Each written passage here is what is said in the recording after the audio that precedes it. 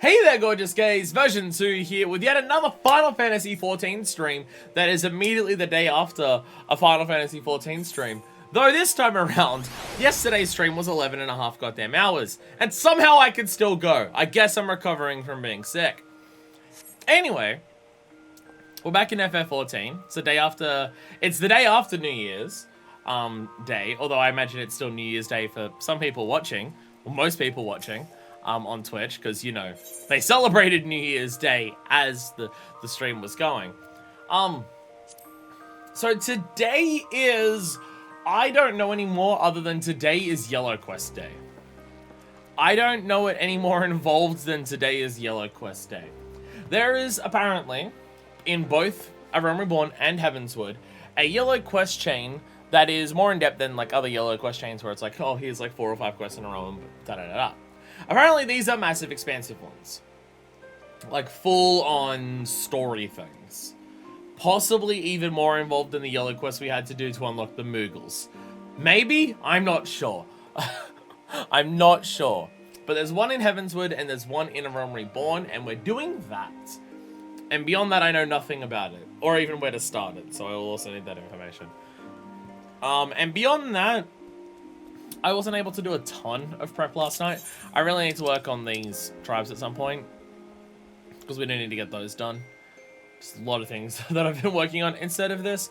I don't have the Master Tome stuff ready. I streamed for 11.5 hours yesterday. I was too exhausted to go through recipes to work out how to get my second Master Tome. So we can do that in the future. We'll try to make sure we do it next stream or the stream after, depending on what I'm doing.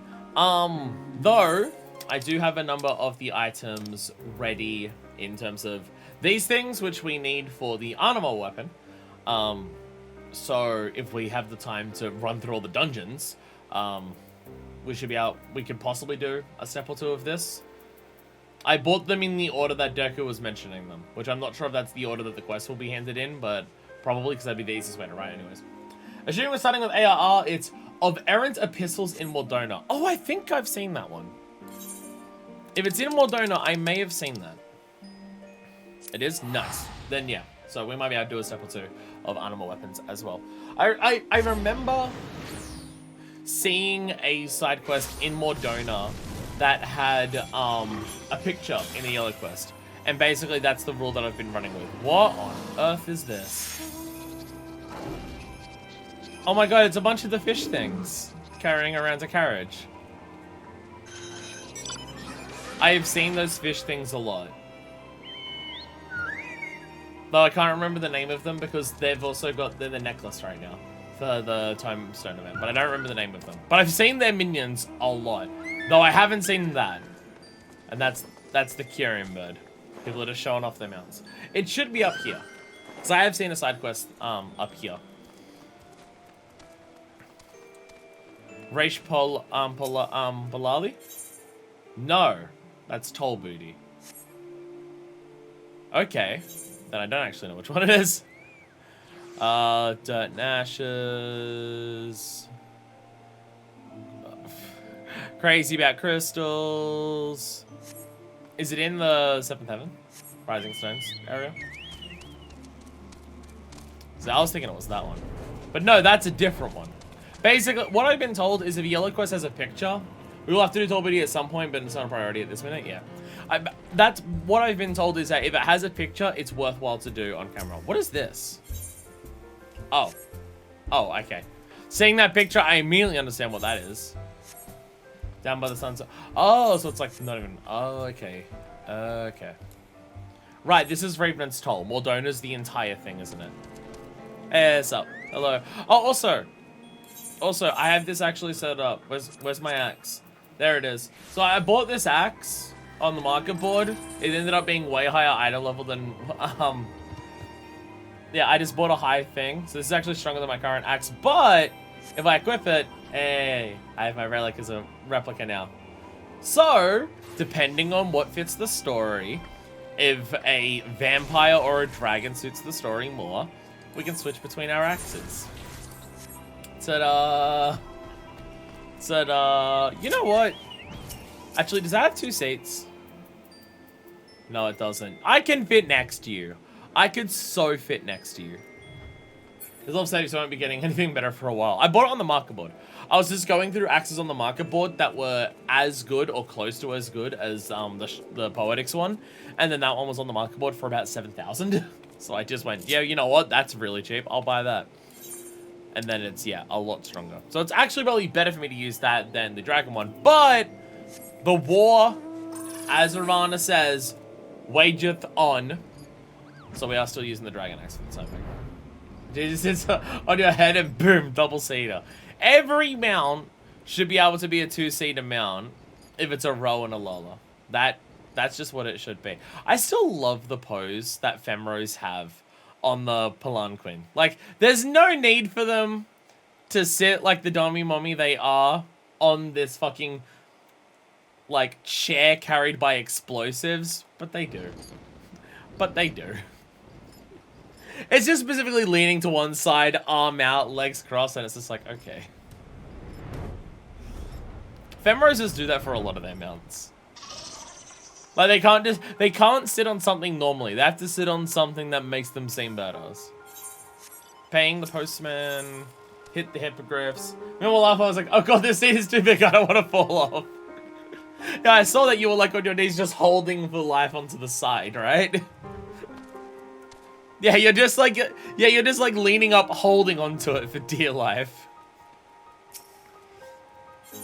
Straight out of Abalathia. Oh, there's another one down here, isn't there? Ah, yes, this thing. It makes you feel so slow moving this, I swear to God. I don't think you actually move that slow, but you sure as fuck feel slow. You sure as fuck feel slow. Of Aaron's epistle. Well, it doesn't help that you also have 2 quests available. Which this one just seems like whatever.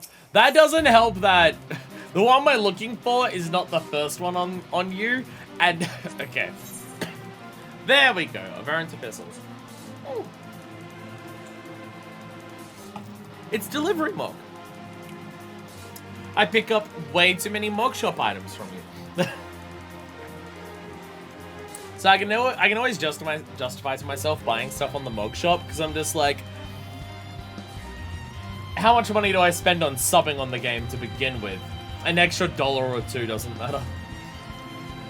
I thought I'd try tired of having the possessions of others foisted upon her. Very dramatic music for talking to this and starting this quest. Thank you, Faye. 7 hells. Are those bloody furballs blind? Scarnfrusk sin, not Scarnfrusk win. It's right clear as day. Pardon me. The Muggles meant no harm, I'm sure, but this marks the 3rd time this past fortnight I found myself in possession of a delivery intended for another. Muggles struggle with row names, confirmed. I don't expect all Muggles to be so well versed in Rogan and naming conventions. But when they aren't sure of the intended recipient, could they at least have the courtesy to ask before dumping it off and flitting away unseen? Look closely here. This visit is clearly marked by brother, Risflo Scarnfrusk Sin. He makes his home in Limsa and serves on guard duty at the Octan more often than not.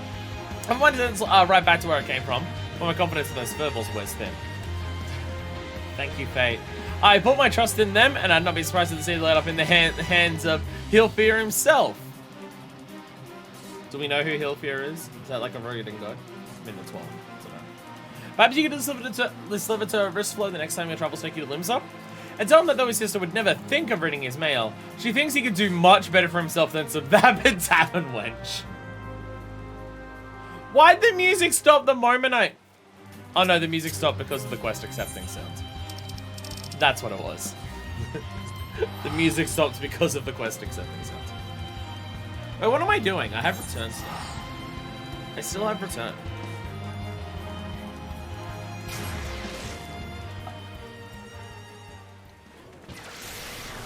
So Sin is son of them. I imagine that's what that is, right? If it says Sin, then Hilfir is the captain of the Bloody Executioners. Oh. Oh. But, is Sin son of? Because I didn't realize that male Rogadins... Well, I probably learned it at some point, but I've forgotten. I didn't realize that male Rogadins actually had last names that were, like, also son of parent. I thought that was just a Femro thing. No, the Femro thing is having Wib in their first name, isn't it? Like Merwib and stuff like that. Like, yeah, that's the one. Female rows often have, like, a female name in their first name.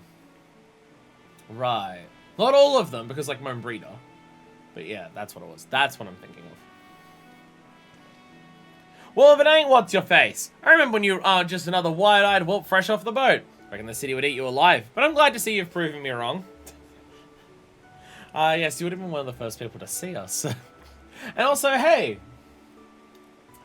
a thing that's actually referencing the fact that Limsa was our starter city, because we arrived here on boat. Nice, nice. Letter to Wristflow. Already misdelivered once. The Fatus envelope addressed to one Wristflow lies solely in your capable hands. I know row names. It's fine.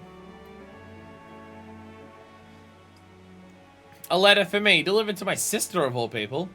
Well, isn't that just bloody brilliant? Perhaps next time those bloody furballs could just forward all my personal correspondence to the Admiral herself. I dare say the consequences would be less dire. 100, 1,000... No, 100,000 apologies, my good sir. It's delivery mug. I am most profusely profoundly sorry for the terrible inconvenience I have caused. You may rest assured that the offending Moogle has been flogged several times with a large harbour herring as due punishment for his negligence. Kupow-wow. You have my word that we deliver Moogle shall redouble, triple even, our efforts to ensure that no precious parcel or missive ever again goes astray. Behold, for I shall now perform you the Moogle dance of inimitable integrity. Settle your wings, my Moogle friend. I don't believe that will be necessary. And by that I mean, for the love of the gods, just don't. Wait a bleeding minute. Might I believe I'm talking to a Moogle? In the flesh? Well, if this isn't a rare occasion, haha. Slapped him with a fish. We slapped him in the face with a fish to make up for the fact that he fucked up. And Limland, take me if you aren't a cute little bugger. Just moments ago, I had half a mind to wring the incompetent courier's neck. But I'm not so petty a man as to vent my frustrations on a defenseless ball of fur. Besides, I can hold it against you. Or with the population of the realm burgeoning of it late. I'd be lying if I said myself didn't have trouble keeping names and faces straight. Oh my god, it's the Yasai thing. Gets frustrated with Moogles, sees them instantly. Oh my god, you're so adorable, I can't even stay mad. Actually, that is a good question. That is now something I'm realizing for the lore of Eorzea. So a lot of delivery stuff is done by Moogles in this world, right? Not everyone can see Moogles. Anyway, is that actually an aspect of 14? Or is it more so just people don't see Moogles because they hide a lot? Does there need to be the whole pure of heart to actually be able to see them thing in Eorzea? Or is it just that Moogles are merry little pranksters and they hide all the time and they're not a massive fan of humans in the first place? So you usually don't see them because they're hidden. And they only show themselves to people they trust. After the climbing seats, we're like, you do the mail. And nothing decide I went to hide not. Moogles can allow themselves to be seen, but otherwise only special people can see them when they don't intend it. Oh, okay, so that is a part of this. Okay. So they can still hide themselves. Sometimes they screw up like right now. Okay, so it is still an aspect that they can just choose to not be seen if they want to. Okay. Any road, what's a face here was kind enough to deliver my letter? I'm the goddamn warrior of light! And I have your word that no more mistakes will be made. As far as I'm concerned, this is all water under the bridge. You know, I'm the one helping you build the home up there. Wait, you don't know about those Moogles. Oh, you are too kind. The kindest, good sir. As for you, my adventuring friend, I dare say you would make a superlative delivery Rogadin if you put your mind to it. I deliver enough stuff as is. Traveling the far-flung lands, rekindling old friendships and cultivating new ones. Staying abreast of the latest happenings in the realm. Why, if there's a more fulfilling career to be had, I know not of it. So let's say you, Kupo. Do you want to be a delivery Rogadin, Kupo? We basically... What's her face? The warrior of, something. You do know that it's only the Warriors of Light from Ka to know that people can't remember, right? I'm a New Age Warrior of Light. You can remember me. Don't try and pull that shit on me. Don't pull that shit on me. That really is a detail that was, like, explained at the beginning of ARR and has never come up since. They really just went, Yeah, there was a bunch of player characters from 1.0, but now no one can remember them because where have they been for the last 5 years? No one can remember them. We call them Warriors of Light because all we think of when we see them is like, okay, that's our explanation, and then it just has never come up since. Like, not even once. It's it is funny. I get it, but it is funny. As no 1.0 players is already going to be a major factor. Yeah, like, it doesn't matter. But it's just like, I mean, like, it makes sense with all the shit that went down and whatever Luis Suarez's magic spell that he did that teleported them away. You can understand that it's like, yeah, there's something, right? But, you know. Most important responsibility of all, even more than defending an Auzia. Becoming a mailman. I feel, this thing is, I don't, like, Minifus wouldn't become a delivery person in of itself. But she heard the description that the Moogle said, and one, Minifus loves Moogles. She finds them cute and adorable, and she loves the pranks they pull. She can't help herself. Two, she heard the description, and she's just like, that sounds like what I already do. I basically already am. Going around to everyone and meeting new people and giving them the shit that I have to go and grab, that's just my normal responsibilities as an adventurer. Now that's the spirit. In recognition of your efforts on behalf of our friends Wristflow, I hereby waive the stringent screening examination typically administered to those who would join our ranks. Welcome aboard! You have delivered one letter to the correct person. That makes you better than half of the people on staff, so I'm not going to interview you. I am the Deputy Postmaster in charge of tutelage and training. In other words, your superior. As such, you'll address me with due respect and follow each and every one of my instructions to the letter. No pun intended. Are we understood, Kupo? Of course we are. Now allow me to explain your duties. When you see me floating around the vicinity of where we now stand, you may take this as a sign I have one or more letters that I cannot be bothered, that I have deemed suitable for your training. Approach me and declare your readiness for the task. I'll entrust one of said letters to you, along with hiccups, directions for its delivery. And so your journey begins, Kupo. Mind you, until you prove yourself, I'll be overseeing all your deliveries to ensure that you do not shirk or slacken your duties. Not that a dutiful delivery Rogadin like you would ever consider such a thing, yes?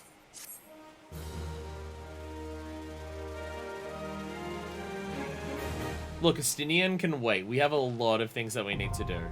Carrier unlocked! Question mark? You attain carrier... Carrier level 1! New job, let's fucking go! You're now able to untake delivery requests. Review available quests and accept the assignment. See the delivery person and let the yoke on. Upon accepting the quest, you'll be entrusted with a letter packet addressed to a prominent Eorzea. Deliver it with swiftness and accuracy, and earn a name for yourself as one of the most trusted carriers in the realm.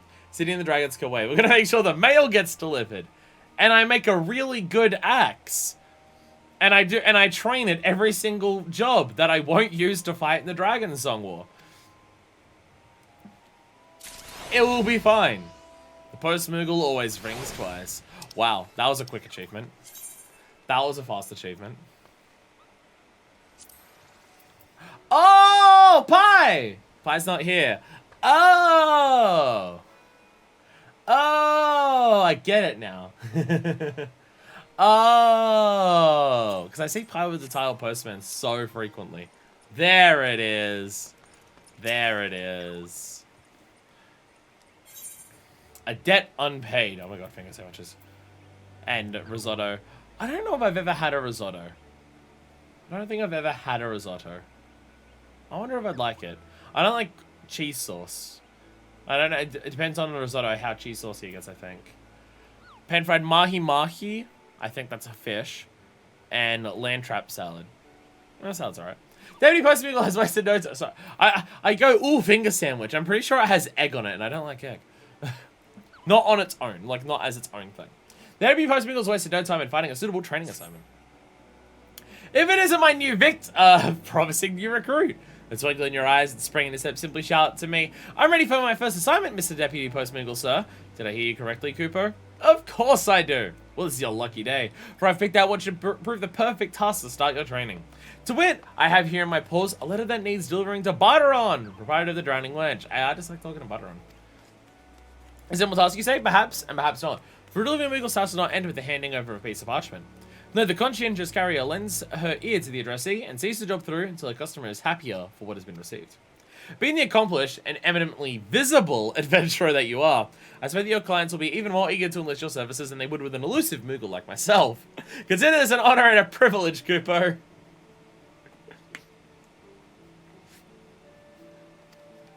As one in charge of good trading, I shall wait here for your word of your success. You will succeed, won't you, Kupo? You'll do better because you can actually be seen. And I choose not to.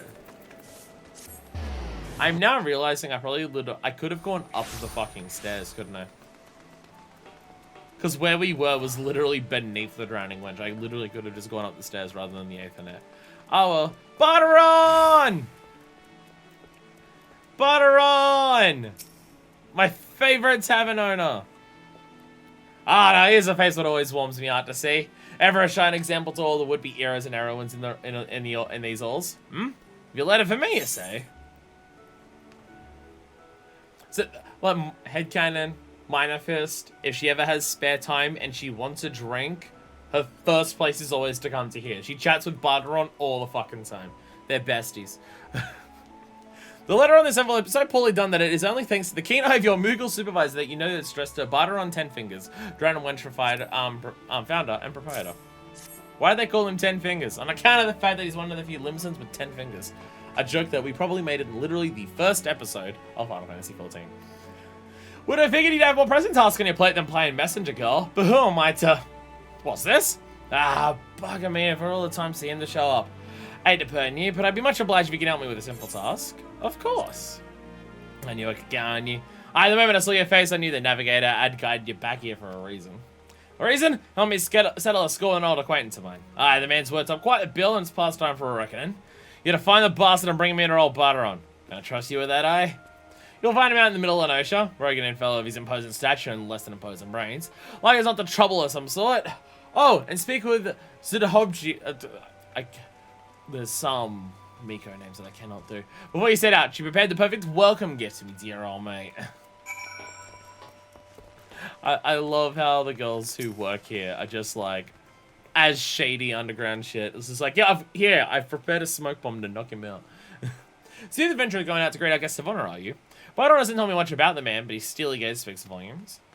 As you know, Barteron was an accomplished sellsword in his younger days. Made his fair share of friends, and more than his fair share of foes. And the latter are none too shy about bringing trouble onto the premises. A regular fellow in the middle of Nosha, was it? But I'll pry no further. One thing I've learned in my time here is not to poke my nose in disputes that don't involve me. Here's the gift Barteron asked me to prepare. I trust that it will serve you well. I think it's literally just chloroform. I think it's literally just fucking chloroform.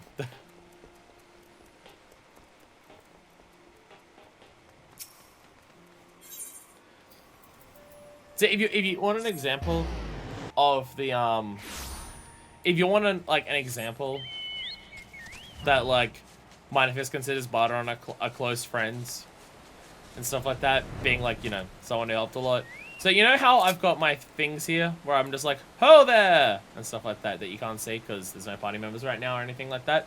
So if you see my goodbye one, I like talking about my OC, okay? If you see my goodbye one, it's good fortunes to ye. That phrase comes from Barteron when you first leave Limsa in the airship to go visit the other city-states. That's what Barteron says for that. That's where that phrase comes from. So, like, yeah. Have mercy! My wine is my livelihood. Oi, fuck dick! Great you, Karen. I ain't just looking to steal nothing. Just you want a ship, that's all. Big ship! Adventurer, like that gods. His spirit means to rob me of my livelihood. You must stop him. Alright, douse the Rogan ruffian with water. Water. Oh, is this a... Wait, how do I use this? Because there's no key... Oh, wait.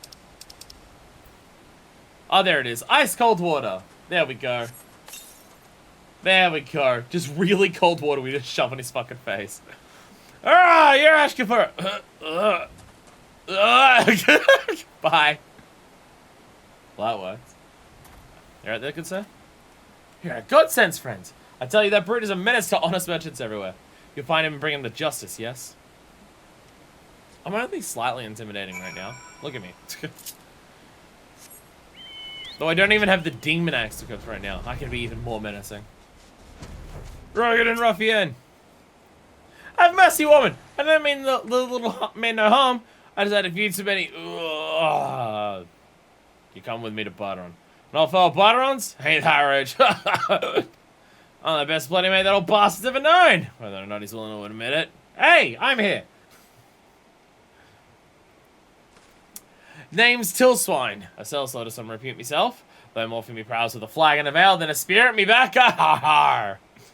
May you'll not see me blaming Barteron, nor you, of course, for the soggy welcome. I dare say I know on my last trip to the wench.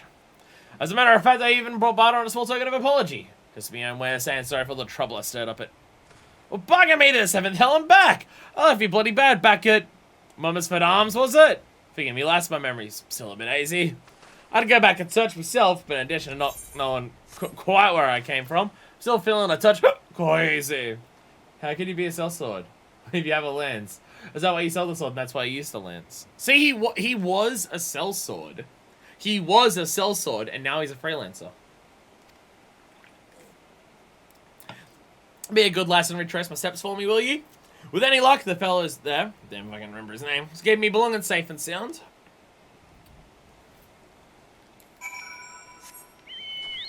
Oh, there's a rank A thing somewhere here. Whereabouts? Oh, okay. That's actually... If it's still alive... I don't think I've done the rank A here. That looks like a Mammal Jar based on the name, so I don't think I've done that.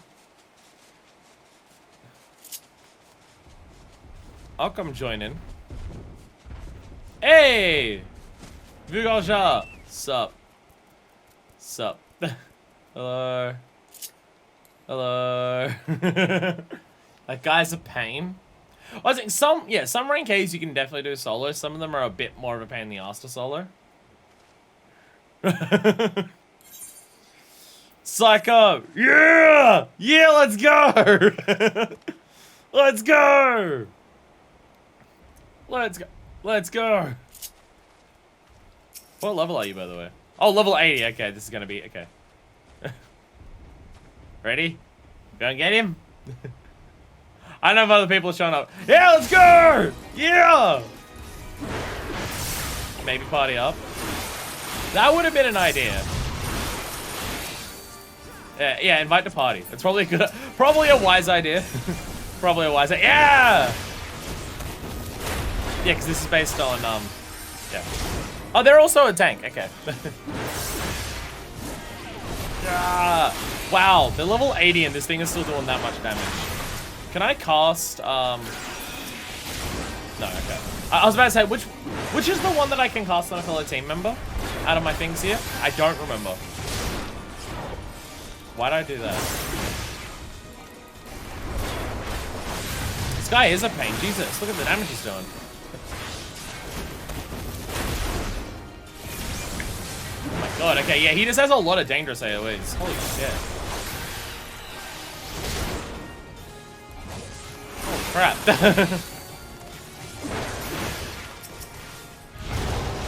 Shake it off? Yeah, I can use shake it off on him. Yeah, I can use shake it off, yeah. Help with the mitigations, do some shake it off something. That's what it is. I see the Barteron lore there. I do see it, don't worry. Get in there. Ah, kill! Fell cleave! Fell cleave! So many fell cleaves! Ah! Yeah, this definitely would have been a much more big of a pain on as solo. Holy crap! Hell yeah! Hell yeah! Let's fucking go! Yeah! And what's the thank you that we had? I forget what the thank you that we had was. What's the closest thing we have to a thank you? I still forget. Bow? Yeah, bow, that's the one, yeah. We got a bow. Yeah. Yeah. We did it! Woo! Woo! Woo! Yeah!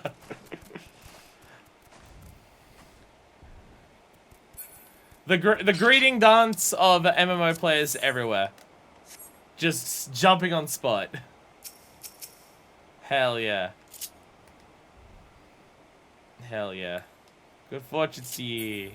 Hell yeah. Hell yeah. See, shit like that. Remember how we were talking about yesterday? About toxicity in FF14? Just nice little moments like that, where a guy's just like, shouting out, oh, by the way, there's a big thing here if people want to kill it. I show up, and we just like, converse with just like emotes and shit, and we just take it on together and stuff like that. Like, moments like that just make me so happy of just like, oh, actually, that's part of the hunt. I gotta mark that off. I just have an Excel document of fucking everything in this goddamn game now. So I've got a list of every hunt target in A Realm Reborn and Heavensward, because there's achievements for killing all the different ones. So I'm just like, oh, a rank A in an area. Oh, I haven't done a rank A for this area. I gotta go kill it. And just like keeping track of it all. Lowest and Blightwind. Quite the busy these days, if the tales I hear are true. A meal or a spite from the road? Name it and it's yours. Remember back when we were doing the Summerfood Farms quests? That bloody drunkard? Of course I remember him. How can I not? Left his mark all over the bed and floor. This is after I went on my way to furnish his room with a proper spitting box. His belongings? I mean, it's plenty full to clean up his foul spew. If you've left anything else behind, it's like it's not still there. You're more than welcome to explore, but I suggest you watch your step and hold your nose. Particularly if you've just eaten. Jesus Christ. Leather satchel. Oh, it is right here. But I imagine there's reasons that this guy does not care about actually looking for it. Found what you're looking for? Pleased to hear it. Especially if it means I'll be spared a reunion with the stinking salt.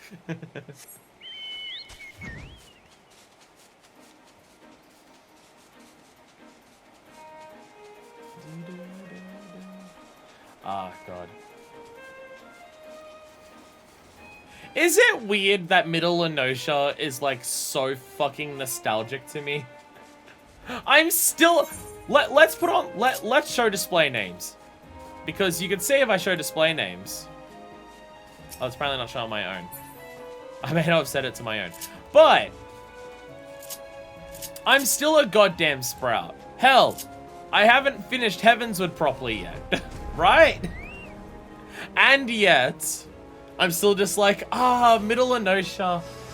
Remember back in those days when we first came here, we were rocking around Limsa. We first came here, did like our first fate by killing all those sheep there and stuff like that. And I saw the gobbies and I'm just like, they're level 12, how am I going to take them on? And then we went down into that little tunnel there and we met Y'shtola. Ah, God. I mean, to be fair, that was like a year ago at this point, so. Back, are you? Did you happen to belong me belongings, mayhap? Just a small satchel, nothing too fancy. Areas are great. Addition to the above, apparently Bardaron's... Oh, yeah, sorry, I didn't even read the other thing. Sorry. Bardaron's nickname, Ten Fingers, is a mark of respect for his skill as a mercenary. For only a few of those who walk his path will leave with all their digits at home. Yeah, he's one of the few Limsons who actually has all 10 of his fingers. In addition to the above, apparently Bardaron is the son of the man who founded the Eorzean Adventures Guild. Yo, nice. Nice. I was thinking back in the day of us like trying to fight Gobies together on the first or second stream. Again, yeah, there's that nostalgic shit for it. There's that nostalgic shit of just like... It's specifically Middle Lenosha, because the areas past Middle Lenosha, I don't have that much nostalgia for them. A little bit of Lower Lenosha, right? But even as far as like, once you get to like Eastern Lenosha, we were playing for a decent chunk of time before we got to like Eastern Lenosha or stuff like that. But Middle Lenosha specifically is the one where I'm just like, oh God, back then. Back then when we were new to this game and still trying to understand everything, and I was yelling about the controls and the UI very frequently, which I still do sometimes. Bloody brilliant! For the moment you doused me with that wet stuff I do, I made myself a friend. I didn't know about you, but after all my troubles today, I've worked up quite a thirst. What say you join me at the wench? First find some barter on. Ah.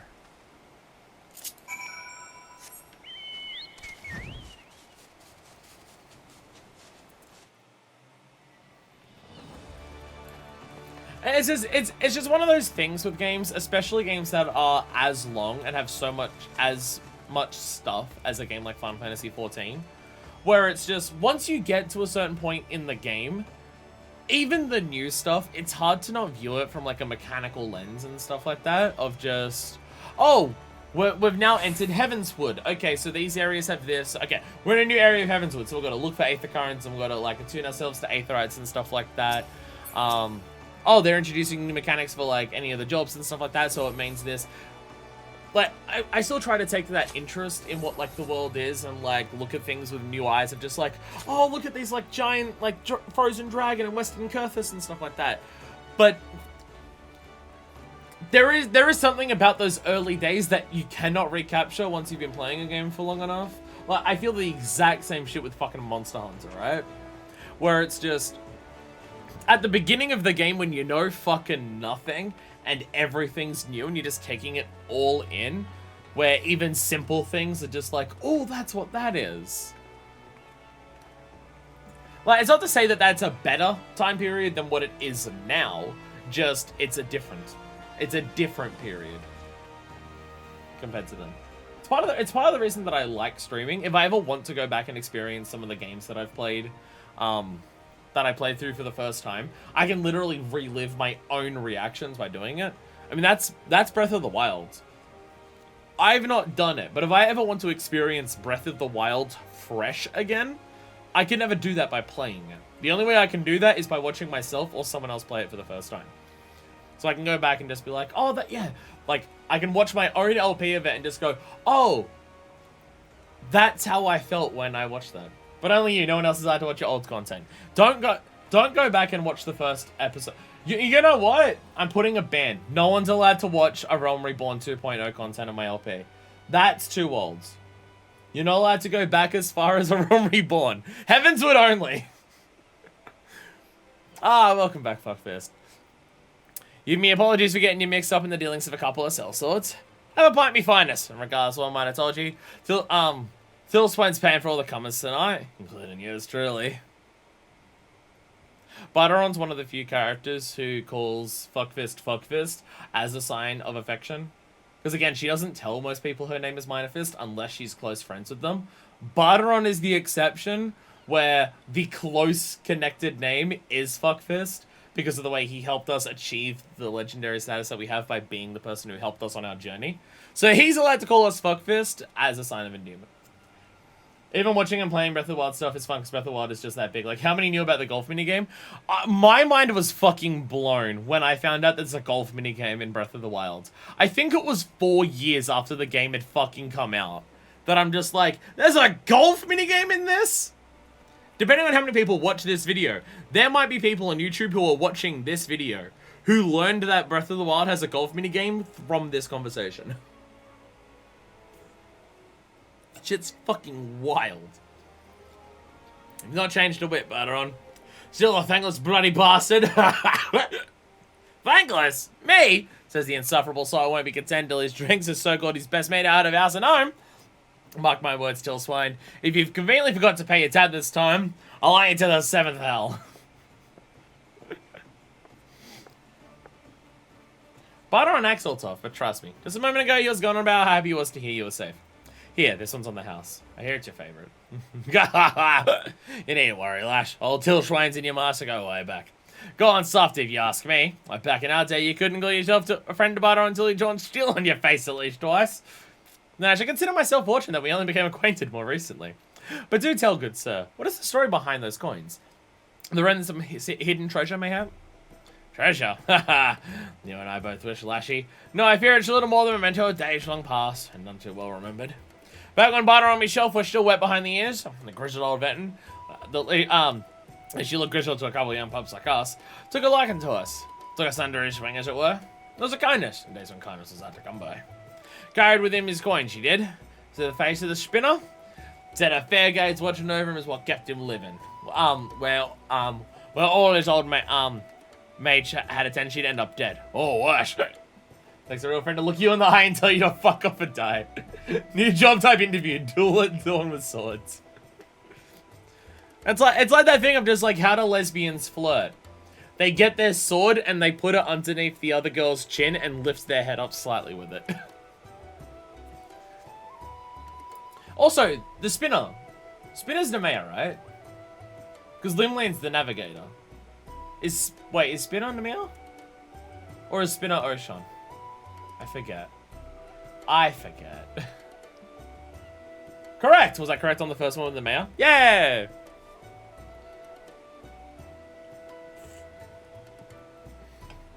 So here's my other question. Here's a question that I'm now realizing. The 12, right? Obviously, questions can be answered in the future. The 12, was that a thing before the 6 Umbral era? Or 6 Astral era? Because I think it would have been. Because I think about what we were doing last time. With the city of Nim. And the Nimians. So they would have been worshippers of Nim. Or maybe they inspired it. Because we still don't know any shit about, like, how the legends of the 12 really came to be or anything like that.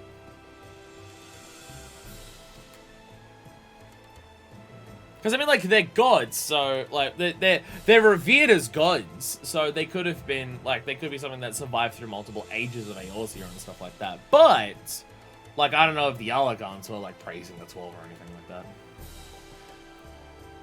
Chanced upon him a fortnight ago. On his deathbed, the poor bastard. Said he lived a good life, but luck had finally run its course. Didn't know much to leave behind, so rich lucky coins.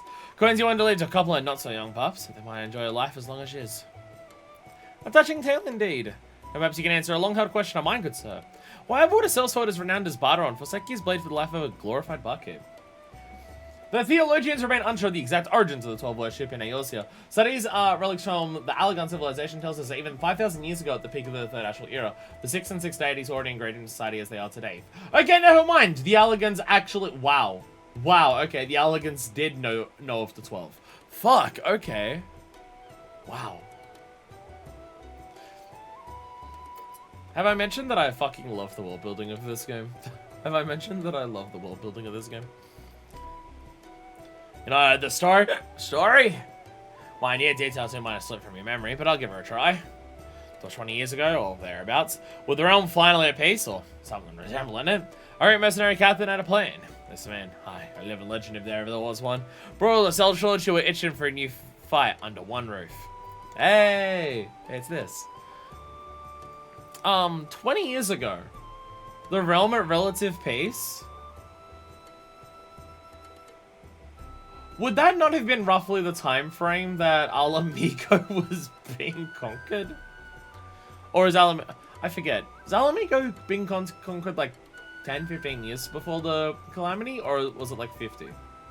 No, the founding of the Gallian Empire was like 50 or so years. Numbers of like how many years ago things were is on. So it was, yeah, the Adventurers Guild was born, and there were no shortage of eager applicants. Everyone and their uncle was looking to be an adventurer, save for one young boy, the son of the very man who founded it. This boy wanted only one thing, follow in his father's footsteps, and make his name as the greatest sellsword who ever walked the realm. Did the boy give up his dream? You reckon he'd already achieved it?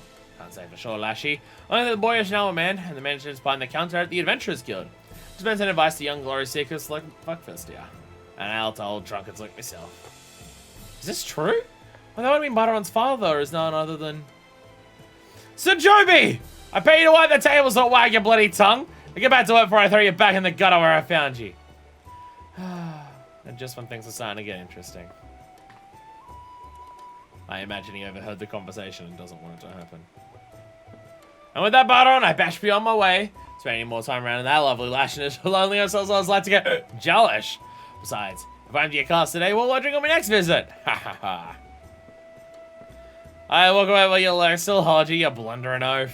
You come back anytime for a pint of me finest. I'll say it dumped right over your fat head.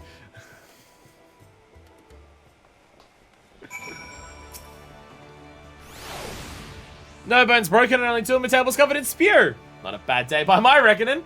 Drunken bastard that he is. Till Swine's a friend I'm not ever united with, not were not for your timely delivery. And exiles on theirs. Encyclopedia specifically mentions that it was in the aftermath of the Gallian annexation of Alamigo. There was a period of relative peace in which the Adventurers Guild was founded. Oh, okay. Okay. So once the Empire took Alamigo, they held off for a bit before they did anything else. Although from memory, the reason that they held off is once the Gallian Empire took Alamigo, the actual Eorzean Alliance, because the Alliance kind of broke up as the calamity happens, basically stopped the Empire from progressing any further than just Alamigo. And Alamigo wasn't really a relative peace beforehand, because I believe that there was a lot of tension inside of Alamigo, even before the Gallians came. Which, I wonder if the Gallians took advantage of that situation to help take it over. We'll never know. We'll never know that answer to that incredibly obvious question, even if it's not told to us in game. It is my dutiful assistant. I trust you fed well on your first assignment. Do tell me about it, Cooper. Why, you don't say. Barter has never been an easy customer to please. Why, he and I pulled out my whiskers that time I dropped a letter and a flag and a veil. But it sounds like you made a fabulous first impression. First impression? I've known the dude for so long. As you'll see, I couldn't be more pleased with your effort. And with myself having discovered such a talented new recruit, Cooper. But there's no time to rest on your laurels, oh no! For each day brings new letters, and the deliveries that await will take you even further afield. I dare say my encounter clients will make old Butter look like a cuddly chocobo. But it's all in a day's work for my able assistant, yes? When you're looking at me next assignment, you know where to find me, Cooper. Finger sandwich. Bismarck specialty. It took Alamigo, but then Midgard Summit did his thing and they retreated. Oh, right, yeah. Yeah, right. It wasn't just that the Eorzean Alliance fended them off. Right. Midgard Soma also destroyed the Agrius. The absolute best flagship that they had. Level up! You attain carrier level 2! With your successful delivery, your reputation as a letter carrier has grown.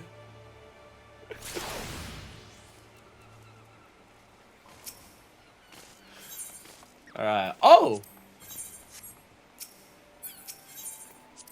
Oh, we actually just have two different ones. Oh, one's Gridania and one's Ul'dah. That makes sense. Well, we went to get Gridania first, so let's go to there. It's Mother Mion. And it's gonna be Momodi, isn't it? It's just gonna be the Adventurers Guild people for the time being. And now we get other types of food here. Cheesecake. Cheesecake is really good. Omelette, again, egg.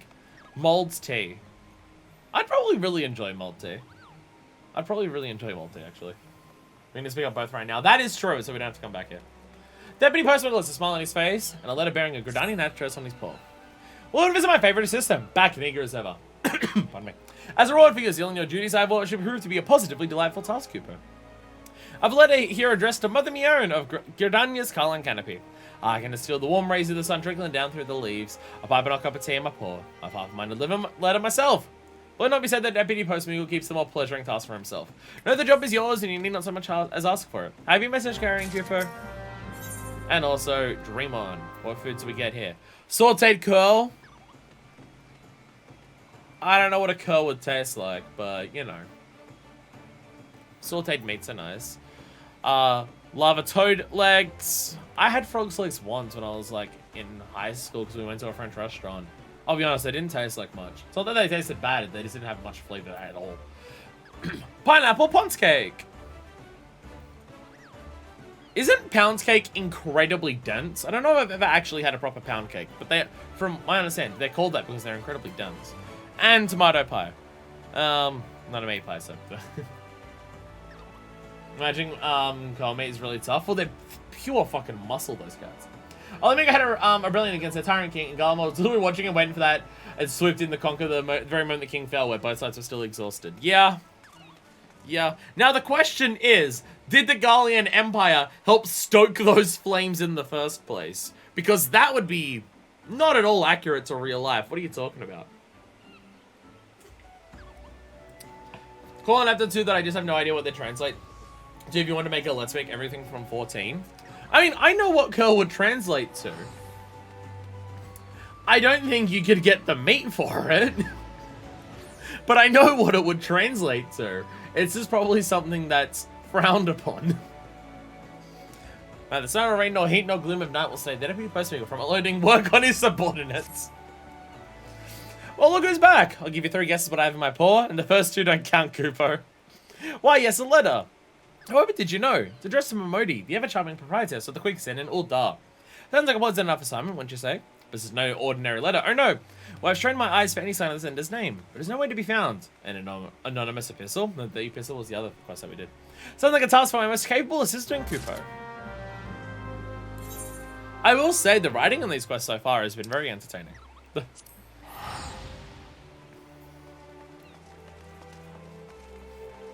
Like, even just the basic dialogue that the Post Moogle has still has, like, bits and pieces in there to just give it some extra flavor and stuff. I mean, I feel like this questline is meant to be, like, one of the comedy-focused ones. Like, with the whole carrier level up with the question mark thing. Not like Hildebrand levels, but... not Hildebrand levels of... it's a fucking Looney Tunes cartoon, but... Mother Mion. Welcome to the Carline Canopy, friends. You've made quite a name for yourself, haven't you? At times I swear that even the trees themselves whisper tales of your exploits. A nondescript envelope just to Mother Mion of Carline Canopy. A letter? Let me see. Oh, well, it would seem there'll be an even greater demand for eel pies in the coming days. And once again, the oven calls. Not that you'll find me complaining. After all, some go their entire lives without knowing how it feels to have one of their creations beloved by Eorzeans the realm over. Which, come to think of it, reminds me of a story. How'd it go again? Ah, yes. Many years ago, when I was no taller than the counts before us, a last one artisan, his daughter came here to the 12th Wood. Of the circumstances which brought them here, I know little, for the father was a man of few words. What I do know is that they had left behind their home, travelling far and wide across the realm before settling on Grodania as their new home. The elementals care little about borders drawn by men. All who treat the forest with compassion are welcome within. Sadly, people in those times are not quite so understanding. Oh, so the racism is because of the people, not the elementals. If you're not now that the elementals let let people in the forest at all after they rose up from Gelmora, now it's fine. It would be reasonable within Garlemald's MO, but considering Theodoric was a genuine tyrant whose first order was to murder the nation's mongods so that he could declare Nemea the patron deity of the country instead of Ralga, and then execute the all the other royalty and nobility out of paranoia, I don't think they needed to. Oh, okay, so he was just a genuine piece of shit. Oh, okay. Oh, okay. Okay. I mean, I remember the monkhood stuff being wiped out. I remember that from the monk quest line. But okay, so Nemea was that, because because the people in Little Alamigo, they do Ralgar, and then so Nemea was the thing, execute all other royalty and nobility out of paranoia. Wow, okay, wow, Theodoric, wow, Jesus Christ, and then the country got overtaken by the Gallian Empire. No one likes Theodoric. That's why they did a revolution. It was absolutely a justified revolution that Garlemald took complete advantage of. Yeah, well, that's the thing. If you want to talk about what to learn from that. Not that I'm saying that other nations doing interventions or anything like that is the solution to internal conflicts. I am not trying to propose that. But if Alamigo is meant to be part of a Eorzean alliance, which to be fair, I don't know if it ever was. It may have been before that evil king that you're talking about.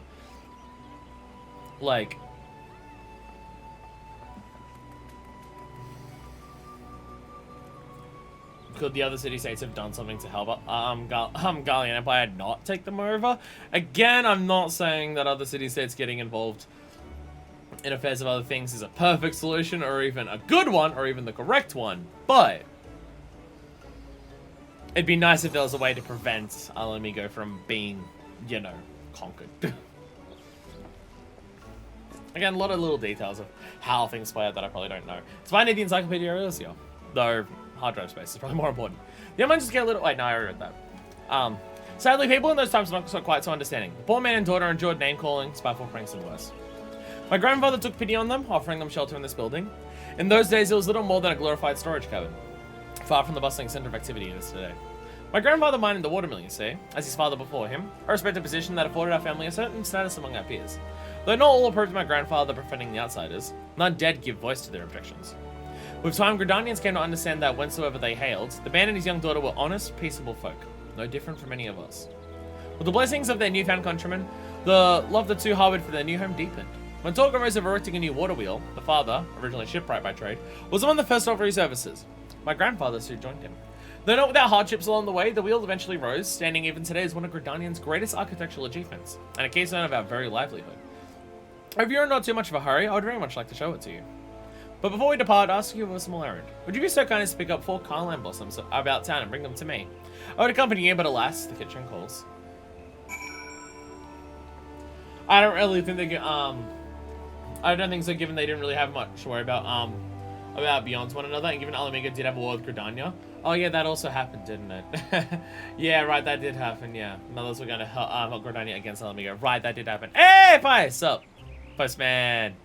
Postman. Sup? just showing up, just sitting on a chair. Sup? Hello. Here's an alliance since I found to ward off Alamiga's invasion of Gridania. Okay, so yeah, Gridania was not part of it. And then when the Garleans came in, the rest of Eorzea was probably just like, this is what you get. Fair. Fair. Understandable. Taking a break from delivering.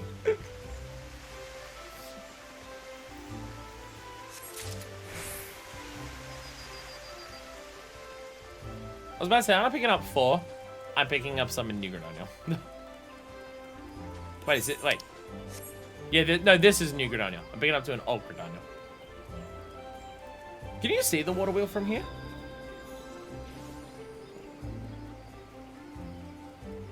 Can you actually see the water wheel from anywhere in Gridania? Not that one. Not that one. Oh, actually, if you go out to the entrance of Shroud, you probably can. Because you can see out on the ledge there.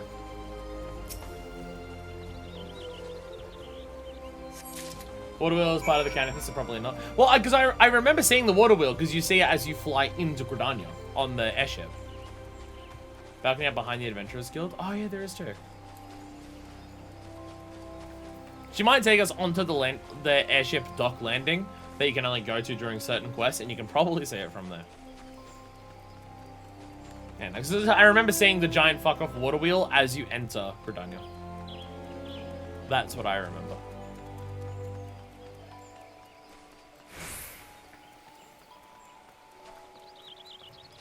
Sorry, but Limsa is still my favorite city-state. Sorry, not even just for the pirate aspects. I just prefer I just prefer the idea of living on a coastline rather than living in a grassy area like this or a capitalist castle that Uldar is. Like, if I had to choose somewhere personally to live and we were to avoid the issues that each city-state does have, if it was just about location, I would choose Limsa. I would choose Limsa. Now, am I biased because I literally live in a coastal city? Possibly. Possibly. Am I biased because I'm like a 10 to 15 minute drive away from the beach? Not that I drive. Although I'm also probably a 10-minute train ride from the beach. It's possible. Is location-based Limsa? Absolutely. I definitely get the people who would love to live in somewhere like Gridania. And don't get me wrong, I like the grassiness too. So I'm just going for, I'm not even using the Aethernet because I'm just wandering through the place. Because it is a nice place. Like, I totally get people liking the coziness of living in a place like this, where it's just like surrounded by greeneries and stuff like that. I totally get it. I totally get it. But I love the idea of living in a bunch of rocks out in the middle of the ocean.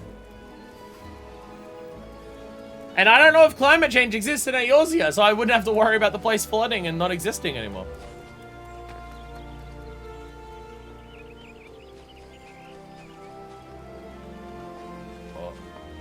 Oh, we're gonna see it. We're gonna see it. Yeah, there it is! There it is. We can't see it.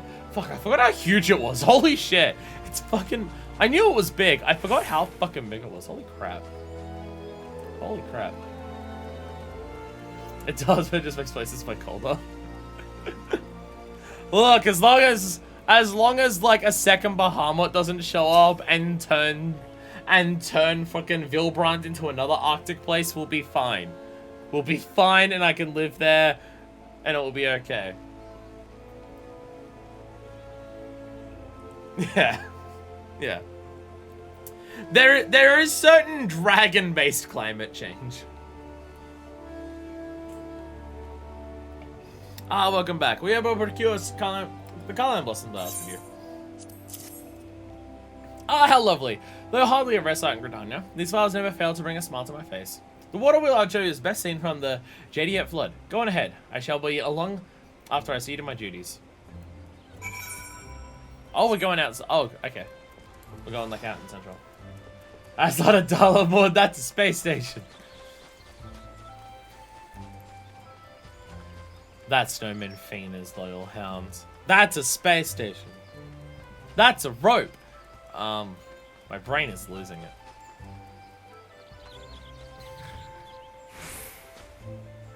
Oh, you won't even save from this? I'll be honest. Despite how long I've played this game, I never noticed that the Blue Badger Gate has a literal blue badger on it. Because I was just running up to him, just like, what is that? Oh, it's the Blue Badger. It's not. See, I don't recognize it as a Blue Badger because it's not standing there doing like a weird animatronic wave and stuff. So I didn't recognize that it was a Blue Badger. I'll get to Ace Attorney 2 at some point, I promise. So all we have to do is beat Flower, Sun, and Rain, and then we'll be at Ace Attorney 2. And, well, I don't know how long that game is, but I imagine it's not massively long. What came first, the name or the picture? Oh, wow, you can definitely see it very well from here. I forgot that Central Shroud is actually, like, on the other side of this lake. Yeah, because I was literally looking down at this, and I'm just like, do you actually go down here? Yeah, it's literally the top of Central Shroud, isn't it?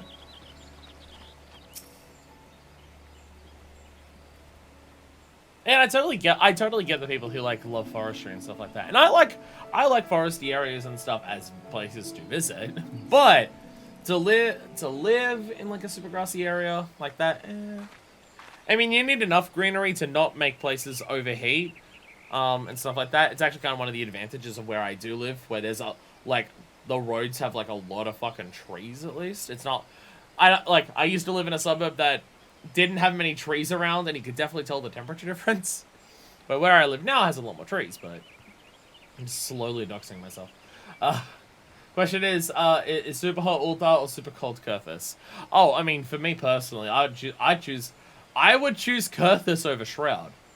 I like the cold. So I would choose Kurthus, because I imagine the Shroud is humid as fuck. Sometimes forests can be humid as fuck.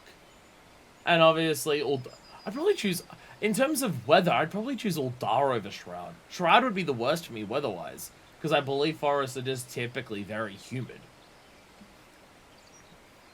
Where Ulthar, I think, is hot, but but deserts don't typically get that humid, I believe. So, I could handle it more. Humidity is the thing I don't like. Temperature's not that bad. You can get to like 35, 40 degrees in real temperature. And I'm just like, as long as I'm not like pouring out sweat because it's humid, then it's not that bad. Ah, fuck fist. I hope not to keep you waiting over long. We're on a date. Come now, let us look upon the water wheel of my tail. Behold the pride of our nation, Vigaga's gifts. Is she not magnificent? Countless times I've come before, yet each time I sit in awe at the sheer size and beauty. Knowing that it was born of a special bond between my grandfather and the Lalafell builder elevates it to a special place in my heart. They have lived to see it complete. I spoke of hardships, yes.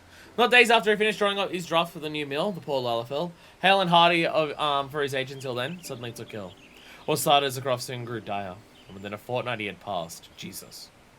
Final I can see being like 80s but a bit dry, then above 100 in South Fun. And yeah, in fake temperatures. Well, that's not like that, like super high temperature-wise. Oh, 100 gets up there. 80s is, yeah. 80s is tolerable. In, again, fake temperature. Without its chief builder, the ambitious project came grinding to a halt. At first there seemed no recourse, but to abandon construction entirely. Then the daughter stepped forth, found that she would see her father's dream to fruition. Though none could deny her pedigree, the girl had never lifted a hammer in her entire life. Not letting this, nor the doubting words of others, deter her, she promptly enrolled in the Carpenters Guild, vowing to follow in her father's footsteps. People laughed. Who was this shy little girl with yellow blossoms in her hair?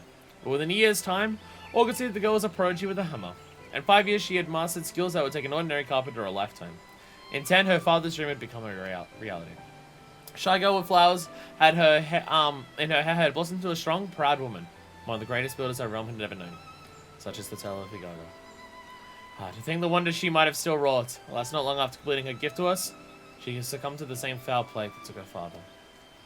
Though she is with us no more, she remains an inspiration for the women of Gridania, myself first among them. It is here, in view of the father and daughter's greatest accomplishment, that I buried their ashes and built a small monument to their memory. Once again, I thank you for this. The flowers you picked surely brought a smile to Vigaga's face today. Now shall we return? Yes, to the place that I named in her memory. Aww. Aww.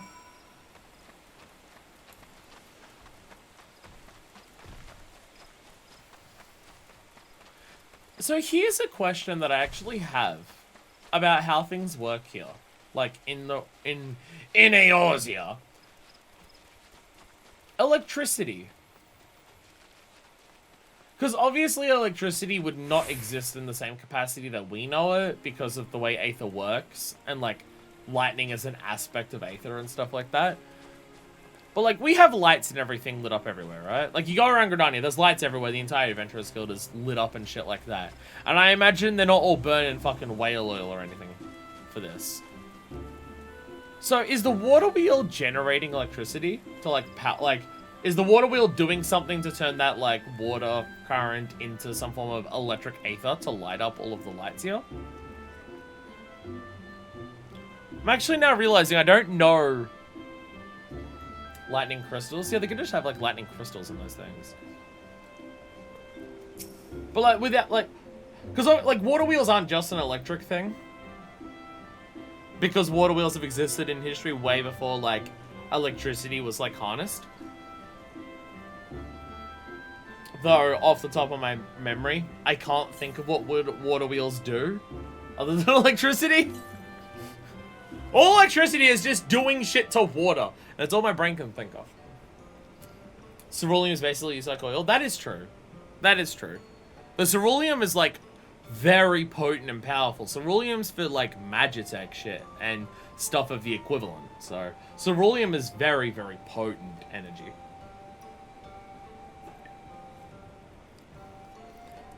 Like not everything just has to be everything is Aether and works exactly the way that like Aether works in an MSQ. Because you still do things that are just normal world things here. It's just you can also use the Aether applications in different ways. Most early was used for milling grain. Later could be used for lumber mills. That's a water mill. Okay, yeah. So it's milling grain, which then provides food for basically the entirety of Gridania. Yeah. Thank you for accompanying me today. I'd hoped to share the tale of Vigaga with you for quite some time now, having come here as you did from a faraway land. In transforming my grandfather's old storage cabinet into the Carling canopy you see today, I sought to carry on the spirit he showed to his Lalafell friends. A spirit of welcoming and acceptance for all who would seek shelter here, regardless of their origins. And it was in the same spirit that I came to devote my life to looking after those who would seek adventure. And what a fateful decision that turned out to be, yes?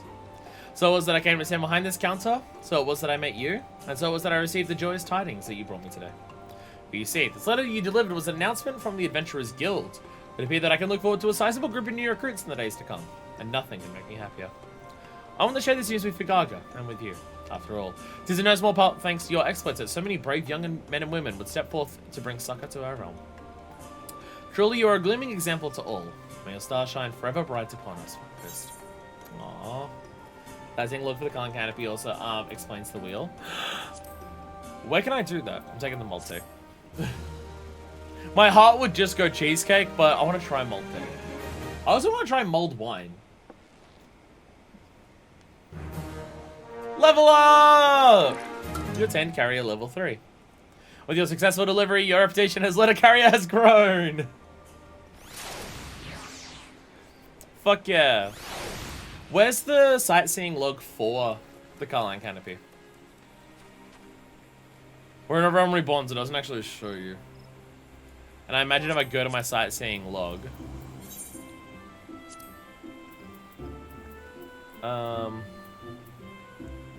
Gridania. Sightseeing log number 37. Oh, I don't even have that unlocked. Because you gotta do the first 20 to unlock them. You have to do these ones to unlock that, so I don't even have access to it. I can't even do it right now. Blue badge again, the left gate facing the exit. Jump on the railing from the stairs. From there, sprint, jump to the door, then jump from door to door. We need a sightseeing log day at some point. Seems like some of the sightseeing log stuff requires fucking parkour, which I love the concept of. I mean, I did the... you can see the one sightseeing log I've done in Realm Reborn was already the parkour one in Upkalu Falls. This log was ass. I mean, it sounds difficult. It does sound difficult based on what you're describing. We need a triple triad day one day. We need a sightseeing log one day. Like, if we ever have a week where I have a public holiday that's during the week, so we do 2 streams of FF14 in that week, which I know is what's happening literally today and what we did last week, but we have a lot of stuff to catch up on in the future. We won't have as much stuff to catch up on. One of those days is a triple triad day. One of those days is a sightseeing log day. We will do an entire 8-hour stream of sightseeing log. Fucking watch me. And you know what will happen? I'll enjoy it because all the sightseeing log is going to be is fucking lore the entire time. And I'll love that shit. And I'll love it. I mean, hell, that's what these quests are at this stage. That's what these courier quests are right now. It's lore and characters and stuff like that. I was sitting there flipping back and forth through the encyclopedia to answer your questions because generally that's extremely fun for me. I was going to ask earlier and then I got distracted and I forgot to ask. But whenever a 14 stream happens, do you just have the book sitting on your fucking lap/desk the entire time now?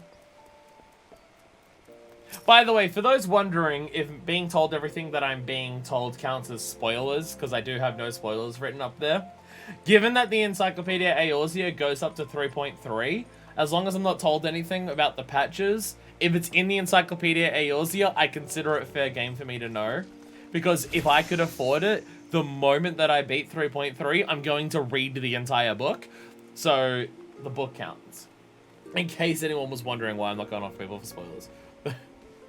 Tried looking for the description to copy paste, no luck. Damn. Oh, there we go. Nestled cozily within the inn known as the Roost lies the relaxing Carlin Canopy, a haven for those seeking a respite from the travel's travails or questioning quandaries. Vigaga's gift, the towering water wheel found outside the cafe, powers the saws and lathes of the Carpenters Guild, and is widely considered Gridania's grandest architectural achievement. Ah. Also, it, like, helps out Gridania in a lot then, because, you know, the Carpenters Guild sends stuff across the entire fucking realm, from my understanding. Well, at least all of Eorzea. At least across Eorzea. In Eorzea. Mighty.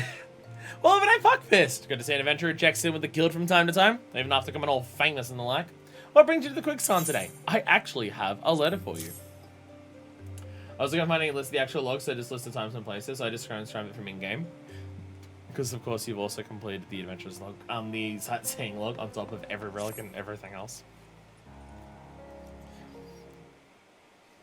Deku and Pai are the most fearsome people that I fucking know, I swear to God.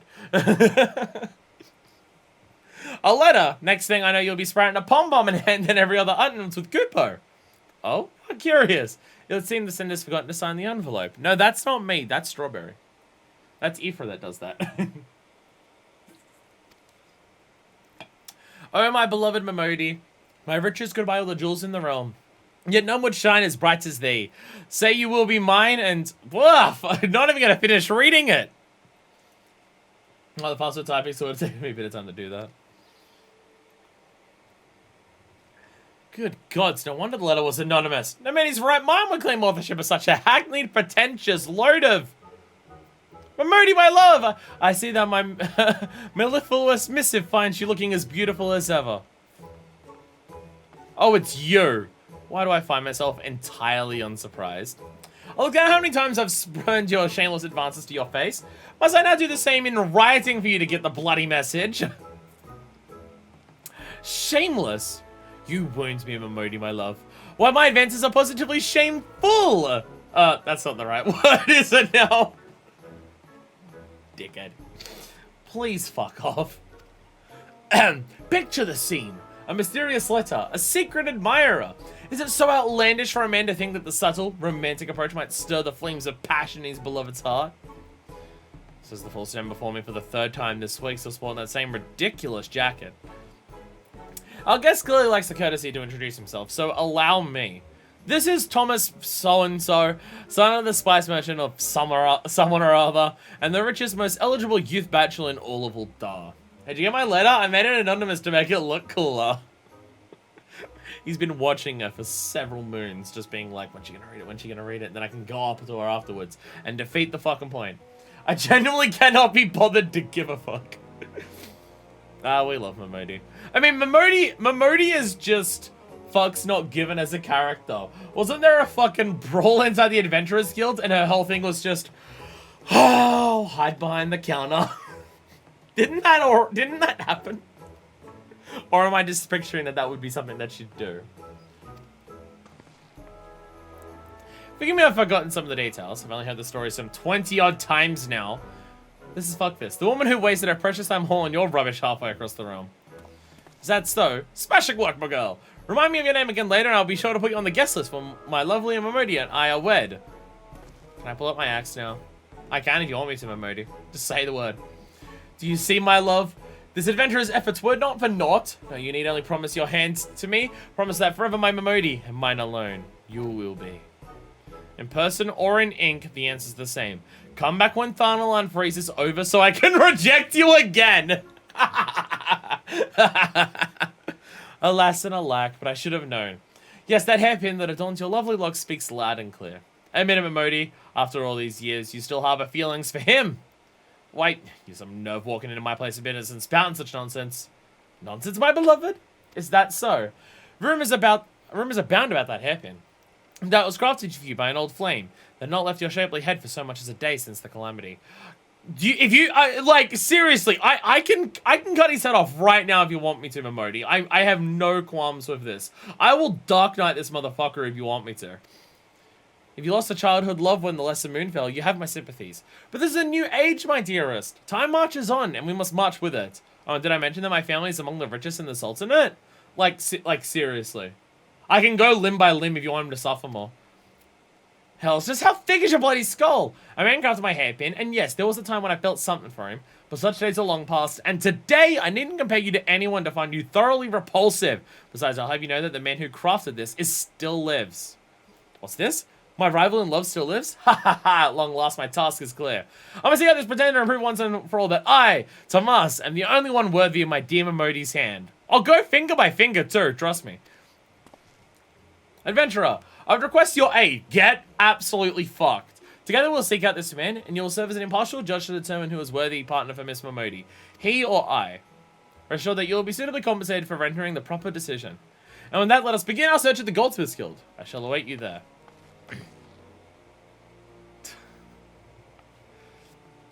I don't want to do this.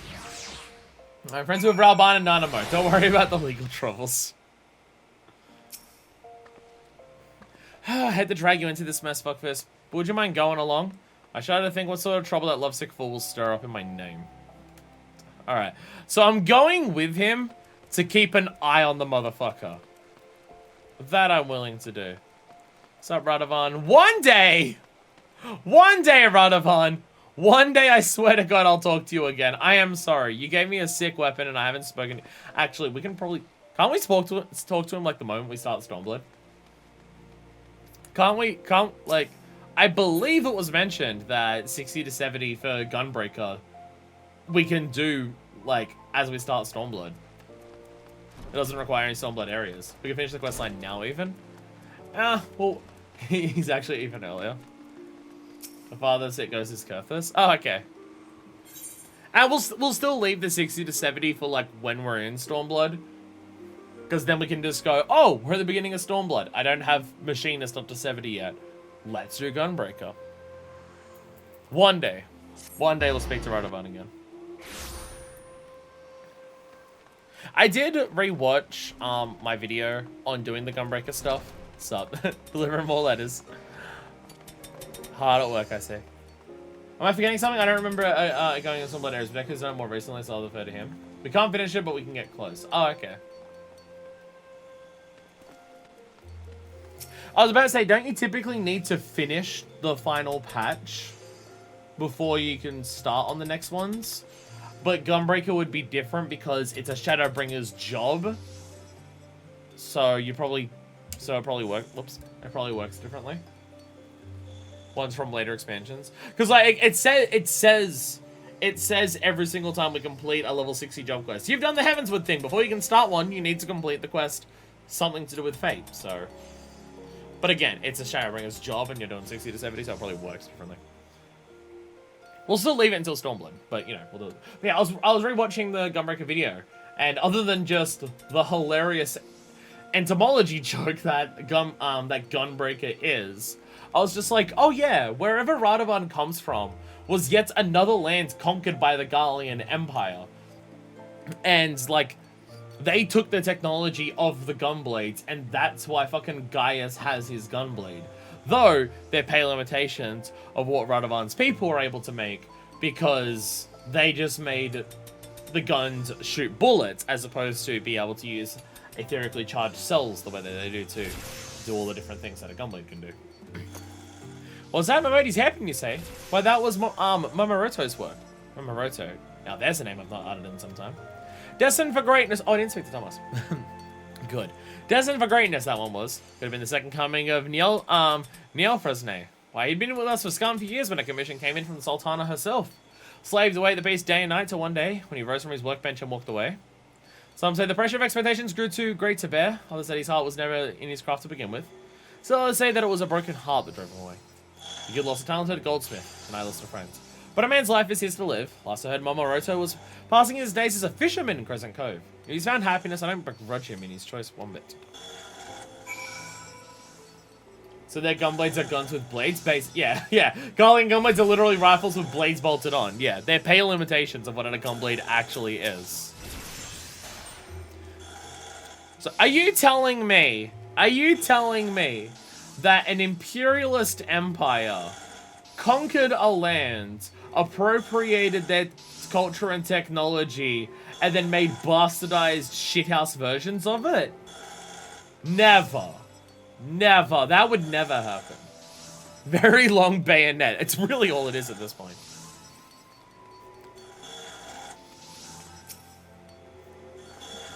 To think that my rival for Modi's heart has been lurking in our very midst this whole time.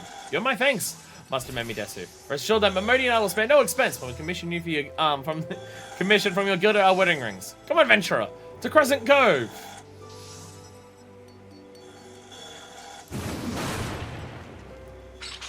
Don't mind me. Friends with Nanamo. Wait, Crescent Cove. I actually don't know what that is now that I think about it. Oh, it's, right. I know. I do know that. I do know this fishing hamlet actually. If you're passing away your days as a fisher in Crescent Cove, I don't know if your life's going well. I believe I've spoken to the characters at Crescent Cove, and they've said that ever since the calamity happened, fish basically don't exist in Crescent Cove that much anymore, because it's altered how, like, the water goes, that fish really don't come up here anymore. I believe that's this place where they said that. I think it was this one. He just kept making everything in the crafting log, got to level 50 and walked out of the guild. Yeah, at that time Heavensward didn't exist, so he couldn't start working on the Heavensward crafting log. He was just like, well, completion is done. And now he's trying to finish the fishing log. That's what he's doing now. Yeah, he's just a crafter-gatherer, man. He barely has a fishing rod. He has a fucking stick with a string on it. Not a bite. Oh, well, tomorrow's another. What brings a mighty adventurer to this lonely fishing hole? This is Momoroto? A shabby-looking fellow indeed, says you. But what did I expect from a craven who threw away his chance at fame, love, and glory because he couldn't bear the pressure? Oh, and the ignominy of it all. She turns down my gifts of jewels and gold, yet adores her fair locks with a trinket cobbled together by a languid Lalafell who stinks of sardines. I mean, we're next to the water. People won't find his pieces. So Modi's actually wearing that old thing? You know, argument from me. I hardly deserve it. Nor did I deserve her. Perhaps I once did. There was a time when I dreamed of being the greatest goldsmith in the realm. I mean, a time when such dreams seemed within reach. Then I found out that Godbird exists, and I realized there's no way I could compete because that dude does not abide by the laws of physics. Then young Mamoruto. The young Mamoruto may have been worthy of Momodi's hand. But that dreamer is no more, and you'll not see me mourn his passing. Not all dreams were meant to be followed. Not all of us were destined for greatness. Put a fishing pole in his hand and a creaky pier under his bottom, and old Mamoruto's a happy man.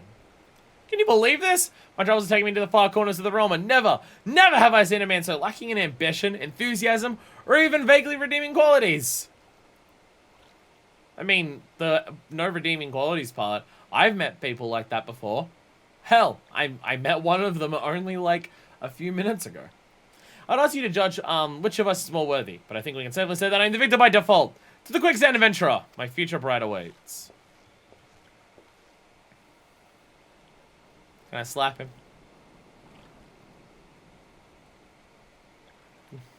You're not going to tell if I bury his body in the water here, right? So that's what all the shouting was about. You know, I'm taking a fancy to Momodi, has he?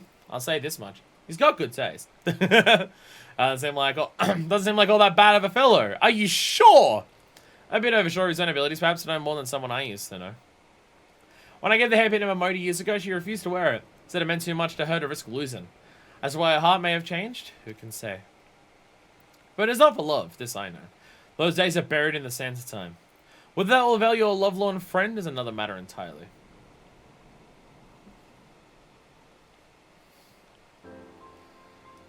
I mean, I can avail my lovelorn friend.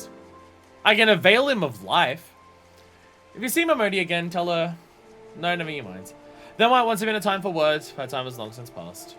Be well, friend. Well, it's a bit easier to deliver the post when you get this, isn't it? I'm here walking everywhere, and you get a fucking flying airship to fly on to deliver your letters? Don't point out that I flew on my bed. He's basically being lenient on the dipshit because he also used to be a dipshit. Which is fair. Which is fair. Fair.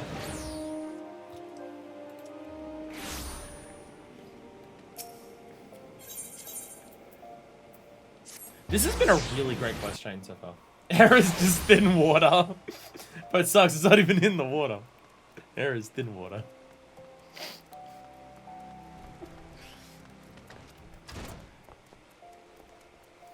Can I just say I'm glad that we're doing this. This is a really good quest chain so far. This has just been a very nice quest chain so far. I like the dialogue and I like what it's doing and stuff like that. It's been quite good. I quite like this. I have returned my love, and this time I shall not move an ill from this spot until I've received the answer that I came for. The answer that I deserve.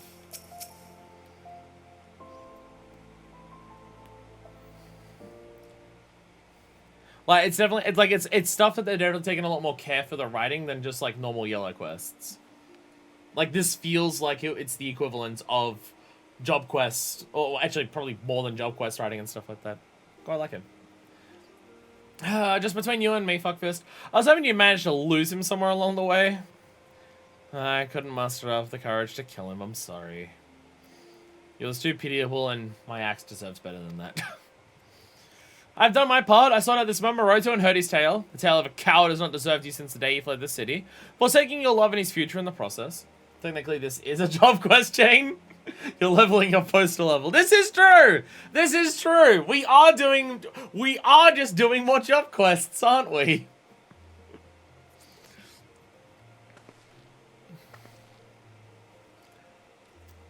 A worthy suitor stands before you. A man who promises to do everything in his power to bring you happiness.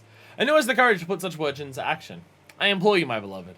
Undo that hairpin, free your heart from that has been, and give unto me your hand.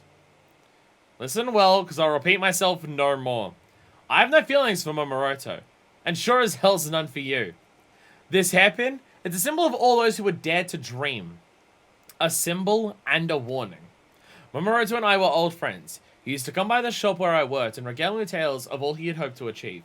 He burned with passion in those days, like yourself, with less style and more substance. As a wide-eyed girl, I was drawn to dreamers. I urged him on at every opportunity. This is when I heard he was making something for the Sultana. I near screamed. This is your chance, Mamoruto. Craft the masterpiece I know you have in you, and you'll go down in history. You won't live and die a nobody. So I told him over and over, until he came no more. I went to the Goldsmith's Guild only to hear that he'd resigned his position. This was when I saw the error of my ways. All the time that I thought I was encouraging my friend, I was only piling onto a burden he never wanted to bear.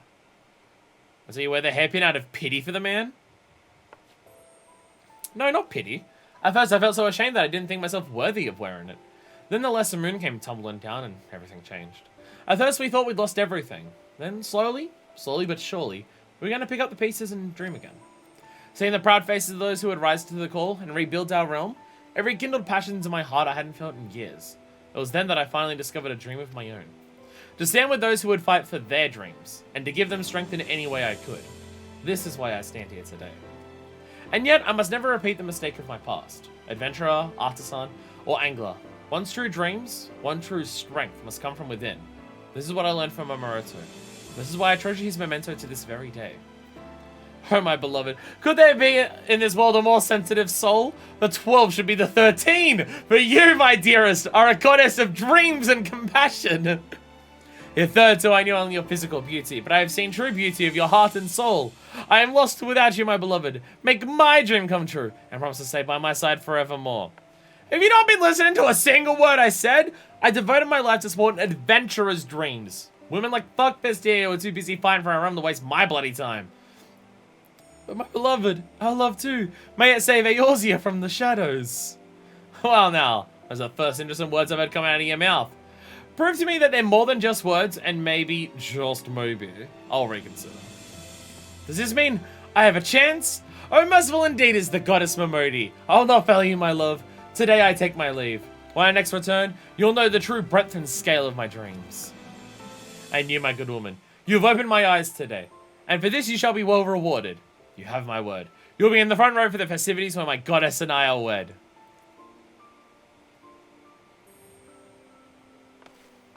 I can still bury me if you want. Postal job quest over paladin job quest. To be fair, postal job quest over a lot of the job quests so far. Finally, some peace and quiet. I thought he'd be showing his face here anytime soon, but who knows? He might not be the first man he'd not be the first man I've seen change. Any road, and thank you, Fuckfist. No matter how far we've come, we can't forget the past. And thanks to you, I've been able to do some much-needed reflecting. Yay! And out of these ones, well, I like pineapple.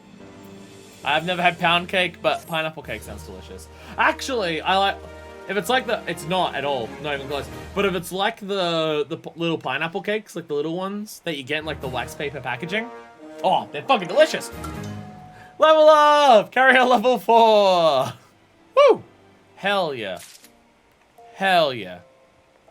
These are great, by the way. These are great, by the way. Wait, I have returned. This is very good. This is my deep analytical analysis. It is very good.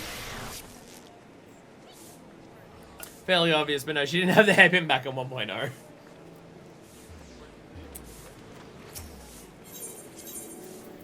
Wait, no, you're over here. I was about to go straight back to Barteron. No. Yeah, no, this is just, it's just, the writing for these quests is just the shit that I love that this game does. Of just expanding the world, expanding the characters, having characters that it very much exist as their own characters that make so much sense in the world around them. And the idea of just, like, how it's all different people coming together and that, like, diversity and community shit. I love it! I love it! Spirit's most foul. Oh. We're going to Buscaron's Druthers. Well, we're getting around. What do we got? F steak. Well, that would just be absolutely fuckfist type of food. Grilled raincaller. Fish, I won't eat that. Bully Bays. I've heard a lot. I've heard about Bully Bays, but I believe it's a fish soup, so I don't like it. And beef stew, which, to be fair, a beef stew is nice. Entire questline is great for lore and character. I'm loving it so far. Ba-da-ba-ba-ba. So I say I like beef stew. I've never had a beef stew like this. The one where you like put in like the whole thing in there and you're just stewing it until it starts falling off. I've had like ham soup, stuff like that before, where like you get the bone, you put it in there and let it go off. I've never had that for like a beef thing. Or a beef thing where you like make it a demi-glace, kind of like, thing. I've never had those ones. Primarily because I've never lived in a place that's had a big enough kitchen to do any of that shit. Primarily because of that. And also, when I think of stew, I think of not typical stews that most other countries think of when they think of stew. Because when I think of stew, I think of gravy stew. And I don't mean gravy like American gravy with the light stuff. I mean like the brown gravy. Which I don't know what... Americans, what would you call that type of gravy? Also, there's not too much veggie, because I don't like soggy veggies. See, that's, I think, the stew that I make, which is jalapeno gravy stew.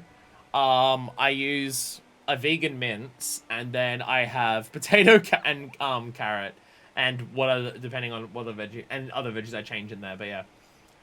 Mushroom, if I can find good ones and stuff like that, but yeah, like, potato. I love potato in stew, so... I totally get not liking soggy veggies. But what would Americans, because I know when you say gravy, because you talk about like biscuits and gravy, right? Because I've seen American gravy, and it's usually white in color. But if we're talking about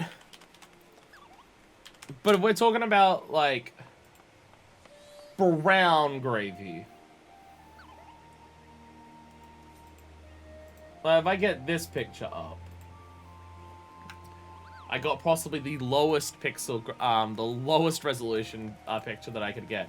We've both right. Oh, so you just call it white gravy and brown gravy, just like this? Because white gravy I've not seen in Australia. I've not seen. We just call it brown or dark gravy. Oh, okay, so it's not actually like a different thing. Okay, you just call it by color. Okay, because like white gravy is like not a thing here, or at least I've never seen anyone have white gravy here. So I've always been confused. And it's also like the same with like stews. Because like when I think of a stew in Australia, I think of a stew that has like that type of gravy as as like a big part of the stew. Where I believe when Americans talk about stews, they're talking about like either the bone broth type of stew, or like the milky stews that are made from roux and stuff like that. Which again, maybe that's just my family and like people that I've known, but yeah. Sausage biscuit gravy is good. So I don't have a context for what any of that means. It like biscuits and gravy is such a Yank thing, and I just don't know what it is really.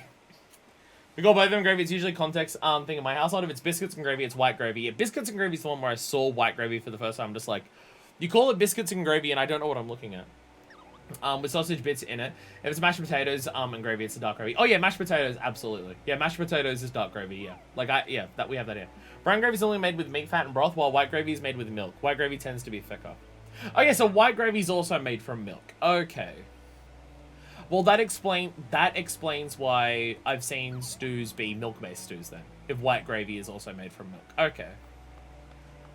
I think it's just like milk's not used anywhere near as much for cooking savory things here, here compared to America. Sausage gravy is more of a southern thing? Okay. It's just one of those things where, like, what Americans would call stuff is so just far removed from what I know it as here. Because, yeah, like, white gravy I've not seen here, and I see pictures of stews and they're white, and it's just, like, milk-based, and I'm just like, wait, what? That's not what a stew is. It just completely confuses me. Or, again, the stew like the beef one there, where it's, like, you cook it off the bone, and that's, like, yeah, that makes sense. Like, I know that shit. Not that I've done it or had it much, but I know it's a thing. How far you've come as a carrier, and it's such a short time. I knew that my pedagogical skills bordered upon genius, but I dare say I've outdone myself this time, Cooper. I remind myself with a well-deserved respite, and you with your most demanding assignment today. I have my boss a parcel from the Thaumaturge's Guild in Uldar, delivered to Briar of the Conjurer's Guild in Gridania, and I quote, with all speed. Urgent correspondence between realms' most puissant practitioners of magic. I'll be the slightest of exaggeration to say that the fate of yours here may very well be riding on this delivery. Distill Glade Fane with you, Cooper. Oh, I thought I saw Busker on. I thought I saw Busker in that picture. Maybe I'm confused. As someone who lived in the South for most of their life, yeah, biscuits can soldiers go over the last iced tea is a breakfast staple even after moving north. Breakfast staple for me is just Vegemite fucking sandwiches, because that's the one part where I'm very stereotypically Australian. Dubious dancing. Is that Geki Ruju? What the fuck? He always comes up. Deputy Postman would reward your efforts with Simon to more idyllic climes. My working assistant returns! Yes, so hard you've been working that I dare say you've earned yourself a vacation, Kupo. I'm not going to give you one, of course. I do have a reputation to maintain. It is Geki Ruju, but I'll do the next best thing. A letter addressed to Master Geki Ruju at Costa del Sol. It comes up a lot. Yeah, pedagogical related to teaching. That makes, I could interpret that from what was there. It was just the word reading. I'm just like, I don't know how to pronounce that. Which happens a lot in this game. But normally it's because they're French. Or Swedish. Soak up the rays of the sun, bask in the balmy ocean breeze, sneak a furtive glance at the lovely dancers. The last one could be our little secret, and you'll soon forget that you're working, Kupo.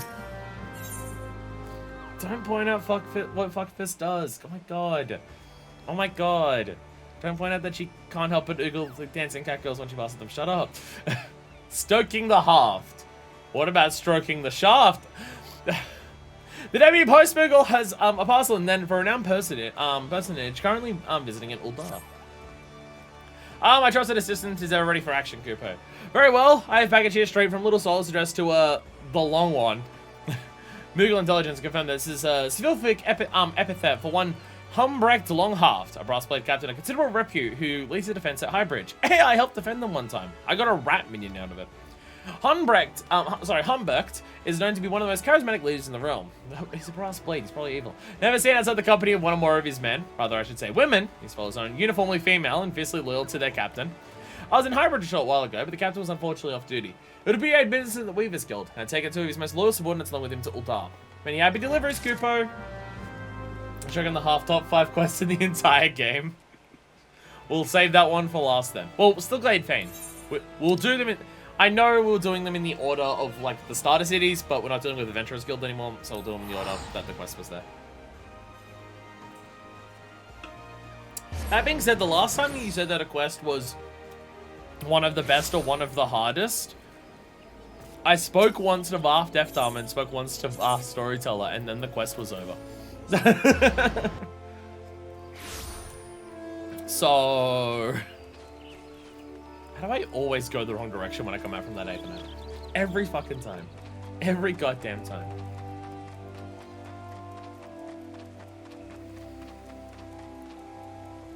Hey, Biddy.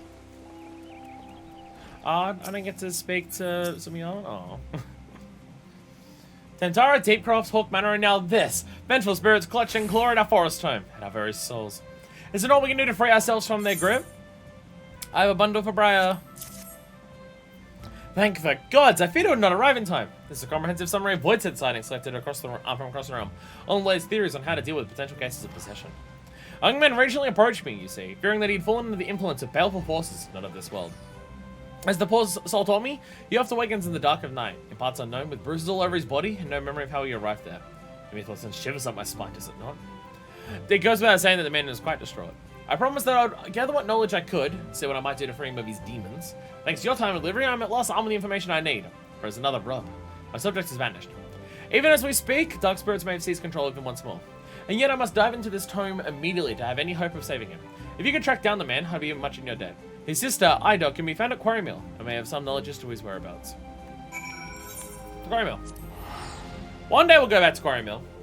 As in, we'll do the second half of Palace of the Dead. One day. We also need a Palace of the Dead stream. The Palace of the Dead... Oh, right. We're already in Quarry Mill. Palace of the Dead stream, that can be just like a fuck around stream. Because there's actual content as opposed to, you know, spending a day doing sightseeing. Briar is searching for Spenny, you say? How odd. He left here bells ago, saying he'd make straight for the Fane. No, this does not bode well. Perhaps he was summoned to work on the way? He makes his living in Muntoy Cellars, after all, and Master Aramon can be quite the taskmaster. Might do well to ask around there. Doubtless you've already heard, but Spenny hasn't quite been himself of late. Do not want to believe that he would hurt anyone, but I urge you to be wary. I love how Quarry Mill is always busy. There's always shitloads of people at Quarry Mill. Is there anything else in Quarry Mill that's like... Oh, I forget that there's just a dude hanging out up here. Is there anything else that's in Quarry Mill that's like content other than Palace of the Dead? Or is it just that it's always busy because Palace of the Dead exists there? I mean, I imagine a lot of people do Palace of the Dead. Basically just that, yeah. Actually, I'm now remembering. When you run Palace of the Dead, you can level up, right? So before we do a Palace of the Dead stream, I need to grind out Palace of the Dead to make myself stronger, right? Because, like, as you do it, you level up the arm and gear that you take in there. So would it be a wise idea for me to actually focus on leveling that shit up before we do a 51 to 100 dungeon run for it? I forgot that. Until just then, I forgot that was an aspect of it.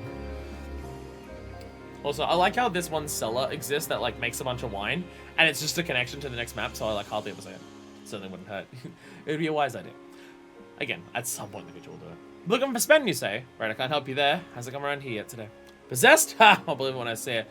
Like his, not his disappearance has more to do with the 30 cask of one-type beans we need to haul off from the cellars today. Aramon. Spen's gone missing again? Well, that's what's hard for us, but I cannot deny that his attendance has been somewhat erratic. I fear that he does not get his act together, and soon I may have no choice but to let him go. That said, his shift began only minutes ago. I'll give him the benefit of doubt and trust that he's making his way here as we speak. Grinding Aether, whatever, does get harder if you don't go down to the lower floors. I imagine that would be the... yeah, that makes sense. That does make sense. Jeffrey, you know anything about it? No, you just ferment once I've been saying all sorts of wonderful, delicious products. Oh, I love the smell of fermented beans. Shame my wife hates it. She won't touch me till I've bathed and washed my clothes. If there is one thing you can rely on humanity to do, regardless of location, or place, or time in history, or anything like that, if there is one thing that you can guarantee that humanity will always work out and focus how to do, and if not beyond that, make grand technological achievements to progress the field of it further, it's making booze. It's amazing how much of human history and how many different cultures have worked out how do we get shit-faced. And, oh, this is working well. How do we make our technology and everything better to make even more of it? It's so much of human history, and I fucking love it. Idoc's brother? I think you mean Spen. I've been on watch here since daybreak, and I fear I've seen neither hide nor hair of him. When he first started here, he was so devoted to his work he'd arrive in the cellar bells before his shift began. I can't help but fear that something is amiss. Been a while since I did the side quests around here. I think it's a bit more like soy sauce instead of wine, but I don't know. You can make alcohol from soybeans. I am fairly confident that you can make alcohol from soybeans too. I mean, they're cellars. They're cellars, so I imagine there's also some level of alcohol brewing going on there. Though also, soy sauce is a very worthwhile thing as well. Soy sauce is, as the kids say, fucking lit. I have... And this is a paltry number. Some people have way more. I think I have 5 different soy sauces in my cupboard in the kitchen. I think I have 5. And I know there's definitely people who have more. That's not so bad. You can make a sangria in the toilet. Scrubby the janitor from Futurama. Ugh, where am I? I don't know if I've ever had sangria. I possibly have. Memory's hard. If I have, I probably wouldn't remember, because I probably would have had a lot. Because alcohol! Spen? Why, yes, that is my name. Beg your pardon, my lady, but have we met somewhere? I've been looking for you. No one at the cellars or Idok, I've seen you. Dear me, I've done it again, haven't I? My sisters, my colleagues, Briar, and even you. Who I've only just met, I owe you all the most profound apologies. As Briar doubtless told you, it seems I've fallen prey to forces most sinister. They strike without warning in the black of night, seizing my limbs, inhabiting my mind, rendering me naught but a puppet to carry out their dark designs. Come morning I awaken, bruised and beaten, with no memories of the horrors I have committed. O guardian of the horrors, pray take mercy on my soul. Does it also make you speak in almost poetry? If you're looking for mercy, you're begging out the wrong tree, you shite-ass two-faced, ill-sworn lump of gob you dung. Someone's pissed. I was right! I recognized Buscaron on sight. I was correct. I'm proud of myself. I'm proud of myself for that one. I saw the character, and I recognized that it was Buscaron. I'm proud of myself for that one. I can remember things every now and then. Fuck this. Great knowledge of bartenders. What are you talking about? What are you talking about? I only remember him because he runs a bar. What do you mean? What do you mean? Bano hates that man's sob stories. The only sinister force I got him in his clutches is old Buscaron's mead. 1,396 gil spent. That'll cover food, drink, and elan fees for the poor sort whose arm you need twisted off. Yeah, he's not possessed. He's just shit-faced. What's the Buscaron? Surely this must be some misunderstanding. Why, certainly I patronize your finest establishment on occasion, but only for a single drink. I suppose that's true. I'm not known the quiet, thoughtful spend to order more than a single flagon of mead. But by the time that flagon is drained, spend is no more. In his place is the roaring, maid-swilling, punching, kicking, belching, screaming madman whose name strikes fear into the hearts of every man and woman who's ever wanted to join in a drinking goddamn peace. The scourge of the druthers. If not for the whole bloody realm, I speak of you, Spencer of the Bottomless Cup. This cannot be! I am no scourge! I am a responsible drunkard! I know when to say when! I do not know what madness took me, Buscaron, but I can assure you that it was an isolated occurrence. Please accept my payment, 1,396 gil in full, along with my profuse apologies for the trouble I have caused. As to the unfortunate fellow who I may have unwillingly injured, please assure him that I'll return to the Drovers this evening to make amends in person. And then I must be off to the cellars. I'm already late for my shift, and Master Aramon will be rightfully furious if I tarry along any longer. Farewell, my friends. Ah yes, the Conjurer's Guild. Do tell Briar that I shall, endeavor to exercise my own demons of addiction. Should that dark forces prove too formidable, I shall call upon her again. Fuckfist making a list of every tavern name.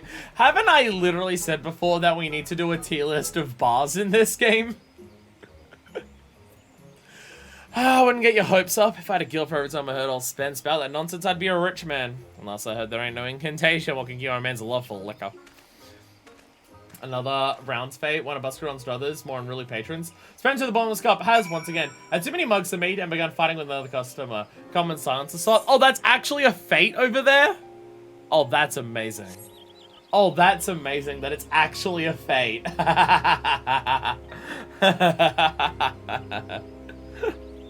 Oh, it's actually a fate that you can do. That is amazing.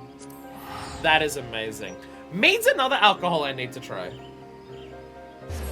Mead's another one that I haven't tried. Mead's the honey one, right? I believe mead is the honey one. I'm fairly certain there's shitloads of places that are available here to buy mead. I only ever think of mead in like these situations, and then when I can't purchase alcohol, I never think of mead. Mead is something else. First 3 adventurers guild now says people from fates like the High Bridge dude. Ah, that makes sense, yeah. Well, Geki Ruju is fates, but also a lot more than just fates. Wait. There was a marble jar. There was a marble jar at that fate. Is it the marble jar that keeps trying to go into Camp Bronze Lake and bathe?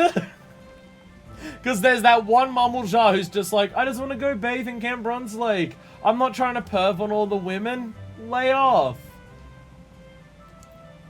And then the guy who and then the Ro who's like trying to fight him off is just like, he's gone. Now time for me to keep watch on the women bathing.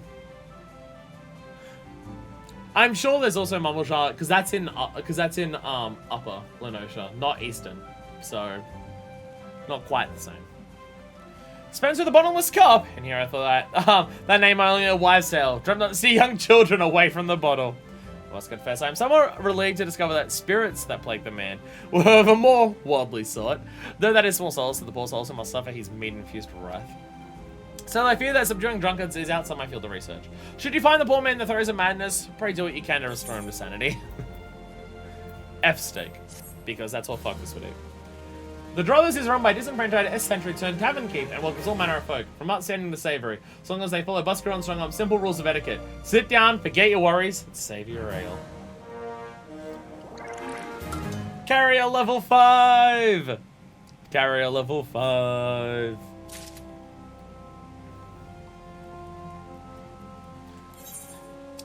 Again, like, I know I've mentioned it too many times, honestly, at this point. Coastal Assault. Coastal Assault. I know I've mentioned it too many times at this point. I feel like I can hardly go a stream without mentioning it. But it's just, it's aspects like this that make me love, like, playing this game and existing in Eorzea so much.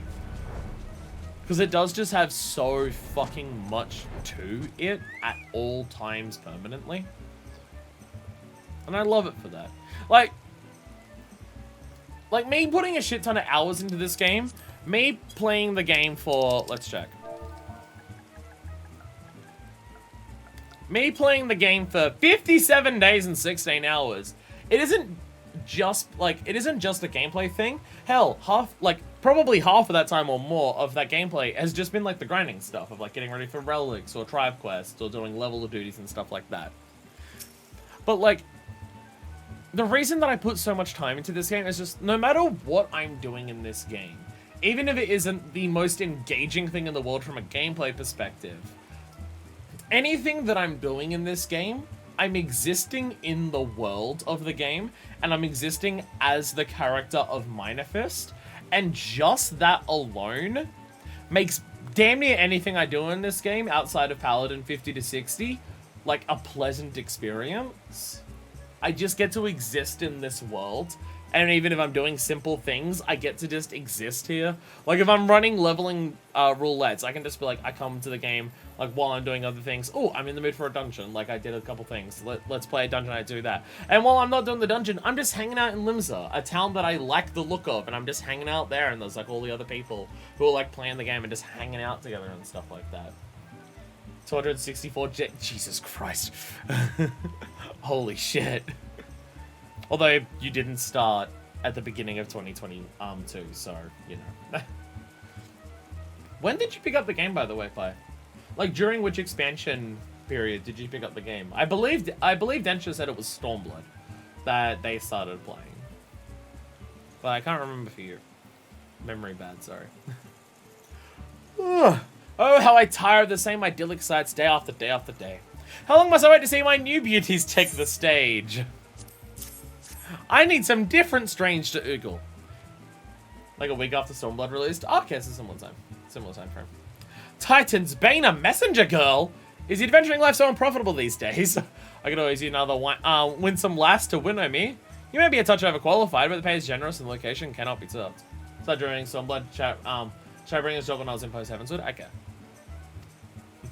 It's alright, I started when Endwalker dropped. And I'll probably be in Stormblood when Deathbreaker drops. But I digress. The letter you brought me is a reply from none other than the esteemed Master Gilanau, who have enlisted to train my new generation of artistes. A great honor to bestow upon him, yes? Ahem. Master Gegiruchu, while you present a compelling offer, I would rather live my days in the naval than spend even a moment instructing empty-headed, ample-bosomed strumpets with as much passion and aptitude for dance as a peck of three-legged shrews. Why do you have to shit-talk the girls when you do this? Why'd you have to shit-talk the women in this, too? What the fuck? Gilanau is the person who, like, we did the dancing thing with, in Uldar, right? Right? Is my memory correct on that? When we, like, learned to do the dance emotes? And there was that one guy in Uldar who was teaching people to dance? Is that Gilanau? It's what my brain is saying. Man, the girls, they just don't get it up anymore, you know? Gegiruchu, have you considered that you suffer from erectile dysfunction? Being surrounded by titty all day means that it's no longer titty-lating.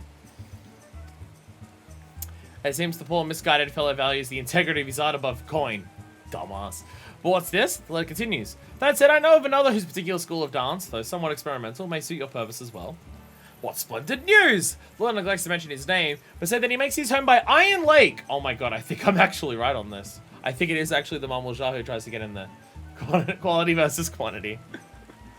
Look at, no, they're quality. It's just novelty, I think. Ganal was the ball dance dude. Was that Uldar? Or was Gilan? Oh, actually, based on the name Gilanau.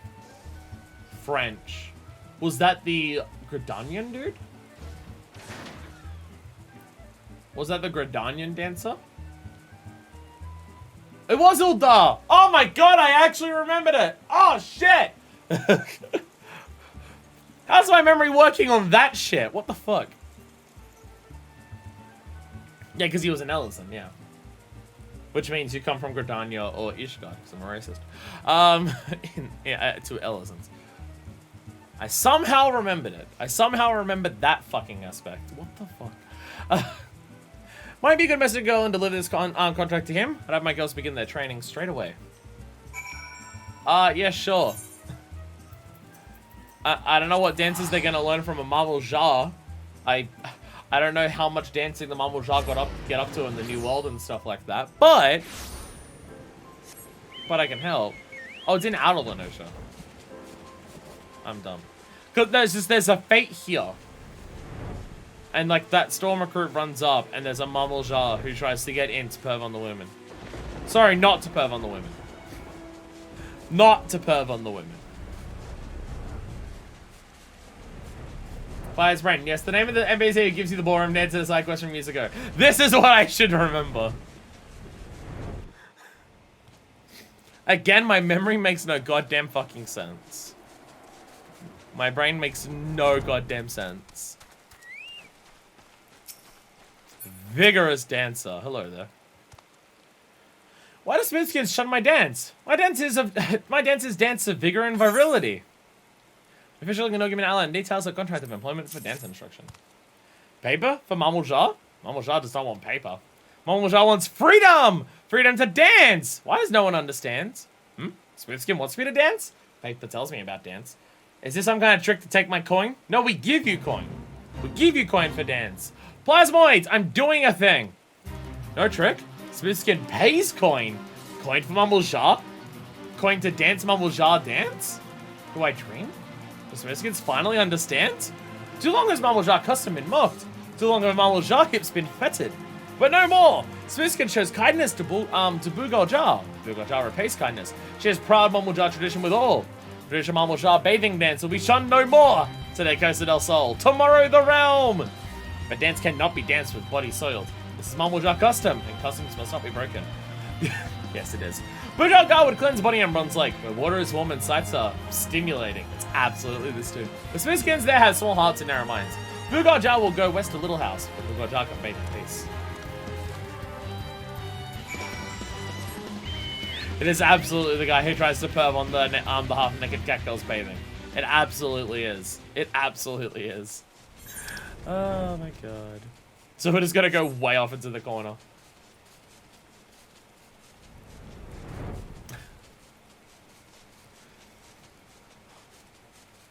It's amazing how frequently this game is the buffalo. It's amazing how fucking frequently this game uses the buffalo story writing technique. In just every fucking capacity. And it's amazing how basically every single time it's sick as hell.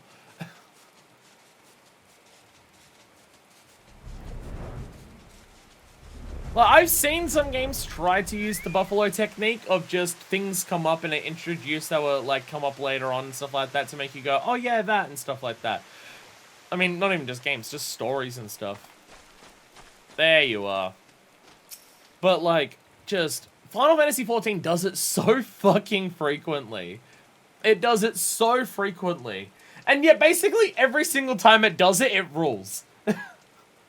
Which is probably because of how much the world feels real. So when something comes up that was mentioned well and truly long ago, it always makes sense because the world is so well realized that you would just be like, oh yeah, of course that's going to be the case. Of course it will be that.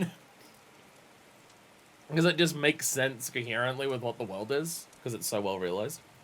You don't like other Smithskins. Smithskins who shun Marvel Jar. Bugal Jar is pleased. Bugal Jar likes Little House. Water is warm and Smithkin leaves Bugal Jar to himself. But enough talk. Sword body needs cleansing. The Marvel Jar must not wash my body. This too is Marvel Jar way. Smithkin take water. Pour over Bugal Jar's body. 1, 2, 3 times. Body cleansed, muscles loose. Bugal Jar will be ready to dance. An explanation for this random house that's been up here all this time. Time to rub oil on the Marvel Jar.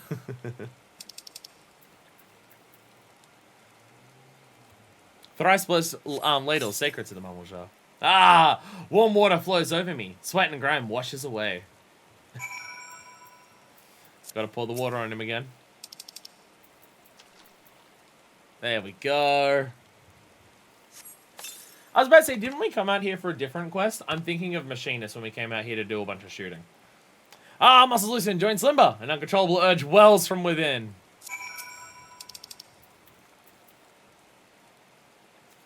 I really want him to get up to fucking Gegi Ruju, and he's just like, this is Mamulja dance, and he just starts twerking. Ah! Contain it no longer! Bugorja must move! Bugorja must dance! Smooth Skin performs cleansing ritual as good as any Mamulja. Bugorja has never felt so alive. Let us visit your master Gegi Ruju. I'll dance my dance as never before. Hell yeah. To curse it also!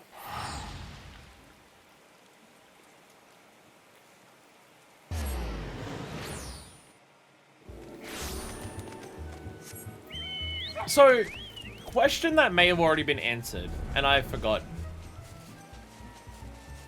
Is there a reason Mamulja left what we know as the New World to come to Eorzea? I mean, I don't think all of them did. So it might just be a bunch of them just went out to just go to different places. Again, like, it's this connection between Eorzea and the New World is very, very limited. Like, Martin's whole thing was like, Martin is one of the few people from Eorzea who's even been there and stuff like that. Though the sickness that Martin was talking about that affected people in the New World, I don't know if that affected Mamulja. They may have less because of that. I'm not sure. I'm not sure. I mean, there's some of the Mamulja who seemingly left to go and be dicks, like the ones who took over Wanderer's Palace.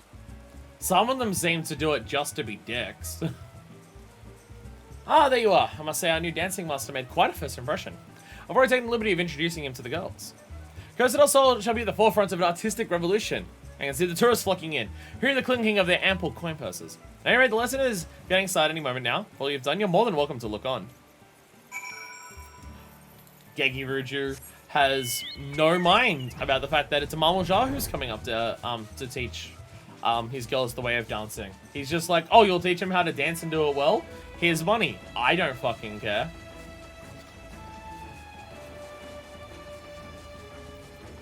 Gegi Ruju, a man who is too rich with too much money to care about being racist. Doesn't always work out, but sometimes it does. Next generation artiste. Dancing cat girls. It's always cat girls, except for like the one Rowan Ellis in here. It's always, the dancers are always cat girls. Go to Vespa Bay, it's cat girls. Go to fucking Ruby Lane and Uldar, it's cat girls. It's always cat girls. Warriors of the Mamulja have built a reputation as blades for hire, and have several well-established mercenary modes, drawn by the scent of conflict. Okay. Ugh, Jesus. Sorry. Ugh, God. Blah! Blah, sorry. Drawn by the scent of conflicts that fled following the calamity, the beast went across the sea to Eorzea to apply the opportunistic trade. As Savage with the Coldwells have taken full advantage. Okay. Okay. Yeah. Okay, so it's just, they heard that shit was fucked over here because of the calamity, and they're just good fighters, so they're just like, yeah, sure, why not? Sure, why not? Ah, Jesus. I, like, coughed, and it was just fucked up my nose. I'm sorry. But yeah.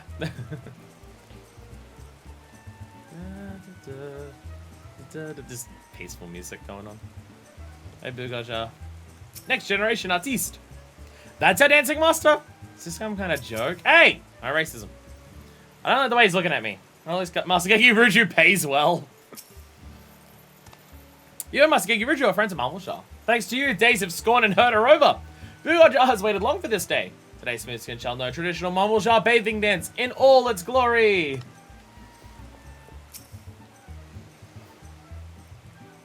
Here we go. Dancing.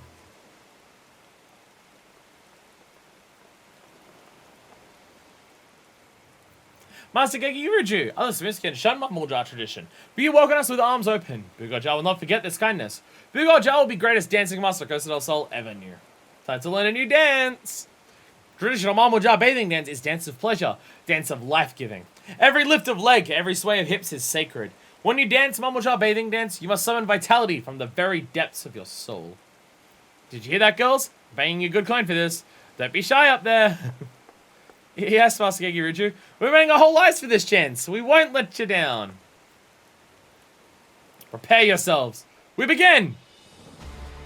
Hoo-ja, hoo-hoo-ja. Mumblejaw have hips. Hips must sway. Hoo-ja, hoo-hoo-ja. Mumblejaw have hips. Hips must thrust. Hoo-ja, hoo-hoo-ja. Mumblejaw is man like all men. Hoo-ja, hoo-ja. You are woman like all women. Following that's gonna be shown on Network TV. What is he? Ah! Brilliant, utterly brilliant. Now this is a dance of the light even the most mature and discerning of... Where'd everyone run off to? And you? Are you feeling quite alright? I do not understand, Master Gekiruju. Bulgarja only dances Master asked me to dance. Pay no mind to the directions of my servants. I suspect they were simply overwhelmed by the sheer wonder of the spectacle laid before them. It is sadly a common plight with artists who are ahead of their time. I'd say it's best perhaps we are part ways, at least for the time being. Rest assured you'll receive your full compensation for your services, as will you, Titans Bane. In today's news, we learned Gekiruju has some interesting interests. We learned that Gekiruju's a pervert. I don't know if we learned that today. I am fine, thank you. I cannot quite recall what I witnessed before losing my senses, but perhaps that is for the better. And that's why he's not allowed in the baths. Yeah, he doesn't just go in there, does he? He goes in there and he's like,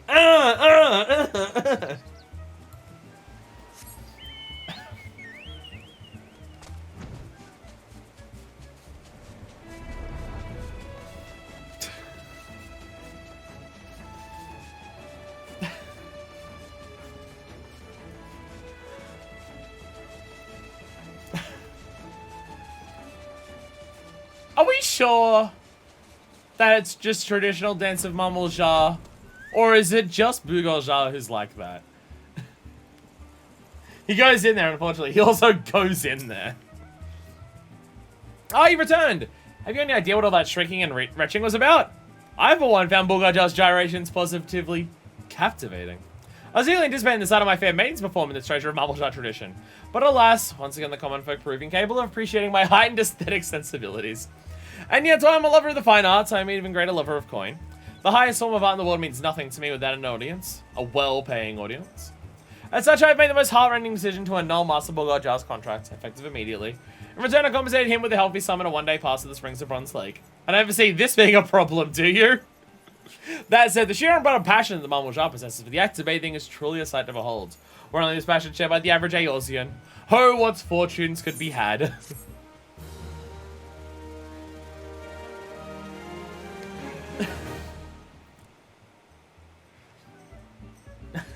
Carrier, level up! Carrier level 6! Yeah, let's go! What fortunes if people actually took more than one bath a year? Oh, God.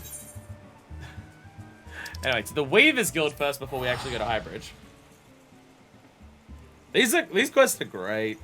These quests are great. You know what I'm realizing? You know what I'm realizing? How appropriate this is? What was the last thing we did in A Realm Reborn before we started to work on the patches? We did the What If stream, where we were just like, let's go and do the starter quest for Gridania and Uldar to learn more about Gridania and Uldar. And what's the last thing we're doing before we move on to the patches for Heavensward? Let's go do the delivery quests, where we learn more about Uldar and Limsa and Gridania. Unberked. How many times must I tell you? Garments such as these might be fit for an ordinary man, but Humbert's Longhaft is no ordinary man. Hell's what is keeping my package. A new package for Humbert's Longhaft. Not that he was dissatisfied with his current one. My silk at last! Ah, now this is more like it. Feel for yourself. So soft and pliant. A fabric that truly breathes. This is of silver maker, you see. A merchant I met in Highbridge sang its praises, and I simply had to experience it for myself. Your puzzled expression does not escape me, but Longhaft, you protest. Many a tale have I heard of your blade, and the consummate skill with which you wield it. What use would a virile swordsman such as yourself have such a delicate, even feminine fabric? That is not what I'm thinking. That is not at all what I'm thinking. I'm not sure if Mindafist knows what feminine or gender means. But I set the bar for the type of humor we'll be experiencing for this quest. An astute question, which I answer with a question of my own. You strike me as one who knows your way around the battlefield, yes? Suppose you're the commander of a formidable unit, one akin to a great machine. Now suppose this same unit was somehow constrained, forced to do battle in cramped quarters. Would you even be able to realize its full potential in such unfavorable conditions? Verily not. Only when given room to breathe will the puissant unit swell and expand over the battlefield. And then, upon reaching the full extent of its power, thrust forth and penetrate your opponent's defenses. Do you grasp my meaning? I think he's talking about penises! I think he's talking about penises! I need underwear that has room for my massive boner.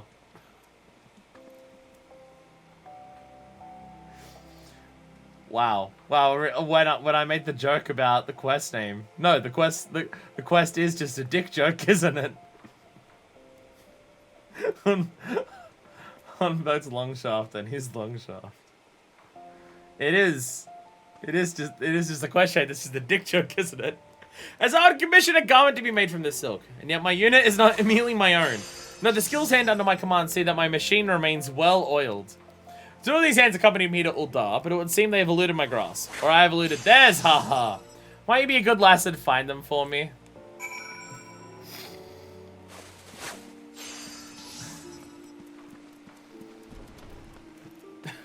Alright, it's time for the dick.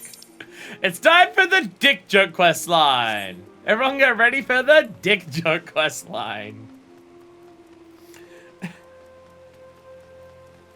Hey look, more Mama Show. I was about to say, where's Martin? Right, Martin's in the Mars Carnival at the moment, isn't he? One day we'll fight off, what was that, Azul-Maja? One day we'll do that. We have more blue quests, we have more blue skills to learn before we do a Mars Carnival stream. But I imagine learning the final, blue skills that we need and doing, the Mars Carnival will be itself a stream. It's another stream we need. It's another bonus stream that we need. Blue Mage at some point. Itaja Sapphire Eyes. That first hearing I saw would look lovely on my captain. Would it be that, so with that other one? God, watch out, not to be so goddamn difficult. Ooh, you do one not scare me like that. I'm a brass blade in service to Captain Humbert's better known as Humbert's Longhaft. I doubt you've heard the tales. None can deny the captain cuts a dashing figure, but I'd give him a gift to further bring out his beauty. What say you, adventurer? Do any of these fine ornaments catch your eye? Wait till Stormblood when get every blue spell. Well, I imagine we'll have to get far into Stormblood before we can get every blue spell. I imagine we'll have to get far, because it'll probably include, like, level 70 dungeons. A sapphire ring, because you've got sapphire eyes. Why, I thought the same myself! Sapphire sapphire is cold, but I do not understand that beneath this cool exterior sleeps a wellspring of passion as deep as the ocean. A passion tempered by maturity and reason.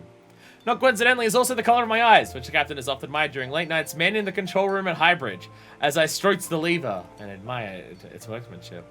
There are those in the brass blades who don't understand the captain. Those who say his exploits on the battlefield do not warrant a sizable reputation he has amassed. I know which battlefield they speak of, but as someone who has witnessed his swordplay firsthand, I can assure you that reality far exceeds even the tallest of tales. Speaking of the captain, wherever did he run off to? Must deliver my guess before, Elamio does. Unless she'd be the one invited to work the lever tonight.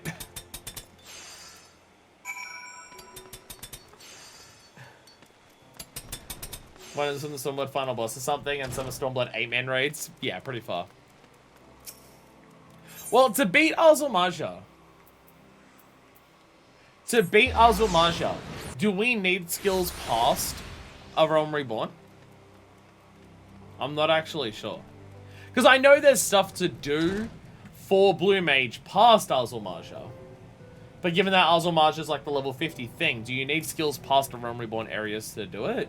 I mean, obviously more spells will help, but in terms of like, Mars Carnival requires things to do, and I believe people mentioned that Azul-Maja is a hard, you need to do these things to finish it.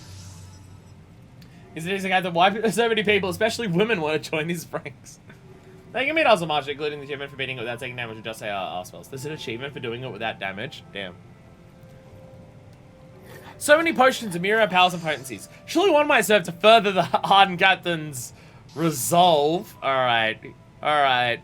Ifra, you were talking about Viagra, right? Yesterday? Ooh, don't frighten me like that. I was just hoping for a suitable present for my captain. You've heard the tales of the long haft, I presume? Then you know he is naturally endowed with both size and stamina. Still, I would see how alchemical innovation might enhance his already prodigious talents. Do any of these files intrigue you, adventurer? 100% pattern base does the exact same text in the exact same order every single attempt. So it's just learning how to do it. A ruby red potion of stamina. Ah, that one stood out to me as well. Red is, after all, the color of passion. A few men are more passionate than my captain. Stands to the reason that red is his favorite hue. I humbly note that is also the color of my eyes. He's often praised their beauty during our nights together in the control room at Highbridge, where he often summons me to lubricate the lever. He says my supple fingers are most suited to the task.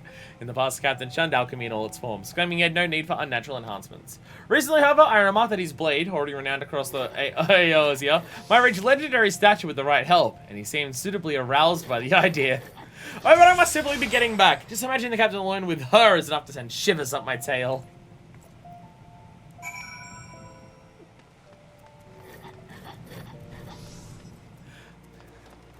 Hey, did you want to learn more about Uldar in this one? Or anything like that? No, I want to hear people do dick jokes for several minutes in a row. Uh-oh. Itajur and Alamui are exchanging heated words. The mere suggestion that a captain partake in alchemical enhancements is an insult! Not merely to him, but to the gods that endowed him with such natural talent! Ha!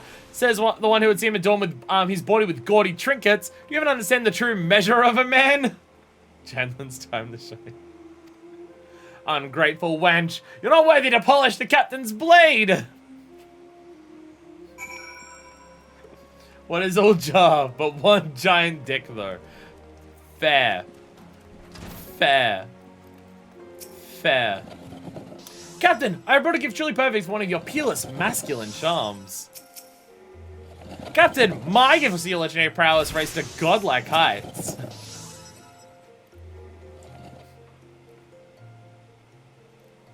Captain, you always praise the way I calibrate your lever. You called me an engineer. Captain, you said that no machinist in the realm could keep your parts oiled as I do. Cease your senseless bickering, the both of you. You each have served me long and served me hard. Surely you realize by now there is more than enough man to go around.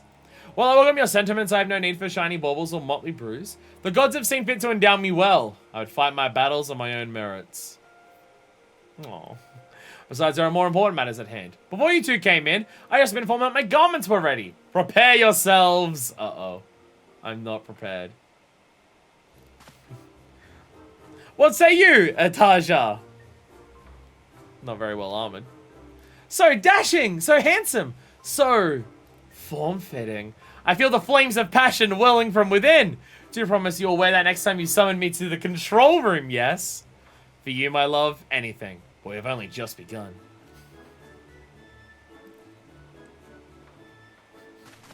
So gentlemanly. What say you, Elamui? That broad chest bursting forth, those bulging biceps. My captain, this garment shows you for the good of virility that the god of virility that you are. One I regret is that I cannot quite see under the belt. All in good time, my love. Now do you see? There is more than enough man here for Humbeck is no mere man. For me, within rages a beast that will be contained no longer.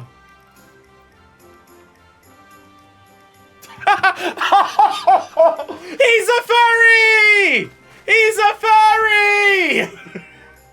Behold, did you know that this bird creature is legendary for its stamina and the sheer size of its manhood? Now tell me, ladies, what would you like for Starlight this year? Starlight just passed, man. You, my captain, and nothing but you. Ha ha ha. That's what I thought you'd say. Now, if you're going over your silly little cat fight, I believe it's time we went on our way. For even as we speak, bandits and brigands would target innocent merchants who travel through Highbridge. Fear not, ladies! There'll be time enough for pleasure when the battles have won. Yes, sir! If you thought being long-halved was all about sweet pleasure and bliss, you'd best think again. Prone to bouts of sibling jealousy, those two. But they're good girls at heart. All the more admirable considering their origins. Stolen from their parents when they were just babes, and sold into a trade where no woman deserves to go. Wingate found them and freed them, but sadly, the Rustblades are not in the habit of taking in children. Granted their freedom, they made a living on the streets. When many turned to selling their bodies, they owned their smarts and their fighting skills. When they returned to me years later as women grown, strong and beautiful, I swore that I would have them. In my regiment, that is. They know how to properly sheath my blade is an extra benefit. Albeit a most welcome one. And with that, I must return to my post.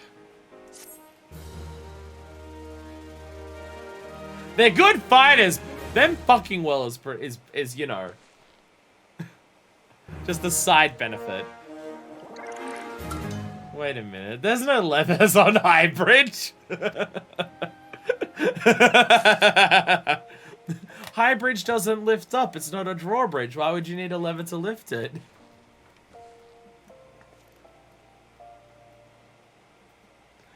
What the fuck? Can we make a detour to Central Shroud? We can do Central Shroud. To Burnt Branch Meadows. The attack on High Bridge is a very serious fate, by the way. I would just like to point out that the attack on High Bridge is a dire fate with serious consequences, in that if you fail the fate, it takes like a bunch of people and gets them fucking tempered by Ifrit. Dick jokes everywhere though. Fungal Frolic, is that a fate? Is that a quest? I need more information. I need more information. Also location.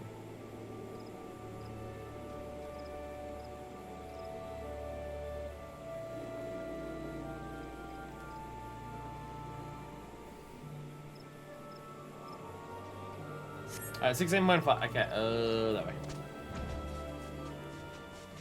This way, I believe. Nope, this way. I don't mark it on the map. I just see the numbers, and if the numbers are moving in the right direction, then I know I'm going the right way. That's what I do. That's what I do. Horrible.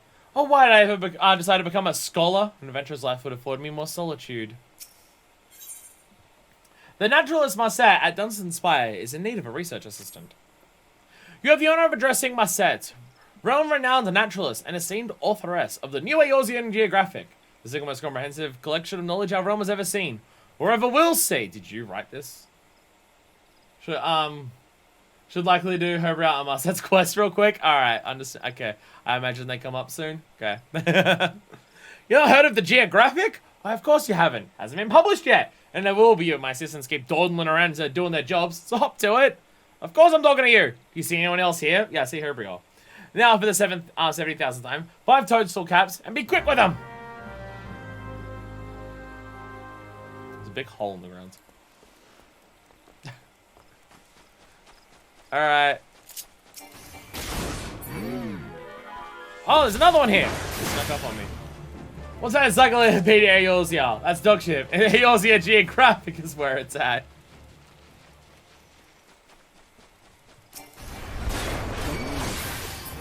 Everyone does.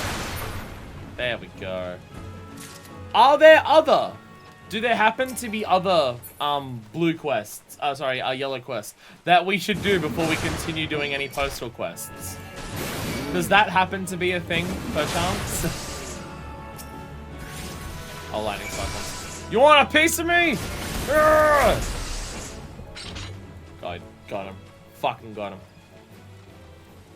So we had the Adventurer's Guilds, then we had Fate, so now is it quests? That might be why my list of important yellow quests was so big. So when you're talking about how many quests to do for this, you're also referring to the others. Okay. Have you brought me my toadstool caps? Each moment you delay deprives the realm of my prodigious knowledge. They're right here. Yes, ended over now, but of course, it's just as I theorized. The spore density total is exponentially greater than that of samples taken before the calamity. Clearly, they evolved in such in order to adapt to an increasingly harsh environment. Wahahaha! And with this, another entry of my new Eosian geographic is complete. Who are you again? Oh, this is a chain. Okay. Shocking discoveries. Put you to work again, whether you like it or not. Research Assistant 6. Yes, I am speaking to you, Research Assistant 6. That's the title I've deigned to bestow upon you after your humble contribution to my latest scientific breakthrough. Mind you, now that you're officially my slave, Research Assistant, there'll be no slacking off. I require a live lightning spark. Here's a jar. Now hurry, I don't have a... Just shove it in a fucking jar? What? Just shove it in a jar? What? Just shove it in a jar.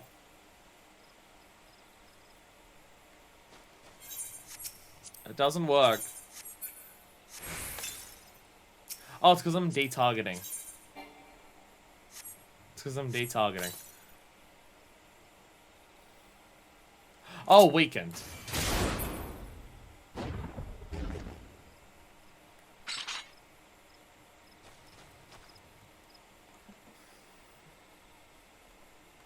Auto attack? Right, that does exist. A low-level job? That doesn't exist. Wait, I know what to do. I know what to do.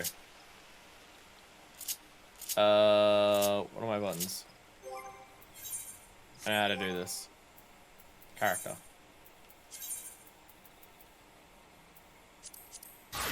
No, not that one. Not that one. No, they all have... Never mind. We also try getting naked. I solved it. I solved it. There we go.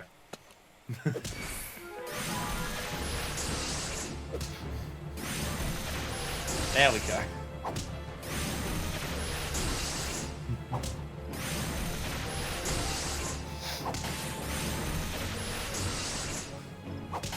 I worked it out.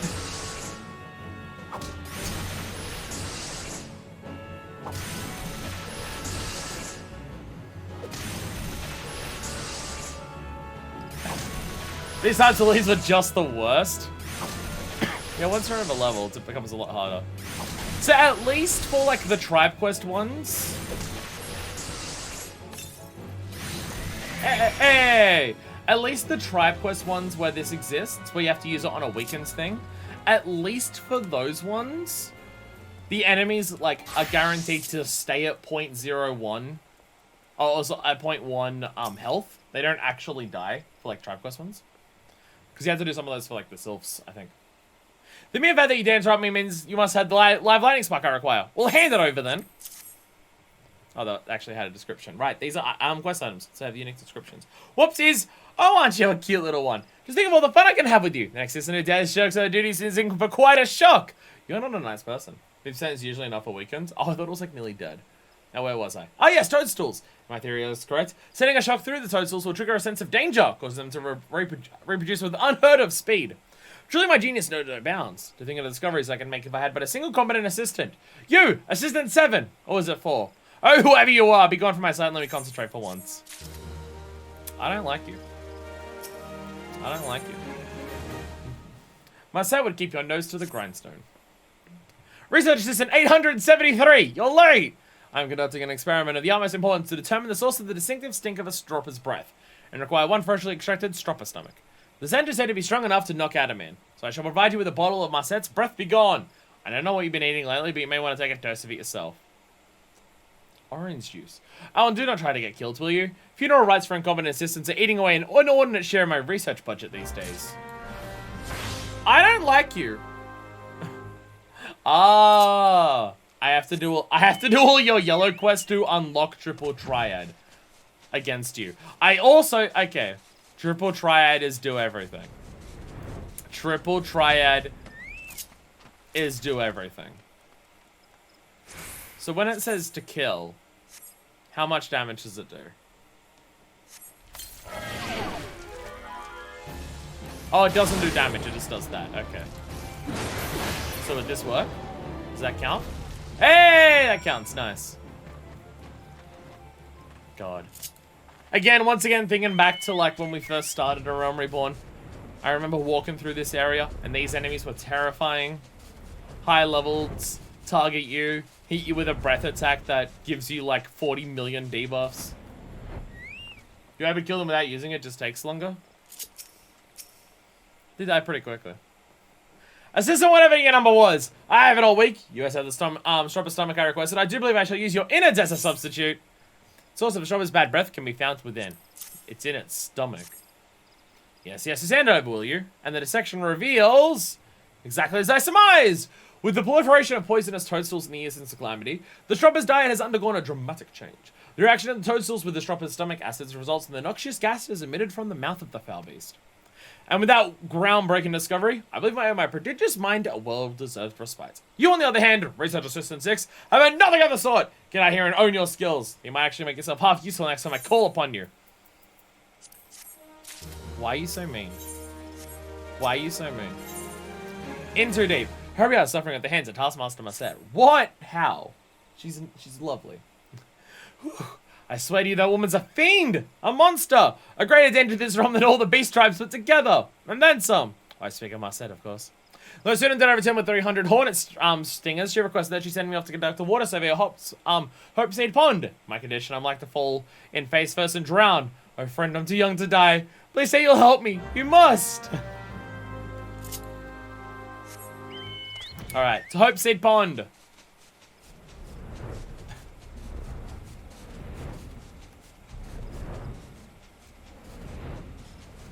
So, question, Deku. Question, Deku. Will there be these yellow quests to do summon Shroud, summon Lenosha, and summon Thunderlon? Am I correct in predicting that we're gonna do this one, go to somewhere else to do some yellows, and Thunderlon or Nosha, go to the other one, do some yellows, and then we go back to the Postmaster Moogle? Do I happen to be correct on this?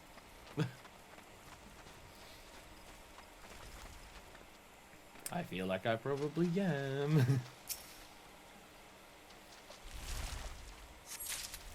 Or mayhap some of them have already done, just by naturally doing them in the past.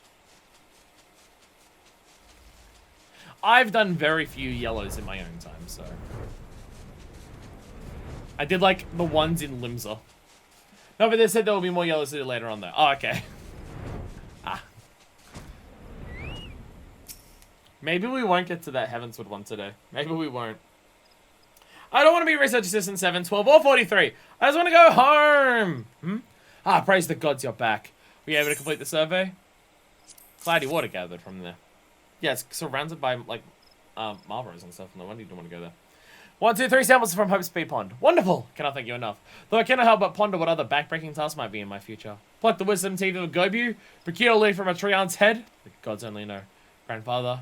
Grandmother, can you hear me up there? Your dear grandson shall be joining you all too soon. Jesus Christ. Jesus Christ. Hey! Why? Oh, same dialogue. Same dialogue.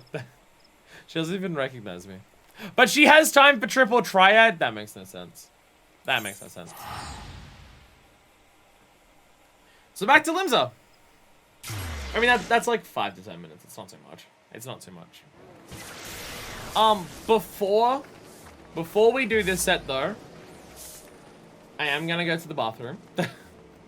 So, give me 1 second. I'm going to do that. I'm going to grab a drink on the way back, because I am thirsty, because I'm sweating a lot, because it's hot.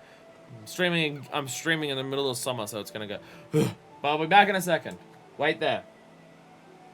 Or I'll tell your mum on you. Wah! Do you like my Lalafell impression? I am back! Oh, Dwarmgraphs! Hello! I'm here now! Oh, I'm here now! No, I haven't been raptured! I'm here! I was just using the bathroom! And I totally didn't spray the air freshener directly into my face! That definitely didn't happen. I don't know why you'd assume that. I don't know why you'd assume that. Oh, and the bits, thank you. Become so horny that I transform into a swarm of eels living in a beautiful and picturesque lake. What? Why does becoming horny turn you into eels? What? Also, I'd like to introduce everyone to my latest mistake. A second energy drink for the day. I streamed for 11.5 hours yesterday. I need it. Also, Crofts, Happy New Year! It's New Year, by the way. First time I've seen you on stream since the New Year. Happy New Year! Since of ADHD. Oh.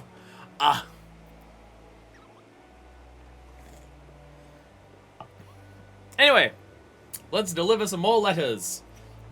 I'm so glad that with the way that fades into the background thing above me that you can hardly see it. Anyway, time to deliver some more letters. Ow. Whack-a-mole. The deputy postmogul, I see his letter sack. We get minions? We get minions for this as well? Whack-a-mole. Well, if it isn't my most accomplished assessment, you truly could not have come at a better time. I have the perfect assignment for you. This parcel must be delivered to one Musset. Oh, no wonder he's shivering and quaking in his boots. Don't point out that I don't think Moogles wear clothes other than the hat that he has on. I'm not just doing research on fauna done since Fire in Central Shroud. Brains, beauty, grace. Well, I envy being out a basket of brilliance. Selling my supervisory duties demand that I remain in this spot.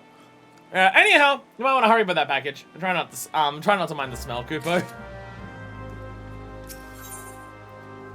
The captain of her heart. To have the trust of the diminutive deputy postmogul. For you, for this, you would gladly risk the roughest cutthroats in Analenosha. Yes, you would. All the realms of the deputy postmogul is nothing but confidence in his assistance. I shall entrust you with a letter so important they had to cross the T twice, Kupo. The letter is for a maelstrom sergeant at Camp Overlook. Pirates everywhere. Terribly exciting and terrifically dangerous. That's just my thing. I love my R's and mateys as much as the next Moogle, but I have pressing duties elsewhere, Kupo. The Sergeant Swagrail is scarier than most. I used to vanish right into the thin air when she turned her bloodshot eyes to my way. Thanks for aspiring carriers like yourself. I needn't do that again, Kupo. Looks like I can't go over to Marset. Tim, guess you'll need to do it. You'll need Legend of Sargon oh so scary. Are we understood, Kupo?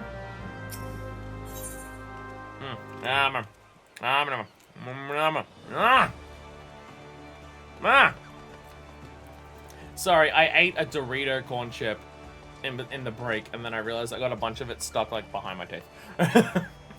Because I'm so great at life that I don't fuck up the basics at all. Deputy Postman has a letter requiring you delivery to a dashing band of players. If this is my favorite assistant, Kupo, brace yourself for today. I have a task for you that you'll have all the fair maidens of Gridania green with envy. This letter in my post addressed to none other than the homunculi. You're familiar with the homunculi, yes? A traveling troupe of troubadours, renowned for stirring the seeds of passion the realm over. Since their recent performance in Gridania, their popularity has gone through the roof, Kupo. Well, I've handled hundreds of fan letters in the past fortnight alone, Kupo. This particular epistle appears to be from a trader from Uldar. A matter of business, mayhap. All the more reason that must be delivered to Gridania with haste. You'll find the band and its leader, Augustiniel, rehearsing for the next performance at the Great Lung Brewery. Was a man coming home from Graveyard Shivers coming home at 2 AM desperately trying desperately not to wake everyone up while taking a pan out of the cabinet. You know what's gonna be great? If in the future I have people move in with me and I actually get around to that. If I actually get around to getting people to move in with me. It's these streams. How do you think it's going to be for people living with me where it's just like, oh, Sunday, one of my weekend days. Time to hear my roommate talk to themselves from 9 in the morning to 8:30 at night. I fucking love living here and the rent's super cheap too.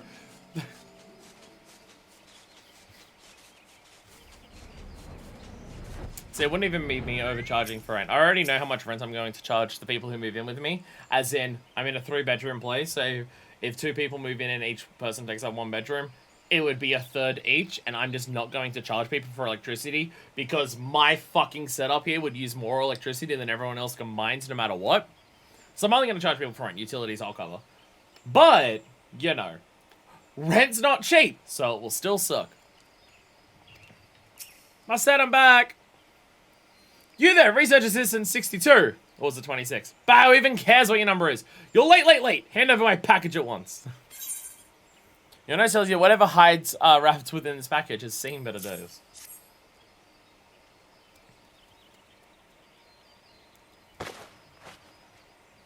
Yes, come to me, mate. What the 7 hells is this? Apricot? If this is the idea of a joke man experiment, we would measure how many lightning sparks I could fit up your worthless ass. It's, Herbia, Professor. With a silent... Silence, Halfly Toe! You should fall to your knees and thank the 12 that I deign to address you by any name at all. Man, answer me. What in the name of Nofica's teats am I supposed to do with this rubbish? But I swear, Professor, I placed the order exactly as... This is raw mole meat, Hoggle, no. I asked for a live mole. Living, as in what you won't be doing when I'm through with you. God, researcher number 832. Time to prove that you're the only one around here worth your weight in gobby droppings. My current research project is a study of behavior of those troublesome talpids. Moles to a layman such as yourself. You're not concerned yourself with the specifics of my research, which would be far beyond your feeble mind. You not only know that I require one live mole pop, and I require it now! The blank stare on your face tells me that you lack even the common knowledge of the royal plantations of Eldar are known to be infested with the filthy creatures, and that any half-wit botanist who works there could educate you how to capture one. Am I not making myself clear, Research Assistant 777? You're the royal plantations. A live mole pop! To me! Now! What if your roommate is dude who streams twice at once, though? I was supposed to know the professor required a live specimen. I assume she was just going to skin it and eat it like she did with the last one. What the fuck? Am I not making myself clear? Royal plantations. I swear to God, if you come back to me empty hand, I'll make you into a mincemeat and feed you to the is. Royal plantations. My brain is saying Western Lenosha at the bottom of the sins of Sasamo. No. No. I was thinking it was here. No. Central Thunderland. Damn, I'm wrong. Almost had my knowledge. I was trying to think of where the mole enemies were. And I thought they were down there. Damn, girl. You looking badass. Love it. Mwah. I gotta appreciate the Femros when I walk past them. You know, because I play as a Femro and not because I'm into giant, strong women who could murder me. I don't know what you're talking about. I don't know what you're talking about, says the Femro player. Hey! We actually saw it spout just then.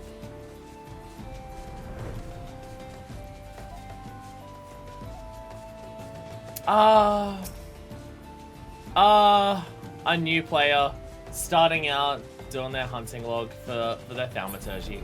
Look at them go.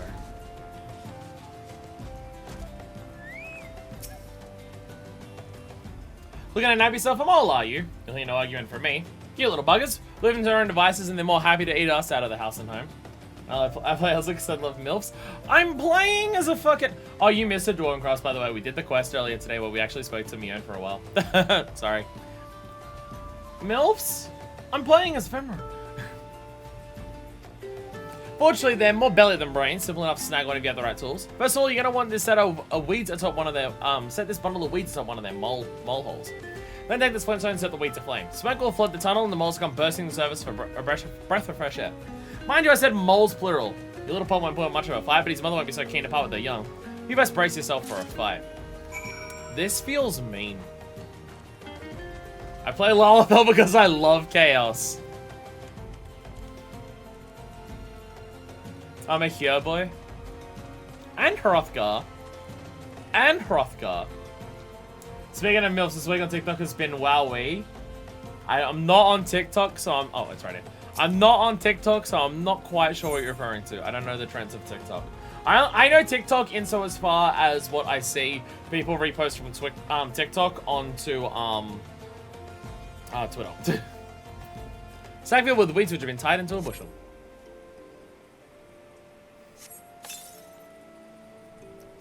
Place the weed bundle atop the molehill. Light flintstone. Smaller, hence lighter than a regular flintstone, this rock is just as effective in the field as its bulky counterparts.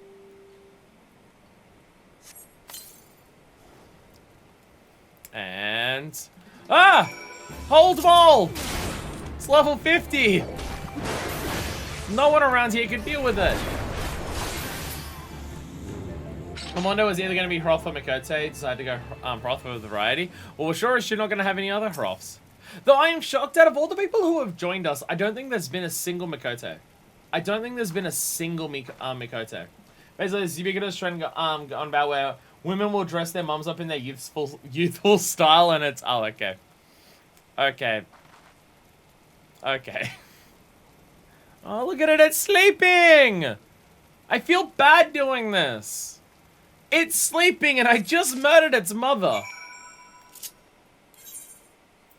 I think I'm bad. I think I'm not a great person. Steal the child? I feel mean. I feel mean. So, Deku, random question. You know how you had your yellow quests that are just like, these are the important ones that we should do on stream and stuff like that. How many of those are related to this? And how many of them are just, it's a good story. Unrelated, but you know those fashion over tank tops that are basically string? I might get a couple of those. No, I have no idea what those are. I'm sitting here in a Pokemon Lugia shirt. I don't know dick about shit about piss about fashion. Unless it's like you're dressing like a metalhead. Unless it's that. I don't know, idea. I was nice to know the professor required a lot. Oh, right. Hurry up, your sand look. Research this and whatever your number was. So it goes, if you come back in the end, I will use you for my next research specimen. Oops. More pop. I'm also young, its eyes are still closed. Ah! I'm in a Journey shirt. The game, not the bands. Can you get a Journey shirt that is both of those things combined? On one of those websites, Yeti, Once Upon a Tea, all of those daily t-shirt websites where it's just, here is game, here is pop culture thing, here's an image that's those two things clashed together regardless how much it makes sense. I mean, I can't talk shit about those websites. Half of my fucking wardrobe in there that doesn't fit me anymore is those shirts, but you know. There are two more chains related to this. There is only 2 quests long, but the other is a somewhat long chain. Oh, okay. Oh, okay.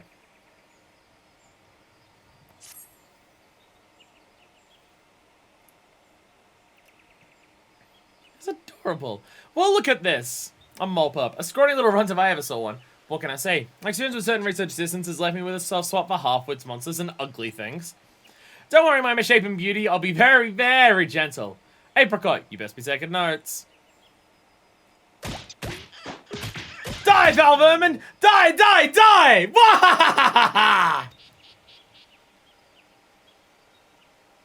Professor, what are you doing to the poor beast? To the 7th hell with you, I say!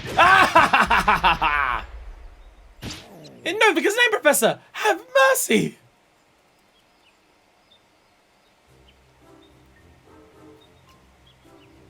And once again, my hypothesis proves true. Have you never found it strange that, despite spending the better part of their lives in tunnels beneath the soil, moles possess unusually large eyes? Of course you haven't, because you possess the mental faculties of a different than average dormouse. But that doesn't matter. What matters is that I have. My self-styled teacher, Atellone, posited that their eyes grew larger, they might see their bear their prey in the darkness. But I thought, no, I knew different. I theorized that their eyes, regardless of their size, were nigh useless. But they did not see, but rather felt the vibrations around them to identify potential prey and foes. Did you see how the Molepup, its eyes still shut, squealed and squirmed in abject terror as I rained down blows all around him? Once again, it is proven. Atellone is a fool. The student has surpassed the teacher. I retained the pup for further study, but I have another mole that has outgrown its usefulness. Consider it yours. What should you do with it? How should I know? Burn it, vivisect it, skin it, and eat it for all I care. Just get it and yourself out of my sight. Research calls. When not dining on a protein-rich diet of earthworms and grubs, he dreams of making mountains.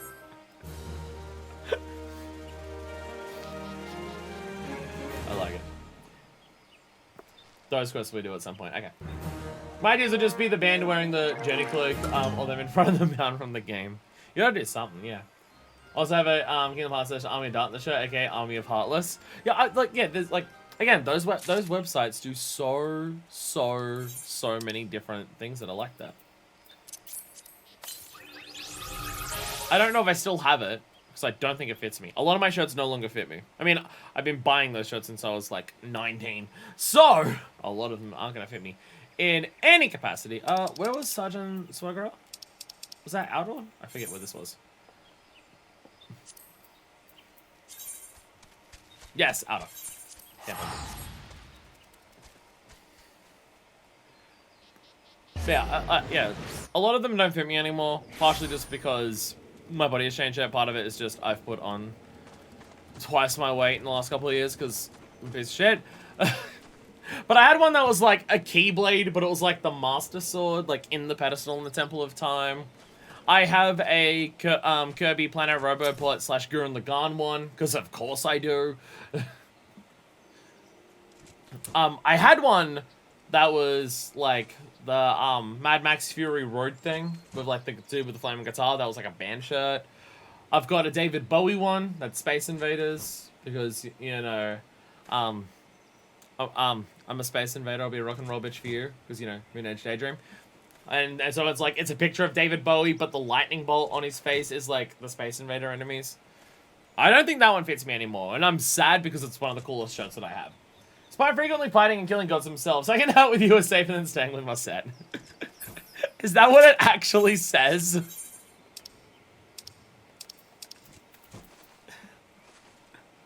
Snatched from its hill when still young by infamous naturalist Marcet Man, its wild creature suffered countless experiments filled with endless poking, proddings, potations, and panaceas. Compared to that, following adventure around all day is a veritable vacation.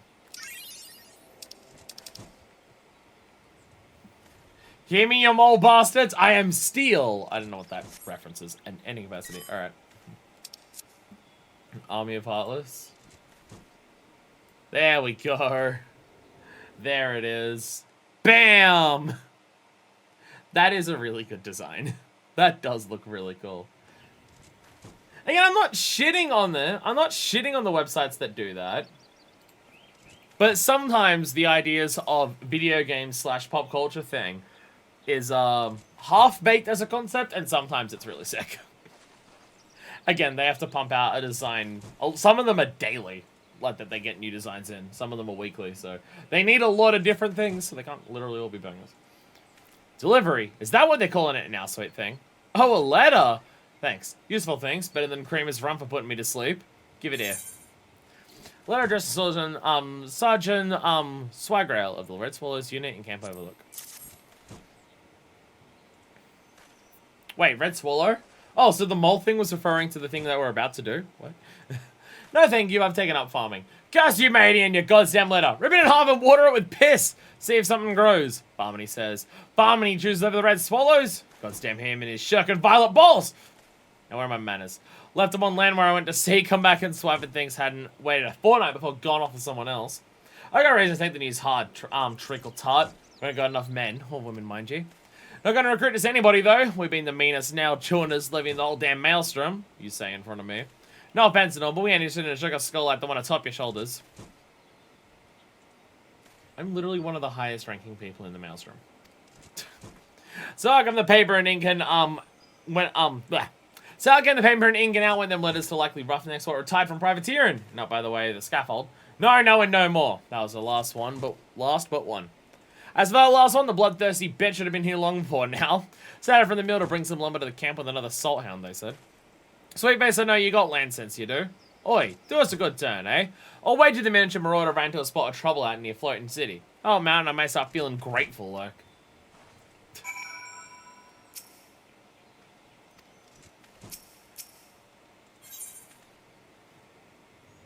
She also had yellow quests. Oh, well. Oh, well. They're probably not good. If Deku said don't worry about that yellow quest, then I imagine we don't need to worry about it. The highlighting thing does not show up on OBS. Ah, kobolds! Ah, wrong button! Acid cyclone! And everything dies. Soulhound Stevedore. Not a good day to die. Not for me, not for her.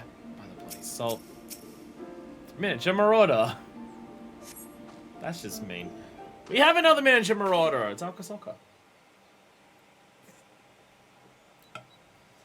Let's spend these somehow. You took me kill. You didn't even ask. Now don't be like that, Captain. Yours press, you know that. That's how it deserves our thanks at the least. Don't remember side quests here really matter that much. Well, like Marcet, you know that she's a horrible person because of it, so, yeah. This bloody bastard took me kill! I like being pressed. Send a tingle up me thighs, it does. You're a Lalafell. You don't have thighs. If you want to thank the bastard for saving your knickers from a riot salon, you go on ahead and be me swiving guest. I apologise, the captain has never been one for social graces. What with all the killing and marauding. Thank you kindly from both of us for lending a hand. With the look of a fine killer, though. Sharon's law is not as bad when your shadow's an appetite for a carnage. Well, if Solon ain't sweet, the captain don't usually have good word for anyone outside our humble crew. Sergeant Swagral sent you. Well, that's another surprise. She's not sort of watch the clock hands. But Rattata's your miniature marauder, sure as salt. We had much truck with time down at the mill. Poor maid's mill. Abandoned it was. When we saw it unsettled then to make a new life. A ghost town? No adventurer. For all pirates, the only ghosts around in the open water. And even for not so old pirates like that one. Oh, I know what they call her. Rabid Rattata. Mad Dog of Dojima. Shimano. They ain't wrong, but... She got nothing but fighting in her blood. Which is why I worry. It was the captain's idea to clean our hands of Revan and start a new life at the mill. I was going to say, if this is talking about the mill, is this related to the fates that we did at the mill? Soulhounds are... Yeah. Yeah, the poor maid's mill. Yeah, because we did the quest chain where we have to fight off a bunch of girls, I think, for that. So it is related to a fate. And away she goes. Damn it, now I've gone and put on one of her moods. Time to haul anchor. But for Camp Overlook, adventurer.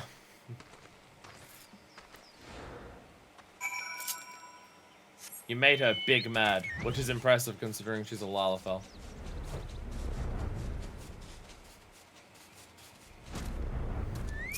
Yep, not here. Oh, hey, adventurer. It was a big help back Nimwise, thank you. Can you believe? Sergeant Swagger offered the captain a berth on Red Swallows. I've only she had the sense to say yes. Is there a retarded hanging out at the mill too? Ah, nice. Oi! There you are. Got me a llama, thanks ye, but not me new recruit. Went forsaken for farming, that's some suave and comfort, but bugger if I know why she said no. Got her hackles up that one, Amara always said. Every dog needs a little petting, a little treating. A bit of Kannakin cake from a new friend? Might do. How about a sweet thing? You're up for talking to her? Are you trying to hit on me? Swag girl, are you trying to hit on me? There's already the other Femro from this particular unit that I have my eyes on. Sorry. She's down still harassing a poor kobold. You took me kill. I didn't like that. But you fall like a soul hound, so you had me here until I got tired of you. Oh, she's Scottish. You damned adventurers are all alike. More words than sense. All of its words you wish to waste, place them on Stiviter. It thrives the pages of all us hounds combined.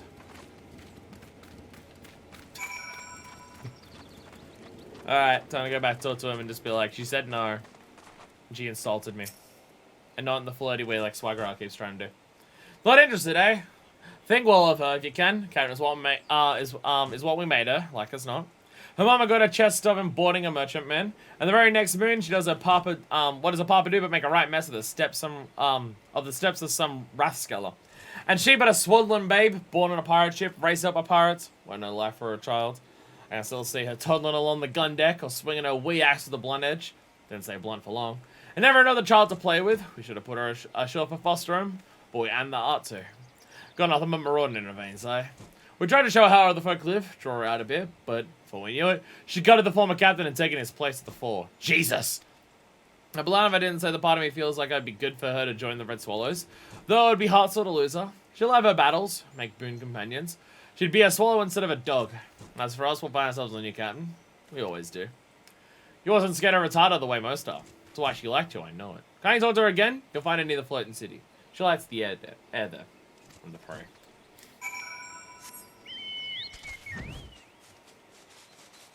It's like I know she's a Lala, so she's still small, but... How old is she? Is she still young?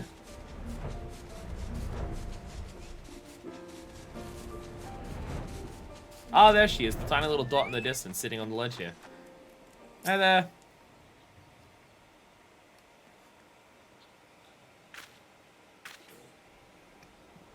You again. I could kill you. I can kill most things if I'm in a mood.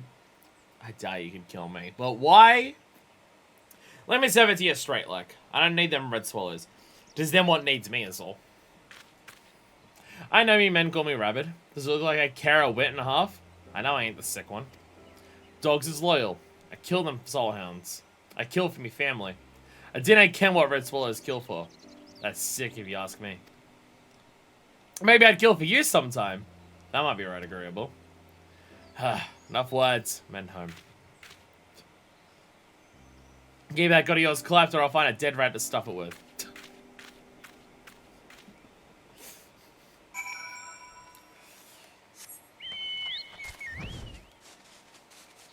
It's just when I'm a Famro who's also a warrior, who's also the warrior of goddamn light. It's not intimidating. Feral Lala. More than most. More than most. Alright. Time to go blab. Time to go blab about everything. Ankle biter. A go down gives him more shot. You go down venture or a dead one?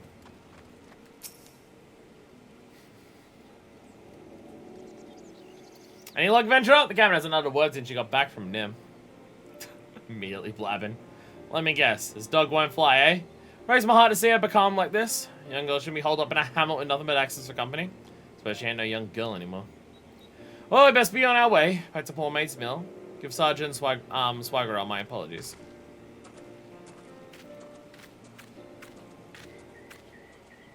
What's up?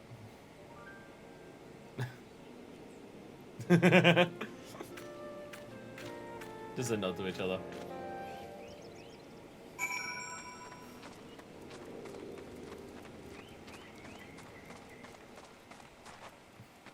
What's up? Sweet navigator, no, no, and no! One swallow don't make a summer. What's no swallow make? All I work and not one recruit one. Still, if retarder's there, we won't have to worry none about the mill. Not even a kobold's brain blown enough to take the place when she's about. Well, the finest hour for the red swallows. Swam that don't know what they're missing. Maybe I need to rethink our recruiting standards. 7 hells. Lower them a bit. Try a few of your weaklings. Real solid boobs. Yubs. Boobs, ow. Might work if I can get the swallows to take it easy on the sweetlings. Maybe train them separate like for a while. Try as I might as well say working. Be like putting tar and grog. Call it as good as. Just gonna have to divvy up extra duties. Be patient.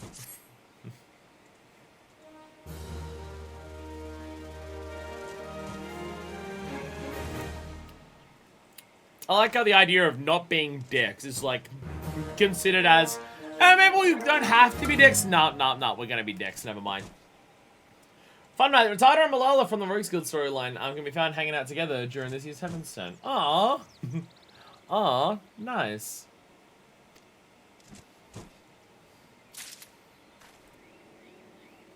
So like they happen to know each other? Nice. Wait, Malala. Is Malala Underfoot? Because I always forget Underfoot's actual name. I always forget... I always forget Underfoot's actual name.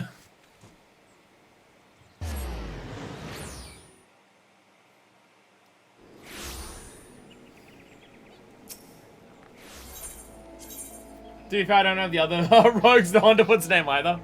I mean, Malala is probably trying to arrest Retarder for something or the other, but still, hanging out. Hanging out. Anyway, Augustiniel. Hello there, Augustiniel. And Osco, and Oscalair, and Ossofal. Oh, bards. Or just musicians. Malala is the yellow jacket from the... Oh! Yeah. Malala... Yeah, right, sorry. Yeah, Malala's the captain of the Yellow Jackets. Yeah. Right, yes, I do remember. But I don't remember any other rogues in that questline other than Underfoot. Oh, yeah. Yeah, right. Her. This little melody I composed is guaranteed about the heart of any maiden who hears it. Mark my words. Also, pal. Would you mind treading a bit more quietly? We're creating works of musical genius here, if you haven't noticed. We are musicians! One only plays on beat, one only plays off beat. Can you tell which one's which? I am Augustiniel, vocalist and leader of the Homunculi, a lyrical genius like which this realm has never seen before. And you, no doubt, are one of my innumerable fans. If you come seek my autograph, I'll ask that you return when our rehearsal is done. I think envelope addressed to simply the Homunculi, a popular band of traveling bards infamous for siring songs in all the towns they tour. Have these characters, like the homunculi, have they come up in other things? I don't recognize the name or anything like that. Not off the top of my head. So, the homunculi have, from all things, a damn leave quest. Who reads leave quest descriptions? Oh, they're only mentioned in a leave quest description. No fucking wonder. Oscala and Osviolet. I do own Pokemon Scarlet. At one day we will play it. One day we will play it. I just, you know, need time. Or later, don't tell me. You're taking a second career as a messenger girl that you might afford tickets to our next performance. Most admirable, friends. Most admirable indeed. Has a new contact arrived perchance? I'm ever so forward looking to sharing a gift of music with Eorzeans the realm over.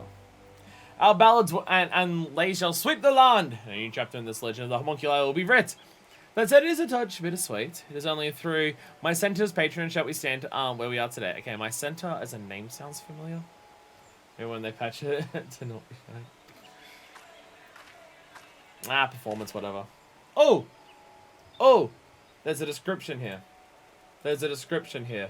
A leave quest description. Wow, it's actually really long. All right, because yeah, quest description. Because it's like a quest log journal thing, so it is actually a fair bit. The homunculi, a band of traveling bards known for their golden locks, honey tongues, and flamboyant raiments, have the maidens of Gridania swooning. Their popularity is so great, in fact, that many of the Sylvan city-states menfolk have taken up the heart with dreams of emulating the bards in particular. Homunculus high harpers to Nolan Ninestring. Never once to allow business opportunity to slip through their fingers. Black Rabbit Traders, that's where my center's from. I knew she sounded familiar. Because I have done a bunch of league quests handing in to Black Rabbit Traders and to my center because of leveling up crafting jobs to level 50. That's where I know the name of my center from. That makes sense. Seeking skilled carpenters to prepare marble lumber for their contracted crafters, it being their intention to produce a range of attractive yet affordable hops. And then the next one. The homunculi, a band of traveling bards known for their golden locks, honey tongues, and flamboyant raiments, have the maidens of Gridania swooning. Popularity so grand that most fanatical followers have taken to wearing garments which recreate the bard's unique style. One of most sought after being a wrist guard spoiled by homunculus high harpers, Nolan Ninestring. Never wants to allow business opportunities to slip through their fingers. The Black Rabbit Traders are seeking skilled leather workers. They take up their knives and help create replicas before the bards pick up their instruments and move on to the next city-state. So I've probably... there's a half-decent chance I've done those leave quests. So there's a half-decent chance I've done them. I did have to hand in a lot of stuff to my center to level up stuff for leaves. But yeah, they get mentioned in a leave quest description. And now, oh look! Here they are. Did I hear my name? What might I do for you today, Augustine Yell? Looking to procure a new guard for your next performance, mayhap? My dealing, my center. Just the lady we're hoping to see. The homunculi have a most important announcement to make, and I felt you should be the first to know. Put it simply, we're taking our show on the high road. No, the day's come that they're leaving. The homunculi have made arrangements for a musical tour that will span from the peaks of Kurthus to Tharnalon. Wow, long saw a dream, realized it at last. I truly could not be happier for you. Needless to say, as your patrons, Black Rabbit Traders will gladly provide you with the funds for this momentous undertaking. That said, recent events have thinned our coffers some. But worry not, I shall return to meet my superiors immediately. I can promise you that you'll be able to depart within the next moon. The sentiment is welcome, my darling, but that will not be necessary. A trader from Uldar has promised us all the gil we need. We leave on the morrow. I'm afraid there is another rub. Our new backers desire to be the sole and singular patrons of the homunculi. Our relationship with Black Rabbit Traders has been mutually beneficial one, but I fear that it must come to an end. Well, what? You cannot mean this. My center, my dear. We are forever in your debt for all you have done for us. And yet, you must understand. The gift we would share with this realm is too great to tarry here any longer. Is that your hairstyle meant to be modeled after Yuna from FF10? I'd have no idea. I don't know who Yuna is. I don't know FF10. Chat might know. Chat might know. Parting is always such sweet sorrow, and yet the pain would only be greater were we to linger on. We will treasure the memories we have made forever, but the road calls us onward. As ever, the words flow from your lips like honey. Honeyed words. Very well, if this is the choice you have made, who am I to stand in your way? I say only this story of yours had best be the greatest show yours here has ever seen. As your first and foremost admirer, I will settle for nothing less. Also show up at 2018 Starlight Festival, do some special music for that. Ah, everything's interconnected. It'll be all that and more. You have my word, my dear. Adventurer, I'd have a word with you. Meet me beneath the bridge to by the Leather Workers Guild. I speak to no one about conversation. Okay. I need you to break their legs so they can't leave. I need to make money off of them.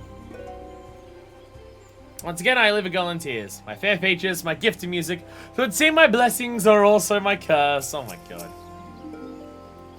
It's been some time since I've written a sorrowful refrain, but suddenly I feel the inspiration striking me.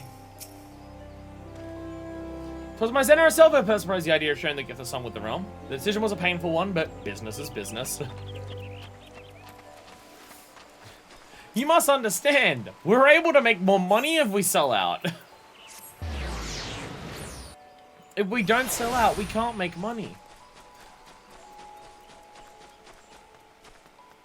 Ready, and whale! Sup?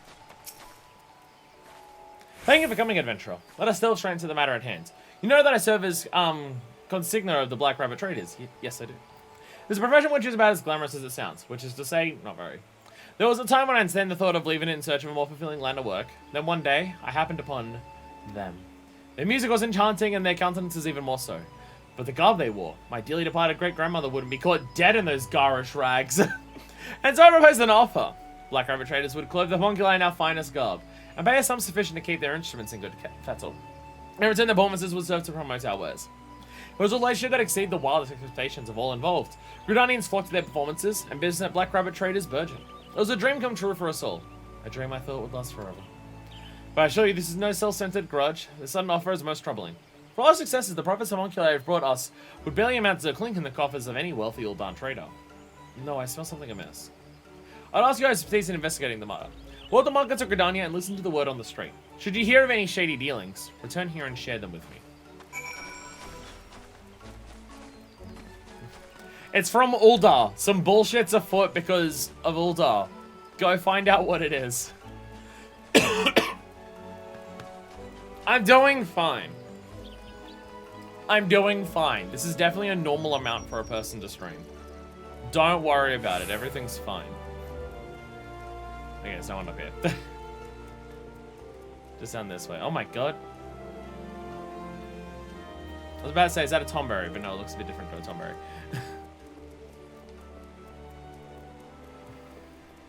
Well done, he's been raised to the ground, and I stand by that. Give Nanamo a chance, she'll totally fix it. Whoever could be behind these unpardonable crimes? What crimes, you say? Why, it's been the vicious attack on Black Rabbit supply wagons, of course. I'm surprised you've not heard. Tales are so terrifying as to give the bravest merchant up at night. I'm not a merchant. My brother Markulor, stubborn as he is convinced that the old Dans are pulling the strings. I, however, believe we should be wary against letting our prejudices colour our views. Take Rishushu for one. While many merchants think only a profit, she has spared no effort in studying Gridanian culture and trade, filling regular reports to Uldar on the transactions made at these markets. She tells us she's taking an active role promoting Gridanian words in our own homelands, and across the realm. My brother is entitled to his opinion, but I cannot see how any could question the girl's intentions. Rumors, you say? Surprised you haven't heard of them yourself. Can't take more than 2 steps these days without hearing of another attack on a Black Rabbit supply wagon. I've got my own theories as the perpetrators, mind you. I start with a certain Uldan wench who I reckon ain't too happy about her rival's recent successes. Evidence? Let's just call it instinct. I wouldn't trust an Uldan half as far as I could throw one. So, okay, prejudices then what's making you say that. Okay. Well, at least you confirmed that part for us. Is the other one outside? I feel like I'm dumb. Oh! Passport tray. Right here. Any news? Do you take Passport tray, master of the markets, for a common rumormonger? And a compound the insult you come bearing not even a single eel pie! Do I have to have an eel pie every time I talk to you, dude? What the fuck? Oh, very well. I shall deign to answer. For no other reason, you seem unlike to leave my sights until I do. All talk about markets always been on the attacks of Black Rabbit supply wagons. You might have heard for yourself if you had a pair of working ears. With the damage visited by the calamity upon the land and its natural resources, trade has been slow to recover in Gridania this past 5 years. In line with the words brought in by traveling merchants from Uldar, these markets have been able to sustain this level of activity. The only local operation that has been able to bring in a steady profit is Black Rabbit Traders, while they're purchasing of items from adventurers, and my center's recent efforts to employ that band of honey-tongued bards in publicizing her product. I've still enjoyed a bit too much success for others like you. And they're Lalafels, so you can throw them pretty far. I do like how it comes up that my center gets some of her business by taking stuff from adventurers, because half of the leave quest that you can do at the Adventurers Guild for crafters is just give stuff to Black Rabbit Traders. Don't know, so weird to me, like, where does everyone live? Outside of where you can see here. There's houses outside of that, don't worry about it. It's like in Limsa. Everyone just lives inside the Mizamarston. It's the only decent-sized building in that place. So recent troubles are the talk of the town. A little surprised that. To the room monger, the misfortune of other tastes as sweet as honeyed mead. Trying to crack my knuckle and it won't go. None of them are going. Oh my god, really? Okay, that one went. I can tell they need to because they're kind of like looking up, but they refuse to. Oh god, apartments. They all live in apartments. No one has houses in the room. Because, you know, you have to enter a lotto for them and they cost like 3 million gil. I must say that this Rashushu is monitoring transactions at our markets is somewhat concerning. While I've no desire to race to conclusions, I believe caution is in order. There is more. While presenting herself an independent merchant, I have reason to believe she procures a sizable portion of her stock through the Bear Trading Company. Perhaps the name is unfamiliar to you? It's most often heard in connection with all manner of ill rumors, dealing and selling goods, swindling unsuspecting customers, and so on and so forth. Under normal circumstances, I'd want nothing to do with this band of thieves, but they've set their sights on my honey-tongued homunculi. I simply refuse to turn a blind eye. Fortunately, I have an idea. About a certain document that should pique Rashushu's interest. I'll ask you to deliver it to her and keep her distracted. I'll take care of the rest. Residential district is beyond a gate in the north of Ogredani that you can't go through. You can literally see the buildings. Yeah, Black Ball Gate. Black Ball Gate? Is it Black Ball Gate? You're not fancy important enough to go into the place with the houses even after Endwalker. Aww. Aww. Except for the places where only adventurers are allowed to buy houses. Like the Goblet and shit. Oh, Fenrir did a little howl. I might say today is only post day. Just because, like, we're almost 4 hours in and I can already feel that it's just like... Yeah, if I go for 8 hours today, that's probably not a wise idea. So, yeah, might get as far as finishing, like, the post stuff, and I might call it there for today. From my understanding, the Heavensward version of whatever this is, like the really long yellow quest thing, is nowhere near as long as this one, so we can be able to fit it into one of the patch things. All done, gentlemen, are so strong and brave indeed. No doubt a single swing of your blade would cut through any troubles that stood in your path. You would do that for me, wouldn't you? My center, the only Gridania I made in my time here who understands how to do business. Whatever brings her to... Yes, what can I do for you? A long list of purchased items from adventurers by Black Rabbit traders.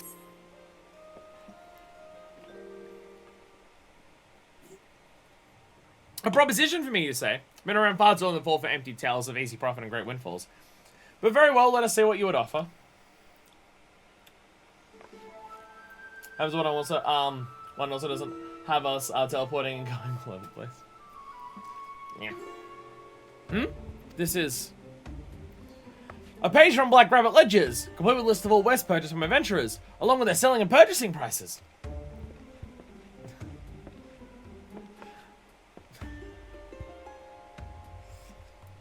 With this knowledge, I can simply sell the wares they offer at a discount, while raising the price on those goods not obtainable elsewhere. Since I follow the principles of good trade, I'll be able to make a fortune. Okay, what'd that dude do? My dear my center, I know what brings you here today, but it would appear you've come just in time to watch me win over your loyal customers. Your services today will not be forgotten. Come back in a fortnight's time and I promise you'll receive your fair share of the profits. What'd you do for my center? Well, thanks for this. This is definitely not a trap. It's definitely totally fine.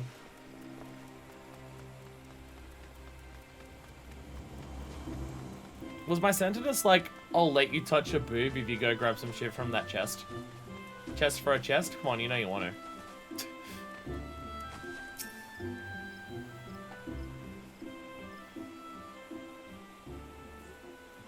I cannot thank you enough. With your aid, the first of my plan has been carried out to perfection.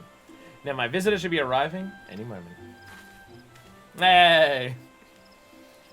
Yes, thank you. As promised, here's your payment in full. Oh, it wasn't a grip of a titty, it was money. That makes more sense.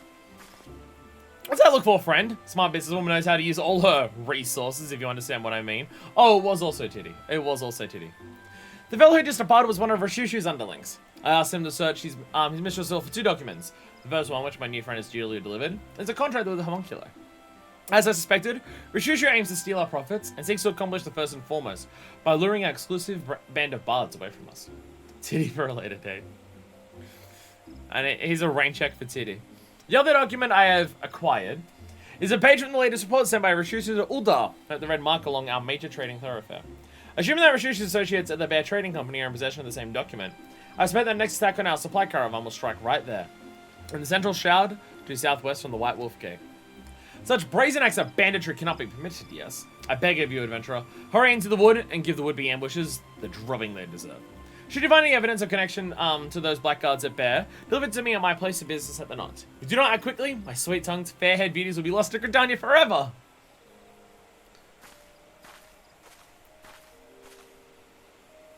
Alright, White Wolf Gate. Is that in this area? No, it's out this way. Okay. I want to walk out the gate. I want to look at the picture of the White Wolf on it.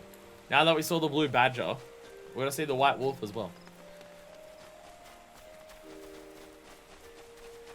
Are there badgers anywhere else in this game? Thinking on it, with my massive brain, are there any badgers that you can see in this game that aren't on that gate? I can't think of any badger enemies.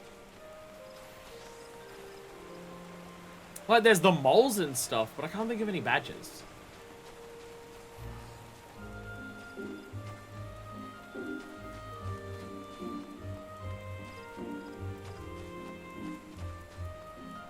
Can't think of any.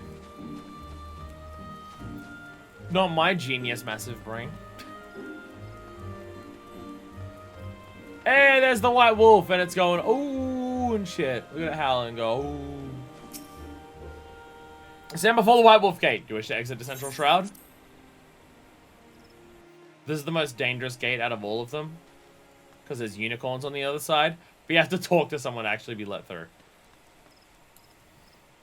Everywhere else in every other city, you just walk out. But that one is just like, nah. There's level 29 shit out here. Talk to someone to be let out, because it's dangerous. Black Rabbit Trader. Oh, shit. Ah! Duskbite Outlaws! Ah, there we go. I think I was walking in and out of the circle and it was affecting my, walking capability, like, attacking capabilities. Your wares are your life, or I'll get them both! Lol, get fucked. How you feeling? The shock took a year or two off my life, I reckon, but apart from that, I'm no worse for wear. Can't thank you enough, friends. Do I want to, like, actually check with anything that they have to see if I actually have evidence? I just protected the dude, which is, like, good, but I don't know if that helps us with our plan. I was meant to check and see if I could find any evidence. Other than they were attacked. Other than that. Oh, God.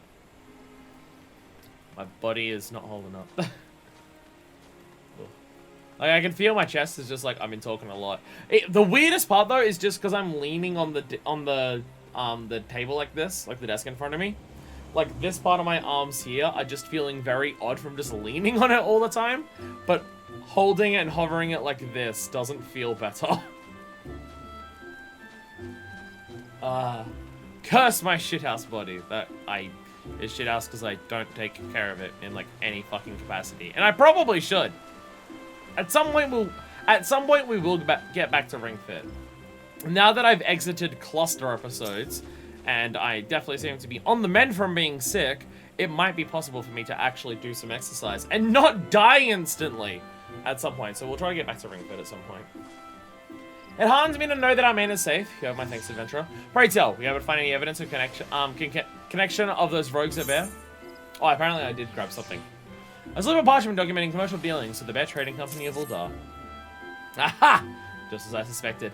It began as mere speculation, but I dare say we've built ourselves a most convincing case. Yes, everything has come together. Rashushu's reports on the flow of goods in the markets found their way to those scoundrels of Bear, who, seizing upon the chance for a quick profit, orchestrated the attacks on our suppliers. Stolen wares are hauled back to Bear. They told a pittance to Rashushu. With the goods now in high demand, she raised her prices, doubtless funneling a portion of the ample profits back into the bear coffers. To add insult to injury, they were poised to use these ill-gotten gains, along with the timely troubles for the black rabbit traders, to lure my precious homunculi away from me. Why, it's a plan so brilliant I wish I'd come up with it myself! But thanks to you, friend, it's a plan that has now been spectacularly foiled. Augustinian and the others just came by moments ago to say farewell. If we hurry, we can catch them before they depart. Let's make for the airship landing. Without delay! I haven't got to count that Rashusha will be in attendance to see them off. Let us shove the evidence of these twisted dealings in her self-satisfied little face.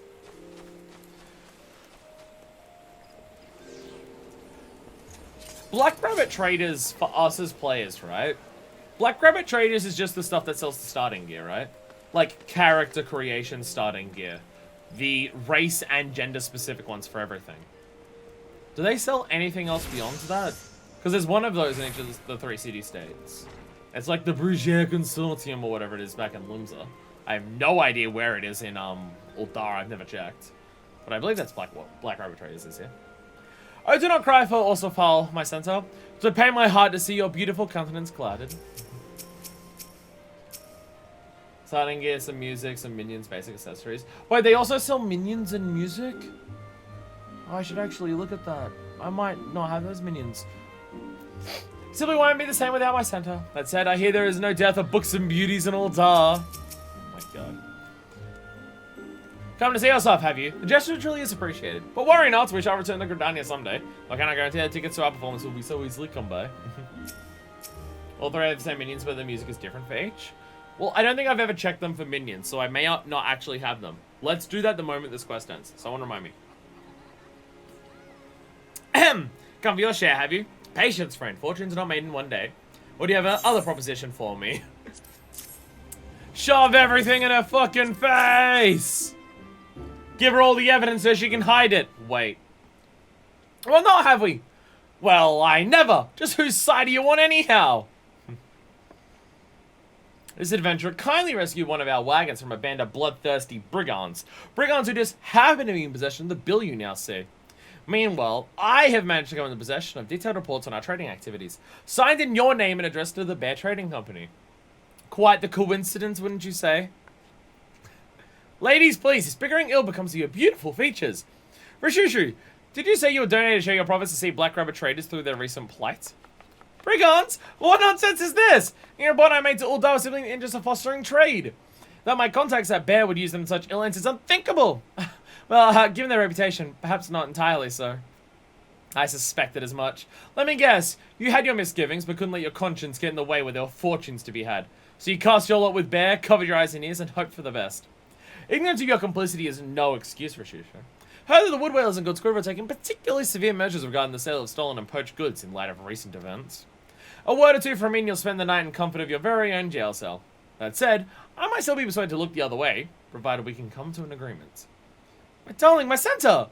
Speaking as an almost victim of these shady schemes, I dare say Mr. Shushu's deed should not go unpunished. Ah, then again, one might argue it might be an equal crime to imprison such a comely lass. Sever all ties with the Bear Trading Company at once, and promise me you'll never so much as lay a finger on my precious homunculi again. These are my conditions, and they are not negotiable. Never again, you have my word! Starting on the morrow, every merchant in the markets will vouch that they've never seen a trader as reputable as Rashushu. Ah, shit! Is I putting anything past you, my dear? No, is there? Brilliant and beautiful. Now there's a lass worthy of song. Says he was ready to bowl for the desert at the call of the highest bidder. Ha! Consider yourself fortunate that when it comes to business, I can hold my own with anyone in all the realm for that matter. With the help of a few good friends, that is. Bold and beautiful. No, that's a soap opera. Oh, how could we ever have so much a thought of parting ways? Just so, just so. Well, I've never seen a woman more willing to able to use all the resources at her disposal to overcome any obstacle in her path. Remind me never to end up on your bad side again, my dear. Stick to your songwriting and singing and leave the financial affairs to me. And I don't foresee us having any more problems. Do we have an understanding? Bomb, talk about Hatchling and Marmot, they sell them at the Gold Saucer too. Oh, if it's Gold Saucer minions, then I do have those ones. Never mind. Never mind. They have music, I can go check that. We do! We most certainly do, my centaur, my dear. You are a veritable sheer force of nature. I cannot imagine anyone who would dare stand in your way.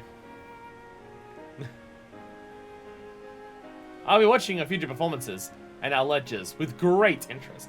Here's to a profitable relationship for years to come. Yay! Fire shards! Nice. It's not a mole minion, but it's nice. It's not quite a mole minion, but it's nice. Courier level 10! Level 10 courier! Hell yeah, reputation as a letter carrier has grown. Fuck yeah. Fuck yeah.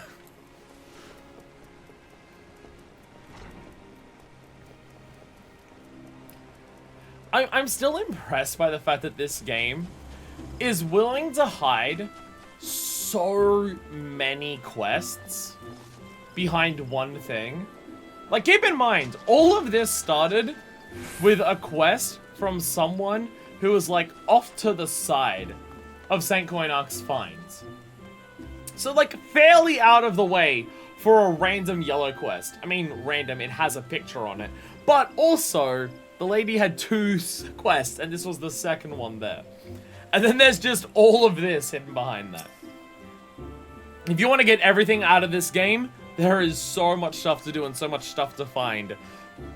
That the game will show you some things that are just like, yo, this is exciting, go and do this. And other things that's just like, you go peeking around to look for things, and then surprise, here's an entire thing for you for finding it.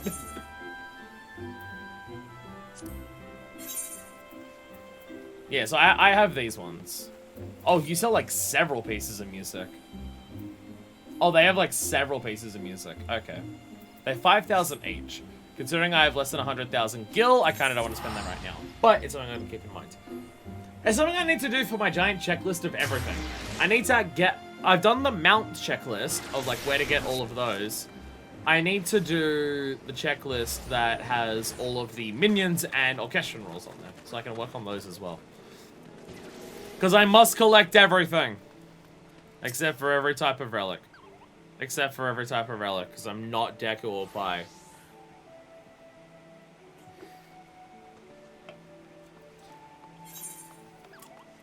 Of siblings and side whiskers. Oh, is there any others that I have to do before I do this? Oh! Well, no, this one we've already done. Do you give me another one? Haha, you give me another one. Nice. Nice. Well, this one we already know. we had a quest for this, but it was a blue that we've already done. Deputy Postman holds a colorful, heavily performed envelope in his paw. These two, nice. Now, here's the kind of enthusiasm I like to see. My hardest working assistant back to owner's skills. And he's a beloved supervised burden in the process, Cooper. What just happens that I have the assignment for you? I'm just gonna get my fan so it's pointed directly at me. Having it go past me every now and then is not enough. I need it to freeze me the entire time. And then once it starts drying out my eyes too much for me to be able to see the screen, then I'll continue turning it. Do you see this most extravagant envelope in my paw? It contains a missive address to none other than Master Junderline, the renowned aesthetician. Oh, well, I'd not give to have my whiskers trimmed by those magic scissors. To feel the caress of his fine-toothed comb across my fur. Well, this is neither hither nor thither, Kippo. Thither. But where are we? Oh, yes, I need you to tell that man, that man is very, devoted to his art. Doubtless you'll not even think of accepting such personal correspondence while otherwise occupied with his work. Fortunately, I'm told he has been sighted about town of late, enjoying a hard-earned vacation, seeking inspiration for his newest hairstyles. I cannot say. Only that there is any opportunity to deliver this letter. It is now. Godspeed, my little friends, Cooper. Fuckfist is very thankful to Junderline, by the way, because, you know, it's Junderline who did her new haircut since she got to Eorzea. She got a more Eorzean haircut as opposed to the Roganin haircut that she had.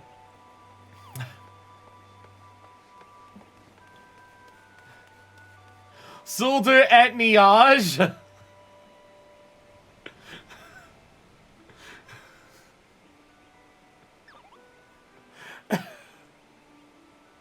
This fucking game and its references are going to be the death of me. For one who has done much to ensure the continued flow of Eorzean's mail, Deputy Postmuggle has a special reward. Is this Gladiator stuff? It looks like Gladiator.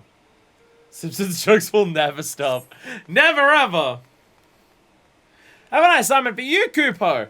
Fan letters addressed to one of Uldar's preeminent gladiators. I do recognize her. I mean, that one wasn't hard, really. The Prince of the Blood Sands, the one and only Franz the Fair. Gladiator stuff. Oh, nice! We're already doing Paladin 60 to 70. After all you've done on my behalf, I think it's only fair to reward you just so. So charismatic he is that even a Moogle unacquainted with the games cannot help but swoon when delivering the daily batch, Kupo. Franz is training for an upcoming match, so you can probably find him in the Gladiators Guild in Little Dark, Kupo. The well-groomed gentleman in Limsa Laminza. Is he where the blue quest was? I imagine he's likely where the blue quest was. I don't think it's exactly where it was, but it's close.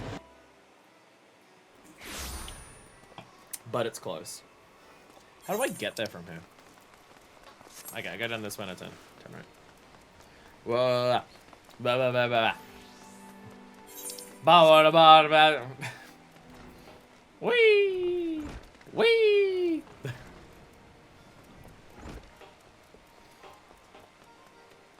A maiden reborn. Oh, it's the same girl. It's the same girl from the Junderline quest. I recognize the hairstyle.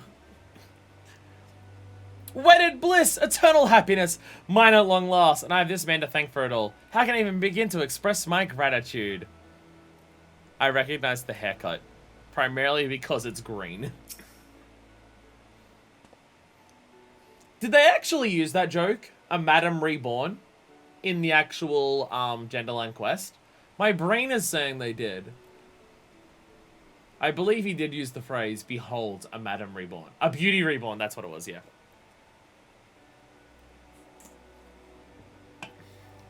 What a ravishing lady! Her husband-to-be is quite a fortunate man, would you not?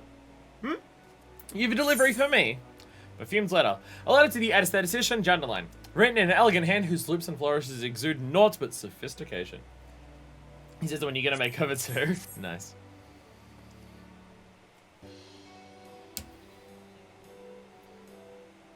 I fear there must be some mistake. I gotta show you that this letter is not intended for me, as it was I who penned it. I said I suppose there's no wonder I'm off mistake for my brother.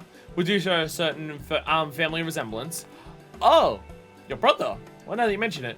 Good gods, you're like two jade peas in a pod. And wait a minute, I know you too. You're the one who brought about my rebirth. The one who guided me from the shadows of self-doubt to a fashionable new world of assurance and aplomb. She recognizes me too. Okay, so this is Genderline's brother. Okay. To think that the man I first thought some depraved killer who would prove to be my savior, and it was you, yes you, who showed me the light. Why, thanks to you two, one of the most eligible batches in all of Limsa now seeks my hand in marriage. I dare say, milady, that comes as a little surprise. Only a blind man or a fool could fail to recognize your radiant beauty. Quite the charmer you are. We must understand it was your brother who brought out the beauty inside me. Should you encounter him in your travels, do pass along my gratitude, master. Ah, but where are my manners? I am Gualfresne of House. Well, you're not. You're not like to know us, but perhaps you know us of House Demile, with whom we share common ancestry. Oh, okay. It is a matter related to my house, more precisely its line of succession, that has brought me to this nation. Our father, you see, has been stricken with an illness, most grave. Though he clings, yet clings to life. So he's one of the houses, but he's not one of the high houses of Ishgard. Okay. He's straight wins with each passing day. In a moon's time, he'll need an heir. There's only one man in the realm who can fill that role. For the past 5 years, I said nothing has met the brother idled away his days, crafting coiffers, but I can remain silent no longer. A duty far greater than the trimming of locks calls Janderline back to Ishgard. And I shall not leave this realm until he stands at my side. Master Janderline, of noble birth? He always did have a most dignified air about him. If you're looking for your brother, he mentioned something about heading off to procure a new comb. Only the finest tools for my wedding day, he said. A comb? The Carpenter's Guild is located in the nation of Gridania, is it not? I expect that is where we'll find my brother. We must away at once! I trust that you will see this message delivered safely to my brother's hands. I have a pressing matter to attend to, but I'll join you in Gridania as soon as I am able. Safe travels to you, and good day, milady. More letters to deliver. Well, it's the same letter to deliver, I guess. I guess it's the same letter. Well, Dang certainly dashed off in a hurry. If you don't mind deliver that quick letter to his brother, he must make for the Carpenter's Guild, and quickly.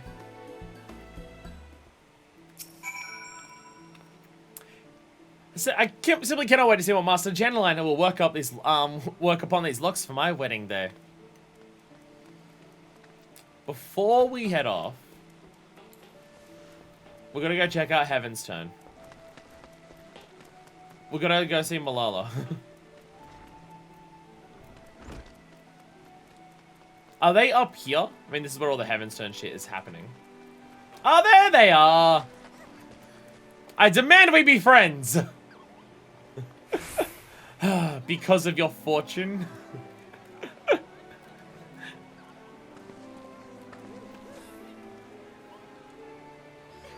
So I love things like this because it's just a little thing. None of them even have their names above their head. None of them have their names above their head. One of them is from the fucking Rogues Guild quest line, and the other one is from a particular fate and this side quest as well, which I guess is also a job quest. But they're just hanging out, and she's just like, we need to be friends. If you knew either of those quest lines, they'd just be background characters. Yeah. But now that we know them, it's just like, oh yeah, that is Malala. And she doesn't have her earrings because they were stolen from her. Ha ha ha. Ah ha ha. Ah ha ha. Ah ha ha. Why is Solus everywhere? I'll be honest, I don't know. There's been a recent surge in Solus minions. I've been seeing them fucking everywhere in Limsa. Any of these characters we know? Must get great fortune.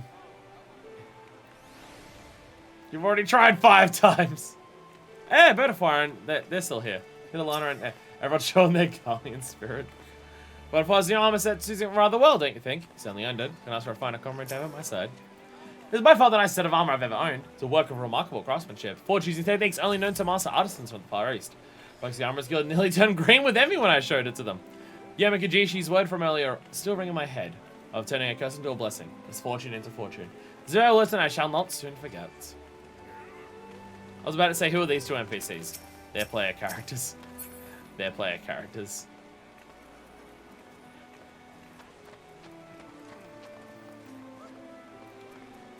Why does... So why is Malala asking Retarded to be friends?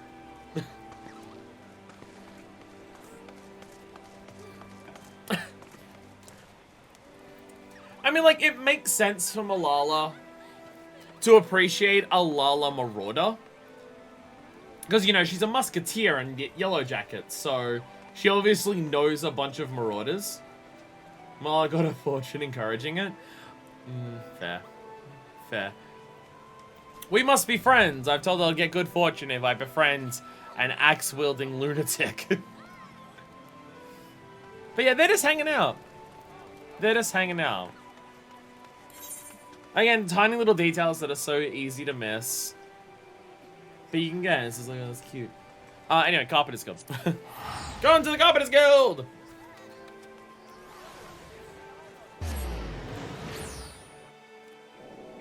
So the creators of the game, right? Like, everyone who works on it, because there'd be shitloads of people who work on these little details. How big do you reckon? Like, how fucking enormous do you reckon their, like, master Bible document is for this game?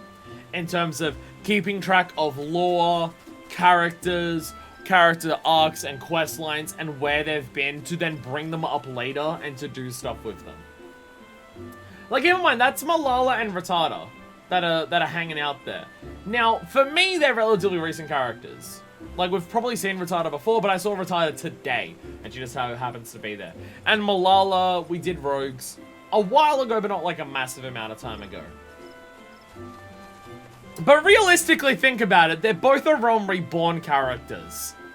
They're characters that were introduced into this. Because was the questline that we're doing now, was that base 2.0? Rogues Guild technically was, and that was like 2.2, I think it was. But I mean, Rattata would have been in base 2.0 because she's part of a Fate. But like, they have these 2 random ass characters from fucking a Realm Reborn, and they're just like, yeah, let's just have them hang out at a Heavensward event, like, as 6.3 is about to come out. Fuck yeah, why not? And like, delivering Moogle Quest started in 2.3. Okay, so I guess, yeah, this one, I guess because Rogues Guild was in 2.2 and that introduced, well, I know, because Malala's part of the Heavensward thing. Not that, whatever. Whatever. My brain's getting confused. But still, How fucking huge do you reckon their master Bible document is of, like, everything in the game?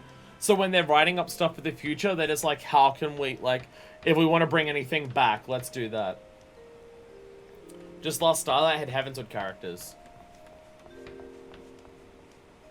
Like, as the extra things or during the base of it?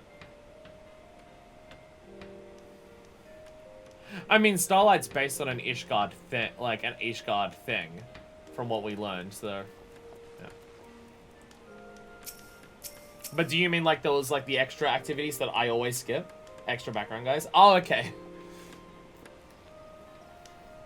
Maybe I should, now, because we're getting to the point where we've actually spoken to, like, most guild masters and everything, maybe in the future, like, when you have that repeatable thing to just talk to random characters across town, maybe we should actually do those in the future more frequently now. Because now that we're at the point that we actually have spoken to most characters in the starter city-states because of job quests and everything like that, maybe for future expansion, like, events, we should do the repeatables for those. Because we'll actually be able to do a bunch of different ones and see all the unique interactions. Because they would be fun. They would be fun. I just skipped them before because we didn't have many of them because, you know, I hadn't done most job quests. I can scarce believe the tales that must have eaten tells. Have the years away from Ishgard truly changed my brother so? Looking for Jandaline, are you? As I just told his brother, man conducted his business and went on his way. But how can my brother be so flippantly forsake his duty and family? Makes not a bit of sense. Perhaps not to you. Once seeing that your father convinced himself that Jandaline is one of the best suited for this duty, you would ask of him. You would suggest he is not? I'll not stand by while you besmirch my brother's good name. Well, it's true that in recent days he's little more than a glorified beard trimmer. I saw Jandaline serve as our father's right hand since he was scarcely a man grown. He was a very paragon of duty and honor, an example to all around him. Calm yourself, boy. Hold your brother in the highest esteem. It is precisely for this reason that I speak as I do. Allow me to tell you a tale. Once upon a time, there lived a young carpenter. He was possessed of some talent and great zeal for his craft, and his masters were convinced that the boy would come to great things in the guild. But, the road to success is fraught with many perils. After suffering the loss of a close friend, the youth began to lose his way. Racked with despair, he let both mind and body go to waste. His close cropped coif grew to a rampant snarl, obstructing his field of vision and getting tangled in his hands as he wielded his hammer. His work suffered, and his masters began to ask if he might not consider another profession. One day, as he shambled to the workshop, he was ambushed by a strange man wielding twin blades. Before he could even realize what was happening, his tangled locks lay on the ground in a scattered heap. In that moment, he came to a realization. Thanking the man for his services, he returned to his workshop. As if by magic, the youth wielded his tools with a newfound focus and confidence. Works of surpassing quality emerged from his hands, and he reclaimed his status as the guild's rising star. Today he stands before you as Timbermaster, wearing his hair in the same fashion as he did the day of his rebirth. Plant a sapling in the 12th and one day it shall grow into a mighty oak. Plants on a snowy crag in Curthus, and is not like to survive the first winter. If you'd seek out your brother, pray consider these words. You'll find him in the Alchemist Guild in Ul'dah. Thank you, my good man. I cannot say that the moral of the tale is immediately clear to me. I'll take some time to ponder your words on my journey. Fare thee well. I thought it was obvious. I thought it was obvious, but alright. Like a sturdy cedar, growing strong and true, that boy. Will our cedar dry over much and is quick to splinter and shatter. You seek Jandaline too, yes? Pray watch over this brother of his. I trust this journey will take him further than he can even imagine. And send my regards to Severian.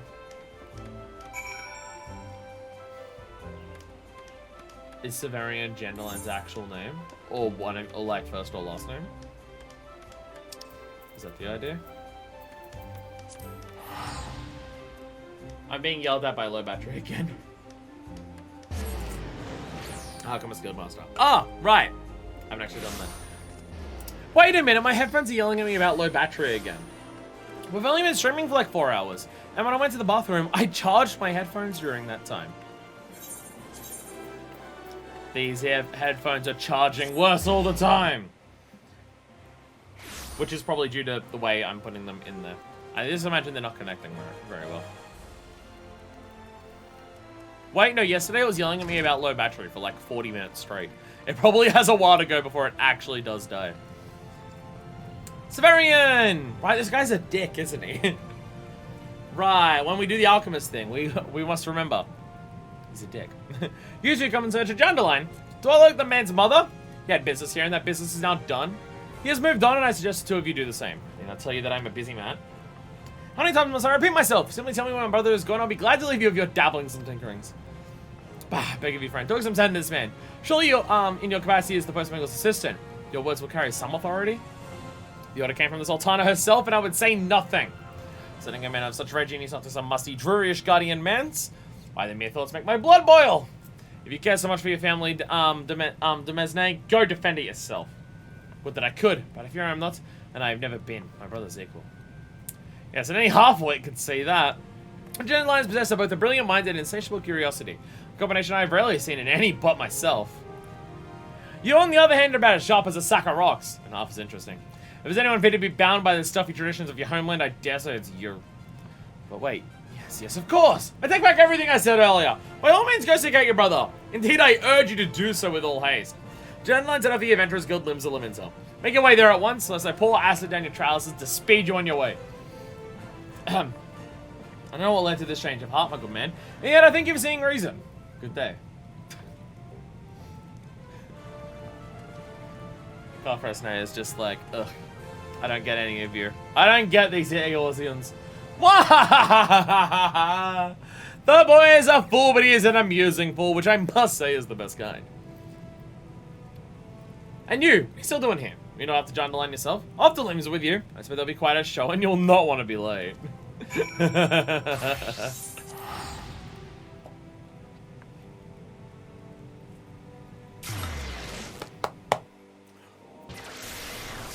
I'll be fine. I'll be fine. Hey, we're going. I was about to say back to Barderon. No, not that part of the Adventurers Guild. Though where we are going, this is where the quest was. This is where we met John DeLine before. This particular section, I believe. There he is! There he is! Already JoJo posing. Already JoJo posing. There he is. I've traveled long and far, and I finally have found you. Do you hear me, brother? Father needs your help, and none can save you. Save you can follow in his proud footsteps. He's just snipping away at them. Is the other hand snipping as well? Oh no, the other hand's got a comb. Of course it is. You don't dual wield scissors when you're cutting people's hair. A letter for me. As you can see, I am somewhat occupied at the moment, but for you, darling, anything. Perfumed letter. A letter to the statistician John DeLine. Written in an elegant hand whose loops and flourishes exude naught but sophistication.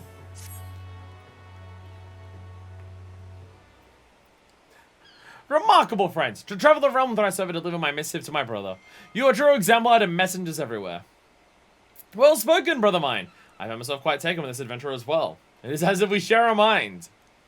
If you feel this way, brother, then why do you resist your calling? Father needs you. I need you. How long do you intend to persist in this folly? When did you become such a dreadful bore, dear brother? Have the chill winds of our homeland frozen the heart that once beat inside you? I simply answer the call of family and duty. A call that I ask you to heed as well. You're the eldest son. None save you can carry on the family line. In these 5 years, the child I knew has grown into a man, and yet there is an unsightliness about you. This meekness, this timidity does not befit you. My hands tingle in disgust. Brother! What is this you say? Just as I live, this unspeakable embodiment of ugliness must die! Begone, foul demon! Egads, no! Ah!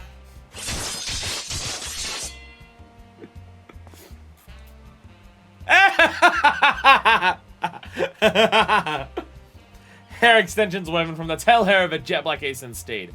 A mustache plucked from a mighty behemoth's mane. Tell me, brother, how do you feel? Why, as if the shadows of self-doubt have been purged from my soul, cast away by the light of a singular, unwavering confidence. I now look like the perfect, pompous prick to lead our family. Where once stood a faltering child, now stands a man brave and bold. Who knew that long locks and facial hair could be so empowering? As is I have died and been born anew. Just so, brother. You always meant to follow on in father's footsteps. And as I was pursue this path of my own, I simply brought out the man that was always inside you. A most happy name day to a brother reborn. The words of Master Beaton and Severian all seem so clear now. Good gods, how could I have been so blind? Forgive me for making a mock of your brother, The people of this realm need you. That much is clear. Worry not for father or for our lands. Yes, I shall return to Ishgard and do our family proud.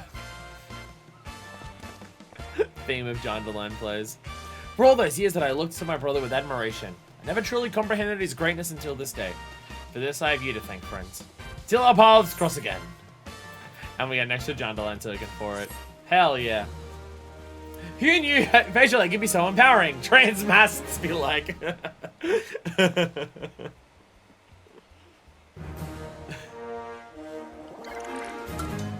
Carrier level 11. I'm now out of my second energy drink. And I fears my heart attack may be coming if I have a third. So I won't. So I won't. Ooh. This is very good. Thank you everyone for convincing me that there were yellow quests in this game that I absolutely 100% had to do. Like, I'm sure there's other good ones. But this is a very good quest line. This is a very good quest line.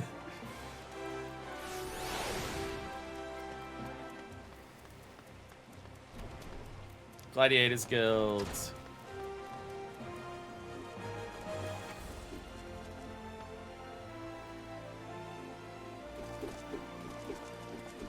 Okay, because this is gonna come up during Paladin. Can anyone remind me of what the Paladin questline actually entailed? Because my brain was... I was thinking yesterday that my brain did remember the Paladin, the Gladiator questline. And then I realized what I was thinking of was the Pugilist questline. Because I'm thinking of Harmon.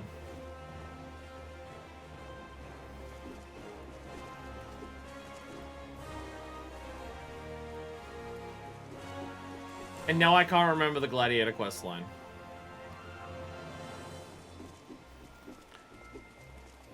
I think Milo was like unwilling to fight or something from memory. I can't remember.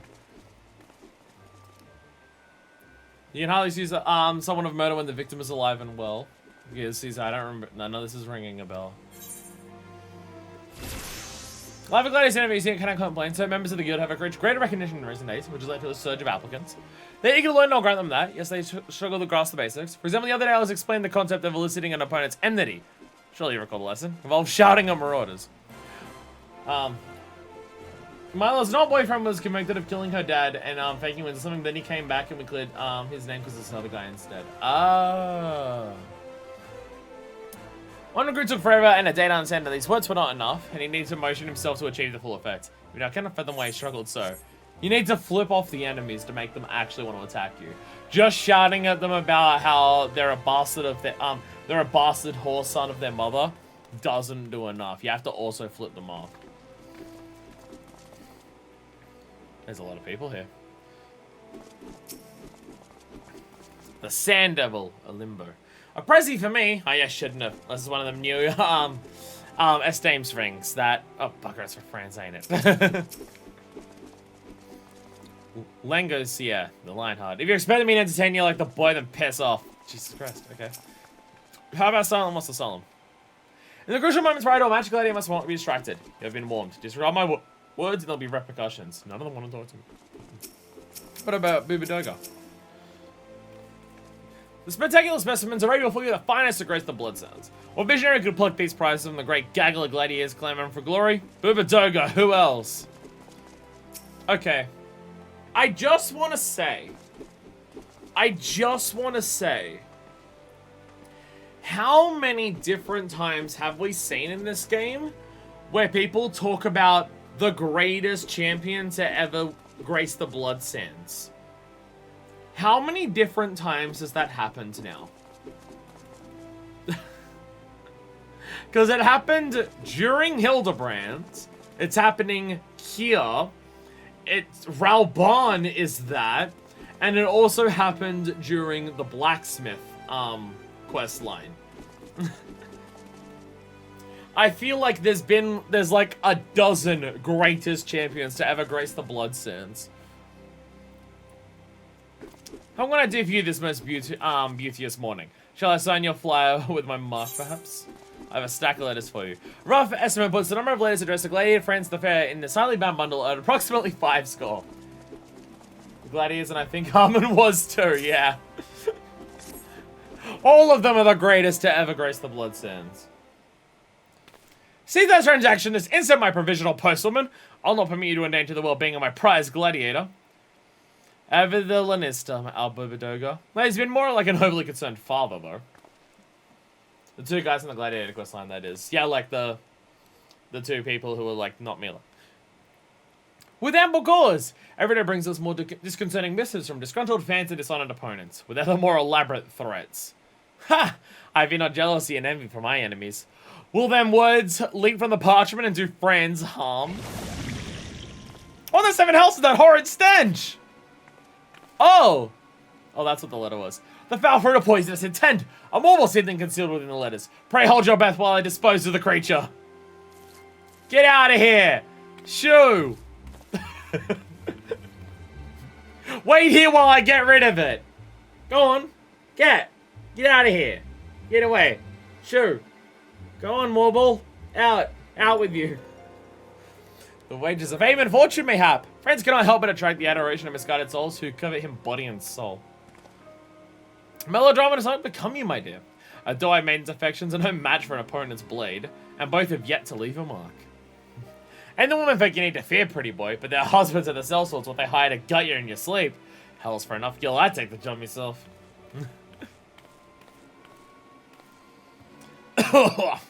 His mutinous phrasing notwithstanding, Lango says, suppositions are closest to mine own. The language of the past letters is most telling. You're all face, pretty boy. Stay out of the Colosseum. If you step into the bloodsands again, I'll rip your head off and... Yeah, that sounds like threats. Well, I didn't continue. Suffice it to say other gladiators are whom I deem to be the most likely culprits. If so, then these fine upstanding gentlemen and women are more than welcome to seek recompense in the Colosseum. What's due recompense? Anyway, I've heard enough. I must clear my head before the match. Pretty boy's got the right idea there. Think I'll have a drink before we go to work. It's easier to fight when you're shit-faced. Just ask Fuckfist. Come now, you have to admit that was awfully suspicious. Are you sure Lang ain't behind the threats? He's obviously jealous of Francis' popularity. I'll not attempt to speak to his feelings. That said, Lango Sierra and his brethren committed many terrible crimes in the Black Crowd. He may have since paid his dues, but how far can we trust a man such as he? After running afoul of the brass blade some time ago, Lango Sierra was declared a Noxious. I was fortunate enough to witness an early performance, during which his glorious potential became apparent to me. Hence I saw him probably armed and given into my care, where he flourished, like all my charges, and earned enough to purchase his freedom. In any case, I firmly believe that these letters are the work of others. Moreover, I am certain these Cretans will make further attempts to harass France, or worse, which is why I would engage your services, good postwoman, to ensure his safety. You were able to deliver a letter, so I'm confident you have the ability to murder people if you need to. I mean, the armor and the giant axe probably help give that part away. I should not be surprised if our enemies sent to masquerade as devoted fans in order to gain access to France. Therefore, I'd have you investigate our fans surreptitiously, see if any are behaving suspiciously. Post these placards on the walls of the Colosseum and distribute these flyers to fans on the steps and alt. If you notice aught out of the ordinary, pray inform me. We shall discuss our next move. Oh! I'm not fighting off people. I'm delivering letters. You delivered a letter. That means you make a perfect bodyguard. So have closed your actions of the fans as you post placards and distribute the flyers. These fiends test friends much as I believe, your actions may drive them to reveal their intent. Or perhaps like the others you think Langoiser responsible? I think not, and for one unmistakable reason. Langoiser was once condemned to the Mara Saja pit for ghastly violent crimes. It was that self-same propensity for violence which saw him declared a Noxious and earned him his freedom. If he really wished to do friends harm, he would be far more direct, I should think. Men do not want to change, particularly when they continue to be rewarded for their faults. On the Bloodsands, I trust him to question. Anywhere else? Hell's no. I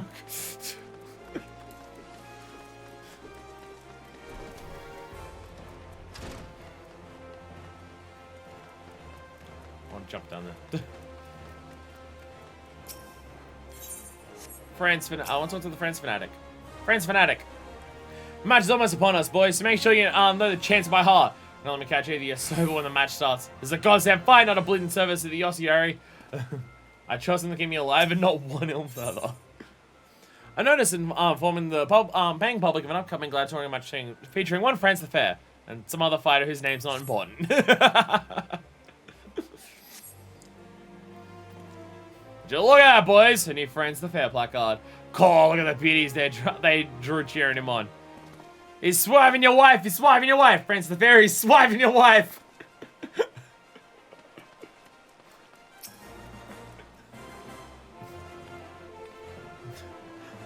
Friends the fair, he'll cock you in your sleep. That's what they're basically shouting.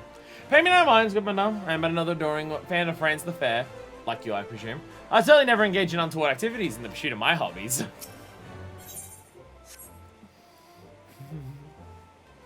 I'm just imagining those guys, like, watching the fight. Friends! Friends! Fuck my girlfriend! Is that a new Friends the fair placard? Calm yourself, fool. When the time is right, we shall remove it from the wall and add it to the collection. Wait, what is this sensation? Is someone watching us? No, not us. We have no concern to anyone. It's a placard they want, like we do. I'm not an obsessed fan, don't mind me.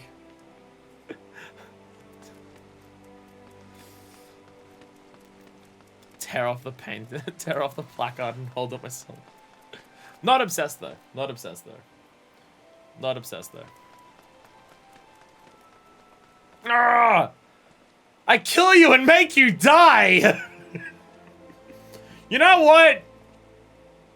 If I don't die of laughter first, you know what? I appreciate this guy's threats. Clear and direct.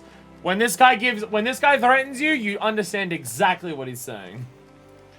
Take out the placard and put it with the rest in your I'm not obsessed shrine. So give me the dialogue again. 100 gil on the Hell's Guard! You go to hell and you die! There's your name. More than a few gladiators take off the Friends the fair, like this fellow here. Of course, it's a substitute for the real thing. And then I noticed informing the paying public of an upcoming gladiatorial match featuring one Friends the fair. The number of exclamation points used in the leaflet suggests the printer may have been charged by the character. Oh my, I had no idea Friends was fighting so soon. Also taken with this invitation, I nearly missed the genuine article. What to wear, what to wear. Was prepared, perfect someone to catch his eye and seduce him from. Ah, did you feel that? I had the strange sensation that someone was staring daggers at us. Gods, I know what it is. Another one must have overheard my plan. Now she plots to ruin me. Well, I want that slammy for my mission. Mark my words. Friends will be mine. Hi there, Friends fanatic. How goes it? What? Wait. Oh my god, it's Enzo from the beginning of Bayonetta 2. Oh, you just sell some random gladiator weapons. Oh, okay. Hey! Jamie licks a lot. Well, that's definitely a name. A new row starting. I think with the same haircut that we started with. Once again, for the man who has everything. Was that a Friends the Fair flyer in your hand? Oh, okay, never mind. No, it's not. Look at the way the artist has captured his trademark grin. How he glares at his opponents with disdain. I cannot wait to see this vision become a reality in the arena, wielding his... Oh, that should be splendid. I shall send him the finest sword money can buy.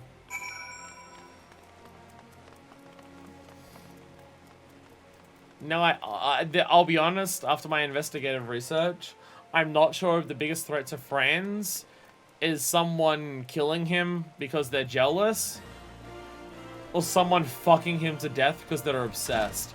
I'll be honest, I'm not sure which one is more terrifying, like which one's a bigger threat at this stage. So tell me, did you notice all the miss? Aside from the shenanigans preceding a Coliseum match, that is. Well, I see. Well, so happens that I saw through the remainder of Fran's mail and found a score of new threatening letters. I had no choice but to inform Silent Moss and Alimbo, who was so overwhelmed with concern that they took to the streets in search of their companion. While we wait their return, I'd have you continue your covert surveillance at the Coliseum by consulting with our more prestigious guest as my representative. You may begin with Lady Genevieve. Extend her your warmest welcome on my behalf, but remain ever vigilant to your surroundings. Yeah, that's what I'm worried about. That's what I'm worried about. That's what I'm scared of. Extend a welcome. Hello. You expect me to welcome your intrusion? You all know that I do not. Oh. Wow. Wow, rude. Just because I spoke to you? Fine. I'll do the proper welcome. If I can spell. Welcome! Still taken aback. Save your pleasures for another time. My beloved friend shall will go on the bloodstand soon. Not miss his triumphant return for the world. Ah! My voice just now, on the steps annulled. Some misfortune must have befallen that low-bred Makote. It is past time, I say. She's not fit to fight alongside my friends. Oh! Oh, you also have quests. Ah! What have you done? What kind of business even look at a lady such as I? Such shocking, unbelievable insolence! And now look at how my gill is scattered across the ground. Pick it up right this instant! Oh. It's actually... No. No. I'm not picking up the money you dropped. No. What?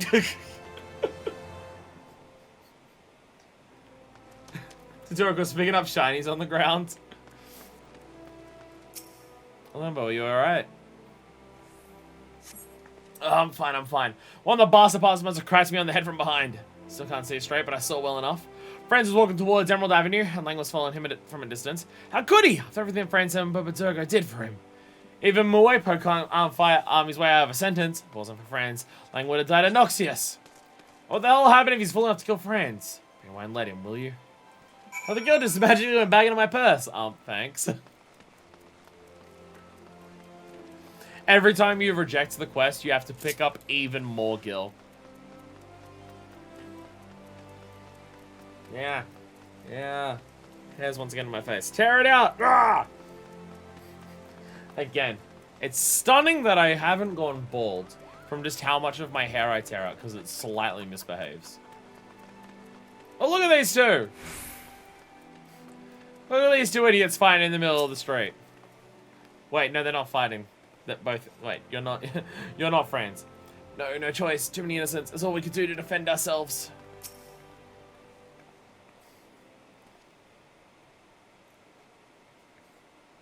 What the fuck's happened? Well, there's something else you're blabbering about. Kill Friends? Did the girl take a tumbling and bash a noggin? We were wrong, Postwoman. Linguist was tracking the gladiators hunting Friends. Well, Timmy's been keeping watch over the boy since the moment he left the guild. Pretty boy's got talents, but he's raw. Knows how to deal with enemies he can see, but he has an inkling how to deal with those he can't. So I make his habit of following him from time to time. Of course, he's a slipper and often gets away. Credit for his particular failure not goes to Friends, though. Gladiators notice our presence. Well, unprepared, not too many innocents. Sod it. I ain't making excuses. All I wanted was to keep him safe. Not much. Gil, ale, women, it's all not compared to freedom. Oh man, what helps you win is a man that you owe your life. Or Postwoman. You're the only one still standing. Help an old horse on, give his honor and go after the pretty boy. Him and the others went out the gate annulled.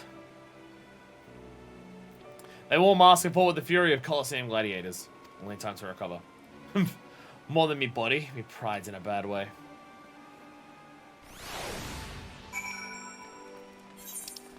This one, yeah.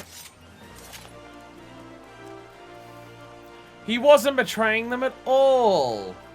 He was trying to help. Where'd you go, you bastards? Friends, the fair, no! I've had up here with you people. Your friends are pretty boy, eh? Nascent Chaos. Or Nascent Cyclone, specifically Nascent Chaos is the buff. Victory belongs to the brutal! Yeah, it sure does. It sure fucking does, Mysterious Assailant. It sure does. So I'm beauteous. How all my friends have suffered for my sake. But you, good postwoman, you're magnificent in battle. Beauteous even more so than me, to be sure. How'd you become such as you are? I must know. I'm the warrior of light. My fans, they cheer for me. They believe me beautiful. Yet in truth, I can never live up to expectations if put to a true test. Long have I suspected that the Syndicate conspires to have my party face lesser opponents to ensure our victory. So when I learned of the gladiators' threats, I was overjoyed. I stoked the fires of their jealousy to invite an attack. Long had I craved a true challenge, and soon I would have it.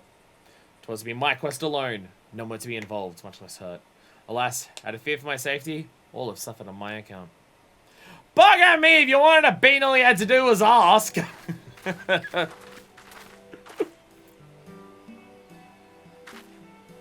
Hell's, I have a mind to giving one anyway. You know, my opponent's taking about. Is that clear? Oh, my headphones just died. Oh, my headphones died. They finally cocked it. They finally cocked the 5-hour battery life. My ass! I really need a second pair. I really need a second pair. To be able to actually last a full FF14 stream. But I also need hard drives, because I can barely fit any more hard drive space anywhere. Money! Hey, does anyone watching? Anyone want to move in with me and, like, pay their fair share of rent? So I can, like, afford to buy things? Anyone want to ship over to Australia and move in with me? You'll be able to watch my streams from the next room, and it won't be at 4 in the morning. So, you know, there's that advantage. This crisis of confidence is hardly warranted, friends. You're a formidable gladiator, not to mention the soul of this team. God's damn right! We weren't trying to protect you because we thought you were weak. We're doing it because that's what your mates are supposed to do. You hearing all this, Prince of the Blood Sands? The pride of Uldar? The suave southern dandy? Quit contemplating your navel and accept that you're pretty damn good at this gladiator business. Yeah! I am pretty damn good, aren't I? Beauteous, even! I don't know what came over me. And with that, I believe it's time for your beauteous return to the shores of the Gladiatoriano. I'll fight in this match solo. The others are in no condition to participate. And just like that, he regresses and attempts to shoulder the burden by himself once more. Lest you forget, I am also pretty good at this conjuring business. As we into the Colosseum don't stand a chance against us, even as we are now. But also, let's just earn our pay and get back to the training grounds. None of them even have job stones. Try not to be too efficient. Remember that it's not about if you win, but how you win. The style, the improvisation. Give the crowd something to remember. Then you may return to Halatali. Oh yeah, because we fixed that now. So you should come and join us afterwards, Postwoman. I'd love nothing more than to pit my beauteous skills against yours. Yeah, Halatali's actually training right now, because like this is level 50 quest, so Halatali hard can have happened right by now. Aye, Halatali is glamorous as the Blood Sense, but I guarantee you'll have a grand old time. Hey, we did it! Ivan Netniage! And that's the origins of all those guys we fight at the end of Halatali hard. Wait, is it literally them?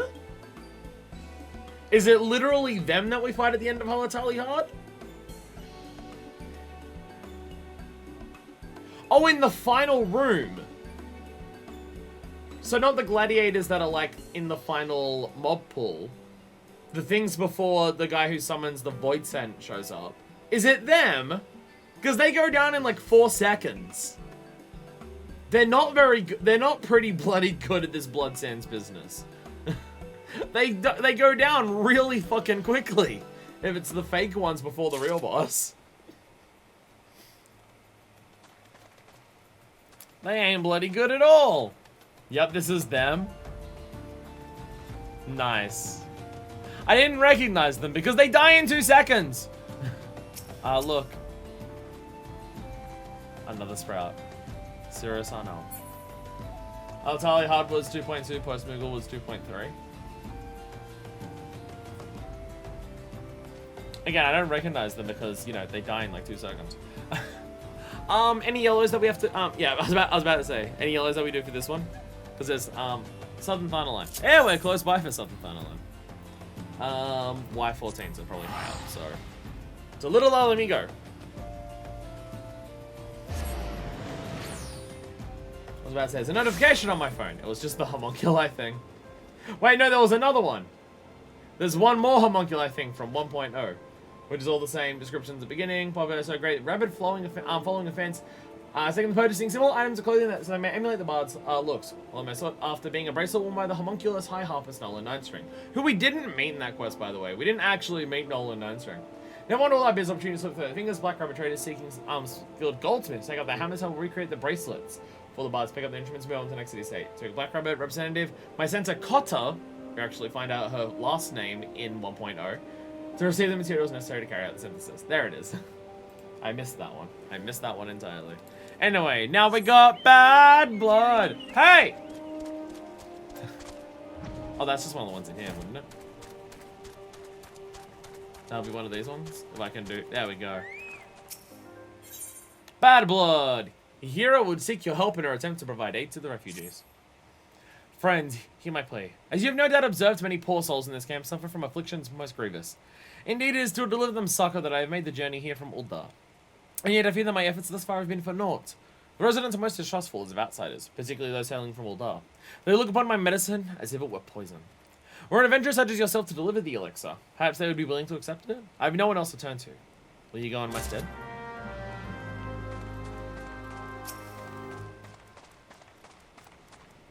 People with Little Amigo are fucked. Eat throat, it burns. Deep green tonic. Simple glance will not reveal what strange ingredients we use to brew this curious concoction. Medicine, you say? Bah! So to drink someone pissed in that old dance will. It's going well so far. It's going well so far. I mean, I get why they're mad. The people of Little Amigo aren't exactly super happy with the people of Uldar, because, you know, the reason they're in Little Amigo is because they're not allowed in Uldar, because Uldar doesn't like refugees. You know, the plot of, like, the 2.x patches. There wasn't Alamegans in that, it was Nomans. But still. Ugh, I can't breathe. Ha! Another phony elixir caught up by those Uldan quacks. Be gone from my sight. What is it, outsider? Gonna mock us in our suffering? Go ahead and laugh. Laugh to your heart's content. That's what I think of you outsiders in your medicine. Rather die with dignity than owe my life to Uldar.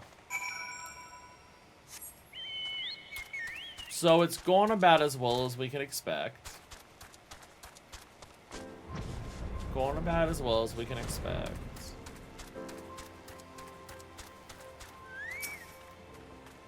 No luck, I see. Take heart, friend. You did what you could. Age-old wounds are not healed so easily, and I must not give up this cause. I'll take that one, because it was green like the thing that you gave to the others. Prickly patience. I get some die for this. The hero wonders there might be another remedy the refugees might accept. Booze. After giving the matter some thought, it struck me that perhaps it's not me the refugees so distrust, but rather the medicine itself. Yeah, that's literally what they said. The Alamegans are wary of outsiders, this is true. And I suspect that its thought of ingesting an alchemical cushion of Uldan makes me frightened the most of all. A naive girl's wishful thinking, perhaps, but it's the only hope I have. There's a currently a refugee by the name of Alphon, the only one thus far to accept my treatment. May I speak with him and ask if there's any truth to the theory? I mean, they literally said, Uldan drink, fuck that, I don't want it. They were not subtle. They were not subtle. Hail there, young one. What brings one as hale as hearty as yourself to this god's forsaken place? Ah, hero. In my years, I've seen many an outsider come and go, but none quite like that girl. I don't begrudge me countrymen their judgments, of course. Gods know they've seen Uldar at its worst. But it's clear to me even clouded old eyes like the girl means well. I can't bring myself to scorn her good intentions. But forgive me, you asked about medicine, will you know? We Alamegans aren't much for alchemy, but we've got our fair share of remedies passed down through the years. Steep the fruit of a sabotinder in hot water, for instance, and you'll get a tea that'll soothe the worst of fevers. Call it an old man's hunch, but I feel that even my stubborn to me old countrymen would gladly down a cup of cactus tea, even to where the old Uldan lassie did the brewing.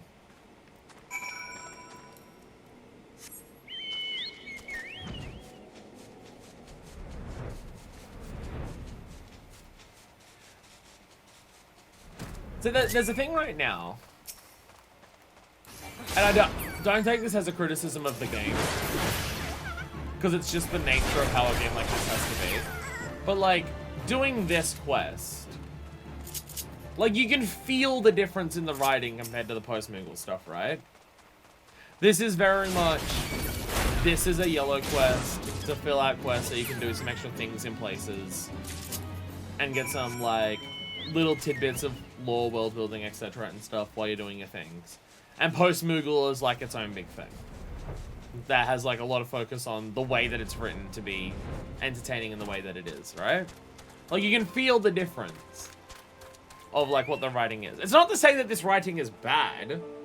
Like it's a little yellow quest that's just a little thing. And even then, it isn't like it's not like for what its function is. You're still like it's still giving you information. Like Alamegans like don't do alchemy the way that Uldar does, because like Uldar literally has like an alchemist guild and stuff like that, and they prefer like like their own style of the way that they get medicines and everything like that, and like you see like more of individual people and their contentions that they have with Uldar because of the way that like Uldar treats refugees and stuff like that.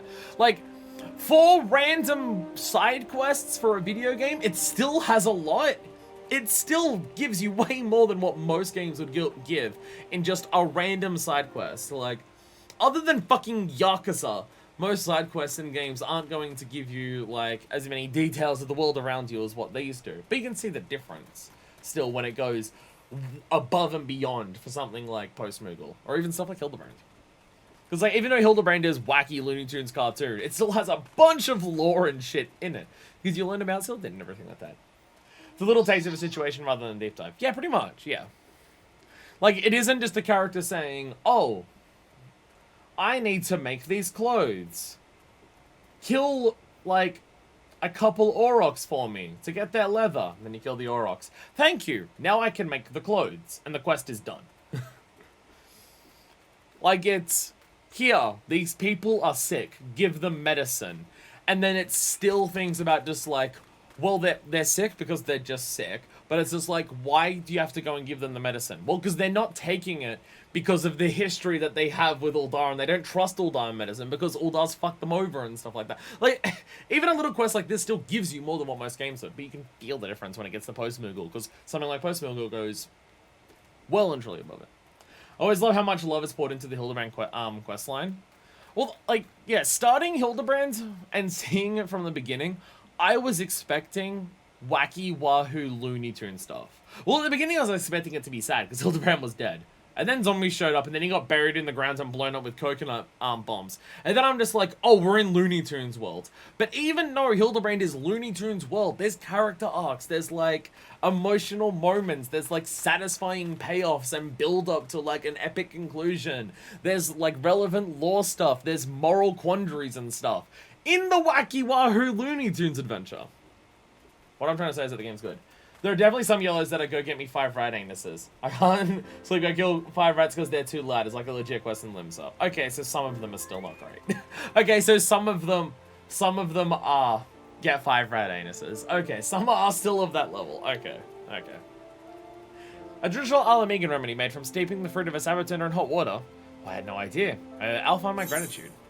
Alright, the fan is now pointing at me long enough that I'm no longer noticing the difference of it cooling me down. So I'm going to once again turn it away. So as it comes back to me, I then feel it and then it cools me down again. I'm now getting used to how much it's like on me that I don't feel like it's cooling me down. Got the whole setup for the Briardian explosion gag in Costa del Sol arc. Yeah, but oh god, that shit is so good. Oh, it's so long. There is so much setup. It's so much setup, and the way that it ends is so fucking hilarious. And that's why that one isn't on the list. So, okay, see, here's the thing, Deku. If quests, even as much as, like, what we're doing right now with Yahira, if the yellows that you have on your quest log are, like, this or more, I'm willing to do them all on stream. We just need to find the time. We just need to find the time. President Solak was so good.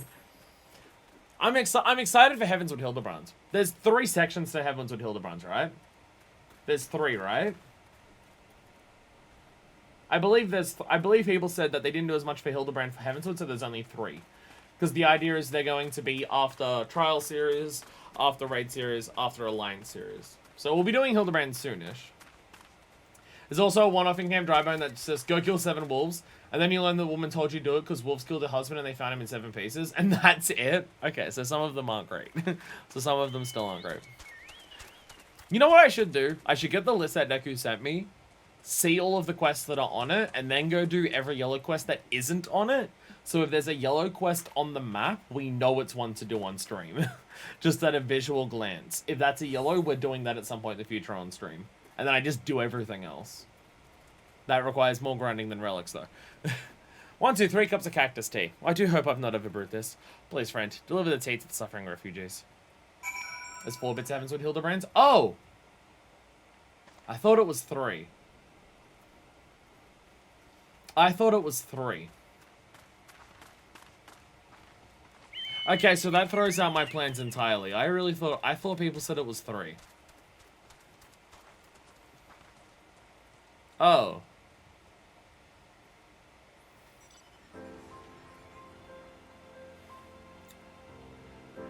It's still overall way shorter. Each bit is like 2 quests long, though each quest is longer than a typical quest.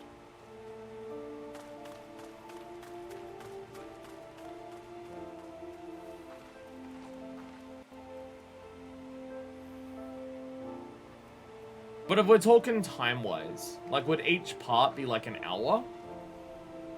Or is each part like half an hour?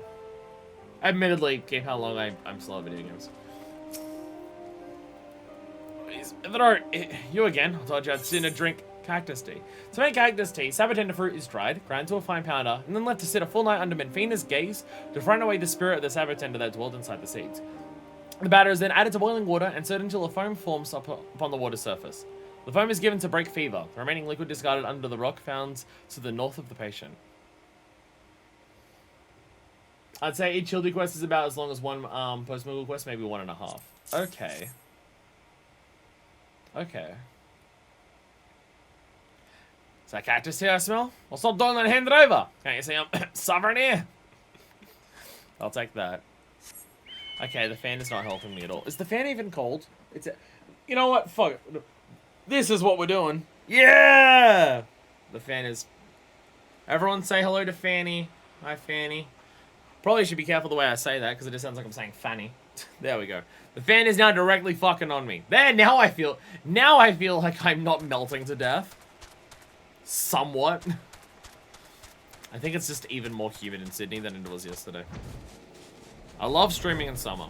Love it. Fucking love it. It's so fun and good.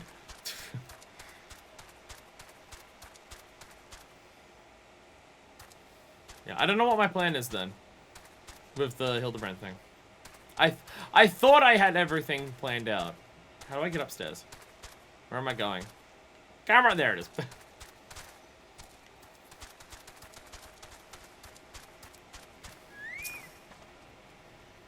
It being 3 made me think that I had an exact plan. Now that it's 4, I'm not sure. Ugh, you tell the old dumb wench that I'll have none of her foul alchemy. What about cactus tea? Cactus tea? Just like me dear mum used to brew it. I don't know where you can buy this, but you're a godsend. Ugh, I'll go to the grave where I'm gold by Gold Dawn Quackery. Old Alphin's recipe, no doubt. I'll drink it, but if the old Dawn girl thinks a cup of tea can heal your years of suffering, she best think again.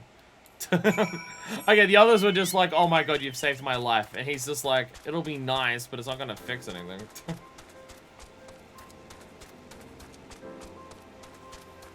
Based on the description of it,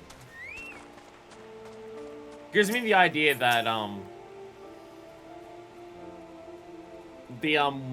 like, culture of Alamigo is a lot more spiritual than, like, the city-states and stuff like that. Because they're talking about just, like, leave the seeds out to get rid of the soul of the Sabatender. Which, to be fair, the way Aether works, that can be just extremely real. And then it's just, like, once you do it, bury the, liquid to the north.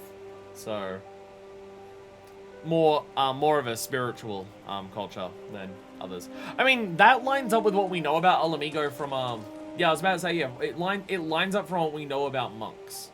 Because the asshole was able to give, like, a scientifical, etheric explanation of what the chakra stuff was, but the Alamigan beliefs were still lining up with, you know, the way they did the chakras and everything like that.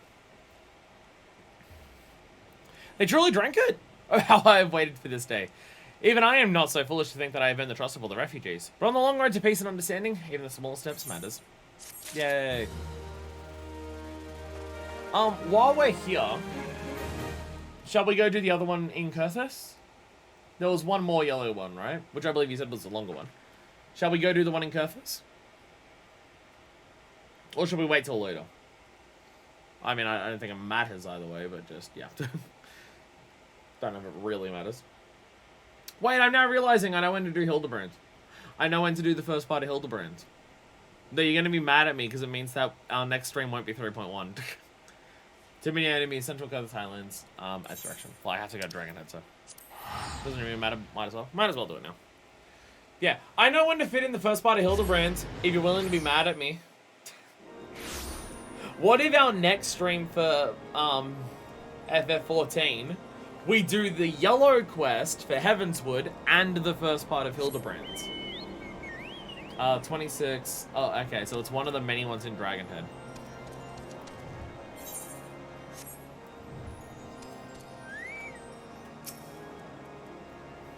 Sounds good to me. Hell yeah! Wait, too many enemies. Ha, was the first one I found. Hell yeah, delaying patches even further. Because yeah, I don't think we're already hitting 5 hours. I don't think we're going to fit in the Heavensward yellow one today. Because I'm not willing to stream for like if this takes 8 hours to do all of this, then I'm fine. But like if we hit like 6 to 7 hours and we finish Post Moogle, I don't want to do another one. I did stream for 11.5 hours yesterday.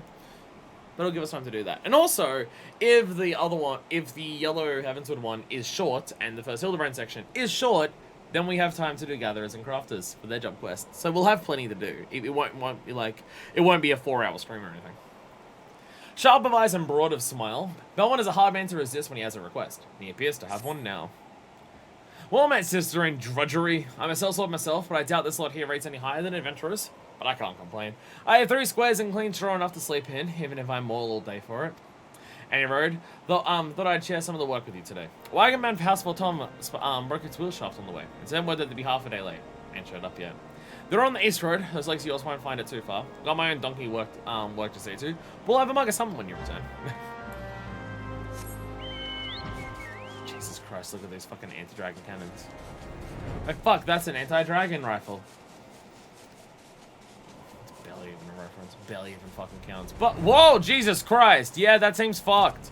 That seems like more than just a broken axle. Shit. Shit. Fortunately, they're dead. Fortunately, they're dead. Whee! And away we take flight. Why do I bother working on getting all the mounts that I do? Why do I bother trying to get as many different mounts as I can when I always just ride Thunderwing? Why do I bother? Pourquoi do I fucking bother? You made good time. What news? Exile. Got them all, huh? Poor suds.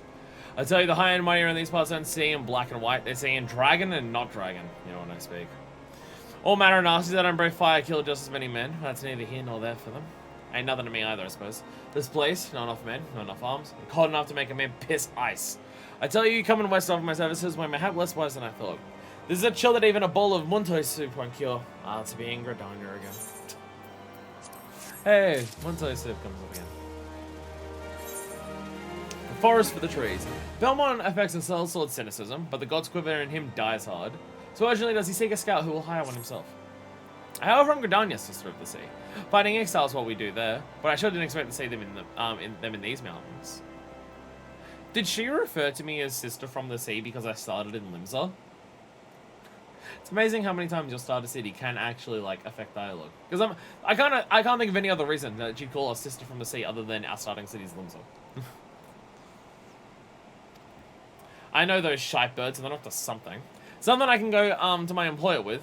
It's just a feeling. Whenever I get this feeling on the 12th and nothing got done, something bad bit or something else. I've not had a moment of spare and the feeling grows stronger. It all becomes a sellsword to part with his own guild in this manner. We'll go into the Exile lair to the east and see if there are any clues to be found. Wow, a side quest that's just... Wait. I was literally just thinking about it. Mount Roulette. A different Chocobo. Fuck yeah. Just a different Chocobo. Nice. I think the game's fucking with me. The game gave me how many mounts yesterday? Like 5 of them? It's fucking with me. Drops lumber. Wait, this isn't the Exile stronghold. This is a random section off to the side. Ah! More enemies. What's a Marco Chocobo? They're a different mount. See, it's totally a different mount. It's totally a different mill. I was half expecting Fat Chocobo to appear, even though I don't have the collector's edition of Rome Reborn. Anyway, Flying Drake! Flying Drake, let's go! Yeah. See, I spent all that work fucking finishing the, Almaja quest line and doing all of their stuff. I better ride their dragon at some point. Well, Drake, I guess. Here, it'll cool you down. Well, warm you up, I mean. What's new, sister? What is that you carry? A black Yulon. You. When boiled in water, the bark of this rare you found growing on the Heavensward turns black as pitch. This is Black Yew from the North Shroud, unknown to Gothas. The exile make it of living blinds and walls. But the yew being slow to grow, why would they bother cut it down and convey it west? Unless the exile mean to stay here. This is the beginning of a settlement. While the Ishgardians view themselves as dragons, the Birdmen are stealing this patch of Kurthus from right under our noses. I tell you, unless the Holy Sea acts now, the exile rapidly gain a foothold in this area. That means more war. And that means more work for the likes of me. I have enough as is. So I'll just go kill them all, apparently. Stand and quiver. Belmont requires your services, and his area of command is hard to resist. The exile are moving into Kurthus in a lasting way, so no small task to bring those looks from the Torchwood this far west. We must be using these cursed balloons, those shite birds. Even their supplies have wings, and what comes out of the balloons goes into the ground of Kurthus. We need to hit them now before the settlement gets bigger. And the Ishgardians won't give a swipe till it's too late. I need my own people. Days later to a reprobate named Isaldorel. We fought together in the Quivalence. He's left his garrison to full good flow. I fight not for Ishgard in this manner. But if they want to consider it a debt, fine by me. It goads me that the exile are waltzing into Kurthus right under my nose. I'm not doing this because I actually care about, you know, the new people that I'm working for. I just hate these fake bird creatures. Fake birds because they can't fly. Not because they're created by the Elegons. Just because they're created by the Elegons doesn't mean that, you know, they're sentient living beings. But they can't fly. But they can't fly. Ah, back to the bobbing cork. You're pretty low on the list, I'll be honest, bobbing cork. God's heal already and I have places to be. I'll bet me a Moko didn't become what she is by playing nursemaid to some clip pipe. Damn and blast, that hurts. I hate being wounded worse than being dead. They call me the ram that batters, not the battered sheep. Breakfast, eh? Well, state your business. I have a letter for you about Exali activity in Kurthus. A letter for me from Belmont. Well. I tell you how the best tactics are for the White Rams ever had suffered to be a Moylan sellsword. That one I'll never understand. Tactics, officer. The roads haven't rusted that bucket of his. If he says the shitebirds are moving to Kurthus, that's good enough. We White Rams are the exile pain. Tell him whatever we do. Whatever we can do, just name it. Tit for tat. A wounded animal is a dangerous animal, and the White Ram convalescing and full god float fits the bill. Whatever Saldarel has in mind. Best to say, guys. Damn, and blast, that hurts. Damn me for being careless about those exile. Blast them for slicing me up like a side of fish. Here now, before you go all the way back to Kurthus, why not stretch your legs a little? Get those exile wild talents for me. They had the look of newcomers to this. They had the look of newcomers to this area, which means they weren't very far from where I saw them. The Gilmora ruins. Look for a fresh kill. Something big. I was about to say Gilmora, but that's down in South Shroud. No, there's this little patch here that still exists. This little thing here is Gilmora. Is Gilmoran. Antelope carcass, no! That was my favorite antelope. And now he's dead. Half buried into the fucking ground. Suffering a fate worse than death. Clipping.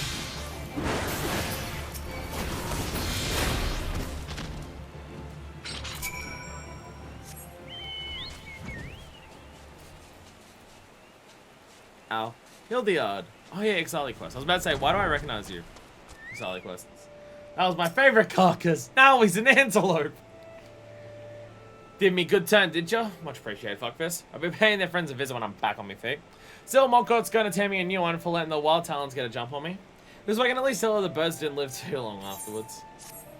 I need to like sit in this one particular position so the fan actually blows on me. It's really fucking hot in this room. Can you hear the fan, by the way? Like, if I shut the fuck up for a second.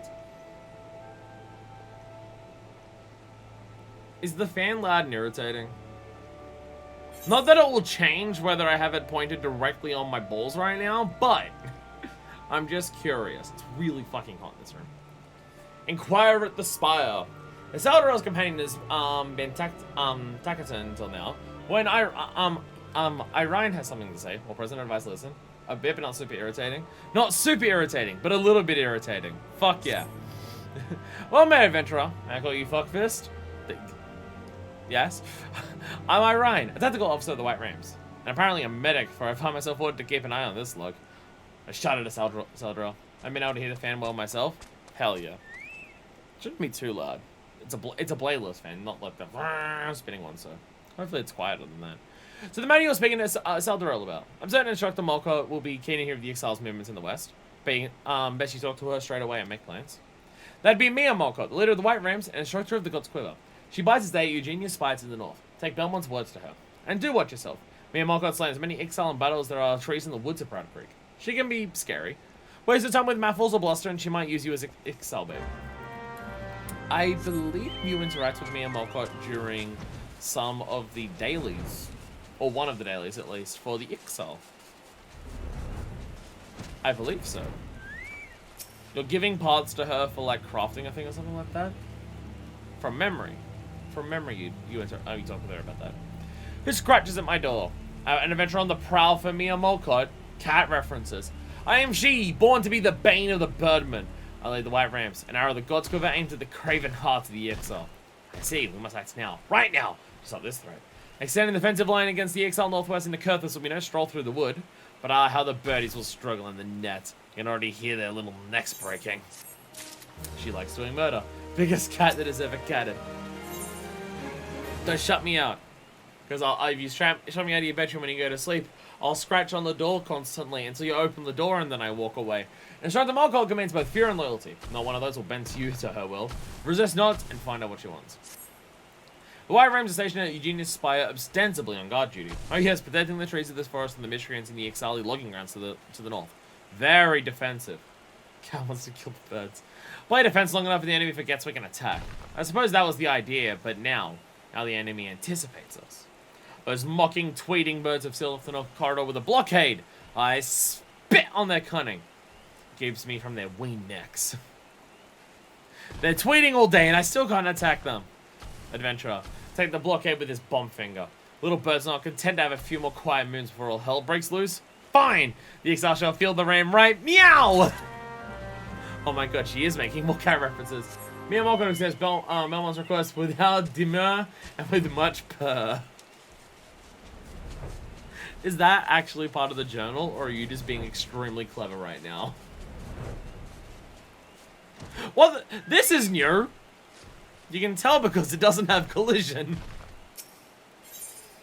Bomb finger. Disembodied middle finger of a void sen. The bomb went to flip you off and they don't have hands. That is in the journal. Amazing.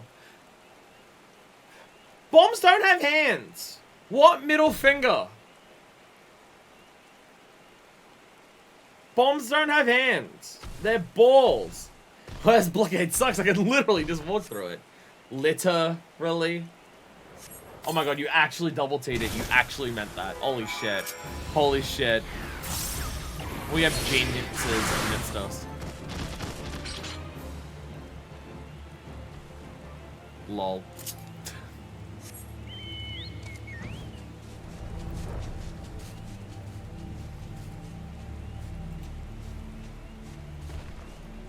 That counts as hands? I wouldn't call those fingers, but they do have hands. They count as hands? I guess they do. Those are... If it with the same response. Those are hands? They're hands? What? Okay, I guess that makes sense. I guess that works. You learn something new every day playing Final Fantasy XIV. I guess they're hands. So when a bomb says, I have more ability in my pinky finger than you do in your entire body, we had a single finger from that tiny little hand, and it blew up an entire blockade. So it does pretty well. Well blasted. A perfect detonation. You gotta love how some Mikotes just lean into the fact that they're cat people. Some of them just heavily lean into it. Because cats do exist in this world. Well, curls exist in this world. Put up your little blockades, my wee birds, and go down like a cradle on a bow. There'll be nothing but nothing. The same between the right rams and our prey. Example of bomb from other game. That I can see. This looks more like hands. In this game, whichever one it is, that like sticks out and fans out. That looks more like a hand. That one's much more blatant, yeah. This one stands out as actually being a hand. Not the FF14 one. It looks like tiny little tufts coming off of it. But I guess they are hands. From Gridania with love. Is that a fucking James Bond reference? The incomparable body language of her people say loud and clear that Molkot requires one adventurer ready to travel right meow. Molkot greets the news with eyes glittering and tail lashing. At certain times, she reminds you of some exotic creature, impossible to control, casually bloodthirsty, and hypnotic to behold.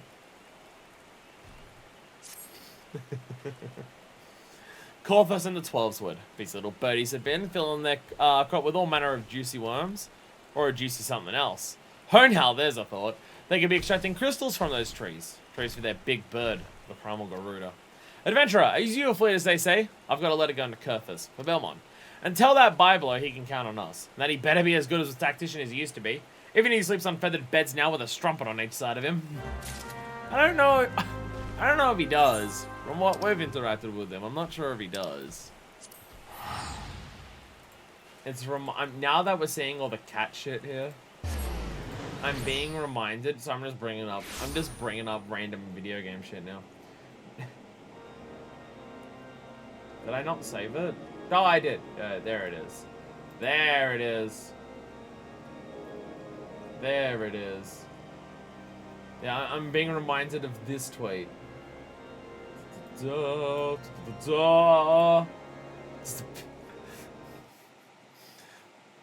this cat that just loves the ever-loving shit out of this, I think, beetroot. So those are on Twitter today.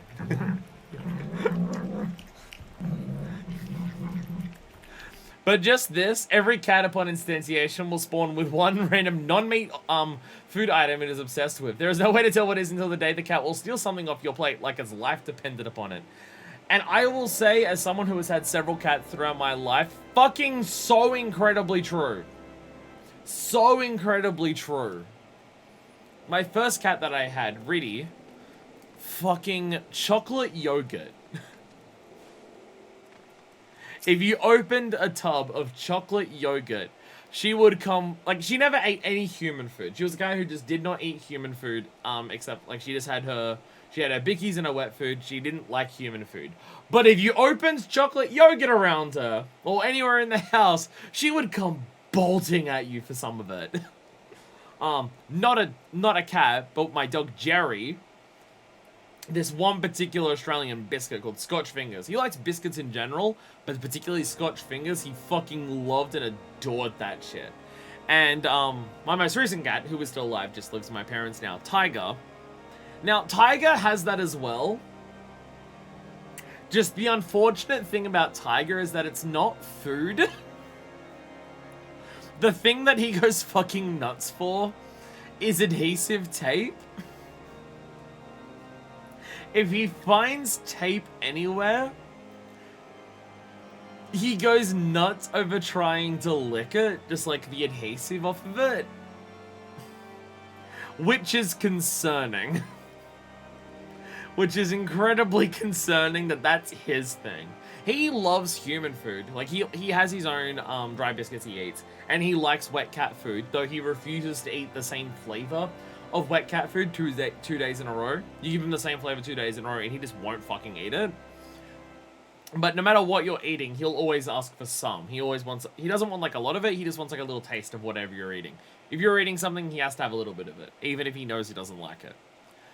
But the thing that he goes absolutely fucking nuts for is fucking adhesive tape for some reason.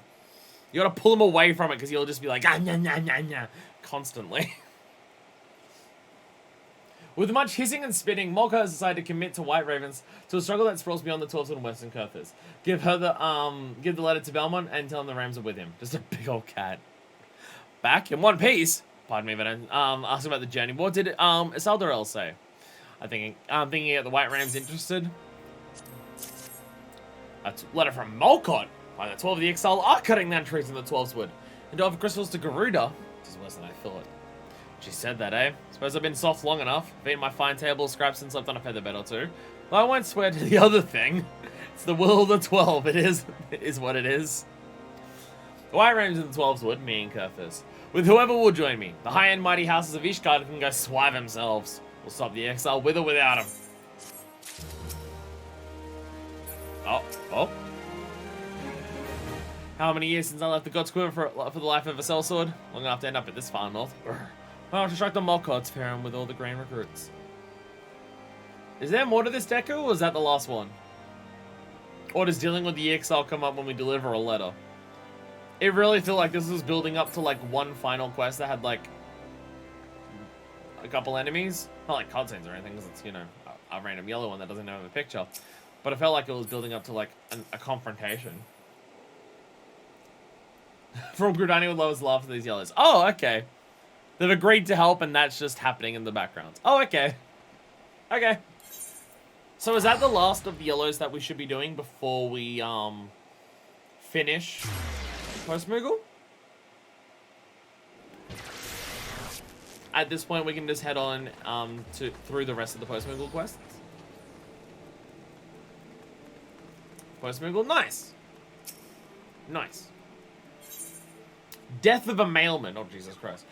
The deputy Post Moogle's trust in you must surely grow. For a letter between seats is serious business. There are two small ones for some minions, but these aren't those aren't Post Moogles. Yeah, today's Post Moogle day. I mean, we've been here for 5 hours and it's all been Post Moogle, so it's Post Moogle day. An assistant is in need of an assistant. Insistent indeed, Kupo. Your postal career has been a series of pleasant surprises. What a journey you've had, from dubious to glorious. A very special honor awaits you today, Kupo. This letter is from none other than Arwen Senna, the youngest of the three Titsirs. And of all people, to address to his sister, Raya Senna. From one Pajal to another, Kupo. How about that? We're traveling in high society. Never did I expect to trust an assistant with a letter of such import. I've worked with them several times because of White Mage. But you exceed all expectations. Alright, wait. Where is Is she down in South Stride? Yeah, she's in South Stride. She's in the normal White Mage spot. Okay. She's in her normal White Mage spot. That makes sense.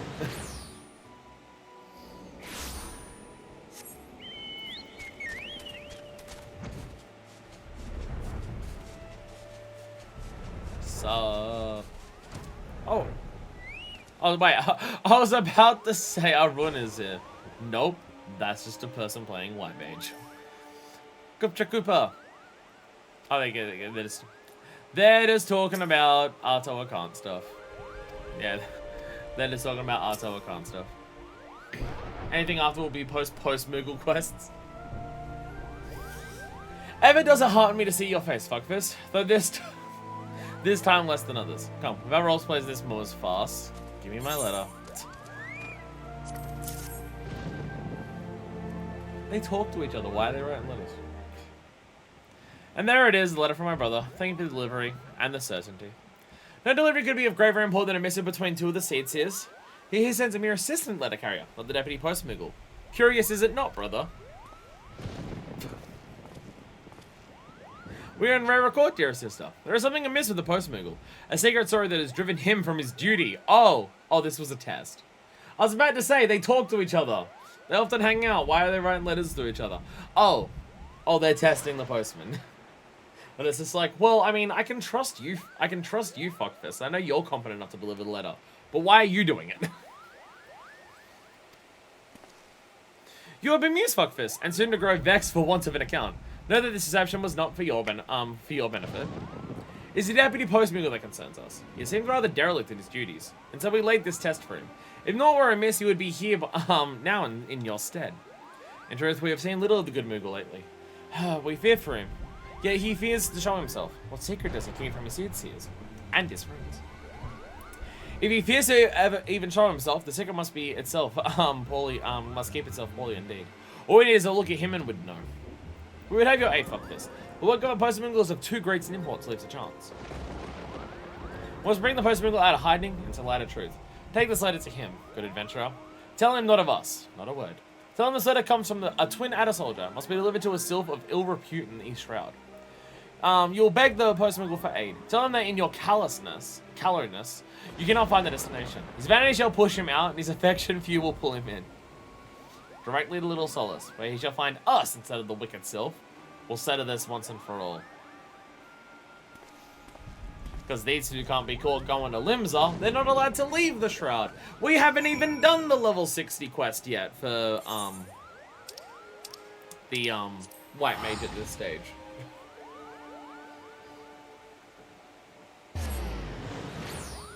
Ooh. Body stiff, and so streaming this on 2 days in a row was a genius idea. Did delivery go as it should? Such an important letter, such an exalted company. How I miss. Kupo, what's this? A difficult letter to deliver, did you say? Part of a not so elaborate plan to drop off the postmaster Moogle from his postmaster spot of hiding.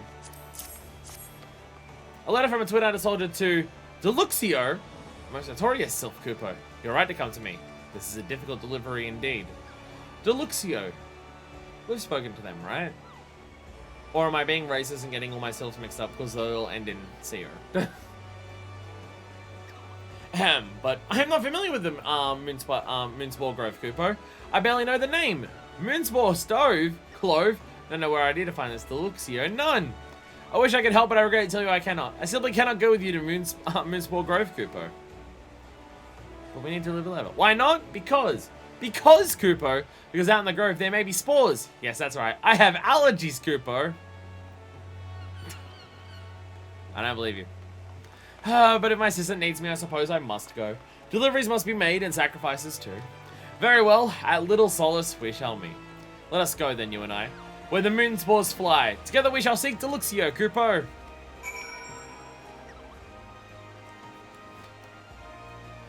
To Little Solace. To Little Solace, to Little Solace, to Little Solace, to Little Solace. Ishrat.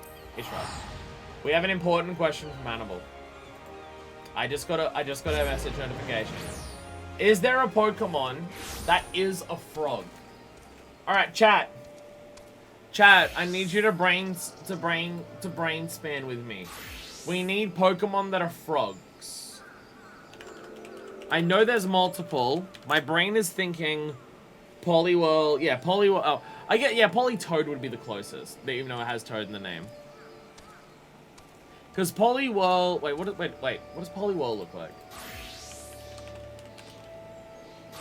Poliwhirl. What's the difference between Poliwhirl and Poliwrath look-wise? Oh, hardly anything. Oh, they look very similar, actually. I was about to say, this is like, I can think of what Poliwrath looks like, but what does Poliwhirl look like? And then I looked up pictures, and they look like basically the same fucking thing, but one is angry. Oh, that's why I get them confused. Krogunk. Yes, Krogunk. Krogunk is also one, yes. Yes. There's a couple. Oh, because I would say Poliwhirl and Poliwrath, like, because they're too humanoid. Politoad is a good one. Politoad's a good one. Krogunk. Seismitoad. Chancellor Palpitoad. Yes, that's my favorite Pokemon. Seismitoad. But we're just doing all the Venusaur is a frog with a lettuce. Bellybolt's a new one from Scarlet and Violet. I don't know what that Pokemon is, but we can say it. Bellybolt. The Venusaur one is accurate. See, a lot of these are Toad-like. Is there froggy ones? I can't think of any froggy ones. I was about to say I know of a froggy one, and then I realized I'm thinking of the sentient frogs that Matoya has in Final Fantasy XIV. Because that's all my brain is at this stage. Politoad, Krogunk, Seismitoad, Bellybolt. Oh, Froakie! Froakie, of course. Froakie, yeah, Froakie's very froggy-like. Thank you, Ifra. Yeah, Froakie, I forgot. Yeah, Froggy is a good one. Froggy's probably the most frog-like. My brain is saying that there's like... Oh my god. Sorry, we're getting totally distracted here. But a Pokemon question's come up, and I have Pokemon in the background of my stream, so it has to do that. My brain is saying there's like some super froggy ones from like Gen 3 or something that I am just completely forgetting. That my brain just cannot think of. My brain is saying there's something froggish there. No, I'm fucking thinking of Lotad. Never mind. I'm thinking of fucking Lotad. I'm thinking of Lotad. That's not frog. It's not quite there. It's not quite. Not really. I'm just scrolling through a list of Pokemon right now.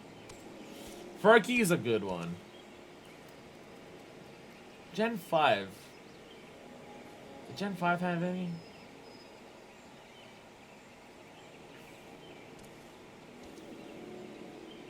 No, not really. Gen 5 has a lot of good Pokemon and a lot of new ones. But yeah, Froakie's probably, yeah. Oh, what's the fucking sad one from Sword and Shield? What's the fucking sad one from Sword and Shield? That's pretty frog-like, right? What's that one? Sword and Shield aren't good games. They have good Pokemon in them, but I don't remember much of it. Sobble! Sobble, that's the one. Sobble. And Sobble. There we go. Send off that list. There you go, Hannibal. There you go. Anyway. To A-Shroud? Oh. Do you want help?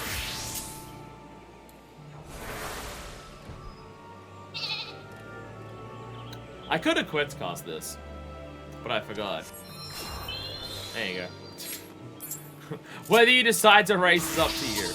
Whether you decide to race is up to you, but there you go. But there you are.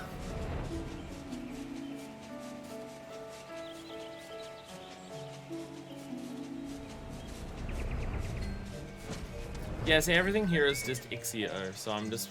That Luxio, I'm probably getting confused. I'm just like, no, it's probably not a thing. Or it's a fake one to just be like, oh yeah, that's why you can't find them, because they're not actual ones themselves.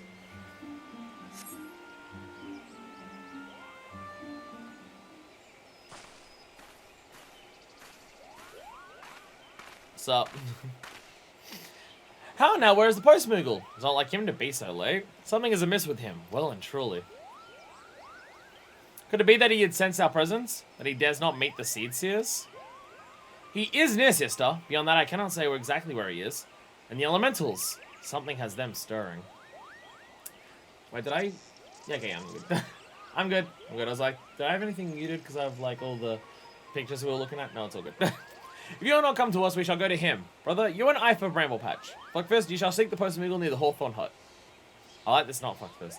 I said something diminished about the Post Moogle's presence. Aid him. Be his friend.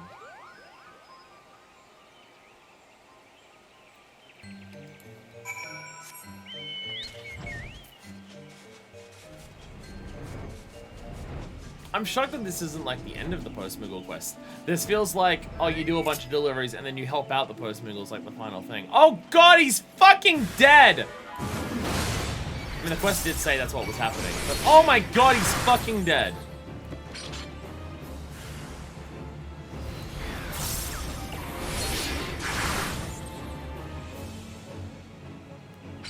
Oh my god, he's fucking dead. Everything we've done so far was 2.3. This was the start of the 2.4 ones. Oh, because they came in batches. Okay. My faithful assistant. Thank you, Kupo. I just laid down for a nap when those things took me unawares. But everything is fine, fine. Come, we must get a little solace, Kupo. How now, for someone working so little these days, you seem more fully tired. Did you think you could deceive the Pudgiles, Deputy Post Moogle?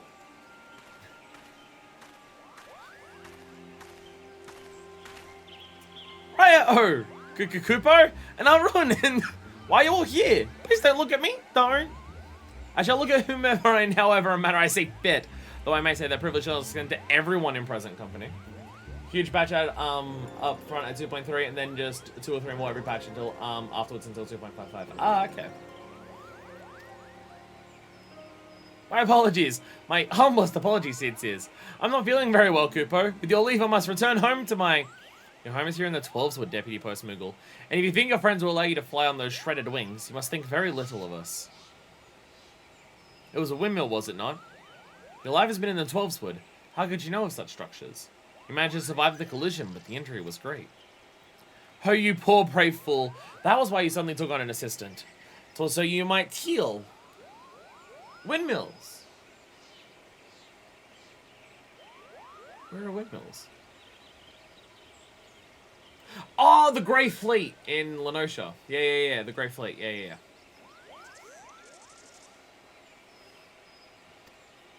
Why would you not tell us? Not seek our help? Why hide your hurts from my brother and me? And this good adventurer. You withheld it even from your fellow Moogles. Please don't take away my cap and satchel, Kupo. Please, it's my life. If I can't be a Post Moogle, I don't want to live, Kupo. Please don't ground me.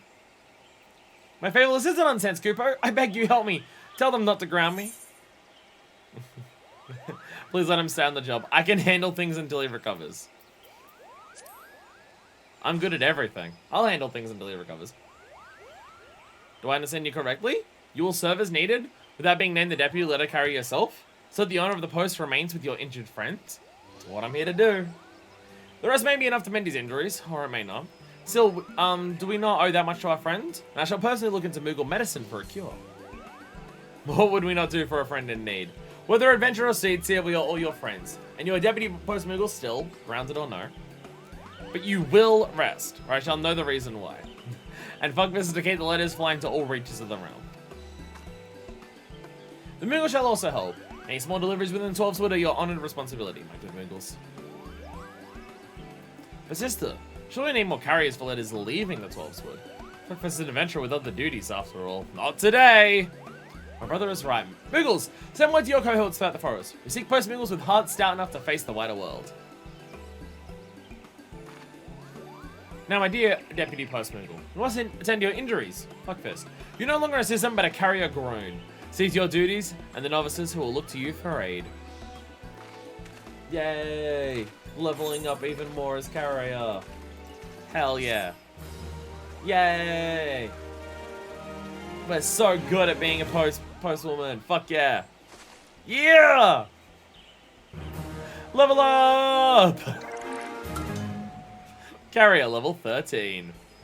Your reputation as a letter carrier has grown. You've been recognized for your past achievements and promoted from an assistant to a full letter carrier. Remember that every delivery you complete helps the Deputy Post Moogle cling to his reason to live. And congratulations on your promotion.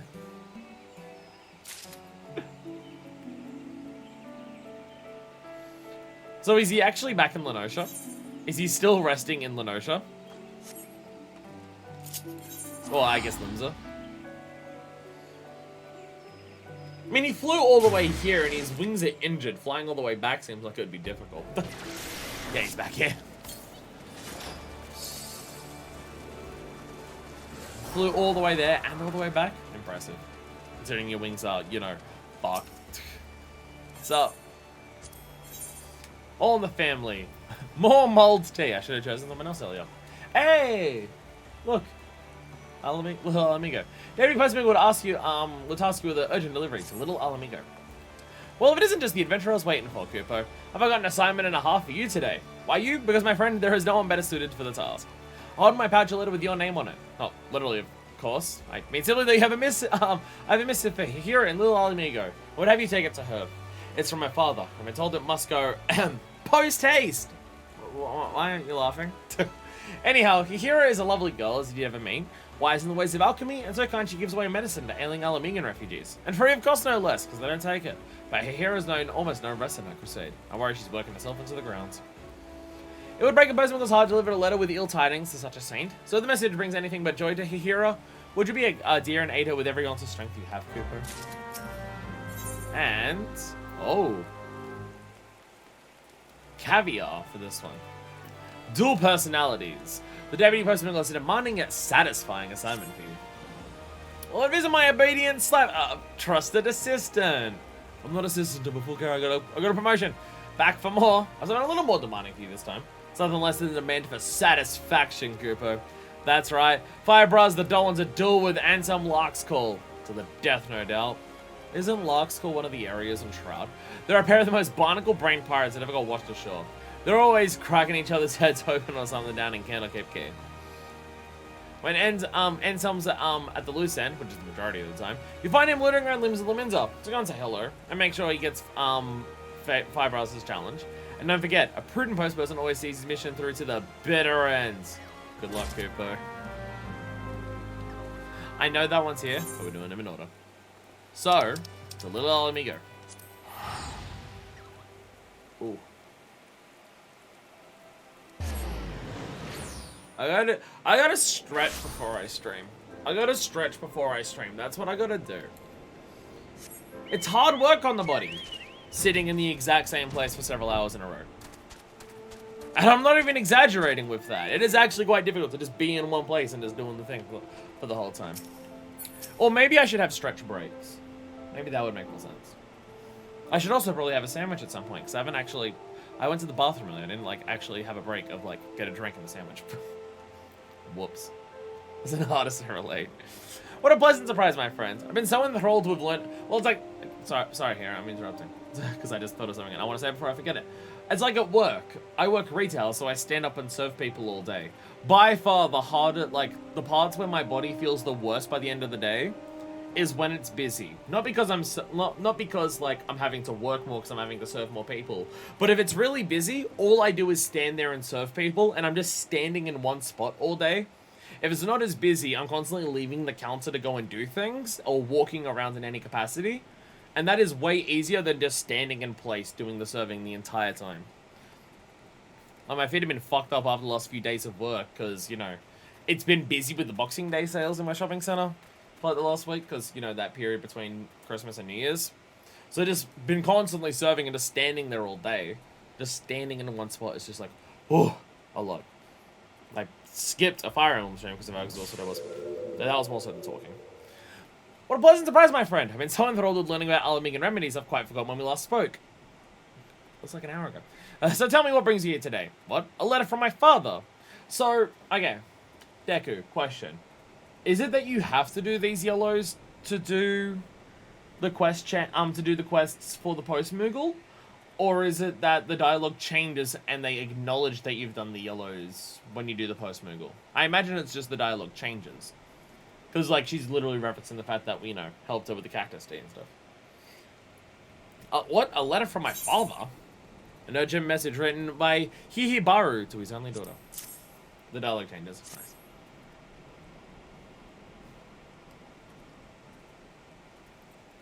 Dearest daughter, I fear I am not long for this world. My belly grows worse with every passing day, and I have something I must give you before my time here draws to a close. Oh, nice. Helps you as the player know who this person is, yeah. Oh, now I'm sad. I had no idea my father was ill, let alone with a mortal ailment to the stomach. Our relationship is fraught, I shan't deny it, but neither will I idly watch him die. Why, I just learned of a remedy that ought to be potent enough to cure even the green rot. And I only need, Trader Vetroots to brew it. Fuck fist. Gather me some from Zanrock to the south. 3 bunches, please. I give all I have to do to plucking myself, but I fear the Almaja would make terribly short work of one so weak as I. What have the long bells spent studying Alamigan medicine been for, if not this? I swear to you, my father, I will not perish. And if I have aught to say about this.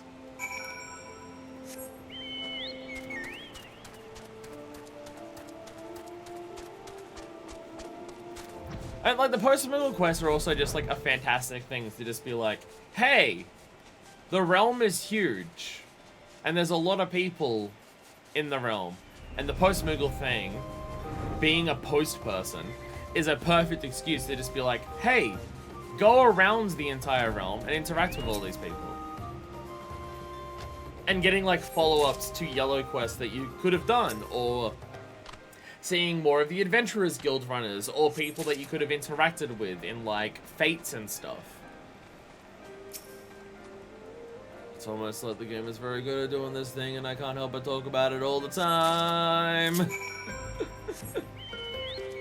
Does the way that I praise this game get tiresome? I feel like I praise this game in the same exact way, constantly over and over and over and over again. I feel like the way I praise the game doesn't change, and it's just me reiterating the same facts over. Hey, here's a nice reward for going through and doing fates, yellows, and spending so long in Eorzea.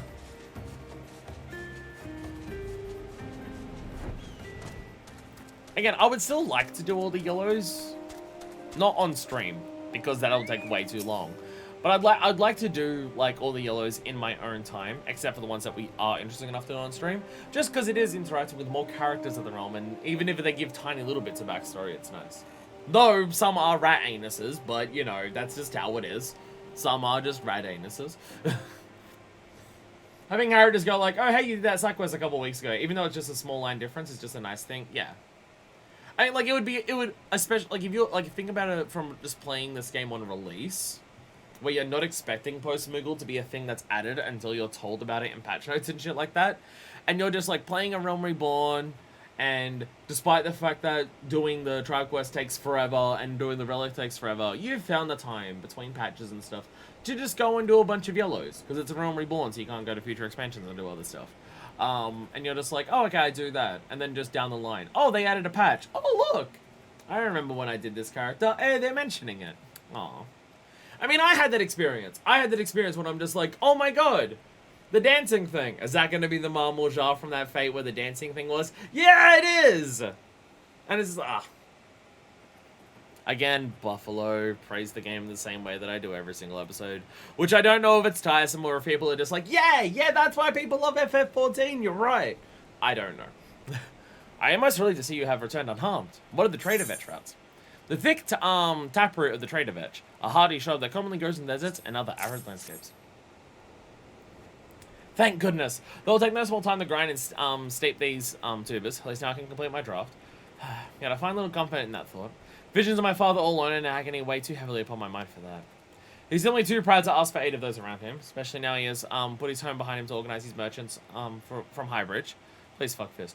Would you go and be a friend to him where no one else can? I promise I shan't be more than a few moms behind you with the remedy. Highbridge? We're actually going to Highbridge? We did the Highbridge Fate quest earlier, but we're actually going to Highbridge? Oh shit. Oh shit. Maybe we can see the dude and his, like, harem of siblings.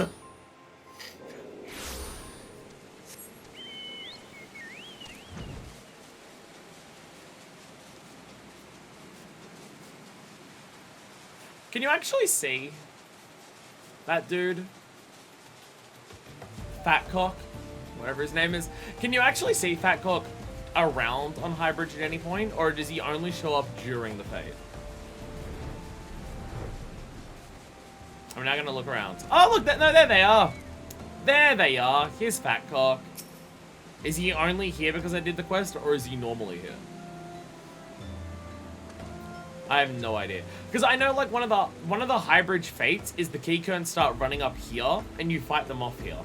So they may join in when that happens. They probably do. They probably do. It appears my well-oiled machine malfunctioned. Perhaps the lever requires a tad more jostling and oil. Much more oil. Lever, lever, lever. Is that all you can think about? People were taken from their families.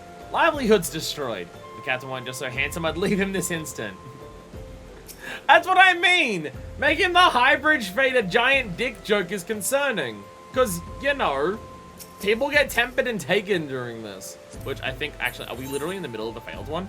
Yeah, we are. Yeah, we are. We're in Denelman. We're literally, like, the failed fate is literally happening right now. Did we lose? Well, I suppose now he'll be wanting to recalibrate his lever. So that's probably why they're upset right now. They're probably upset right now because the failed one's going on. I imagine the dialogue changes depending on, like, whether it's successful or not. If you succeed, then there's no sadness, no one gets taken, and they're just like, ha! You can give me hand jobs all night, and everything's happy.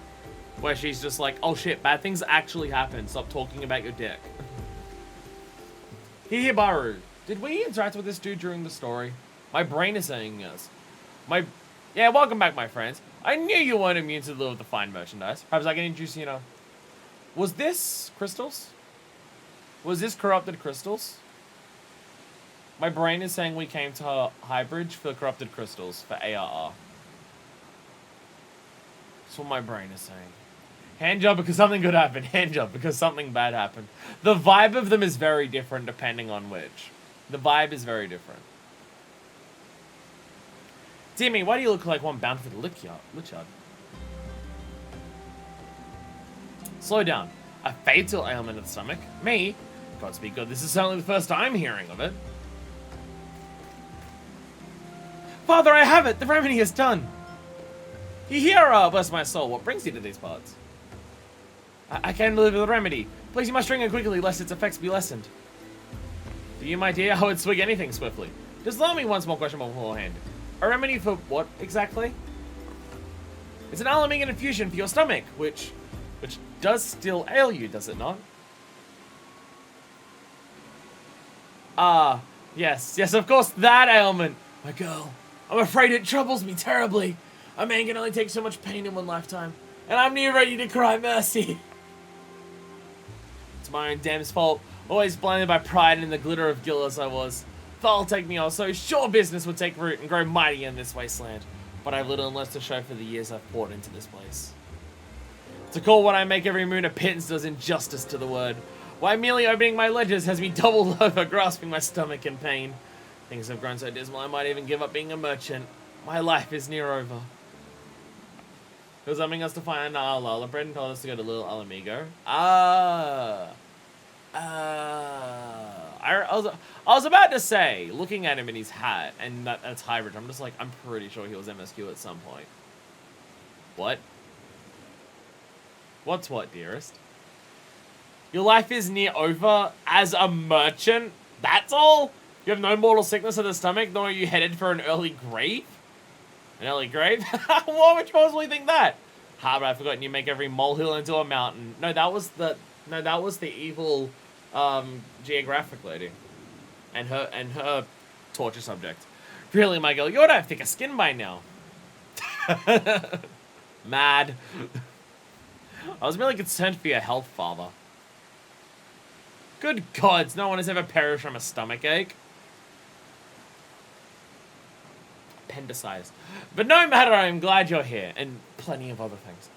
If you've come on a fool's errand, I have a gift for you. Please take it. No. What's that? Speak up, you hero. Mad! I want nothing from you now, nor anything to do with you ever again! What in the name of the 12 has gotten into her? She thought you were dying, dumbass. But I never meant... Good gods, is that really what I wrote? Your hero has the right of it then, being a complete ass of a father, letting her so astray with that letter. What was I thinking, calling her too sensitive? Tha'll take me, I must find her at once and apologize. But which way did she... Bloody hell, you just ran due south! Straight to our watch in our martyr encampment. Adventurer, please. You must follow her and keep her safe from those lizard men.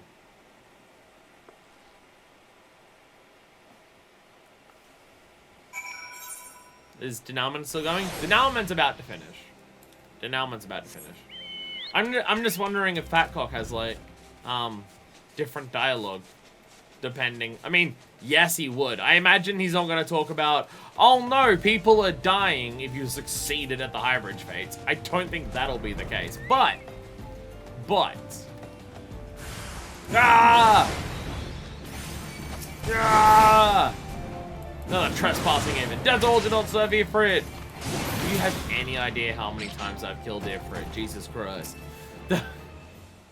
Canon story-wise, it's still 3. Let alone how many times I keep getting Ifrit in duty roulette. Thank you for this. God's one possessed me to come here. I was a fool for letting my father upset me so, and for blundering so near the Almarja. Although I should now return to Little Alamigo, I think things over for a spell. I suppose my father ought to know no harm has come to me, but I have no stomach for the men at the moment. Would you please tell him in my stead?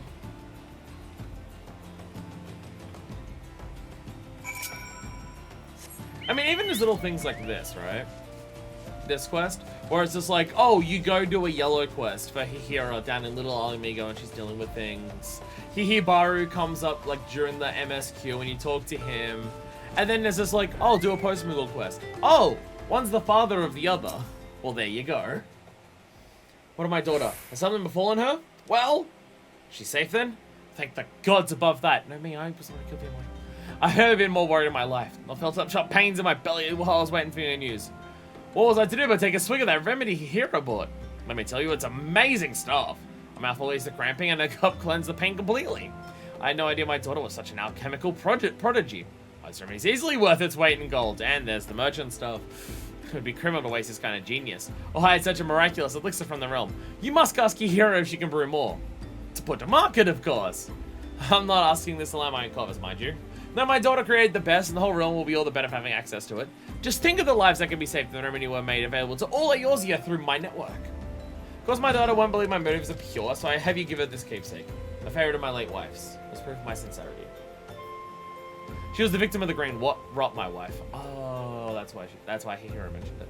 And for Hihiro, imagine seeing the woman who bore you curled up in soiled small clothes, screaming of agony in her stomach half the time and sobbing the other. That's the memory of her mother Hihiro carries. I should remember that that went right in the blasted letter, but being the lackwit that I am, instead I sent Hihiro into a panic. Little wonder calling her too sensitive made her livid. If I hadn't poisoned our relationship, we could have avoided this ugly business altogether. If I had not driven the girl away by calling her a naive child all those years ago. What she wanted to do was heal that ailing little Alamigo after all. You don't want for alchemical knowledge. When comes the guild for your grand crusade, I asked her. You'll die among the beggars you tried to save if you're foolish enough to pursue such lofty ideals from that coin in your pocket. Wonderful fatherly advice, eh? Thank the 12th hero wasn't so easily swayed by my folly. And look at the healer she's become. Crafter of remedies fit to save the realm, and trusted friends of the Alamigan refugee she lives in ways few Uldans ever have been. They don't trust her that much, but we made progress with the two. Hero's grown into a wise and kind woman as her mother was, and has an aunt to my avarice. She's more than earned my respect, my blessing to live as she sees fit. So when you see her, give her this necklace, fuckfist. Make her understand how proud she's made me.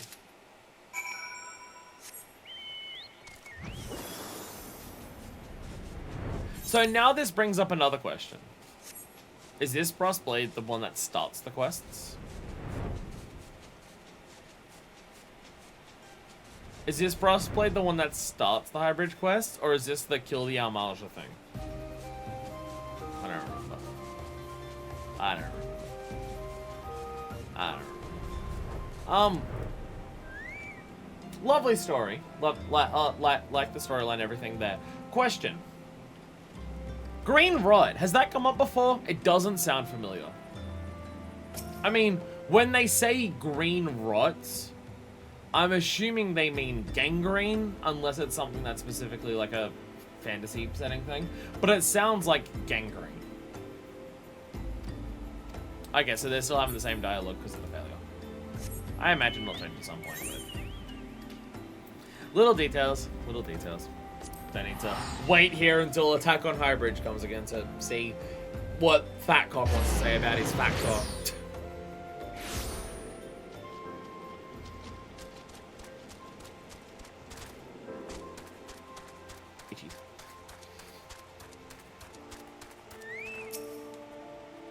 My father has learned I am well. Did he have what else to say? Tarnished neckpiece. A simple band of silver links worn by Hihira's mother before she passed.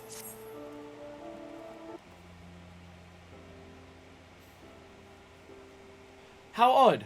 I know I've seen this before, but I cannot remember where. It was your mother's. My father is proud of me? If that be true, his heart has grown less cold and calculating. And that he kept my mother's favorite neckpiece for all this time.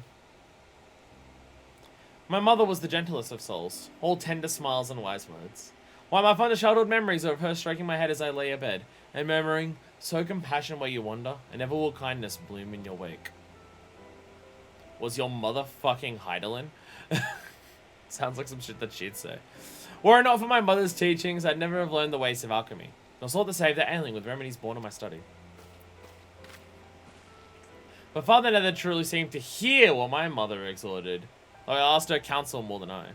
Watching him pray so devoutly before the altar of profit was simply more than I could bear. Yet, though I know not if I believe his promises are change, I can think of no better way to distribute my remedies than my father's network of merchants. And if his work might deliver succor to the downtrodden, my so stubborn as to deny him the chance? I'll do it. Or, I shall at least try. But by enlisting the aid of the Alamegans here in brewing the remedies, how could even the fates deny our success? And after we've made enough to put to market, Father and I will finally talk. About Mother. About my life after leaving home. About everything. Aww. Aww! Oh, these quests are so good! Oh, they're so good! Carrier level up. Let's fucking go. Level 14. Fuck yeah. Turns out we're hardly done because it actually goes up to level 50 because it's a Realm Reborn. This is back in, yeah, this is back in Limsa, isn't it? Yeah. So it's like, we're maybe a third of the way through. Maybe a third of the way through. Oh, you're actually not that far from here. You're in an area that one would hardly ever walk into. There's a lot of aspects of Limsa that you don't... Like, there's parts of Gridania that you'll walk through if you're teleporting to certain places. And a couple of those in Uldar. There's so many places that in standard gameplay, you'll never walk through in Limsa. And that's primarily because Limsa has the best Aethernet system out of all of the city-states. Where most Aethernets will just take you directly next to the thing that you want to be at. Unless it's the Armorer's Guild. Unless it's the Armor and Blacksmith's Guild. Outside of that, basically everything takes you directly where you need to go. So there's so many parts of Limsa that you just really don't walk through. We are the Arty Pirates. We sailed the stormy seas with birdmock on our shoulders and woodworm on our knees. That's not encouraging. Oh, also look. You can see the windows built into the rock for like some of these areas. Nice. You got business with me, lass? Well, you can't come back when these fellas are done tussling and I'm done drinking. Whenever that may be. Bold words for someone in pushing into the water distance. Challenge to the death. A not-so-gentlemanly behest for a not-so-jolly bout of Mortal Kombat from one adult pirate, Vibras, to another. Anselm. What in the 7 L's? I found myself some new women what make that ale wench look like a puddle of puke. You can keep it for all I care. You and I were made for each other. You and I were made for each other. Vibras, you blow-eyed bastard. Think I'm gonna take that line down, does he? There's a wench down in Candlekeep Key. Me and him have been scrapping over for a while now. Ain't like she's a knockout or nothing, but a puddle of puke? Dog's a nerve. Ain't road, I know a woman will blow these wenches out of the water. We need an arbiter for our little shindig. Thinking up to the task, lass. I bet you Gold Iguana, the scurvy curl-be-eyed and his head down the drowning wench. You best come quicker, you'd be mopping up his little liver with a bar mat. What have we gotten ourselves into? What have we gotten ourselves into? I think I know. I think we've gotten ourselves into a good old-fashioned bar brawl!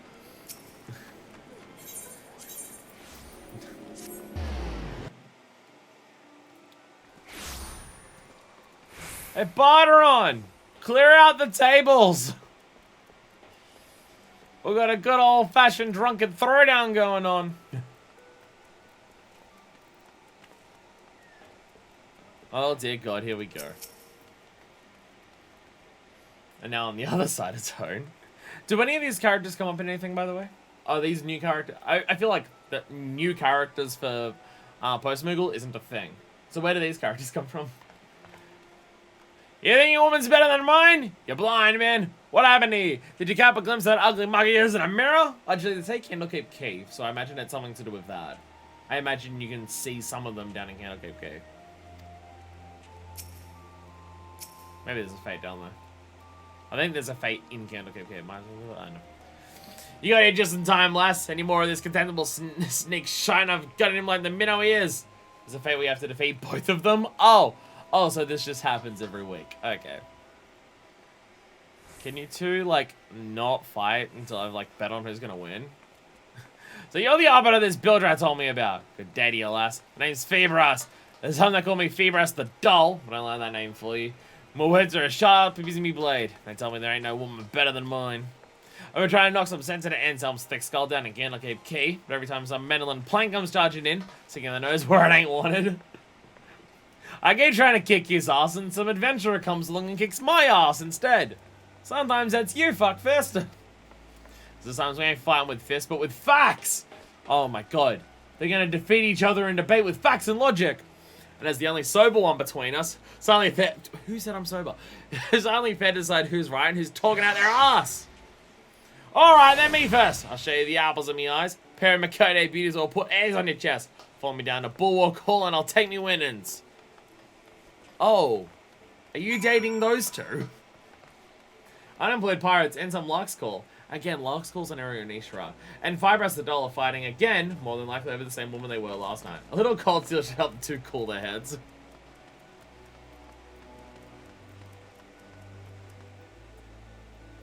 Is he dating these two? I've spoken to these two before. Or does he just have an eye on them and they ignore him? Still be beating, still be beating heart. Get over yourself, Anselm. Don't let these sirens tempt you. Oh my god, you two. Oh my god. Hey, yours here is a place of many people. You're not being subtle, crouching in the middle of the fucking walkway. Ain't that a sight for bloodshot eyes? Can't say the same myself, but you ain't seeing double. There really are two of them. Rabbit your peepers around the Mikote twins and tell me they ain't no gods. Oh my god. Right after the calamity it was. Terrible temper struck up and drove me ship against the rocks. Next thing I knew, the boiling waves were dragging me under. I woke up with a head full of snakes, a mouth full of sand, and a pair of bright voices ringing in my ears. It was the Mikote twins brought me back from the long sleep. Not that I knew at the time, Marquis. One look at that coral there, that glowing skin. Those eyes could, you could drown a curl in. I reckon I was swimming with the angels. 5 years it's been since I last saw them, but guess what? They remember me. Yeah, I was trying to get the guts to go over to them. What do you know? They call me over. Ask me how I'm doing. So you're alive. Pair of tender hearted beauties like them giving the time of day to a stomach scoundrel like me. Tell them Mikote ain't even sin. I appreciate that these two are asking noted pansexual fuckfist about her opinion on how hot women are. Go on, lass. Go on, bend their ears. And every day you get to see charms like that up close and personal. Not on firing point anyway. Any road.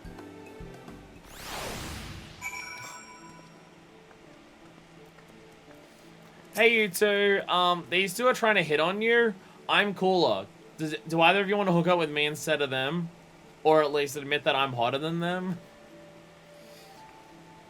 Honor lives a Levinza. That's all we can assist you with. Feel free to ask. For instance, if you need to be relieved from the attention of a pair of recalcitrant pirates. You see, we might look like all sweetness and light, but we're actually fully fledged yellow jackets. The station here in Bull will call not only to offer invaluable tourist information, but to keep an eye on certain undesirable elements might disturb the peace in our fair city. Firebrass, the gentleman you were just speaking with, is a person of interest to our organization. Is under constant observation. That's why they know him. Several times later, we've seen him lurking in the shadows, staring at us, waiting for his chance to strike. We generally deal with him slowly by calling him over. A little informal interrogation rather tends to interfere with these nefarious schemes. Shit, the cat kills the cops. Odin. Is it Odin? Odin. Several times later, when noticed Feebrass lurking in the shadows, Serenos went for a chance to strike. Oh, same dialogue.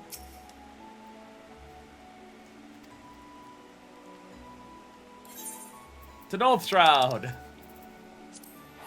Why does Odin always appear on... Well, I guess... I was about to say, why does Odin always appear on a fucking Sunday? That ain't on Sunday, it's Monday. This is the second stream.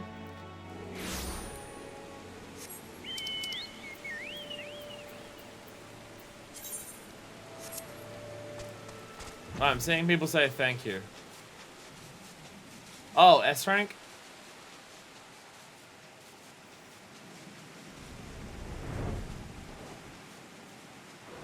Oh, S rank, I guess? Ah. Dead? Yep. So I see someone's just like, asshole.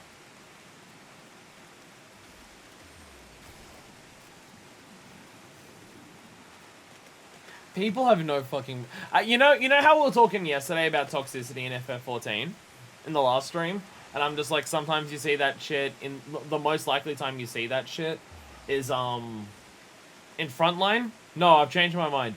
The time that you see toxicity the most is people pulling early in S ranks. That's the most arseholes that you see. I've not done this one according to this. 1000 cast feeder. I don't think I've done this one. Well, to be fair, the only ones that I've marked off for S rank is one that I know I did in East Lenosha, and I have the achievement for the Kurthus and Mordona ones. I've probably done other S ranks, I just don't know which ones I have done, because the game doesn't tell you a list of them. And I only made the list of S ranks that I've done recently. So, I've probably done more than what I've marked off. Just, I don't know which ones I haven't done.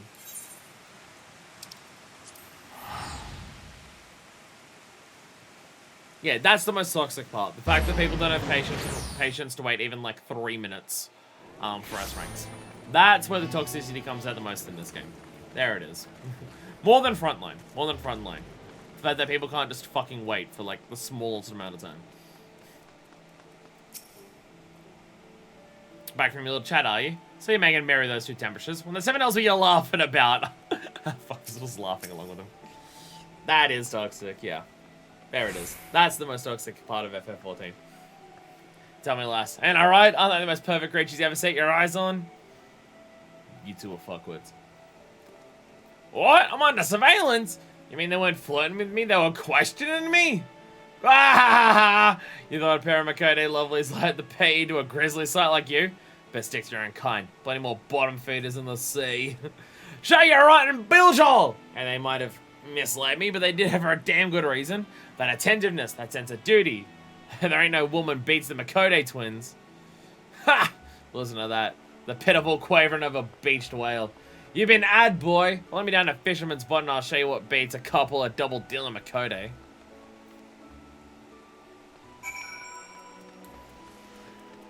The amount of times I've seen a message for a respawn bomb up, run in early, find someone early, pulled and force the rest of the group to jump in earlier than expected and kill it before just as I get there. It's happened on stream a ridiculous amount of times. That we get the shout out and by the time I get there it's dead. It's happened so fucking frequently. So we'll be going for the next few weeks. We're comings and goings. So man, she wants me to know the best day for our date. Look, no one said that these two were smart. Or not completely not a fucking idiots. Ah. I see someone just finished their Dancer job quest. Nice.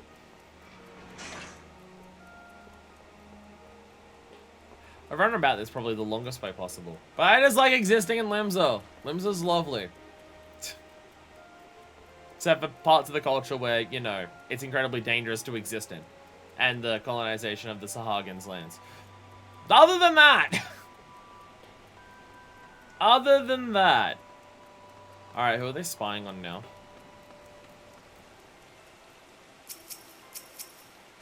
Are they spying on Nodawib? They are ones you can't even just say, oh, like the guy who pulled die, because they can likely just be solid. If they're level 90 or something, absolutely, yeah. Why are you wearing the Nashu top? Well, I was with that variety of catch found crystal salt pales in comparison to teaming fish markets and limbs and lemons up. One would consider the lemons inherent in transporting freshly caught cargo from the city. I may prove wise to employ a fisherman directly at the manor. Do you know? Oh, because you work somewhere fancy. Do you happen to know if the guild here is willing to hire individuals talented with a line and lure? Our guild's a finer cleanse than a live fish pool there. It's always going with the latest cash here, see? And when the city's been unkind with their bounty, I'll drop a line sneaking like and fine weather we're having, isn't it? Step on all your fish. Sissipu one day. One day the fish stream will happen. Don't you worry there, Wawa. What did I say? Wawa. I say that L1s can be done with like a single party of 890s because that's all we managed to get together super early in the day. I ain't no woman beats the twins, but little Lalafell runs on bleeding close. Such presence, such dignity. Oh, they're looking at Sissipu. Likely less, yeah. Dickheads. There you are, lass. Time to sell this little Barney once and for all. I give you Sissipu, a bleeding paragon of womankind. Back in me pirating days, the captain sent me to markets. He had to fence out ill-gotten gains. Thing is, none of the crooked dealers give me fair coin for the loot our boys spilled their guts for. When me blood boiled over. If I at the mouth I was, and Ellen oaths like a broadside of a galleon. What's up? That's when Sissipu stepped in. Man twice her size, a coward in fear, but she squares right up to me, a raging pirate in full cry. Don't be a baby, she says. Get a grip, she says. Then shook me to the core, it did. Then his scoundrel should even think about Dylan Sissipu down. I'll fetch him a punch at the bracket. Don't believe me? Go and see for yourself, lass. One moment with Sisyphus and you'll be changed woman after that.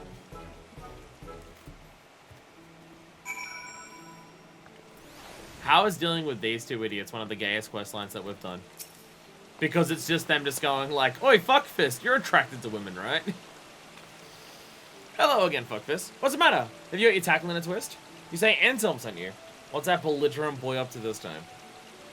They're spying on you because they think you're hot. Ha! So it's got you choosing between me and those Makode twins up in Bulwark Hall. So it's always squabbling over something. You're telling from me that he's got the whole thing topsy-turvy. Much as I'm pleased to be put on a pedestal, there's no way of judging when it comes to matters of taste. After all, it's like they say, one man's marlin is another man's mudskipper. The world's like a ship. You got your captain, your mates, your bosuns, your deckhands. Everyone's got their own talents and their own skills. It'll be a long time looking for a sailor who can run the whole boat on his own. I got some presents for she ain't I've got some presents for her shrimp. Okay, it turns a my dear of angels, but Sisyphu's pretty heavenly herself. You did it, you lucky bugger! You told Sisyphus! You can just talk to women. If you're not a fucking idiot, so you can't, I guess. So how was it? Is your life changed forever? I spoke with her because Fisherman's Guild. There's no way of judging. Everyone's got their own talents. Well, blow smoke up my ass and call me a kipper if that ain't the most wisest thing I heard in my life. That settles it. Sisyphus beats them twins hands down. Oh my god. Oh my god. Oh, I'm dealing with straight men. 12 protect me. Fuck. Alright, that's enough. Time for you to make up your mind, Arbiter. But not here. I feel what's this poo right there in your face. Let's move over to the docks. There you can give us your verdict. That's what we've been waiting for. Come to wipe that smirk off Fibrous' face. Come and let us know when you made your decision. Can I slap them both? Can I slap them both? Finally time to put our squabble to bed. Ready your words, Anselm. My twins knock your fishwife into a cocked hat.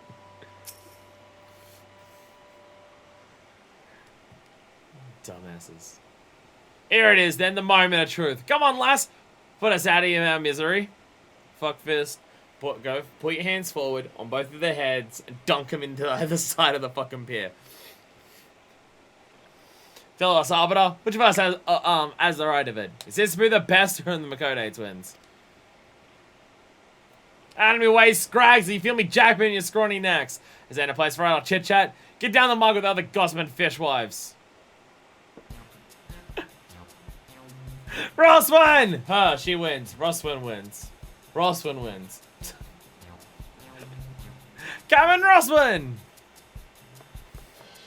Well, if it ain't a pair of washed-up pirates. Listen here, boys. If anyone tells you to quit your drinking and your wenching and your brawling, give him a cup from me and I'll kill him myself.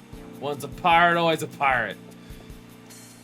You build out your scores on deck and settle on shore. That's pirate's justice. Don't stand around bickering. Let your fist do the talking.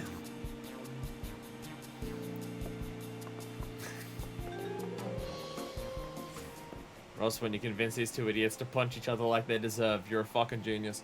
My gods, what a... Oh, no. Never mind. My gods, what a woman. Like a goldberg rock to a shipwrecked sailor, she is. Listen, I've been pine after them twins. Don't me eyes off the real treasure. I suspect many things, but she herself ain't a hard-drinking, hard-fighting pirate, Captain. Meanwhile, Minor Fist is just like...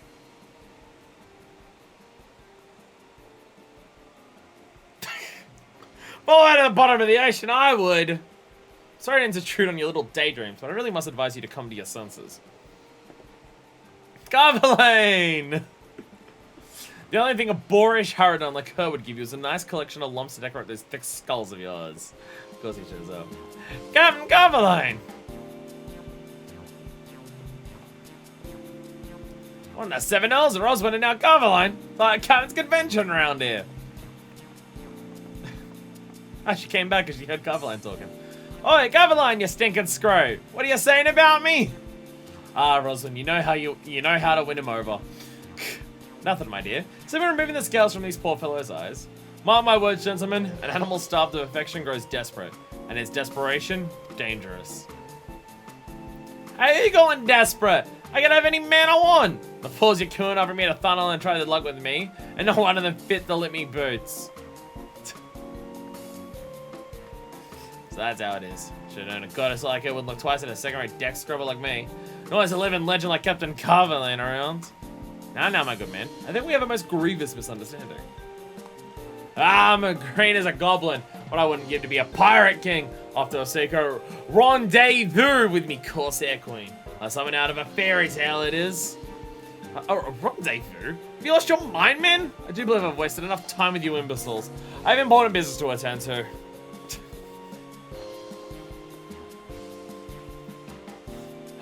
Well, I finally found the woman of me dreams. For all I got was a rude awakening. Maybe you're right, Ansel. I mean, I'm better off sticking to me own kind. When you got competition like that, you don't stand a chance.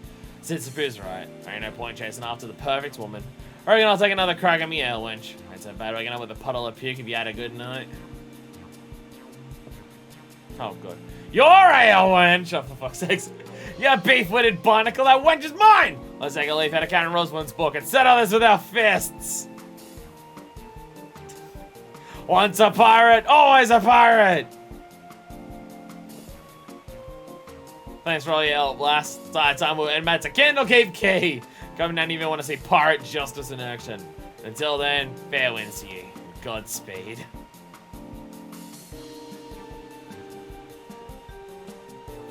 We are the hardy pirates, we stay on the stormy seas!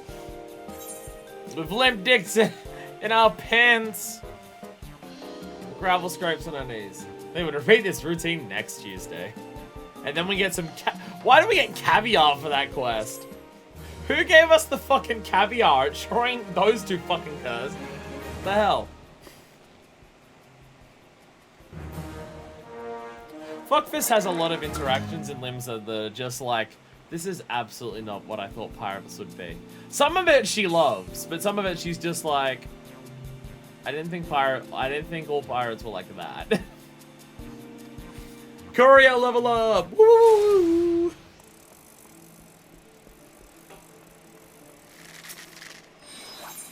And once again, the love story between Roswin and Carverlane continues. Though I think that's the first time we've seen that love story expand, not in a seasonal event. So the whole Carverlane Roswin thing has existed since ARR. I was about to say there's probably some yellows that expand on it, but I think I did all the yellows in Limsa. The past is a story we never tell. Oh! This looks familiar. Is this the Archers Guild stuff? I'm not sure. Oh, what do we get? Coffee, gross, bacon bread. Soft dough mixed with thick sliced bacon into a simple pattern resembling a sheaf of wheat. Okay, that sounds delicious. Haddock dip. Hey, this is the thing that Pie gave me, I think. It's the thing that Pie gave me. But I think Pie gave me a high quality one. And bacon broth. Bacon everything. Technically, the Sixali dish consists mainly of large slabs of smoked bacon boiled with several other lesser ingredients. Letters the most eloquent what they do not say. The tale behind this wordless missive could fill many a parchment scroll. My trusty comrade, I have an interesting delivery for you. A regular missive for an irregular addressee. A traveling merchant cooper. This Maldize rangers alone through the realm. He's take the letters to her mother, but I hear she's quite ill again. This time of the year, Maldize likely plies her trade on Sweetbloom Pier in the East Shroud. Best check there first, cooper. Lone Survivor.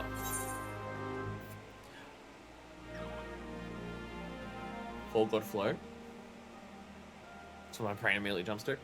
When the land is at war, the meanest lodgings never lack for tenants who sleep fitfully and wake screaming. My trusty fuckfist, I have a delivery for you. Addressed to the Severed String over in Raincatcher Gully, Cooper. Okay, no. I was thinking the Full God Float people. I promise me here's no more secrets, Cooper.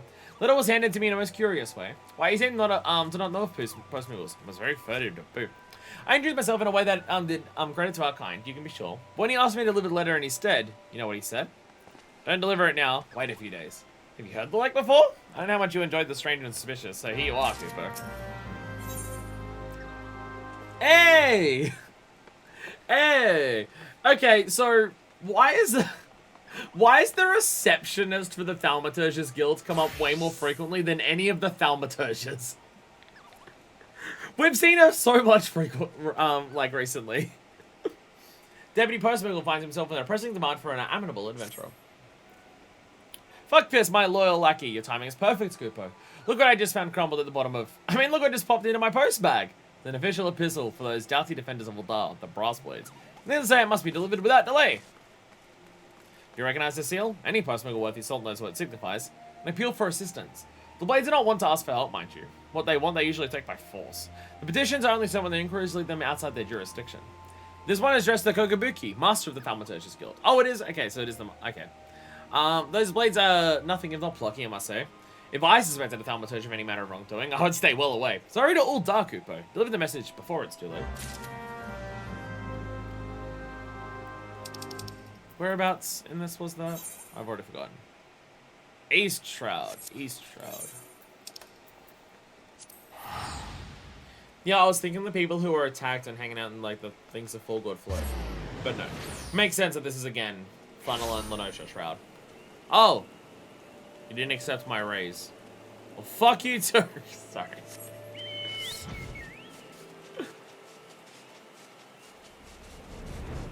I need to be an aggressive dick about it, I think. Hey up. Man, the estimate for this being 6 hours? I think people forgot how slow I am at video games. Actually, you know what I'm realizing? Awkward stop and awkward skip. Awkward time for it, but I'm now realizing. I desperately need a drink, and I haven't eaten a sandwich. And I'm gonna go to the bathroom for good measure. My break is now. I know we're like literally in the middle of a quest, but I probably should have done it before I spoke to the Postmaster just then. And, well, I don't want to get into these and do all these before I eat some food and get some water in my thing to work to my whistle so I can continue talking. So give me a minute, and I shall return. Because, whew, 2 long ass streams in 2 days is a lot. I'm fine doing it, just, it's a lot. I am back! I have my sandwich. But I have an extra special thing today as a little snack. Check it on my own stream. I'm doing that. Thank you, Twitch. I have a special little snack here. Not that you'll be able to see it, but see how that looks like a little bottle? It is a little bottle. For Christmas, I got some liqueur chocolates of all different types of whiskey. They're dark chocolate liqueurs, as most liqueurs are, I believe. Dark chocolate, because the dark chocolate flavor goes better with alcohol. There's like 10 liqueur bottles in there, and there's 5 different whiskeys. This specific one that I have here is apparently the richest and smokiest of them all. It's Lagavulin, is like single malt Scotch whiskey. These things are pretty cool. I can't really show you it, because otherwise it'll go everywhere. But inside of the bottle, it's a liqueur in the sense that inside of the middle of this, it is liquid. And it's just the whiskey. Yo, but talk about biting off the top. And you shove that in your mouth and bite into it, and it just explodes with a whiskey shot in your mouth. And it's very delicious. It's quite nice. This is apparently the richest and smokiest of them all. And Lagavulin is not a whiskey type that I've tried. There's some on there like Talisker that I have tried before, and they're quite nice, but you bite into it and you go,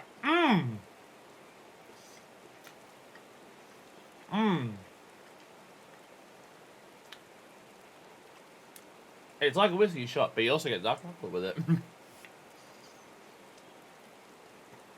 Which typically I'm not a massive fan of dark chocolate. I prefer just like plain old milk chocolate or white chocolate with it. But for liqueurs, I do think the dark chocolate mixes well with alcohol tastes. And it's definitely the smokiest one out of them all. Damn. Not the strongest in terms of like other parts of the taste, but for the smokiness, very strong. And then I have a sandwich for, actual sustenance.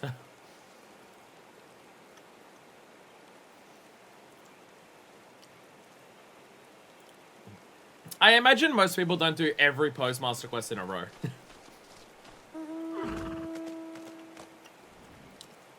Well, this is a lot of fun, and I'm very much enjoying it. But I am also just realizing how my experience of FF14 in a lot of ways is very different to average. Because, like, I do story once a week, I do all the other things in between. I break up. Most people don't do Post Chocobo Quest at all. Fair. Fair. But it's like, my experience is so different to the average player who plays this. Because, like, we do job quests all in a row. Like, we do the entire chain in a row when I get to, like, the final level, and then we do it all at once. We do, like... Well, people probably do MSQ similar. People probably just go, like, right, I'm gonna sit down and do MSQ today until we hit a point where it stops. They do MSQ more frequently than I do, but... I imagine the average person does MSQ in a sense where they do, like, a section where it makes sense. They don't just do 1 or 2 MSQ quests and go, alright, I'll do some more tomorrow. Unless they're people who don't like going through the MSQ.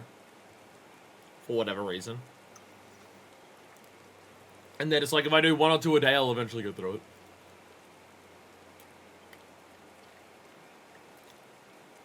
But it's just like, my experience with the, with some of the story aspects will definitely be very different to average people. In some ways, I think it's better. In some ways.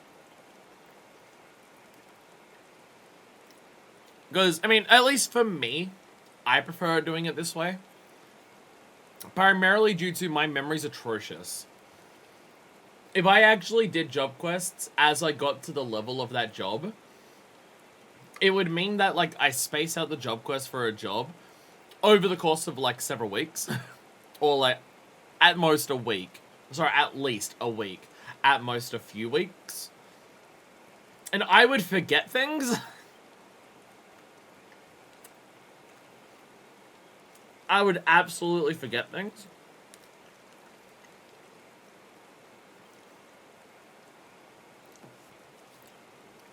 Slow a little bit in the last part. Although I imagine...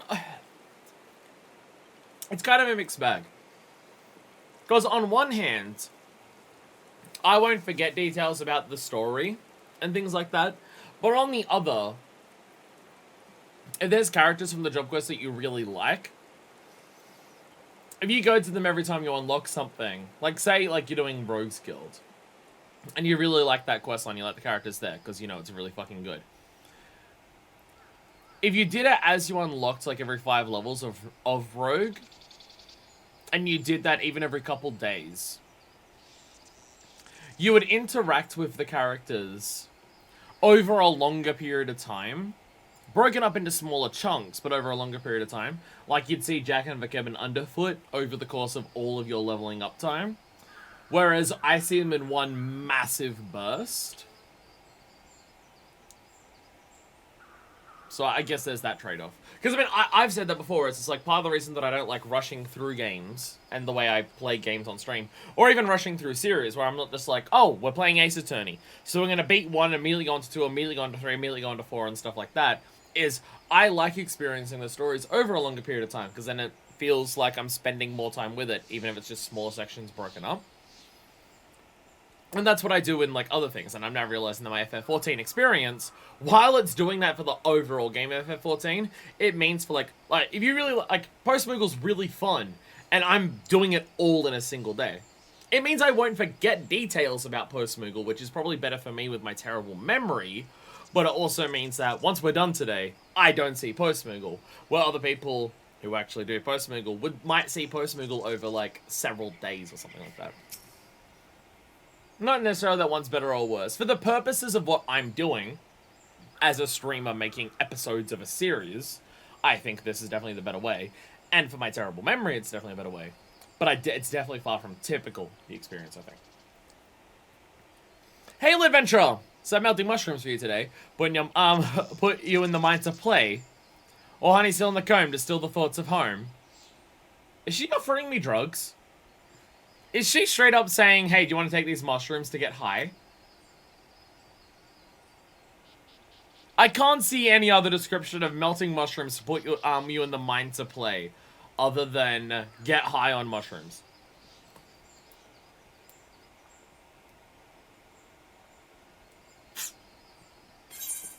I have a letter to Malazé. Markedly heavy for an envelope and some parchment. Gil. Nothing but cold Gil. Damn you, Urha. Let you think me ungrateful adventurer. Keep in mind that this is from my sister. My sister. And she still thinks of it meet to send Neri a word. Aphrodisiac. Oh! Mine to play! Boner! Oh, it's more dick jokes. Urha ran off after Mother's second illness. She was ailing and I was but a child, yet Urha left us to fend for ourselves. Or so I thought then. 2 moons later she began sending Gil, but never a word. Not once. Mother ails no more. I was by her side. Urha's Gil bore her tea of silver wine, and mine a soft clean bed in a fine troop of mourning women. I am alone now and grown. No longer a bewildered child that waits in hope. Must find Urha, and I know I cannot ask the Whalers. Memphina has sent you to me. She was last seen in South Shroud. Go to those spots I've marked on the map. If you find her, give her this letter. Her name is Urha Lazé, or was at any rate. This collar I wear is a match for her own. She still has it, I am sure. We keepers of the moon are sentimental. That's just a normal sunstone necklace, isn't it? Oh no, it is different. It has like a love on it. It's like a love heart necklace. South Shroud, go spots, give it a letter. Yeah, same dialogue. The South Shroud!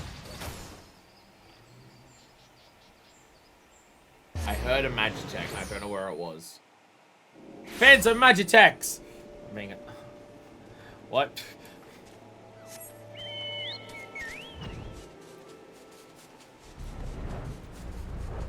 Oh! Oh, that's what she is. She's part of the Curl Claws. I hope I didn't kill her when they were part of the hunting log. I hope I didn't kill her already. Oh. Oh. Oh no! A hunting ground. We don't share. I hope that wasn't her. Wait, check the necklace. Nope, just one of her friends. It's totally fine to kill her. Just one of her friends. Ah, Warhawk. I see you're here doing a hunting log.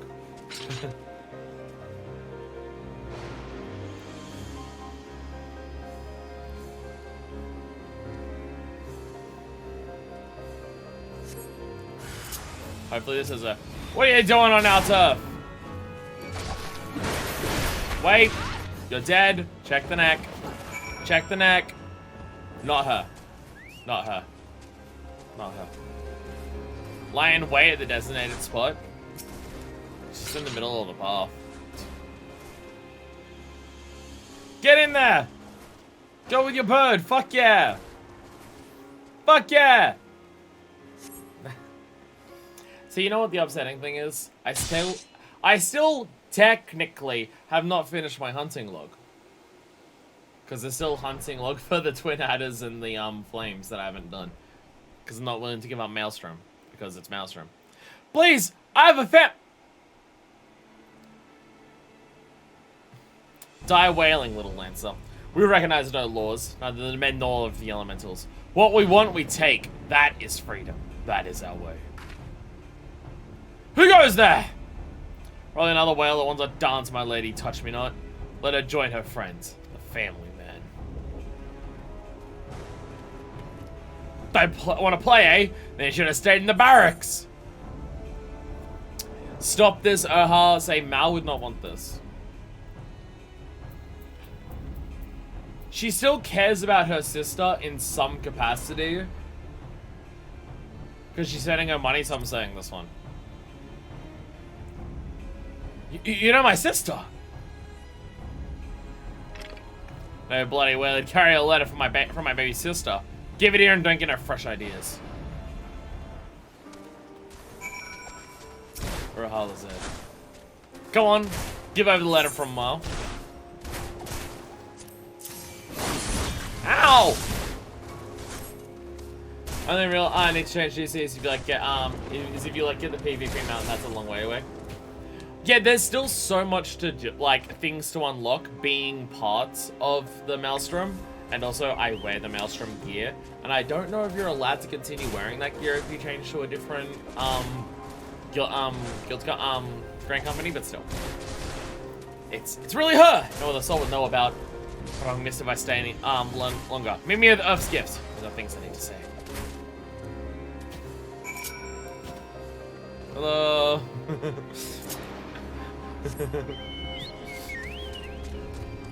Say hello to the new character, to the new people. Hello.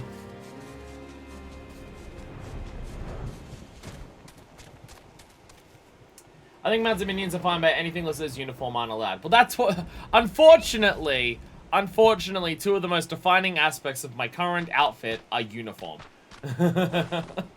Unfortunately, that's the issue. And I would have to, if I wanted to unlock everything in the other guild company, grand companies, I'd have to stay in them for a long-ass time, which would mean I'd have to go a long-ass time not being able to wear this, and, no. No. There you are. I have to sneak around a bit, in case I wasn't clear. The King's Law said we're no family outside the forest, but I guess that's almost true for me anyway. Get Mars gone. Pardon me. What do you think a young girl had to do, huh? Defeat a bedridden mind and sister barely out her swaddling clothes. Bad things, Symmetra. Bad for me, then bad for them. I was beautiful, and I was brutal, like a beast. Oh yeah, you're not wearing the mask right now. What's up? Based on FF14 collects, 52% have done post Moogle. So the way that 14 collect works, is that based on how many people use that website? Or is it one of the ones where it can read it from the lodestone? Because I know FF14 Collects can collect information from the lodestone for certain things, like mounts and minions and stuff. Well, mounts at least, I think. So would achievements? I assume there's achievement at the end of this. Because if so, that's a lot more people who have done post Moogle than I expected, considering it's all yellows. And there's a lot. A whaler caught me at my trade. Pink cheeks little miss. All she saw was the thief and strummer that dragged before the hearers. So, I took the roses from her cheeks. Made them bloom on her fine green doublet. Achievement? It was worth it, for mine never knew what I was. But I couldn't go home to that day. Nor never since. I hid in the forests. He stopped. A city girl don't know how to hunt. And then he found me. The king. I'd killed the wood whale and I was sticking it into the corporal poachers, you see. And my beauty pleases his highness. A man is a man, in Ali's Orc Glades, eh? Well, Miles said she knows what I've done. That she loves me still and wants us to be a family again. But the kill clause allow no outside family outside the gang. And I'm wanted by the law. But to go home again. I've done right by Ma, and if I need to have no secrets from Ma, my heart's fit to break. Here, give this letter if you're her friend.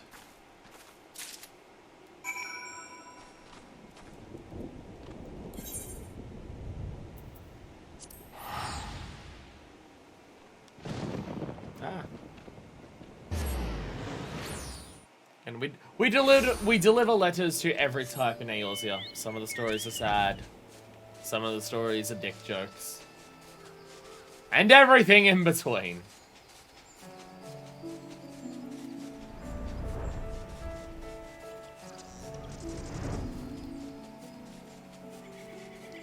Like, it's a really cool concept for a side quest chain.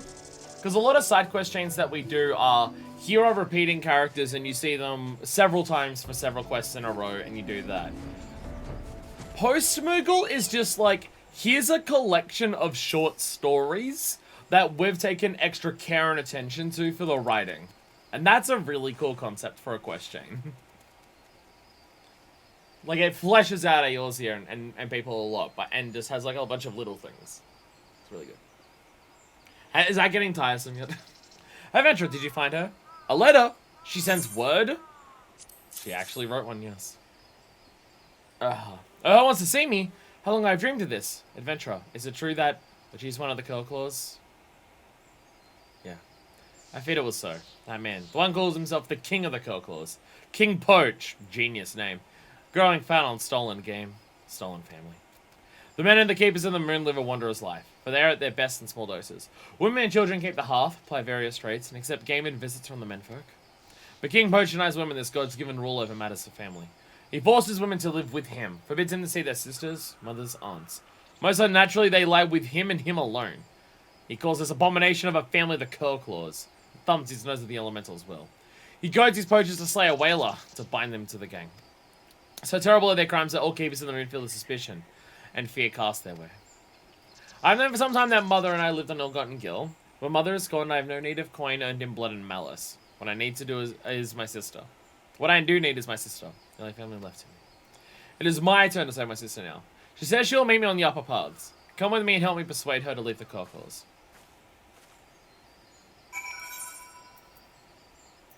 Totally beside the point and not the important aspect of this quest line. Keepers of the Moon Makotes, confirmed typically a polyamorous or polygamous society. Is that what they just confirmed? That it's weird that they're monogamous? Bizarre. Because I think that's what they just confirmed. Again, not the emotional crux of the story, but it's what I noticed. It's what I noticed.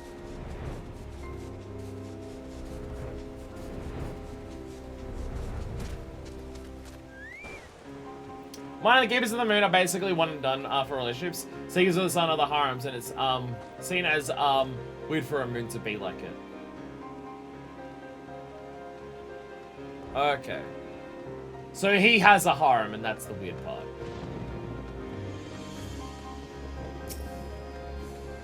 So Seekers of the Sun have harems, which is what he has, which is bizarre. Whereas Keepers of the Moon are one-night stands. Okay. Ma, is that really you? Oh, how you've grown. You look just like Ma. I'm so sorry I had to go through that alone. You could have come home to us, Ra. Ma would have understood. Everything you did for us. I know it. Doesn't matter what happens. We have each other. I couldn't have Ma, no. I became a thief and a killer, just so I didn't have to be that. What a world, huh? But it's alright now. Yes, it is, Ra. I can take care of you now. I've no debts thanks to you, and even have a little put by. We'll travel together, go where no one knows our past. All you have to do is come home with me right now. That's all. Be free of the past and live again. I'll take care of everything else. Hush, adventurer, we're being watched. Thicket over there. We co-claws don't forgive divided loyalties. Mal, I gotta get you out of here, adventurer. They don't leave this clearing, you understand me? We'll make the Eastern Funnel on. Come find us after. Time for me to do a murder! Ah! Betrayer! Clawbreaker! Get her! And then everyone dies. Because that attack is powerful. And by that I mean like it's a level 70 skill or some shit. Oh, they're making their way to Eastern Thanalan. They're not actually in it yet. Okay. I was about to say, why is it saying they're on here? Won't they go on the Thanalan? They're on their way there. They're not there yet. Makes sense. Makes sense.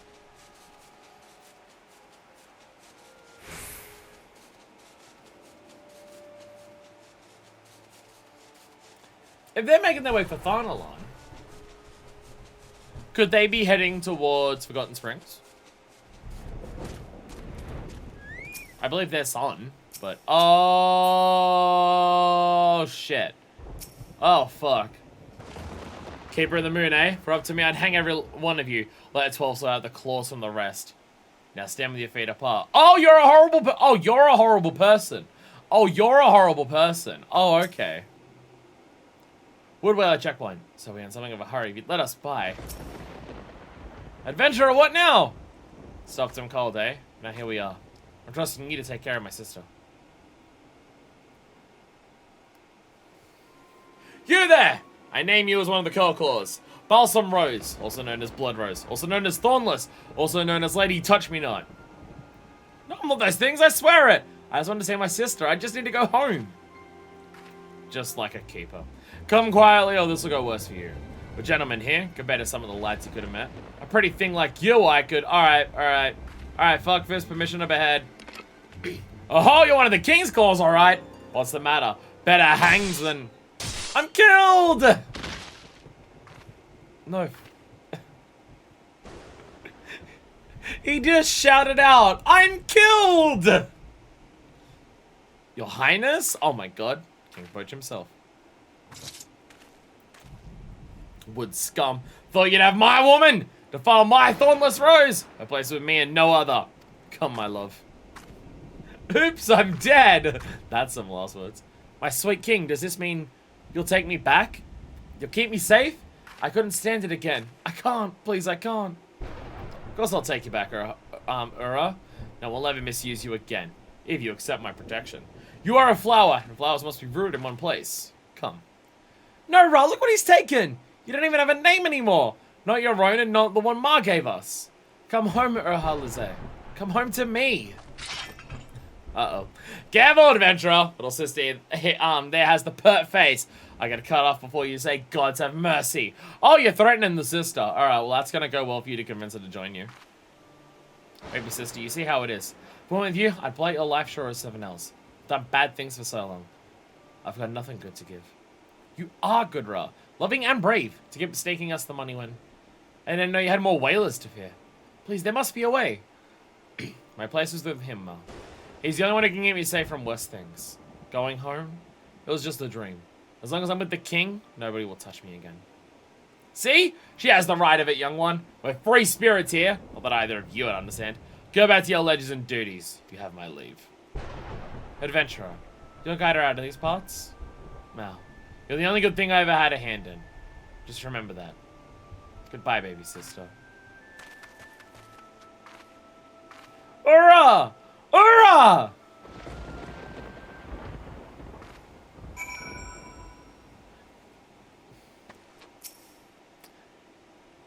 Not a good ending. May Fina be good? Does she think he loves her? How can she... I cannot judge her. The look in her eyes when the whaler mocked her. All those women in the Curlclaw gang, the king's harem, do they all seek shelter from worse things? A roof of bones, walls of blood. I used to say we can't see the moon while the sun is in the sky. So it might be with King Poach, I think. If he were taken, or I will see that there are other lives, better loves. I must believe that if I'm to save my sister. And I need skills in arms, whaler or poacher. I'll not stand helpless again while a man talks of how I shall suffer for his pleasure. Keep killing poachers, adventurer. I'll put the king of the Curlclaws in chains and free Ura from hers. I swear it on my mother's grave and on my sister's broken heart. And ask the elementals to bless this pledge. The Curl King is the fate. If we want, we can go out, kill him. And kill him if we can. Bacon bread. Is the Curl King fate the one that takes place after the raid on the Curlclaw's base? There's a base north of this area that you can only access during a fate. And I think a fate happens after that one. Is that the Curl King one? Or is the Curl King one that's over to the side? Yeah, is it breaching the hive? Oh no, that's Red Belly. That's Red Belly. I don't know if that's the same thing. Or is it Taker's Right? I think I've seen a fate over here as well. I mean, this is where the curls works. It's next to the goblins. But again, connected to a fate. Connected to a fate. Anyway, 26 white, 22.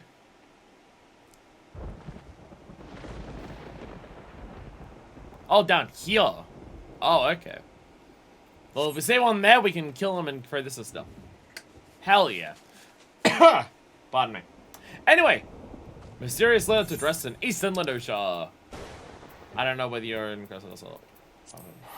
Starts in negotiators and goes into a chain. Ah, it's another chain one. Okay.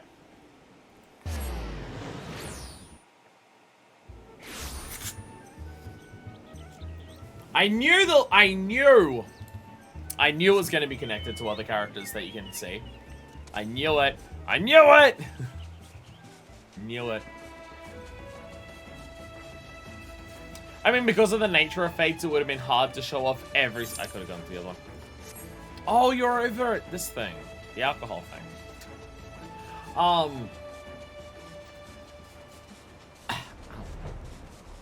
Ow. Yeah, but the nature of fates, it would be hard to, like, show off all of the fates that would connect to this storyline at some point in the stream or streams before this. Because you kind of just have to wait around for them. But again, still cool they exist.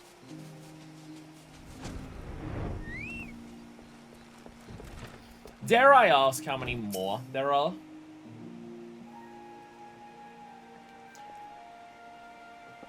Just because, like, I felt a sharp pain in my throat just then.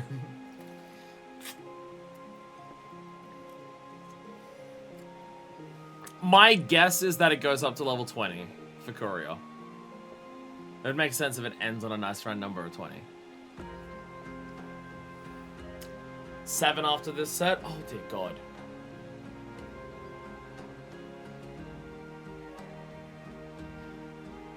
Oh, it is the same dude. It is the same dude from the alcohol. It is the same guy. 7 up. That's 9 more. So it ends at 25. I'm gonna struggle, I'll be honest. It's you. Been a while. A letter. A letter from who? Nobody knows me. The hermit dress presently living at the 7th Stream. My dear dashing dressed, do you dream of rain? The ones you killed. How they know? Ghosts. Ghosts that won't leave me in peace. Taunting me before they kill me. No, I won't let them. I'll run. I'll start over somewhere else. Help me. There's a leather sack hidden east of here. A peaceful spot, surrounded by rocks, trees. My savings, Gil. Gil to go home with. Home to my family. Get it for me. Help me. Well, this sounds pretty fucking serious.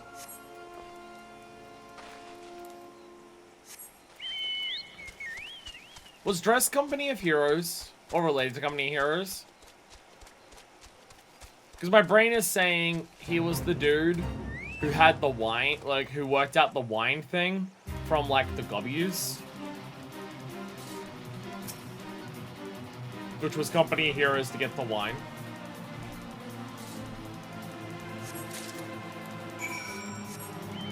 That's what my brain's telling me.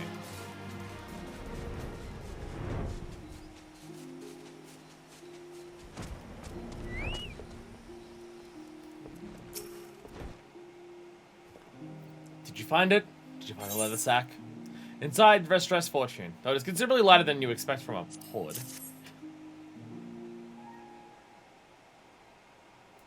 Thank the... But let me look inside, must be sure. What? No, no, no. Just a dream. A dream! Let me wake, wake, wake! For gods have mercy. Have mercy! You see it too? No, no dream. A bloody helm. Black blood. Old blood. I damn in me. By the majesty of Garlemald, never to desert, I damn in me. Ghosts, ghosts, ghosts. 3 years, not a single night of peace, and now they rise. Help me, they're watching right now. I have to get out of here. Go somewhere else. Just a short while, then I can go home. I'll go. Out in the back after you go at the front. Meet me near the abandoned house in Lower Lenosha. You know, the kobold squat. The House of Sticks.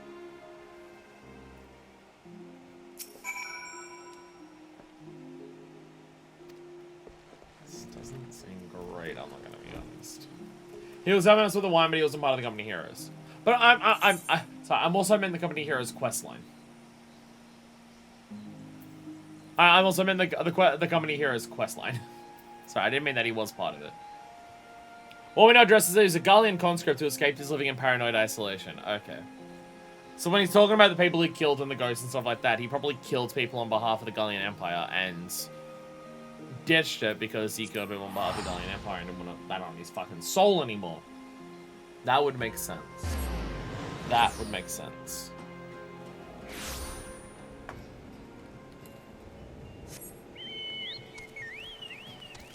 Today's stream is going to end up being as long as yesterday's. Which, like, isolated is fine. 2 days in a row. Oof, I should have gotten some Fisherman's Friends.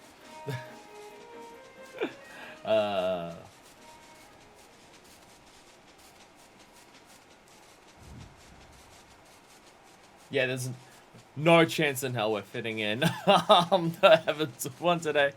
Not a chance in hell. Like I'm enjoying it, and I'm fine playing it, and I'm fine streaming. I'm just thinking about the physical limitations of my neck here. It's more so that than anything else. I probably won't stream tomorrow. I'll go to work and come home and probably not stream. That's what I'll do. That's probably what will happen. Which I did the same thing last week after I did FF14 2 days in a row. Uh-oh. Sharp-eyed shaver. Oh, God, dressed as a... You'll clean that helm tonight, worm. Lick the blood and brains off of it while we drink the wine with your paltry horde. Once a craven, always a craven. Flushed out like flushed out like a rat with that litter. Isn't that what dessert cronies do? Dash. You died. You all died. Not all, just most. 3 good soldiers survived, and you. Figured you dead until I saw you skulking by the water a week ago. Do you think we don't dream of rainworm? What honor in surviving an ambush, eh? 3 years of disdain. That ends when we hand over a deserter to the cudgel man. You are a friend of this scum? I would have picked them more carefully. Your blood will paint with the power of and your blood glory. You're all dead. Get fucked. Get absolutely fucked. Eat shit and die. Get fucked. Well, they're definitely Gallian empires. Because of the gear. Though they aren't Gallians themselves. Like, Gallian race themselves. But again, that's what Gallian Empire does. Go into places, conquer them, and conscript some of their soldiers to work for them. That's literally the story of Ridderton. Well, I mean, plenty of them. But I believe Ridderton was specifically one of those, given that Ridderton's a Rogadon. Thank you. There's no one. No one knows I'm alive now. I'm safe. I was in a unit of Gallian scouts. A maelstrom ambush in heavy rain 3 years ago. I thought I was the only survivor. It didn't feel like desertion. It felt like dying. You know what they called me? Dashing dressed. I never tried to run before that night. They kill you for that. It's from before, in the desert. Why did you protect me?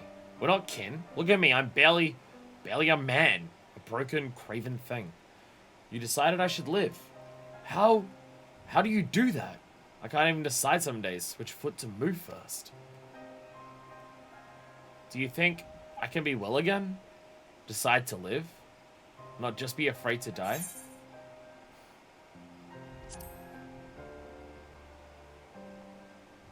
True. I haven't thought things through in a long time. Not since my homeland fell to the Empire. Home isn't somewhere I can buy a fare to. It's not a sack of gil or answers I need, but questions. Why does it hurt? How do I feel? I'll see my children again, but it's not time to think yet. I think though it will come. That's a start.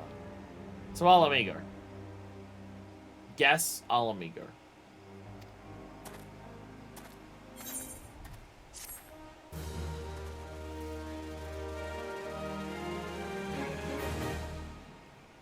Guess. Yes, celebrate! Carrier level 17.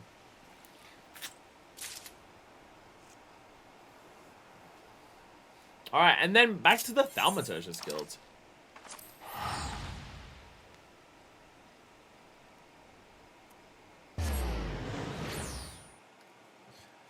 I am strong! I can get through it. Don't you worry about me. Don't you worry about me. I'll see this through to the end. Hells to the consequences. I'll be fine. I'll be fine. Days rested not streaming and I'll be fine. Demon Darktail pass, thank you. Fucking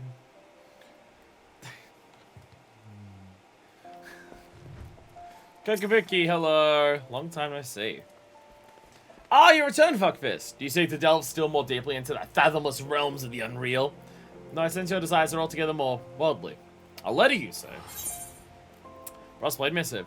Official request one Kokabuki for assistance in investigation being held by the old City Guard.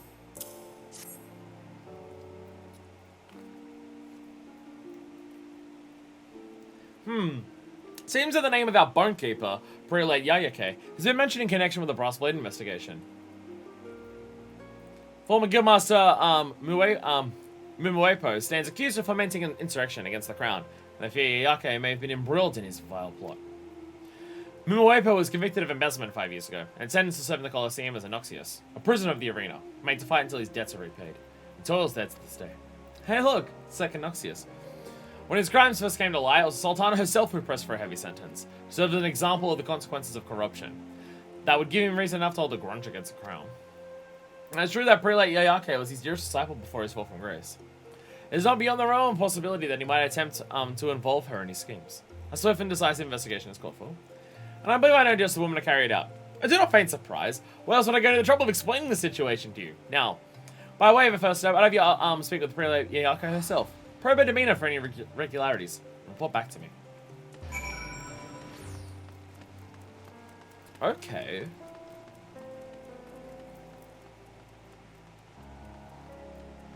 We lost our Guildmaster 5 years ago. Did you underclaim me? No, he's in prison for tax evasion. That's older.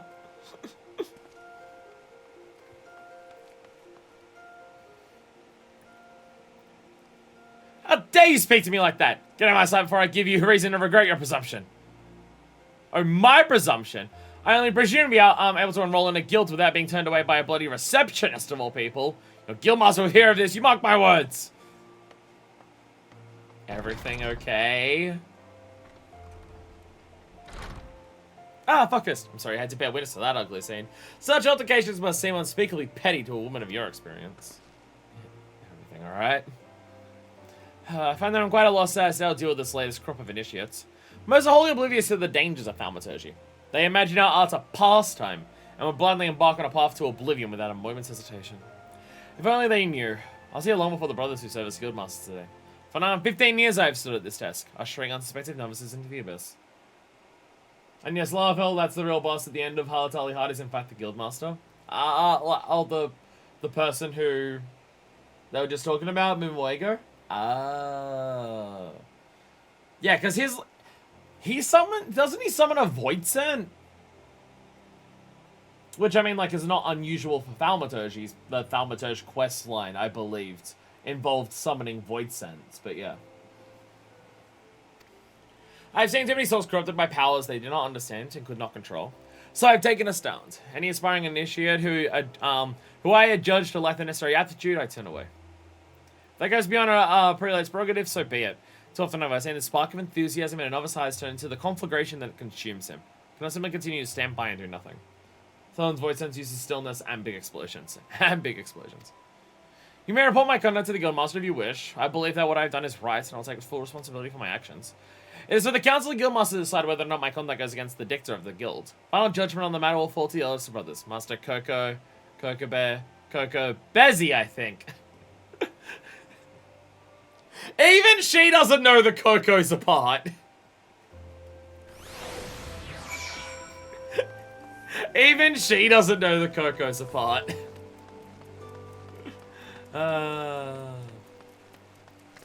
Is the other one still here? The one in blue from the Thaumaturge questline? No. No, they're somewhere else. I forget their name. I see. So Prelate Yayake has been turning away prospective initiates. I wonder why the number of new guild members aren't falling so sharply. Now I know. Could this be the bitter fruit of Mumuepo's unseen labor? Might he be working through Yayake to deprive the guild of new blood, and thereby precipitate our eventual downfall? If so, it has been for naught, for while the quantity of recruits has undoubtedly fallen, their quality has soared. Each one is blessed with a natural aptitude for ethereal manipulation. Be that as it may, we cannot be sure of Yayake's true motives. We must learn of her more recent behavior. Pray speak with the others around the Yosu area, and glean what clues you can. Coco the other one. Kokobazi! Kokobusi. Really? Yeah, okay. She's been in the guild longer than any of us. And yet she's still only a bone keeper, propping up the reception desk. I wonder why she refuses promotion so stubbornly. She was a loyal supporter of the previous guild master, you know. What happened until it was thrown out in disgrace. I suppose her feelings towards my brothers and I must be complicated, to say the least. That may explain why she still can't seem to get our names right. I'd always imagined it a simple lapse in memory. Now that I think about it, kind of wondering if it might signify something. Could it be that in her heart of hearts, she's yet to accept us as her guild masters?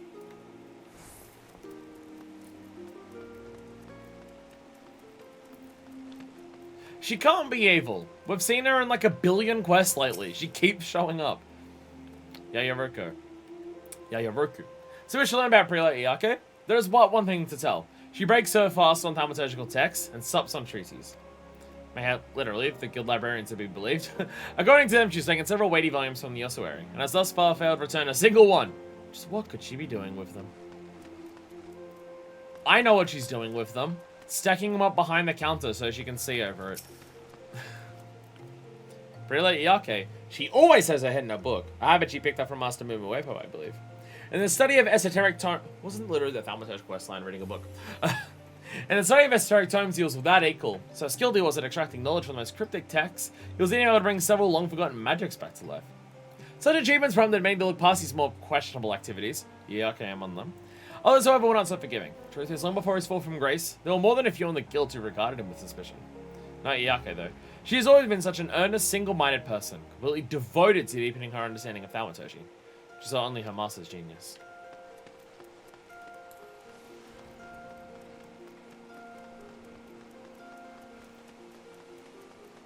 This is quite a waste from the guild. Didi Lada. Oh god, I'm good for money, I swear. Just give me a few more days.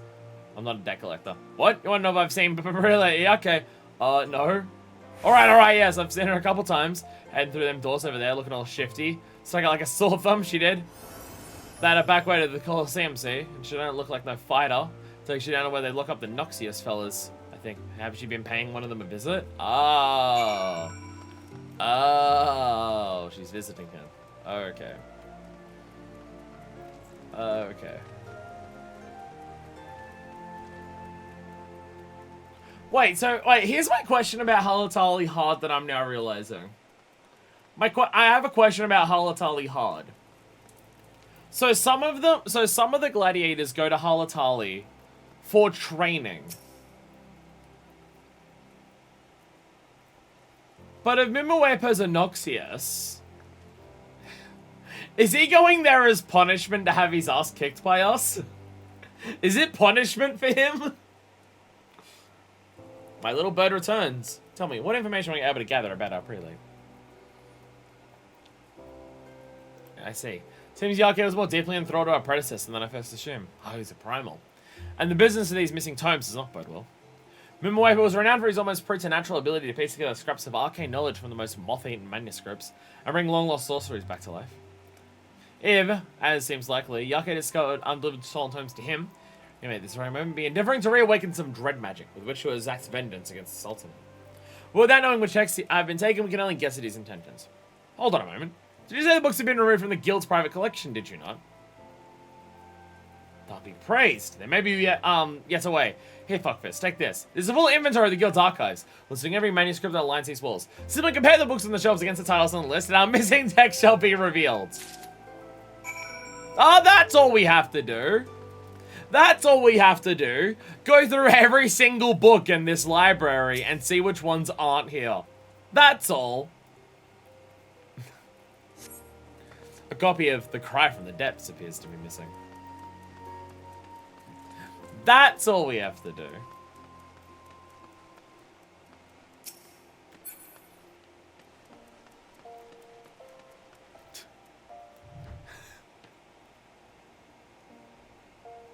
And this is a rare sight. A group of Lalafels scheming. We like to refer to this as a business meeting. Like they know what they're doing. When they just put a bunch of Lalas doing this, going mwahahaha. They know what they're doing. No, my question is, where's the ladder for the Lalas to reach the higher up books? Half of the guild, if not more, is Lalas. Actually, 90% of the guild has Lalas. Where are the ladders to get up higher? Or is that why, like, one row is part of the guild over there? Copy of Thaumaturgy. The Yawning Abyss appears to be missing.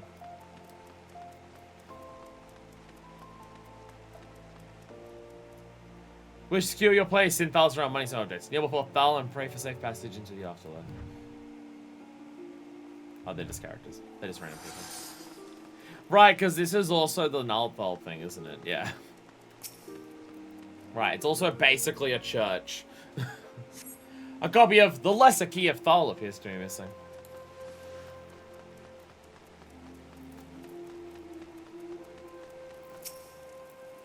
They're planning an attempt on the Sultana's life. Uh-oh. Uh-oh. Shove your arms right in there. A copy of the Troth of Kings appears to be missing. Is it done? Quickly then. Show me which tiles are missing.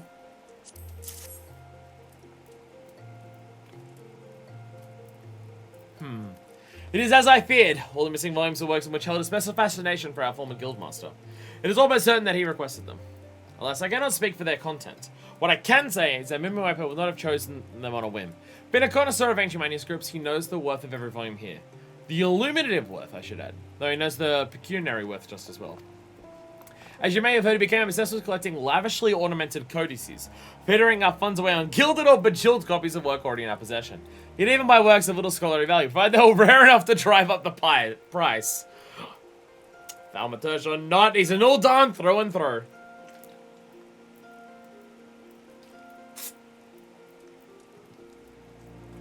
Noxius is directly personalized to be gladiators sentenced to their crime, yeah. Friends and his friends are suing her for money, fame, fun, but Mumawepo is directly working his sentence off. Well, that's what I mean. Mumawepo is told to go to Halatali because he's a prisoner. Where the others go there for training and fun. By the end, the walls of his study were awash with golden gems, and he would stare at them for hours, wrapped in silent adoration. In his lust for luster, he emptied first the guild's coffers, then his own, being driven at last to the felonious peculation that would prove his undoing. I mention this because the volumes which Yake took were wholly without ornament, meaning that Mumawepo desired them for content and not their form. However, something terrible lurks in those pages, Fuckfist. Something which Mumawepo alone may be capable of discovering. There's nothing for it, the prelate must be made to talk. The end of Yake's shift draws near. I propose we lay a trap for her.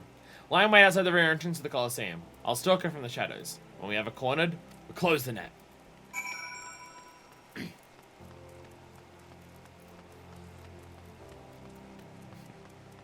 Hey, Yake. Oh, okay. Wait, no. There are 3 ways to study thaumaturgy. Read, and read some more.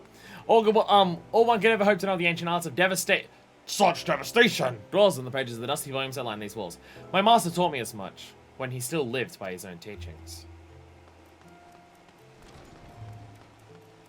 See, it sounds like she doesn't like him. It sounds like what she was talking about in terms of seeing too many wayward souls get enraptured by it, she's possibly referring to her guildmaster. Log on. Do the thing.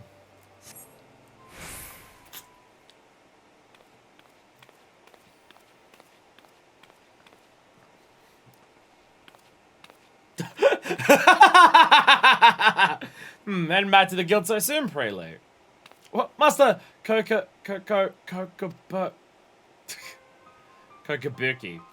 Prelate Yake, you stand accused of treason. The brass blades have passed certain information to me which suggests that you've been conspiring with Mumawepo to incite rebellion against the crown. I've been conducting an investigation to establish the veracity of their report. Fuckfist here has been assisting me in my inquiries. Treason? No. I'll admit that I have sought to meet with Master Mumawepo, but he has yet to agree to speak with me. And one of the manuscripts you took from the guilds, do you claim that you removed them not at your former master possessed, but upon your own initiative? I do, though I know it was wrong. I thought that I could show him some of the texts he used to love so much, it might help rekindle the passion he once felt for his studies. By the time I realized how low he had sunk through his lust for gold, it was too late. If I had only paid more attention, if I hadn't been so absorbed in my own studies, I owe it to him to help him whatever way I can. This weight has been on your heart for a long time.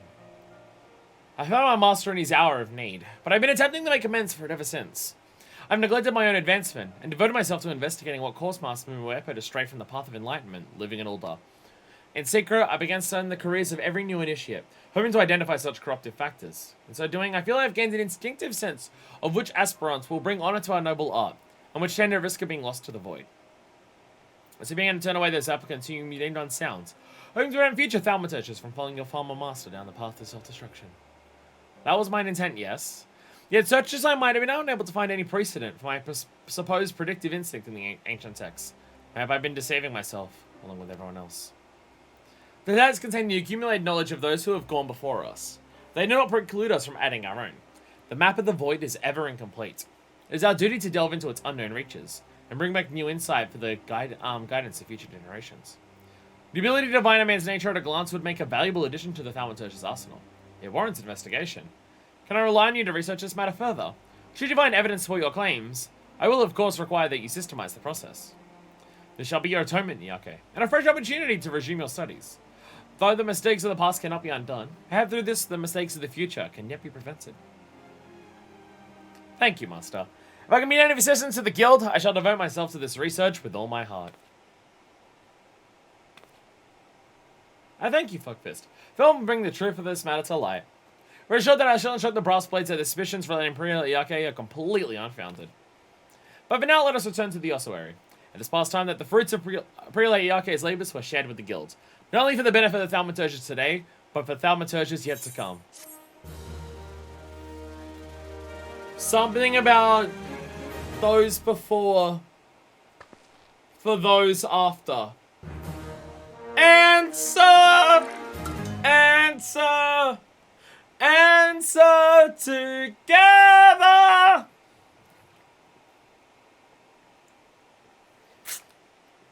However that bit actually goes. Whatever the actual line of that song is. Fun fact, on the day of the calamity, Mumoepo personally immolated anyone that tried to enter the ossuary and tried to take the tomes from within.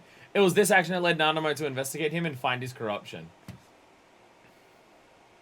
Wouldn't immolating people be enough to, like, get you thrown in prison?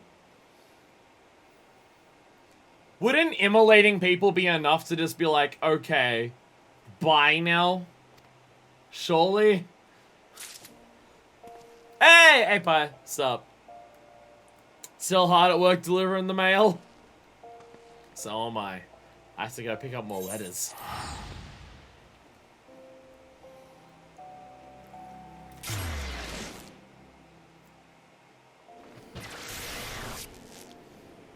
Bonus fun fact, it's possible that Mumoepo was working with the person who killed Minfully, his father. 1.0 was 1.0, so we don't really know what it was about or what he was planning. Ah.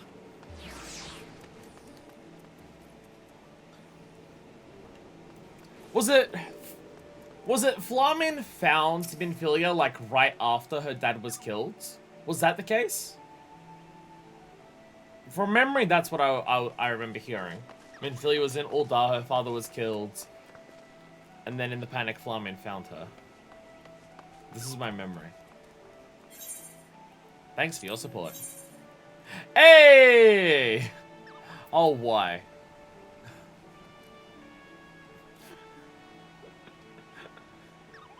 Okay. The deputy post... As far as I know, yeah. The deputy postmaker wants you to slip into something more comfortable. Whoa, Largo, what are you doing to me? Well, we met once again, fuckfist. It's even such an obese assistant. I got a reward for you, Kupo. No drunkards and ruffians to contend with this time. Just rest and relaxation.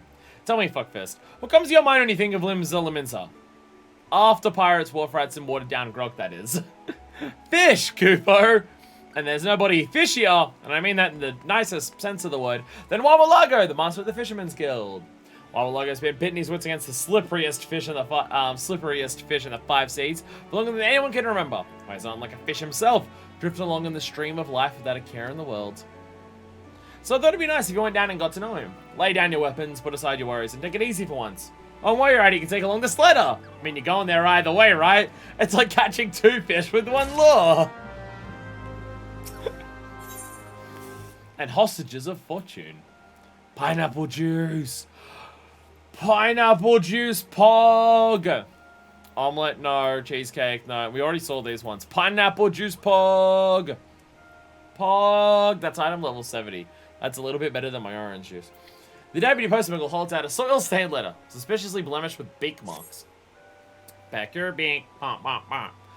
Fuck this! The very vessel I was looking for, Cooper. Need to take a letter to Eugenia Spire in North Troud. The wood where your dear leader, that's me, was born and raised. Needs to be delivered to, hey, Mia Molcott! There it is. Leader of the White Rams. Officially, they're an offshoot of the God's Quiver, but in practice, they miss Molcott's private army. The exile call her the Black Cat, waiting for the moment to strike. Whenever she crosses their path, they're sure to meet with an unfortunate end, Cooper. Truth be told, this is the first time I tried to deliver this letter. I entrusted it to another subordinate of mine, a delivery Moogle on his very first mission. But he got chased away by the birdman and flooded back, hiding his face under his pom-pom. He simply wasn't cut out for such a trying task. But who is, I thought? Who best to dispatch into an exile-infested forest and explain the letter's lateness to the fiery tempered Miss Molcott? Guess whose name sprang to mind? Here's the letter, fuckfist. Off you pop, Cooper! Star Spangled so look out was a fan favorite piece of gear from 1.0 that you got from the fishing questline. People do legit want it back after disappearing with 2.0.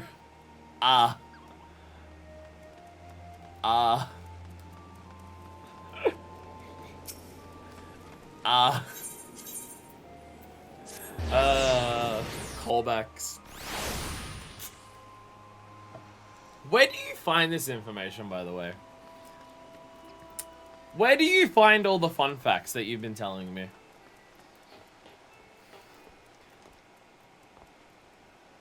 And now it's once again the fisher who gives it to you. That's what's cool about it, yeah. Hello, logger.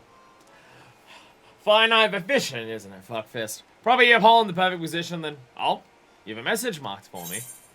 One day fishing stream, Wawalugger. One day fishing stream. A missive addressed to Guildmaster Wawalugger from an Ultar merchant named Rover Jarver. A missive from my old mate Rover Jarver.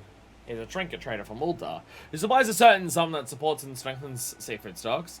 Since we sent some of his special supporters on the seabed, fishermen's ponds been swimming with shrimp and groaning with gubbies. Some of these things are just interesting, especially 1.0 stuff. No, I'm just curious where you find it. Like, is there a resource online that you're looking at that, like, tells you all this stuff? I'm just curious where you learn it.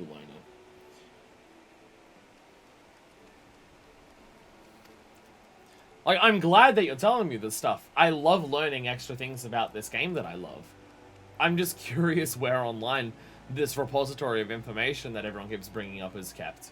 I mean, some of it I know, like, Dentra is getting stuff from Encyclopedia Eorzea. But, like, 1.0 stuff, I don't know where that that's coming. I don't know where that, like, information's coming from. I know the hide nor hair from him since the calamity hit. It's heartening indeed to know that he's hale and healthy. I've got my physical law books, but that doesn't really go over player trends and expectations and, like, yeah. Well, in terms of anything gameplay-wise from 1.0, no one can experience that now. So any of the stuff about 1.0 that people have information of is information that's been preserved since 1.0 was a thing. So the fact that there's a lot of specific gameplay elements that are still kept detailed of from 1.0 is impressive. And the old bad ones that only have 1.0 info. Old shitty wikis that no one's maintained for years, so it's kept all the old information. And the hide no hair from him since the calamity hit. It's heartening indeed to know that he's hale and healthy. And it seems the old dog's still desperate to do deals, so he wants to trade one of his treasures for an infrequently found fish. Business must be bad if he's bartering his best brass for a bass. Any road, perhaps you could do me a favor while I'm ready my rod. Rover Jara's boat should be berthed down by the docks. Could you head over and hand him this note? I've marked out a map where this fish he fancies can be found. Tell him to meet me there and we'll do the deal. You've not heard from him since the calamity, despite the fact that he's, like, just over here? That makes me feel like you two hate each other. Are you sure you don't hate each other? Rorojaro, hello. Good gods, must the deep sea be so damn wavy? My stomach's churning. My legs are like jelly. And I'm gonna be starting on my poor old back. File knows how I'm gonna have to hold this blasted crate all the way to the Fisherman's Guild. Oh, you've got a letter from me? Upon this folded parchment is written the location of Wawalugger's plain fish exchange.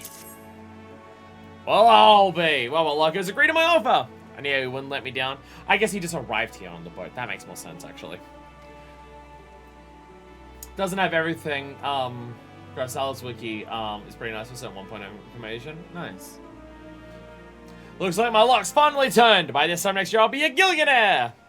Hi, but look at me getting all carried away. I haven't even introduced myself. Ravajaru, purveyor of the finest silks, most exotic perfumes, and the rarest curiosities in all Ulta. At least I was, until the Calamity took all that away from me. My whole warehouse went up in smoke and my fortune with it. I tried everything to get my foot back on the ladder, but I was cheated at every turn.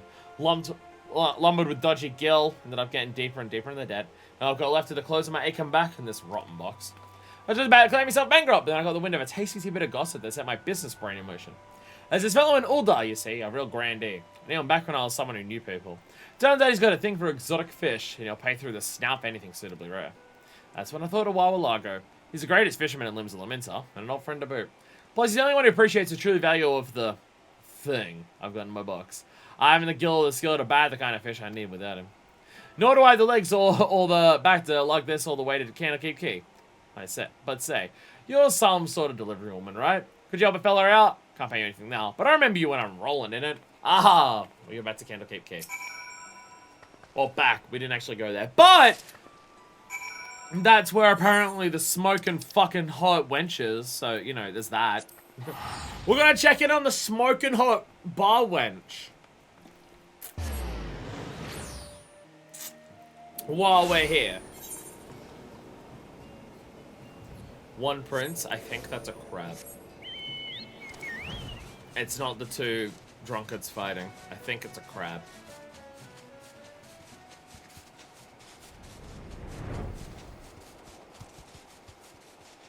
Oh no, it's a Mandragora. It's a Mandragora prince. It's a giant Mandragora.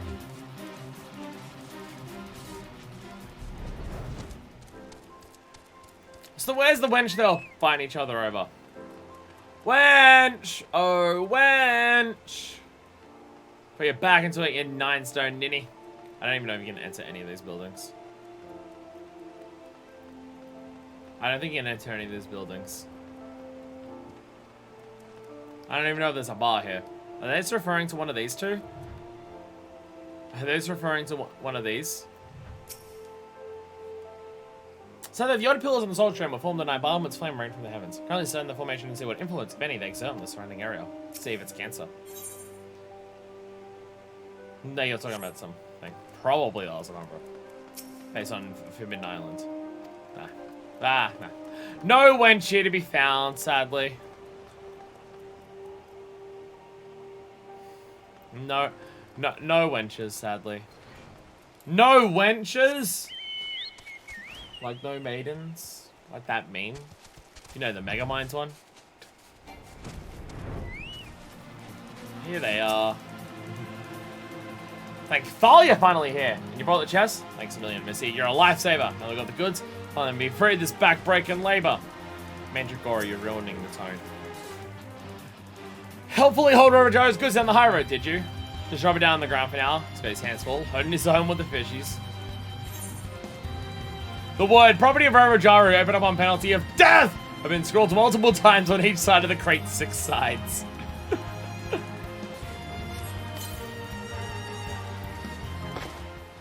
Yay, the music stops in cutscene. Thanks honestly carrying that chest for me, Missy. Don't know what I've done without you. Actually, I do. When I don't know any handlebar, my logo forced me to start fishing myself. If you're so short of something to swab, you'll snare the scaly specimen solo, he said. That's why he's fishing. Let's have a look at this gift you got me. Blinking barnacles, it's beautiful! Let's see it shine and shimmer like the silvery scales of a sea serpent. The visual thought to bask in the brilliance of a natty knick-knack like this. I knew it. Pawnbrokers wouldn't trade it for toffee, but to a master fisherman, my support is worth more than money can buy. So, do we have a deal? Can I put the rod down now? Fine, I'll fetch your fish. The rarest rarefied rain of Rotano. Subject to you shoring up the shortfall in the settlement with a little light labor, that is. Catch me a carp or a collie or any form of fish you can find, and I'll honor your order. The shortfall? You mean the support is not enough? Then I'm ruined! I was in here for ages and I didn't even get a nibble. So fish should be found in this accursed ocean. I dare to differ, my friend. There's shoals and shoals of scaly swimmers in the sea around you. Your foray into fishing flounder because there's nothing but numbered in that noggin of yours. Clear your conscience of all that money-making machinations and mellow your mind. Then the buggers will buy it. Wow, well, Lago loves his alliteration. But we can't dally here all day. There's duties here doing down at the guild. So lay down a little limitation. Our dear delivery woman here will catch me a catch of her very own. If you're not netted a solitary specimen by the time she's tackled the task, deals as dead as a devil dodo. So I don't catch a fish before she does, I go home with nothing. It's all over. Good gods, I'll be begged. The banks will touch me with a back pole. There you go, worrying about wealth again. If duly determined to procure this prize perch of yours, then ready your rod. Banish that brooding from your brain and focus only on the fun of fishing. Fuck this. If you're so obliging, I'd like you to acquire me an anchovy. A local Aminza one should fit the bill. They're common on this coast, which shouldn't be a struggle to secure. Snatch one up straight from the sea or procure from a purveyor, it's up to you. You can go buy one if you want, it's fine. Surprise fishing stream. Lazy shimmering fish drifting in the lazy shimmering ocean. Starting to feel a bit lazy myself. This is how it feels to be a fish. Music, you're ruining the moment. Music, you're ruining the moment. Oh right, I don't have a thing on this yet. Wait, no. No. That was only crafting. Wrong button. Fate, there it is. Ocean fishing. Nice. I'm already set. I'm already set.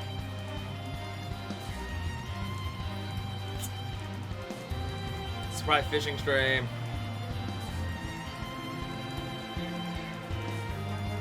I gotta get me some materia for this scarf before the fishing stream. That's what I gotta do. That's what I gotta do.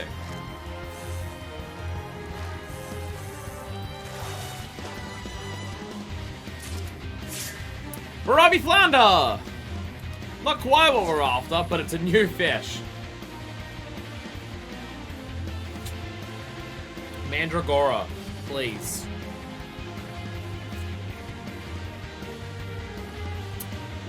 Mandragora, please. I imagine it's probably a one thing.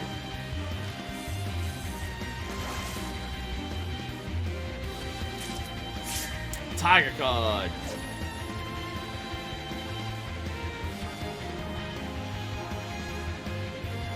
I return to see fish! So, we're fishing! Fishing stream starts now. With the very dramatic music, that's very fitting for fishing stream.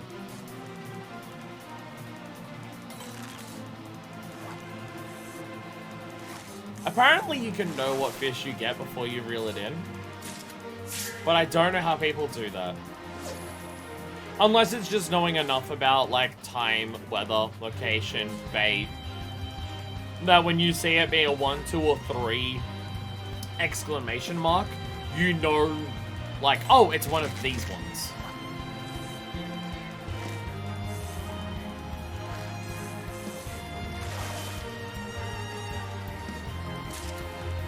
Barabi flounder. You know what?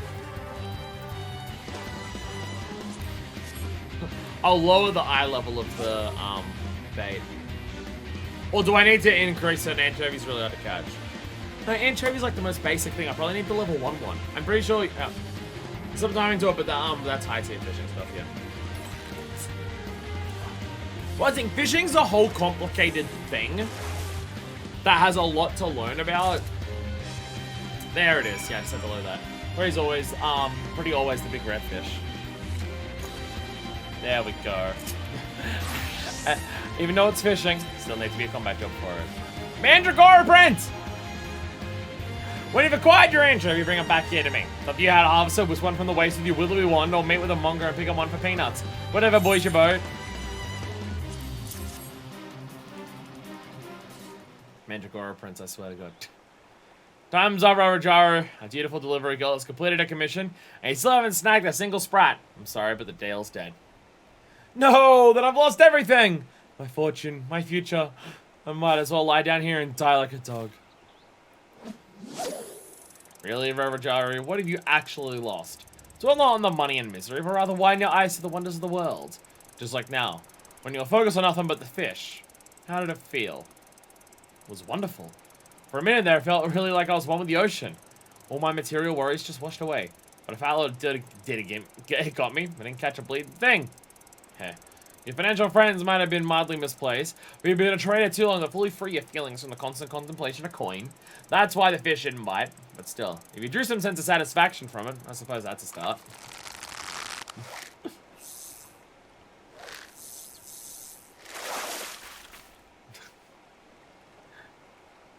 Jesus Christ.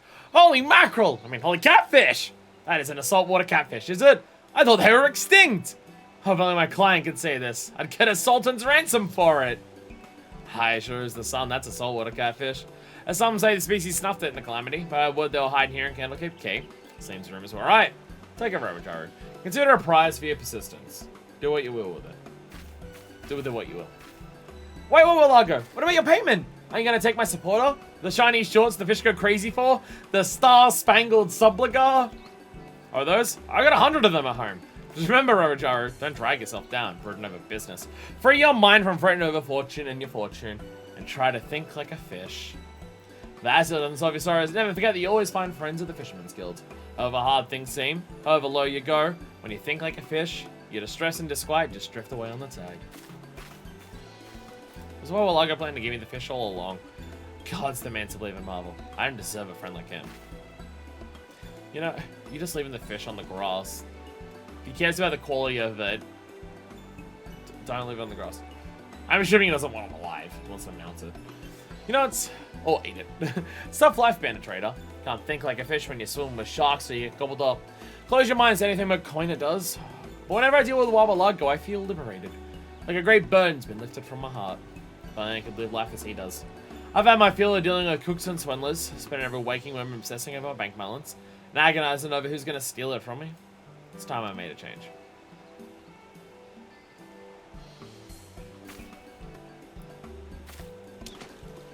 Rojar returned the saltwater catfish to the ocean. It was probably already dead. I'll throw it all away and start again from scratch at the Fisherman's Guild. Here, fuck fist. I even trust you to the entirety of the great Rojar's estate. The brilliant briefs that fish can resist.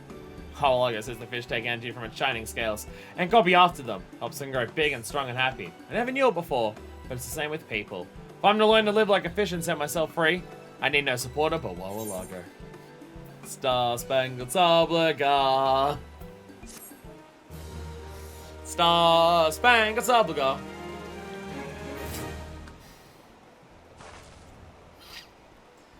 We have underwear! Underwear over there! That's a super Paper Mario thing. Your successful delivery reputation as a letter carrier has grown. Alright. I know what you're all waiting for. I know the only reason any of you joined this stream. Here it is.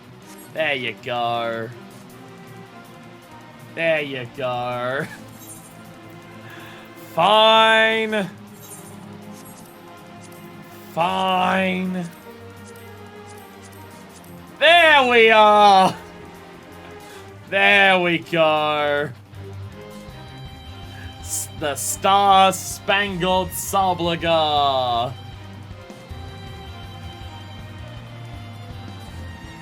This is what it was all for. This is why we did all of this. There it is.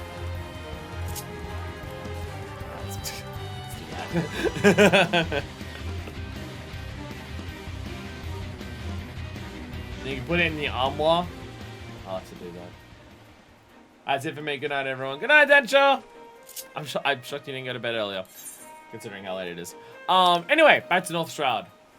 Miyamokot!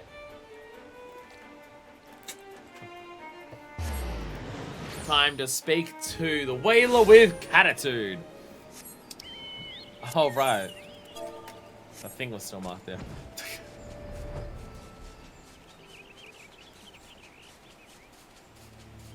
Miyamoko.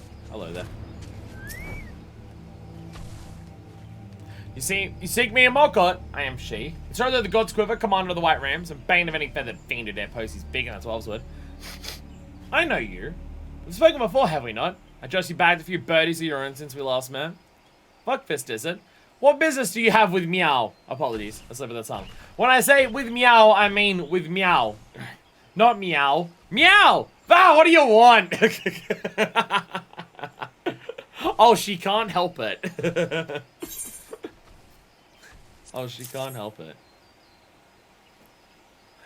Let me see that. Oh, wow, wonderful! It's a letter from Lady Philoda. The woman is like a mother to me, you see. Lost my parents when I was young, and it was she who raised me from a yelling babe. The son was a great hero. Leader of the White Rims before me, but he too was lost in the line of duty. But let's see what news she has. She says she is to visit Full God Flow with her dear grandson. By the date she gives, she should be here at this very moment. Strange, I have not heard a word of their arrival. Perhaps she simply misread her calendar. After all, she speaks of the future, but these dates are past. Tell me, adventurer. When was the letter posted? Urgh, damn those incompetent Moogles. Never trust anything with wings, I say. Then the dates must be true. They should be here already. I smell the filthy hands of those blasted birdies in this. We must send a search party. They came via Gridania. They might have been ambushed in Tracepeak. A band of Ixal raid the area, but they're usually too chicken-eyed to approach the paths. I have a sentry there watching their movements. Go to him. Ask if he's seen anything untoward. Oh, you should happen to meet with any wee birdies. None shall whip if you snap their scrawny necks.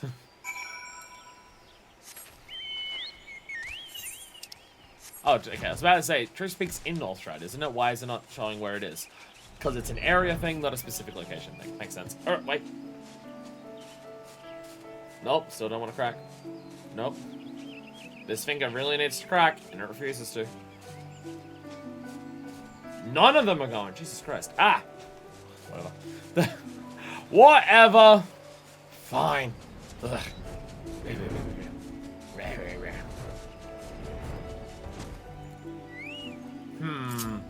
Ominous aura around a god's quiver bow.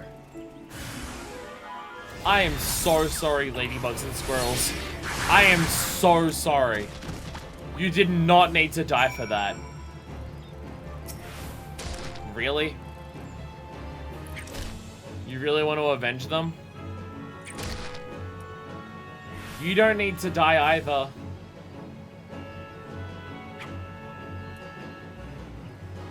I swears I didn't mean to, little ladybug. Sorry.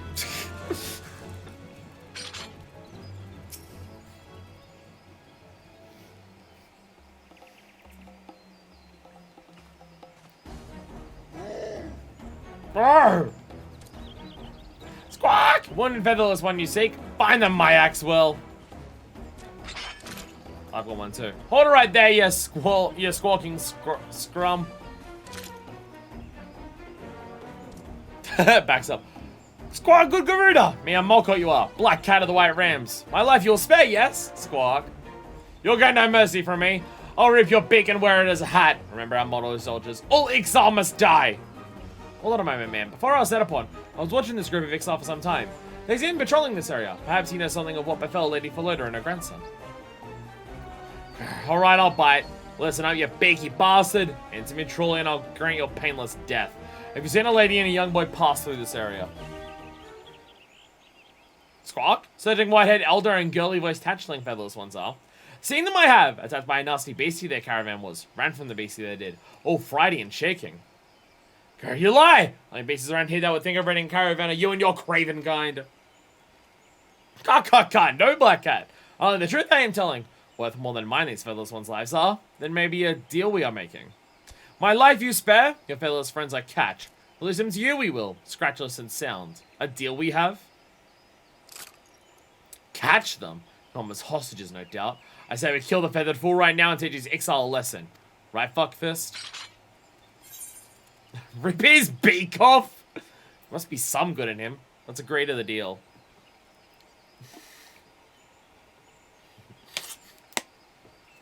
Rip his beak off. We've literally done beast tribes with several different beasts, including exile at this point. Diplomacy is what we'd do. There's no good in a birdman, just blood and bile. Believe me, I've checked. May I hope you're right. We have little to lose by releasing this wet wretch, and possibly much to gain. Alright, Beaky. If you truly swear you'll return our friends to us unharmed, we agree to your deal. Normally I wouldn't, but compared to you, I need to be the sane one.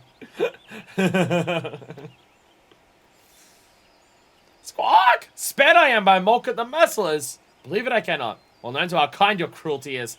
And yet walk free I do? Not on my honor, on my word you have. With my head ring I shall speak. Your smooth and wrinkly friends. Together we will catch. Send word we shall. Come to the river bend northwest of here, and your friends we shall return. Ugh, how I despise listening to their feathered brain prattle. Fool knows nothing, so how delays death with false promises. Still, I'd have you follow him to this headwing, just to be sure. We shall return to the spy to see if the other parties have met with more success.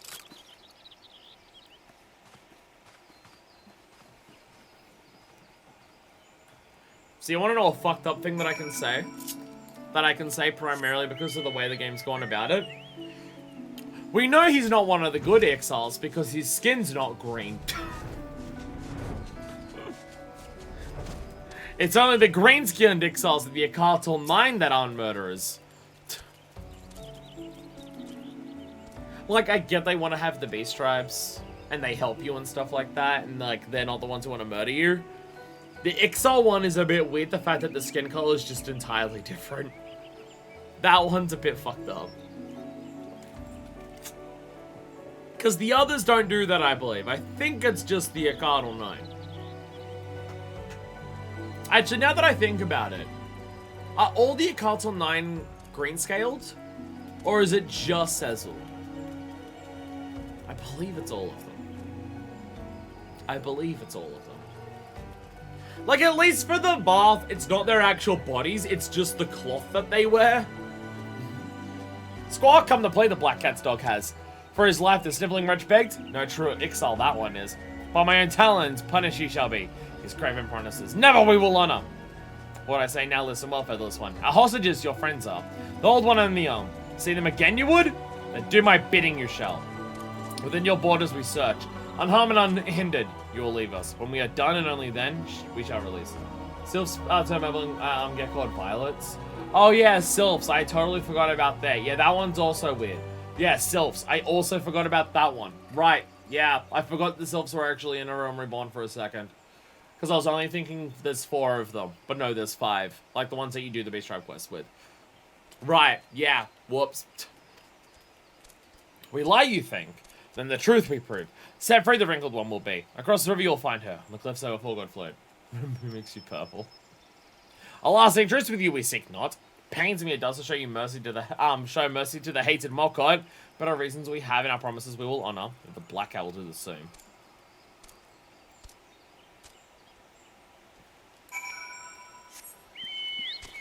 I mean, to be fair, these Exile also wanted to murder the shit out of the Cartel 9. We haven't seen the color change in the minions? Yeah. It's a little odd. It's a little odd. Where am I going? Oh, yeah, some random... What are you... Wait. How did you get out here? This isn't a fate. What are you doing here?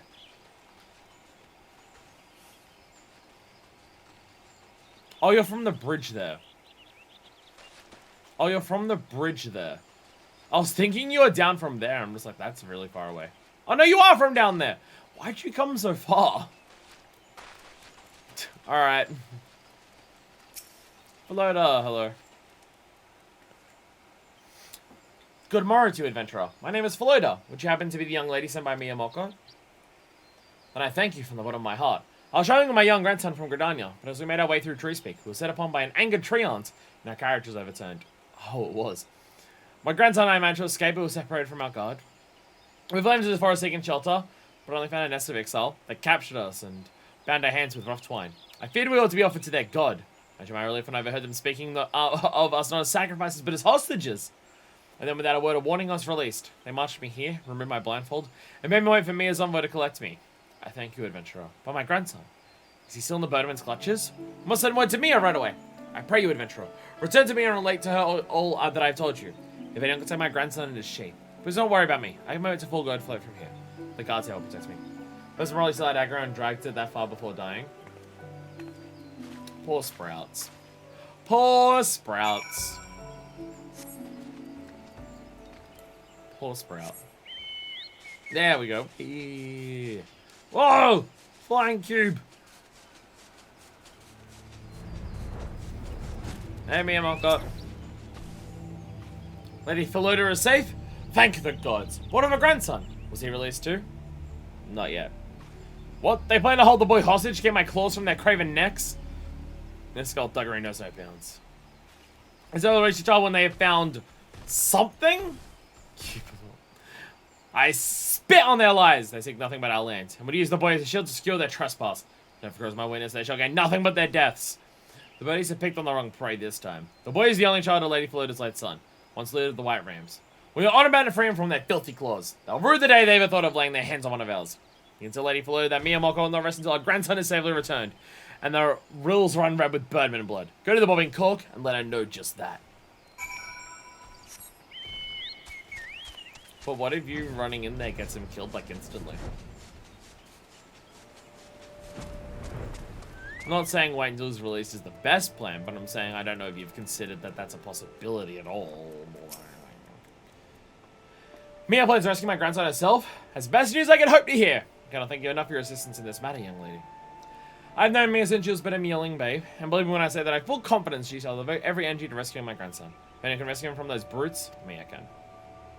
Nearly 20 years have passed since the day we first met, back when my son was still the leader of the White Rams, before he was taken from us. A report came in that a settlement was under Ixali attack, and he raced to its defense. By the time he and his men arrived, the Ixal had already captured the village. My son refused to abandon it to their clutches, led a daring attempt to rescue the villagers. He finally succeeded in expelling the invaders, but their deadly work was done. Only one child emerged alive from the ruins. Mia. My son took the orphanal girl under his wing and taught her bowmanship. She came to idolize him as a master, and perhaps a father. But now she is twice orphaned, and the exile hold her master's only son as a hostage. I can well understand her fury. But this anger of hers, I fear it may cloud her judgment in this case, and drive her to recklessness. I pray you, young lady, return to her and nurture her not to be too rash in her plans. I cannot lose myself where my grandson's safety to be bought with friendly blood. Oh, you're not worried about the son dying, you're worried about her dying. Hopefully no one does. That'd be nice. That'd be good. Lady Philota said that? Even with a grandson held captive by the Birdmen, she worries for the safety of our soldiers? Surely the lady's consideration knows no bounds. But I fear time for restraint is past. It sickens me to sit by while the Birdmen prowl our forest, using one of our own as a shield. Their band has just been sighted from this very spire. I'm moving northwards. You realize what that means? The assembling birdies return to their logging grounds, with Lady Philota's grandson in tow. So much for their honor and honesty. Must pounce now before they escape through Proud Creek and... Meow? Oh, link pearl. Hold on a moment, I have word from my scouts. Yes. You have them in your sights? Then on my order, unleash... What? They sent a messenger. They said they found what they were looking for and will release the hostage immediately? Understood. Over and out. Did you hear that, fuckfist? The Birdmen said they have released the boy, but in Proud Creek of all places. Why, it all must be safe from their evil clutches. Must go there straight away. Find the child before something wickeder does. Yeah, we released the child next to a bunch of Dullahans. It's fine, don't worry about it. It's fine. It's fine. Philota's grandson. What's up? Are you a friend of Miss Molcott's? Thank you so much for coming to rescue me. Yes, I'm quite alright. They didn't hurt me. Only my pride. I was such a fool stumbling straight into that Ixali camp. I'm sorry for causing everyone to go so much trouble to rescue me. Mia wouldn't have let herself get caught so easily. Nor would my father. I understand the Ixal were true to their word. I overheard some of what they were discussing. Seeing they were searching for a hatchling of theirs. The young of a chieftain who had disappeared from his nest. They had followed his trail into Treespeak. They were raiding forces to launch an invasion to recover the child, knowing it would lead to all our war with Gridania. But they somehow learned of mine and Grandma's arrival, and resolved to kidnap us instead. To secure the truce that would allow a rescue party to search unhindered. But there's something I don't understand. When the leader of the Exile cut my bonds, he whispered something strange to me. His promise your father kept, and so the same I shall do. And then they were gone. Oh. They're alike. They're both just trying to look after their kids and shit. We got all these giant walking trees. Kids love climbing trees, right? Sure, they're violent, but like, what's not violent in Neosia? Young master, how good it is to find you safe. Is all to miss? I'm gonna blab everything immediately. The Exile were on search for a hatchling, so not raiders, but rescuers. We must pull these developments to Commander Molcott immediately. Let us rendezvous back at Eugenia's Spire. Come, child, follow me. Cracking my knees. Cracking all parts of my body.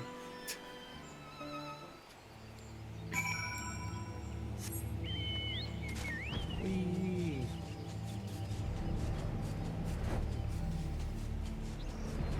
Hello, everyone. I'm here. Thank you again. Fuckfist, was it? Don't make a child swear. The rescue seems to have caused more trouble than it solved. Well done, Fuckfist. Now that we have the boy, the birdie's one for a shield. And a birdie without a shield is ripe for the plucking. Oh my god. Please, miss, you have to stop her. The commander means to harry the Ixali retreat and strike them all down. And you would stop me? We've forgotten our motto? All Ixal must die. It's so funny how she's saying this, considering how close the friendly Ixal camp is, like literally right there. I know, but please, ma'am, I beg you to reconsider. This was not an invasion, it was a rescue mission. They were searching for a lost hatchling. After all, they did keep their promise. They released the boy. Surely it's only right that we should honor our side of the agreement and allow them to leave. What agreement? Those were their conditions. Not only had the nerve to give them because they were holding the poor boy hostage. They invade our land, steal our children, and you would show them mercy? The only peace they'll get from me is of that of the grave. Miss, you must help me. Go to the bobbing cork and bring back Lady Philoda. She's the only one Commander Malka will listen to. There's something that bothers me about all this. It's what that Ixali chieftain said. Something a promise is kept in years long past. If anyone knows what he meant by it, Lady Philoda will.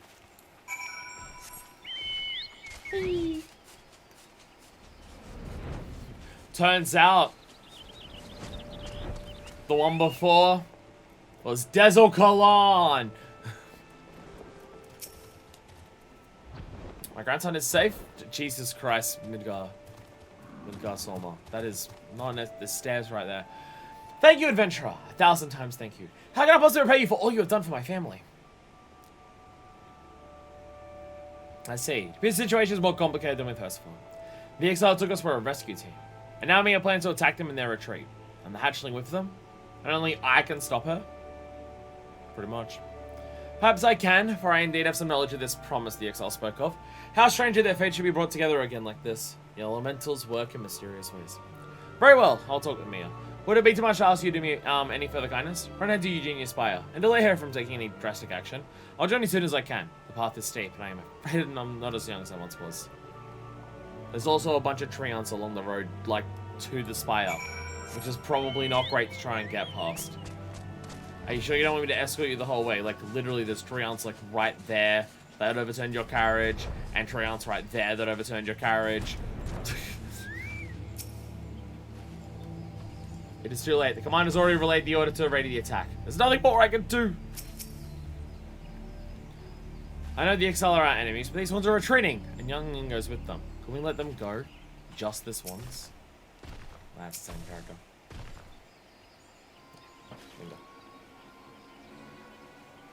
Theme of ominousness.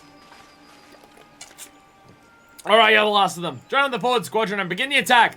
Poor wee birdies won't know what hit them. I'm gonna stand your way and just be like, don't do this. What is it, adventurer? Don't tell me you object to my attack as well. And so do I, Mia. Grandmama! Lady Philoda, what are you doing here? You've been through so much at the claws of the Birdmen. You need to rest. As do you, Mia. There's a story you must needs hear. A story begun long ago, but not yet concluded. A story? What story?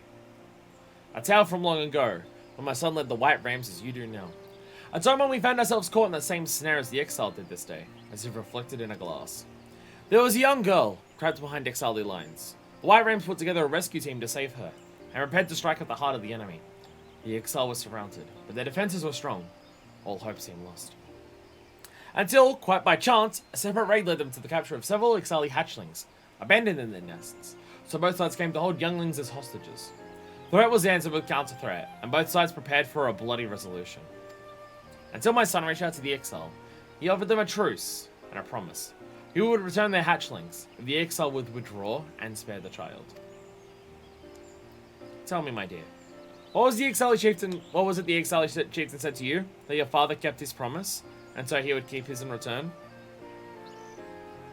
It can only be the will of the elementals that brought such a fate to pass. There can be no doubt. The chieftain was one of the exile hatchlings my son released that day. It was my son's promise that lifted the siege on the village and saved the child. A young Makote girl with an ink-black coat and shining eyes. My master bought my life with his.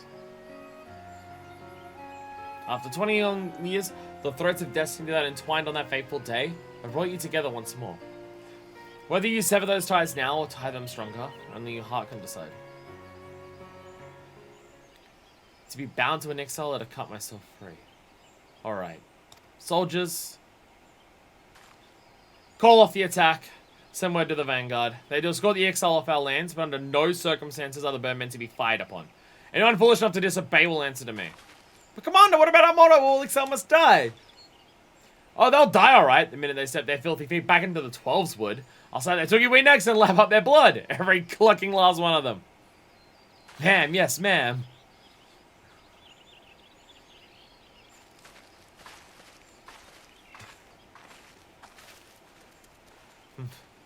I did so want to push my claws into their beady little eyes. But it's not for me to put an end to what my master began. Fuck fist. You came to me with a letter, but in the end you brought me something far more important. True compassion. Legacy that of my master that I was far too quick to forget. There is only one thing I can say. Thank meow. Pineapple juice. Thank meow.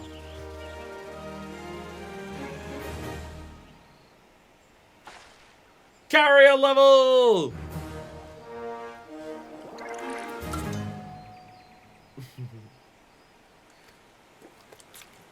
Carrier level 20.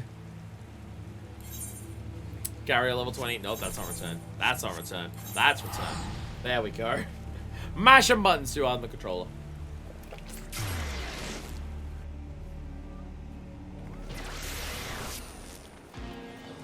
Oh. There we go. Meow. They're talking. Cats. You're welcome, meow. A geek curtain always pays his debts. Is this Memirun? It looks like Memirun. Because it's like a trading outpost. Deputy Postman will have you deliver the undeliverable. Oh no, it's Banco Zengo. Oh, fuck this, dear fuck this. My unfortunate assistant. I'm afraid that something rather awkward has come up, and I'm gonna have to drop it right in your lap, Kupo. Search a pistol from Bango Zengo via the Brigade Consortium. And to Bango Zengo must be returned. It was to be delivered of Gigirun, a key gunner who runs trading posts on the shores of one lake. But when I got there, the slippery devil was nowhere to be found. To make matters worse, he neglected to deliver forwarding address, Kupo. Well, that is where Memirun is. I was going to bring up the news to Master Zango myself, but who am I denying up-and-coming delivering Rogan in such valuable experience?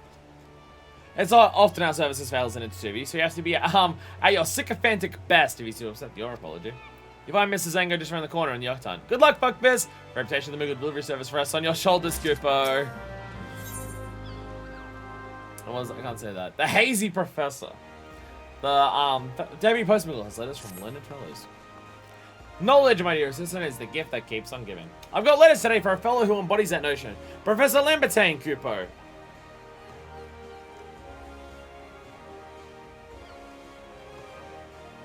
Is this the corrupted crystal dude? Is this one of the corrupted crystal dudes? Authority on Aether, it sounds like it. Known for his passion, absent-mindedness. I'm sure you've heard of him. Lately, everyone is talking about his theories. Is the corrupted crystal dude? Yes! That's such a renowned scholar as many students, and these letters come from his best and brightest.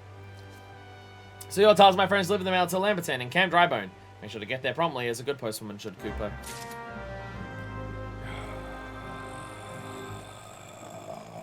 Should not do that when I'm already exhausted from talking.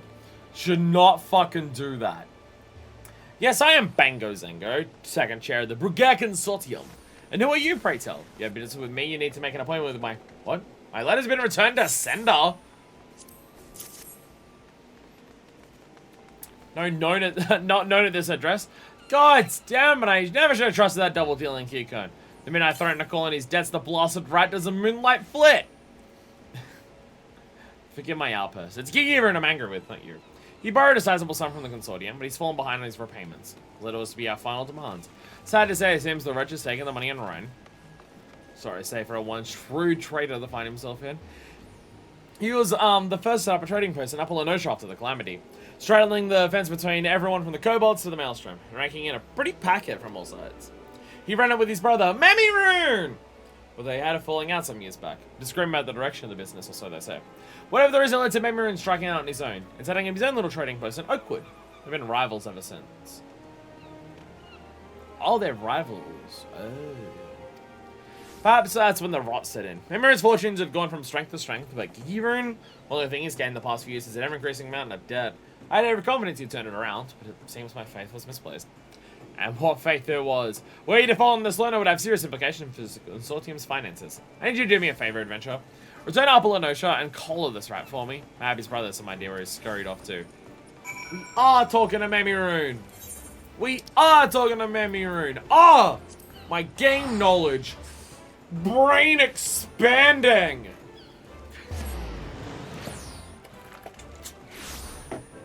Oh yeah. Oh yeah. What? Game knowledge expanding, I say as I go to take off towards the exact border of the map as opposed to the place that I'm actually going. It'll be faster to take the ferry. It'll be faster to take the ferry. Take the ferry, take the ferry, take the ferry, take the ferry. It'll be faster to take the ferry. Go talk to that rat. I'm not calling him that because he's a Kikun. Here we go. Memiroon.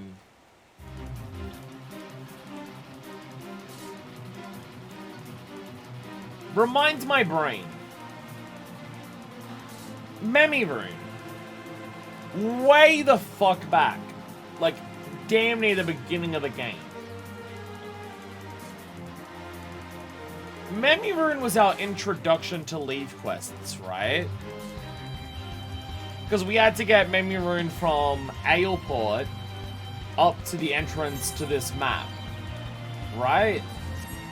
Was that Memiroon or was that another Kikun? My brain is saying it was Memiroon. Once again, a fate is ruining the dialogue. Welcome, welcome, customer. Welcome to shop at Memiroon Shop. Memiroon's brother causing bother. Run away with the shiny shinies. You happen to know where to find him? Memiroon know where Gigiroon go. Memiroon and Gigiroon always fighting, never talking talk. Memiroon came to Memiroon's side and came away from Gigiroon's side. So is Gigiroon the trademonger, run the trademonger shop at some point at the other side, the junkmonger? Memiroon was part of one of the Leave Unlocked quests. Brain knowledge. Memiroon worked for a long time in Gigiroon's shop. Long time ago. Memiroon spelled good shop for new shop. Gigiroon say what I was saying, Gigiroon shop spot. Move here, Memiroon say, but Gigiroon no one to hear, no one to move. Borrow some Gigiroon call with Memiroon. Go away, he say. So away, Memiroon go. Memiroon moved to a new place. Set up, new setup. Never ever talking with Gigiroon ever since. Everyone cross the Gigiroon? Everyone thinks Gigiroon cross everyone? Gigiroon need help. And help will Memiroon help. Look in Gigiroon shop. Gigiroon leave shop, and he may leave hints that hint where Gigiroon go.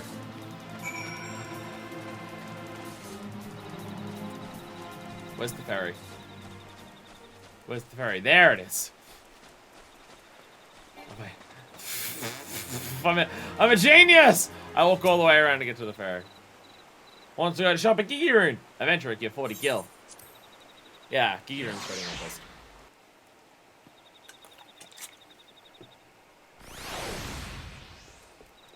Bum Bailiff? Hello there, Bum Bailiff. Yeah, here it's just Junkmonger. You're not here. What's your business here, darling? Bango Zanga, see you looking for a missing trader. Same here. James Consulting ain't taking no chances when it comes to tracking down this Gigiroon character. What's that we work together then, lass? I put the shakes in the shopkeep over yonder already. You don't got a glimmer where the old boy's got to. Says the bar of his Gigiroon stash, but ain't nothing but chocobo food. Hardly worth filter when it comes down to it. Though we might take the loot with him, but the only thing's missing what the only thing missing is what here in this here chest. According to the shopkeeper, won't know but a pile of Mumble Jar coinage. That ain't worth its weight in shite to anyone this side of the deep. Except the Mumble Jar, that is. No, he wasn't merchant touch that stuff with a 40-arm barge pole. Turns out it's still some value to the beasts. Yeah, you don't reckon the rat bastard's gone to iron himself a lizardman army, do you? There's a man in the scaly buggers hanging around northwards, but a Kikun's one thing and a Mumble Jar's another. I ain't getting paid to go poking in me nose and lizard business. All about limbs are important to Zango. Don't be getting yourself in any trouble now, lass.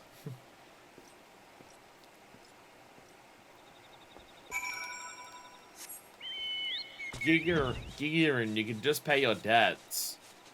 The quest title is telling me that you always do. There he is! There he is! We found him! Look! Scarface Bugoja! Beat him up! Yeah! I did it! I did it! Woo! Fuck yeah! There he goes. Mamojara's man, like all men! That's actually one of the things he said while dancing. Now to go back to saying that these women are safe. Yeah, see, he's a pervert too! He's a pervert too. Follow the pervert. Stalk the pervert. Beat him in the face when he's a pervert. Actually, don't know how far he walks before he despawns. There he goes. I love how she's just been standing under this the entire time. Try to largely believe this is just right. Not too hot, not too cold.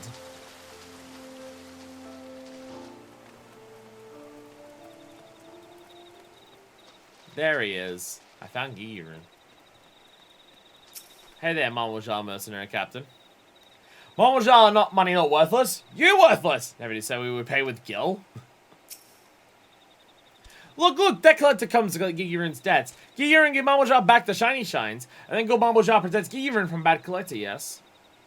Very well, Gigirin. You have a deal. Mademoiselle protect you from smooth skin. Soldiers, cover our retreat. Uh-oh. Mademoiselle bound up. Uh-oh. What am I fighting? Oh, it's the fucking water skippers. I say, why is there yet another fate here? It's the water skippers. They're not part of anything of this stuff. Well, maybe they are later. I don't know, actually. Alright, where are they? Mercenary Captain, I found you. I found you. You see Gigirin Collector? The pirate has him. Mom shall make deal to protect Gigirin from you and you alone. He said nothing about the pirate. You're not Collector? Then Mom shall work is done. Gigirin make another bad deal. I wonder collectors are after him. Mom shall make good deal with Gigirin. Buy many items and pay fair price. But when we pay Gigirin, send our money no good and us for Gil. Gigirin want Gil, he says he needs to say so at start. Mom shall proud warriors, not mind readers. You want to find Gigirin? So we got the rat brother. Maybe he knows where the pirate will take him. So Gigirin just sucks at business.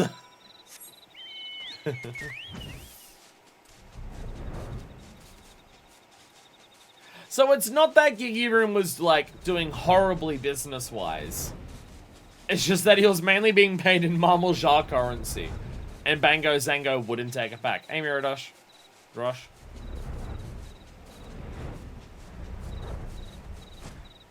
How is this outpost doing poorly sale-wise?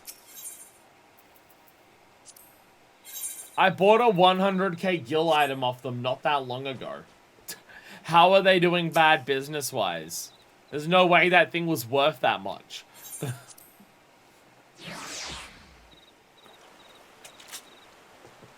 So much profit. Yeah, it's probably worth a fair bit, but still! Gigirin did deal with Mamoja and got Mamoja shiny shinies? Mamoja shiny so good to pay back his back payments. Oh no, oh no. Gigirin collected by Collector. That Collector is Pirate Collector. Pirate Collector's dead is, so dead is by barreling them in barrels and jettisoning them from jetties. Gotta stop Gigirin getting launched into lake. Go to Gigirin shop and stop freebooter booting Gigirin into the wet water. Maybe Gigirin got a rain wrench to arrange, but see you there soon.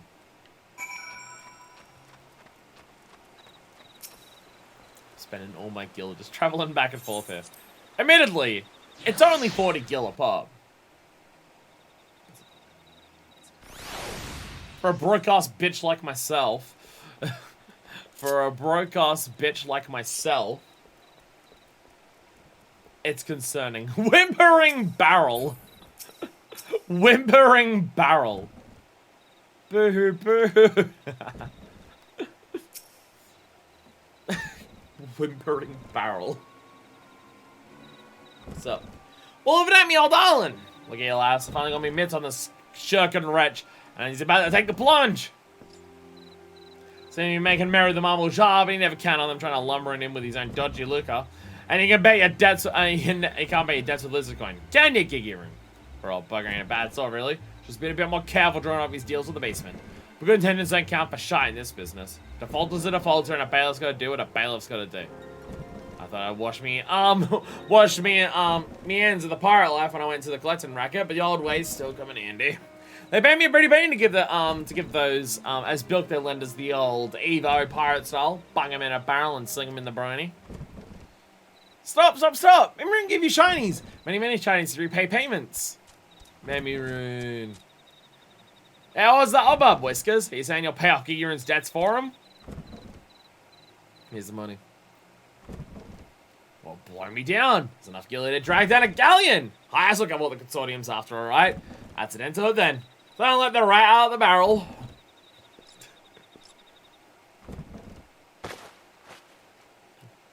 Play Donkey Kong Country sound effect of breaking a barrel. I think I'm going to invent a thing called the Yakas. I just like to do this more often.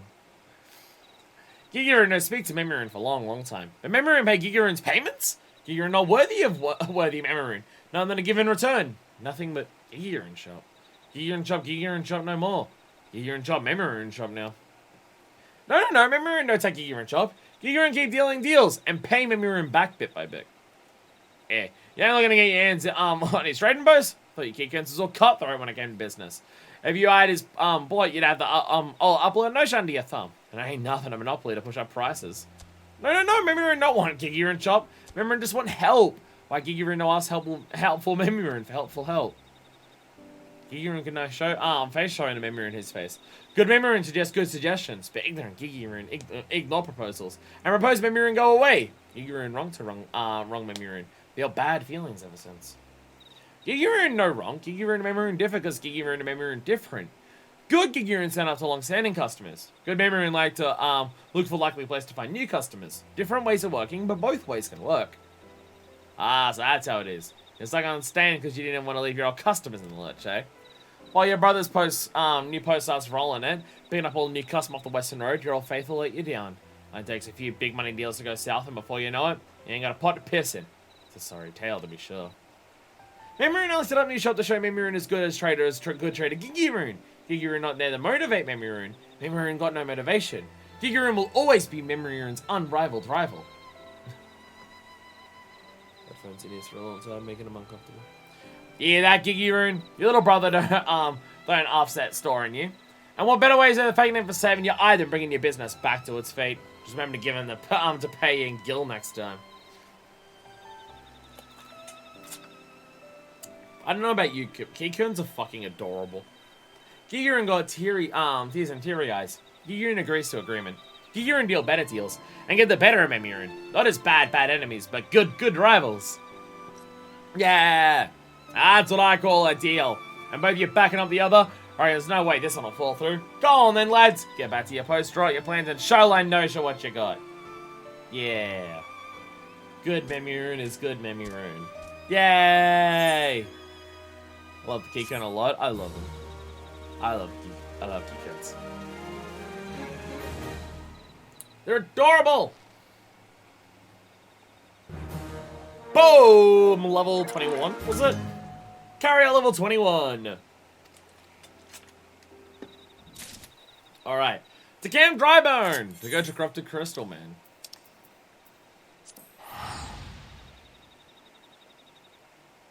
Meh. Headphone in here is weird. Kind of tempted to take him out and switch him back over to a speaker, but I won't. Even though I should. Lambertine! Why is that referring to Lambertine? Eh? We've met, you say? You certain about that? Yeah, perhaps. Tell me why you've come will refresh my memory. 9 more to get your soul crystal. Fuck yeah. What does carrier turn into? What's the job equivalent of the class of carrier? What does it become? Courier? Why? A letter just replaced Lamtane from one of his self-professed greatest pupils. I have 3 of these. I have 3 different letters. I haven't expected these. Still can't remember you, but you have my thanks all the same. So all 3 will attend the symposium. Excellent. I expect the reply sooner, but better late than never. Excuse me. I've gotten ahead of myself.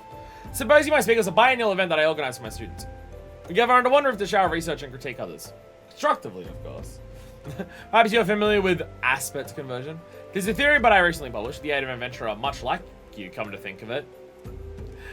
Anyway, the focus of the symposium shall be post-aspect conversion. Speaking of which, the hour is nearly upon us. It seems like people have yet to arrive. Oh well, there are papers I can attend to while I await. So you need to bring yourself an able courier. Would you mind taking these flowers to the tavern for me? This is the venue for the symposium, and I fear it wants for decoration. Wait, you're doing it in the tavern in Drybone? You're doing it in this tavern? This one?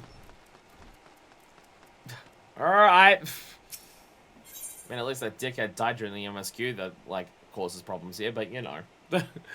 Marvels of nature are certain to be the highlight of Professor Lambertane's symposium.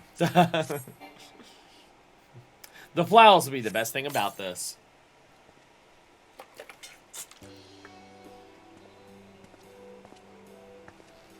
You're still here! I must have finished more quickly than I realized. To do things swiftly and well is only natural for minds like mine. Look, as iron gas, we'll have some, we have some flowers. As long as we have some flowers, it'll be fine. I read that as ion gas, and I'm just like, well, ionized gas? What are we talking about? Brain. Where are my students? Strange for them to be so late. What am my big surprise?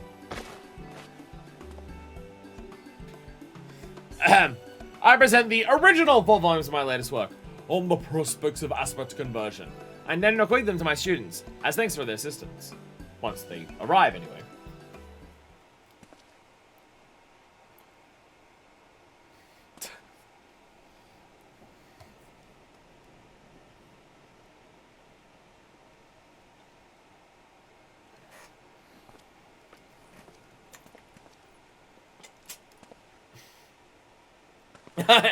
Even Fuckfist is just like, come on. They're awfully tardy. Perhaps I shall retire to my chambers for the time being. I suppose you are free to go. Leave your venture outside Camp Drybone. Would you keep your eyes open for my pupils? I'm sure they're fine, but I worry all the same. Look, I'm sure no caravans have been attacked around here by anyone untoward in any capacity. I don't even know why you would suspect that. Nothing bad has ever happened near Camp Drybone. I don't know what you're talking about. Metal Slug! Alright, the tank reminds me specifically of Metal Slug. Oh shit. I have to change controllers again.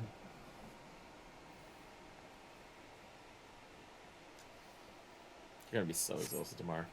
You see, now the hide nor hair of the students. You looked in one spot and they weren't there. Well, I guess they're nowhere to be found. You went 15 yalms outside of Camp Drybone and they weren't there, so probably they don't exist, if I had to guess. Have you seen any sign of my students outside the camp? Not a fucking thing. No hide or hair. Nothing at all. My students must be busy with their research. So busy that they forgot. That they forgot to tell me. The symposium is hereby cancelled. My pupils will have to wait for their... Guys, the books! I left them in the tavern! This is also... Could you retrieve them for me? I require a moment.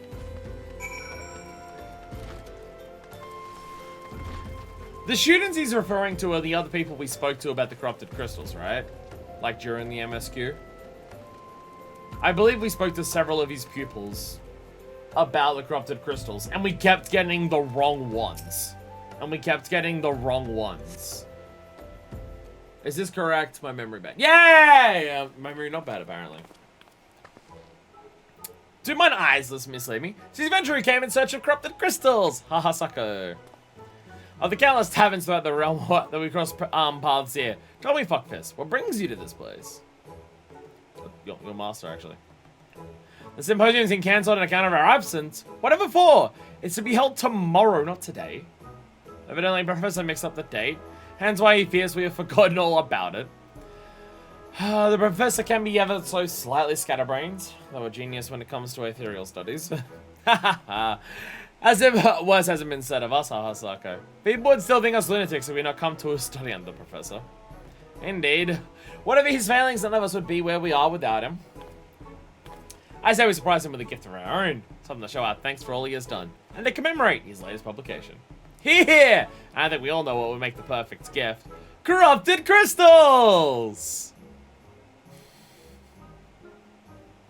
Oh, I'm sorry, but it turns out I have important matters elsewhere, and I need to go. Fuckfish just slowly walking out the door. Man, a lot of people dislike us. All we did was mix up some corrupted crystals.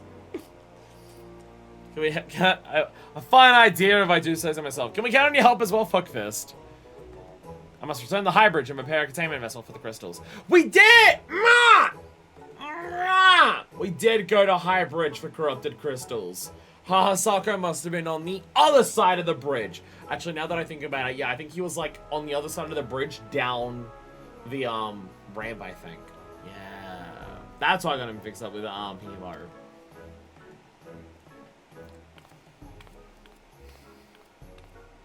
That's why I got him mixed up. Corrupted crystals are central to Professor's research. I dare say he'll jump for joy when he gets them.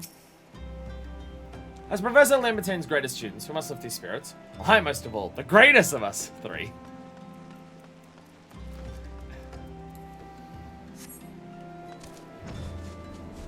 Where was the whistle? It is impressive how many different, like, events and characters that you can talk to and hear about across A Realm Reborn come up during this. Like, they've pulled from fucking everywhere, and that is so cool. Like, it really is a big cap off to, like, everything that A Realm Reborn has for content-wise. Which, at this point, we've done most of the A Realm Reborn content. Like, most of the major stuff, at least. It's just some of the Gatherers and Crafters. And Palace of the Dead 51 to 100. And possibly some of the little things. Besides time you arrived, I completed my preparations a long while ago. Received the crystals made by Nari a single mark. Make your way to the center of the burning wall. Stand where stands the finest of formations. Here's a sledgehammer you can use to fracture a cluster once there. And here, a warded pod. Collected within the shards of the crystal and deliver it to Lotisiana. Simple, is it not? You need the warded pod to make sure you don't get cancer. I trust you're aware that the nearest path to burning wall begins at Burgundy Falls. Then I bid you merry mining. Nah, I'm pretty sure the closest path to that place is by flying on a bird! Crafters gather a Sincoil Savage as far as I can think of. Also just random millers around. Wait. Coil Savage is a thing? Is there Savage Coils? I thought the equivalent of Savage Coils was Coil Synced.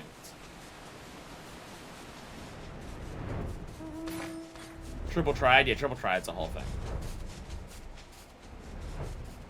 There's probably other shit we're missing. Coils does have a Savage. I thought that the Coils difficulty standard was so high because the split between normal and Savage wasn't done in A Realm Reborn. So it's that high to start with, and then it goes Savage on top of it. Only second coil. That's even weirder! Only second coil? Alright. So you don't even fight Bahamut. You fight Nail. We did unlock Savage Coils, did we? Did we? Wow, my memory's bad. I remember these random fucking characters that we've run into. Some of them from fucking months and months ago. Oh, yeah. Unlocking this, completely gone from my memory. I've never done Savage Coils out of fear. I haven't done normal coils synced out of fear. One day I would like to, but Savage raiding in this game is something that is in the far future. But we don't have a million things to catch up on. Which, at this stage, we still have 3 expansions to catch up on. Plus patches for this. So, yeah. Yeah. Savage rating is something I would like to attempt in this game, just it's not in any nearby capacity, because, you know, I don't want to, like, get held up on Savage rating for a long-ass time and not progress MSQ. Or anything, any of the other content in this game. Because we just focus on Savage rating while we're still this early into the game. You fracture the corrupted... this early, I say, with like 1,400 hours. You fracture the corrupted cluster. Place crystals within the water plate. Otherwise, you get cancer. Otherwise, you get cancer. So, you want to know the tragic thing? The Warrior of Light is likely going to die very young. For just, like, every reason under the sun. Just for every reason. Like, even if they don't die in any of their fights, they don't exactly have a long life ahead of them. The amount of cancer they would have from that. The amount of aether that they use on a near constant basis. I mean, even the amount of aether that they just flood into their soul crystals and the fact that they're attuned to like 20 different fucking soul crystals. I don't know if the average person could handle that part alone. How much fighting we do, how much injury we take. So, you know. Anticipate your success, my friend. You are much quicker than I had thought. Welcome back! Did the Mirror Knights give you any trouble? I flew past them.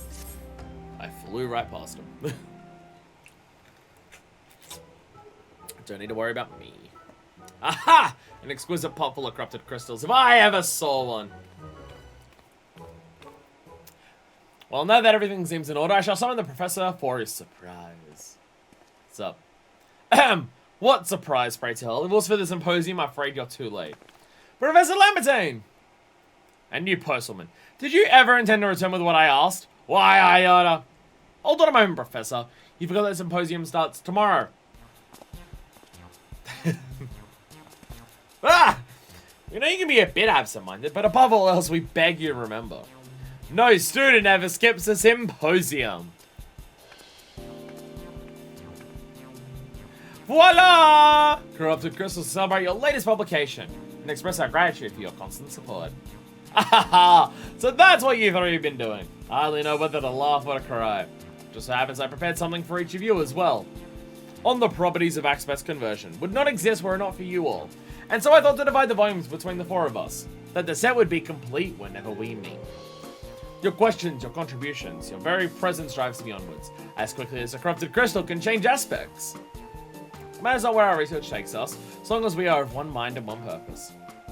Why don't we meet 4 times a year instead of 2? It'd be a pleasure to hear your papers more often, and present mine own, of course. I must say I'm quite eager to begin experimenting with these crystals. You didn't go to too much trouble obtaining them, did you? Not at all, haha! Buckfist sorted the dangerous tasks. For the second time, come to think of it. Did your efforts serve as inspiration for your research before? Do you remember me now? Buckfist? I knew I'd seen ya before!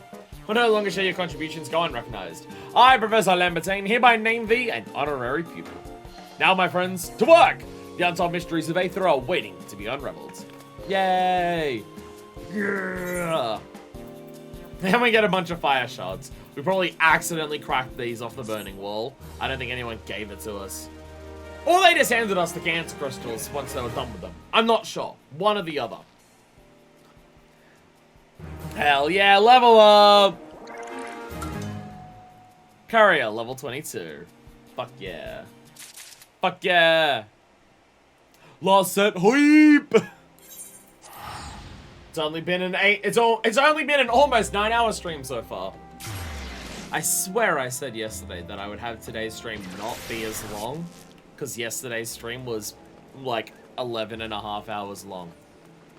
Fucking whoops on that one! What? I'm gonna have to like not stream for the rest of the week just so I can fucking find a way to clear out some hard drive space. I'm fucked. I am fucked when it comes to hard drive space. I really don't know what to do. Blues on Emerald Avenue. Ooh. Oh, it's I thought it was like a unique item. No, it's just a single thing. Postmilla's firing seems more frenetic than usual. Is that Wymond? Is that Wymond? Dear me, a fine mess this is. A fine mess indeed, Kupo. Kupopo! I didn't notice you there. Sir Rock said we're living a post-Moogle's worst nightmare. I have a letter with unreadable address. All I can make out of the words are Mond and Uldar. God, I'm fucking smart. The rest is illegible squiggles. Who could it be? Clymond? No, maybe Bymond? Or Frymond? Of course, Wymond! Yes, Wymond, the Sultanate's informer monger. Information monger. Not a single doubt about it, my assistant. Wymond and Uldar is our recipient. Now take this letter to him. I believe he can be found on Emerald Avenue, Misters. Or it's easy knowing it's in your experienced hands, Kupo. And... okay, this guy definitely looks familiar. A-Mond, B-Mond, C-Mond. Go through the entire alphabet. Alright, this dude looks familiar. Can't see his face, but the hair definitely makes me think of... okay, he definitely looks familiar. Post Quizzical Brow suggests he has an unusual delivery for you. Ah, fuck fist! You've not come a moment too soon, Gupo. I have a letter addressed to Landonell in Camp Tranquil that wants for immediate delivery. Landonell name sounds familiar. Hope he's inclined to send a reply, though, because there's no return address to be seen. But one task at a time, Kupo. First of all, we, by that I mean you, must see this letter safely to Landonell's hands. I must warn you, though, rumor has it the good captain of the Sixth Spear has been acting strange of late. Perhaps this letter has something to do with it. At any rate, best one to keep him waiting. Now if you go, Kupo. Company of heroes do from Britannia. Oh, he's also one of the company heroes. Okay. No, I say also. We haven't done any company heroes or shit yet. The other dude just had their alcohol. Anyway, Wymond. Wymond. Hey, that one cracked. Nope. Nope. Hey, that one cracked. That was impressive. That one normally doesn't crack. Middle finger on my right hand is normally one of the most stubborn ones to crack. My index fingers normally crack way easier. Wymond! Doesn't Wymond still have like several yellows for us at this stage? If it ain't my venturing friend, or is it postwoman today? Can't say I was expecting mail though. Every postman assures you this missive is intended for delivery to Wymond, despite the lack of legible markings on the envelope. Raymond, we have your daughter. Oh fuck. Demands behind Shaka Copperbell. Obey or she dies. The purple haze. Okay, it's not Wymond. Fuck. Wymond. Why not Mond? It's a ransom note. Why'd you bring this to me? I ain't Raymond, you fool. I can't very well look the other way, can I? Of course it has to be the godsend purple haze. Cruel sense of humor fate's gone, making me remember what I worked to forget.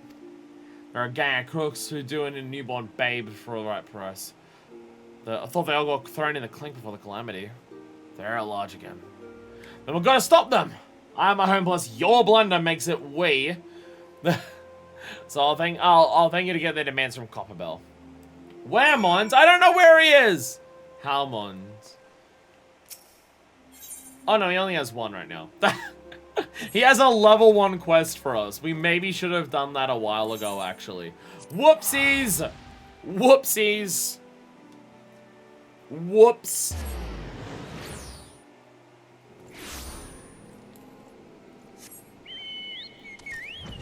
Wymond was involved in the Rising as well, right? Like, obviously, the One Ring Minstrel was involved in the Rising, like the last Rising that we did, as in the only Rising that I've done. But Wymond came up to us for part of it as well, right? My memory is saying he did, and we all know how good that's been today. List of demands. Search for list of demands and copy bell mines. All right, take it back to Wymond. Really should actually, you know, fuck it, before I forget. Priority Aetheryte Pass. I need people to just shout at me whenever the priority Aetheryte Pass runs out. If you notice that the priority Aetheryte Passes run out on stream, I need you to scream and fucking panic and yell at me about it. It will overall save me a decent chunk of gil, considering it's a 40% decrease. And with how often we teleport on stream, because we're bouncing around everywhere, it would save a bit of money. Nice timing. Just got back myself from delivering the bad tidings to Raymond and his wife. But fuck yeah, my bad fortune, those two. Had to stop him from calling in the brass plates, though. I'd only forced the his hand and get the girl killed. Took a lot of promises, but they've trusted her life to me. That's how it stands on my end. You know, the ransom demands. Healthy listing instructing Raymond what the purple haze requires if he is to see his daughter again. In one piece. The haze are demanding the deeds to Raymond's land. Or the ceruleum neath it, more like. Secure the mineral rights and live as kings. Clever. Too clever. I was taking suspicion the gang's acting as the brawn of some corrupt merchant. But they'll succeed over my dead body. Yeah, it's not like a bunch of marauding thieves to just be like, give us access to your oil. That requires too much going ahead and planning to actually get the payout from it. And more chances to get caught. Before I get you involved, fuckfist, there's something you ought to know. I used to be part of the Purple Haze. Hi, I was one of the bastards. Blackmail, extortion, confidence tricks. It was a far cry from lawful, I'd hand in it. Those were black days. I'd still be lost in the dark, or if not long dead, had not been for her. A flower game named, Mirtha, who used to stand at this very spot. Buying one of her roses turned into my daily routine. Just to hear her say, "Thank you kindly, Mr. Wymond." I wanted to get my name right. But seeing that innocent smile made me see goodness in the room. But then the haze silences this one bloke. There's a good upstand inside. It informed them the gang. Bring me in sacrifice should have made for a happy ending. The informer was my Mirtha's brother. And she just vanished. Never saw a smiling face again after that day. Not once. And easy to talk about even after all these years. And he wrote it was the push I need to leave the criminal life. I sang like a canary to the most famous detective I could find. Hildebrand. There it is. There it is. So was Wymond involved in the Hildebrand quest in 1.0? Because I know, like, that was a thing. And it ended with him, you know, flying at the fucking moon. Oh my god, Nashu's there! Oh my god, Nashu's there! But he took me for the dead man. Went around all day telling anyone who would listen that I was a righteous monger of information. Soon enough. Okay. Well, wait, when can you do this that makes sense? Last time we saw Hildebrand, he was fly off into space again. Or does it not matter because fuck you, it's Hildebrand. He doesn't have to follow the laws of time or physics. Actually, I guess this could have been in a patch before the final part of Hildebrand was done, and that would make sense.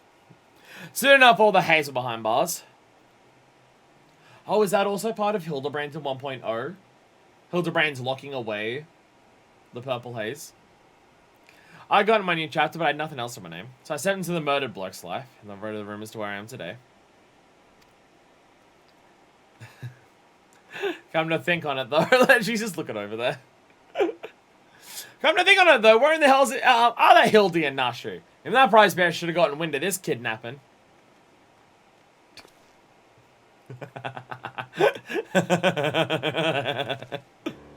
Well, my point is that I ain't standing by while I'll scum threaten a little girl's life. Can I count on your help saving a fuckfist? Good. Because it just happens I got a scheme that needs two bodies. The way I say it, the haze will disperse if we snuff out the mastermind. But those merchants too smart to be caught within a mom of the gang. So we'll just hand traps so large you can't see it coming. And market itself. First, we have to start a few rumors. Make them seem true.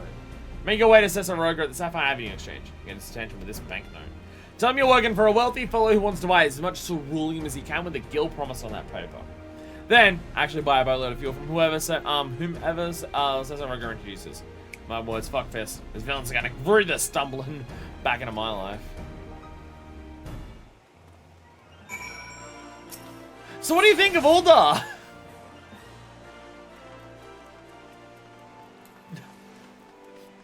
So they're not actually part of the story. I'm gone the wrong. The Aetherite was closer. The Aetherite was closer. At this point, actually running to Sapphire Avenue probably would have been closer. Ah well. Ah well. So they just show up in the background. I love it. Hey, pipes up. That was from 2x5, so it's just no. Oh, okay. Oh, okay. It just doesn't make sense because it's Hildebrand and he doesn't need to make sense. Got it. An adventurer. What do you want? A Bavaria ceruleum, you said. An expensive request. You have the funds to back it.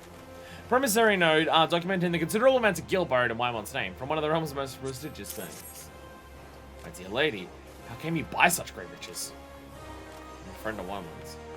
Your employer's money, eh? Well, actually, I probably shouldn't say Wyman's. Well, allow me to assure you that you're speaking with the right person. Since God, the fellow over yonder, will be happy to provide all the ceruleum you desire. Let us forget to thank the finder. The certain interest, however, gives credence to today's rumors that a certain engineer's groundbreaking invention will send demand for ceruleum and soaring. Soaring like a Hildebrand? Yes, if that's why I prefer ceruleum futures myself. What I could do for Mistress Momodi with. But I've said too much. Oh my god. Oh my god, yet another person has a crush on Momodi. Yet another one. Hey, Singot, you came up during other quests too. We buy scrupulous shit from you. I think you actually... I think it was during Hildebrand that we bought suspicious shit from you. I think. Welcome, welcome. What might a discerning ceruleum of course? He went in current stocks or futures. And what do you have to spend? So much fucking money. Godspeed good in all my days. I was ever placed so large in order. It is your money, yes. Your time is on the shady. There can be no deal. It's in my bank. Don't worry, it's fine. So it's only as shady as banks are, which is to say more shady and evil than most actual shady dealings. I say, well, this employer of yours is legitimate. I'll be happy to assist you. And let me say, he has impeccable timing. What do you mean? Why, just the market has been full of rumors today about Garland Ironworks. The word is that those engineers found a way to craft airships for a fraction of the cost. Vessels will soon fill the skies, and the price of ceruleum will soar. If this is true, ceruleum will become the most desirable of commodities. And with the amount he's willing to spend, I dare say your employer knows a thing or two we don't. But there's not the time for talk. Here's your ceruleum futures contract. I'll make good on it. Oh, my name isn't Sinscott. There it is. There we go. Frog! Hannibal, there's also that frog. If you need that frog, there's also that one. I did send that message, I believe. There it is. I did send the message. There we go. Is that me looking for insider trading? Grant, I know that's the actual term. It's just the illegal stock market term on my name due to the Yuji Naka stuff. Are you pulling a Yuji Naka? Are you pulling a Yuji Naka? I mean, what we're doing right now explicitly saying... What we're apparently setting up, that our employer is buying a bunch of stuff right before the prices skyrocket, that seems to be explicitly insider trading, yes. We're not actually doing that, but... Her Tesseraga introduced you to Synagogue. Do you have any futures contract to show for your dealings with him? I do, yes. Well, you said the price, you've said the price of ceruleum soaring high as an airship. It was me who started those rumors. But they look real now that you've placed the order. Hold on to the futures contract for now. It's the very bait we need to lure the mastermind into the open. What better way to draw out a capitalist than market manipulation? No doubt he's heard how you swept into the markets. That's like to vex him, as his news he's gotten himself a rival businessman with a real adept under them. And how do you feel? I imagine you feel if you said underling went to meet with the Haze secretly. With ceruleum prices as high as they are, you'd feel betrayed for God's damn sure. Hey, fuckfest, it's a day with a kidnapper and a coffer and coffin for you. Let's find a man of the Haze course. Better keep your eyes out. Gaze attention with a pint, and show him the futures contract and let it slip to your employees looking for rich land. His greed will do the rest. Wymont, you're a brilliant fucking bastard. I love you. Wymont, you've got a really good plan to ensnare these people.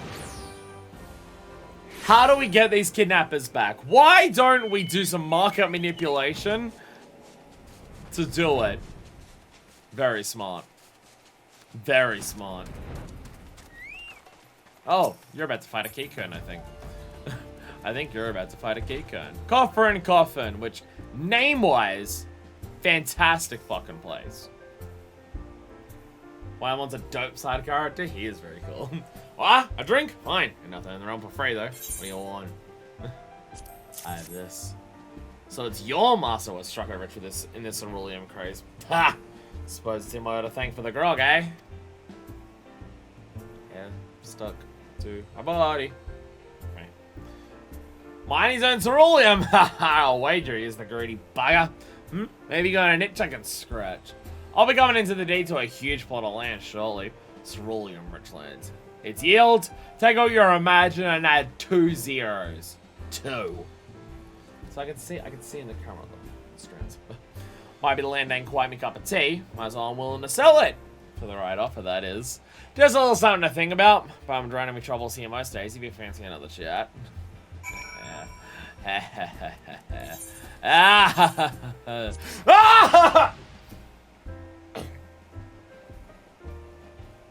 snapping the trap. I wonder if I had a postman shirt. More accurate to today's stream in my cupboard there. That thing we were talking about of just like video game references being mashed together on a t-shirt. I wonder if I have any that were like post-delivery stuff. Captain Toad's probably the closest because he's got like a giant bag. Oh my god, you're there. I make my fortune in ceruleum. Sleep it, don't. 5 gil. Oh, wait, add 2 zeros. 5.00 gil. So, this character who always sits next to Wymons, do they ever talk? I can't remember if they ever actually mention, like, talk at any point. While you are gone, the price of ceruleum hit its peak. I'll need the contracts back now. I'll bet you a good price and give me the funds to finish things off with a bang. Appreciate it. Aye, you want to meet with that thug. Mastermind sure to be feeling betrayed. Or with his underling talk, I'm talking to my own in the coffer and coffin. After he went through the trouble of kidnapping Raymond's daughter, false friends trying to turn a profit on their own, ain't like to sit well with him. And I've given him a little push with a certain letter as well. Reckon he'll be leaving to question the A's we're on about now. A lot of them making for cuz cry. Straight into the trap you've worked to pay. Leave the springing of it to me. Heh, ain't none of them leaving those caves unscathed. What's I mean to do? Can't spoil the surprise. Yeah, but don't worry, unduly. I'm just gonna play a trick. Something for the bad old days. Cuz cry, I forget what that is exactly. Oh, the cave's up there, okay. The cave's up there. Near the ant caves. Right, Cutter's Cry's a dungeon. Right, Cutter's Cry's a dungeon. I'm a dumbass. I'm sorry. You know, the fucking anthills over here. I have a chimera at the end of them for some reason. I forget, why was there a chimera at the bottom of it? Why was there a chimera at the bottom of the screaming face in the wall? Was it a void scent thing? I feel like it was probably a void scent thing. Although chimeras are sometimes elegant shit. I want my mommy! Deep hole, I don't know. You know what? Good explanation. What'd you say? Oh, it's bloody rat. Come here, pretty good soon enough. Look.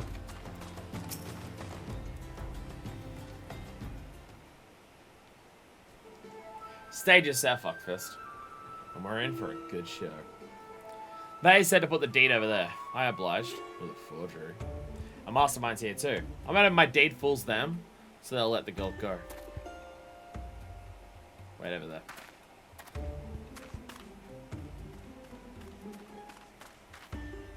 Haha.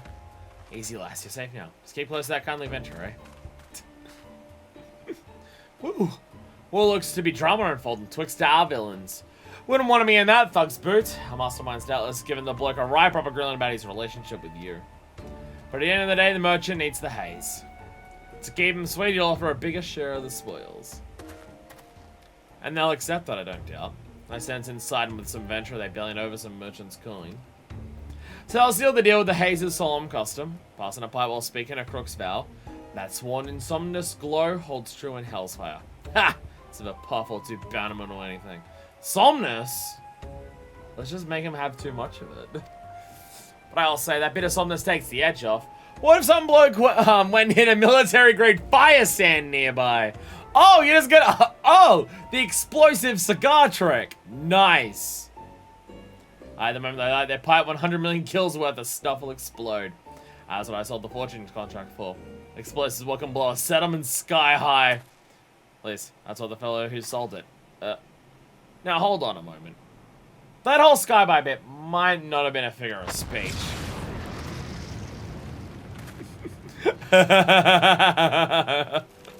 7 hells! I hope someone survived that. Well, little one, I reckon you've had enough excitement to last a lifetime. Seeing 2 men get pulverized into literal nothingness in front of you. Go and find the brass blades. I'll see you safely to your parents. Don't trust the brass blades. Yes, sir, thank you. Holy fuck. Good child, Dad. Fuck this. Make sure she meets her family in, Arzeneth Ossuary. I gotta thank you for all you've done. I'd be grateful if you check on Raymond's wife while you're there. She's young and comely, but the worry make her look weary as a crow. Check out the wife. She's fucking hot while you're at it.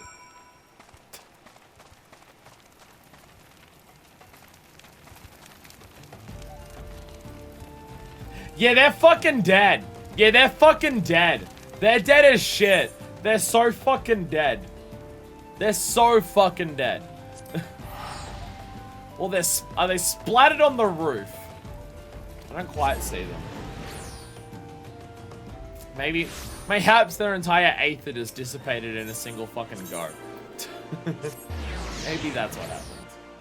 Maybe that's what happens. They just fucking dissolved.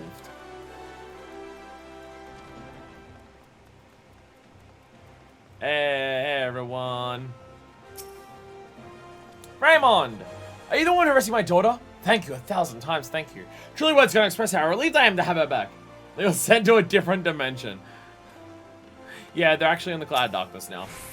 Why don't we try that against Dacians? It'd probably work. I know we're meant to have a blade of light to destroy their souls before it goes to the realms betwixt. But what if we just blow them the fuck up? Thanks again, Ventura and Raymond's wife. She's hot, but she doesn't get a name.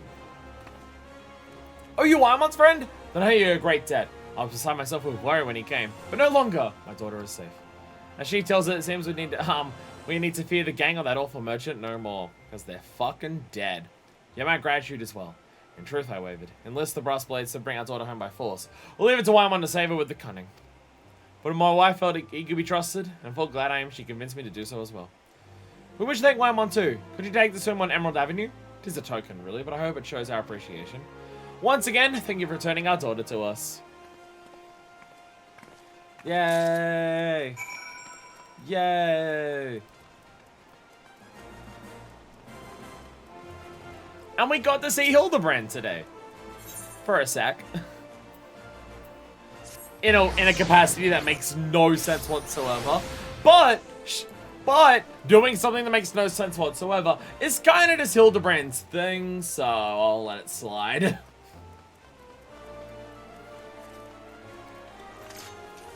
No woman. Playing Postwoman again. Wait. We hand it over. Are you dead certain it's for me? And if it is, it ain't another ransom note. A single red rose. Heh, a rose. Just like what I used to buy from Mertha. Ever since she vanished, time stood still for me. I've been waiting for her so long. What used to be her spots turned into mine. Precious blossom this. May the good memories come flooding back. Who's it from, by the way? Raymond's wife, eh? Well, look at that. There's even a card. Thank you kindly, Mr. Wymond. Your Mertha. 7 hells, it was her all along? She grew up quick. Glad she's happy and has a good husband. Thank you, fuckfist. I think it's time. I think time will start moving for me again. Thank you kindly, Mr. Wymond. Heh, she still doesn't get my name right, and I wouldn't have it any other way. But take the rose back. I don't want it. But take the rose back. I don't want it. So, question. 1.0 question. If people happen to know, was she standing in that spot in 1.0? / was Hildebrand's thing in 1.0 have to do with the purple haze? Or is that meant to be all stuff that takes place before 1.0? Anyway, Camp Tranquil. Camp Tranquil. Oof.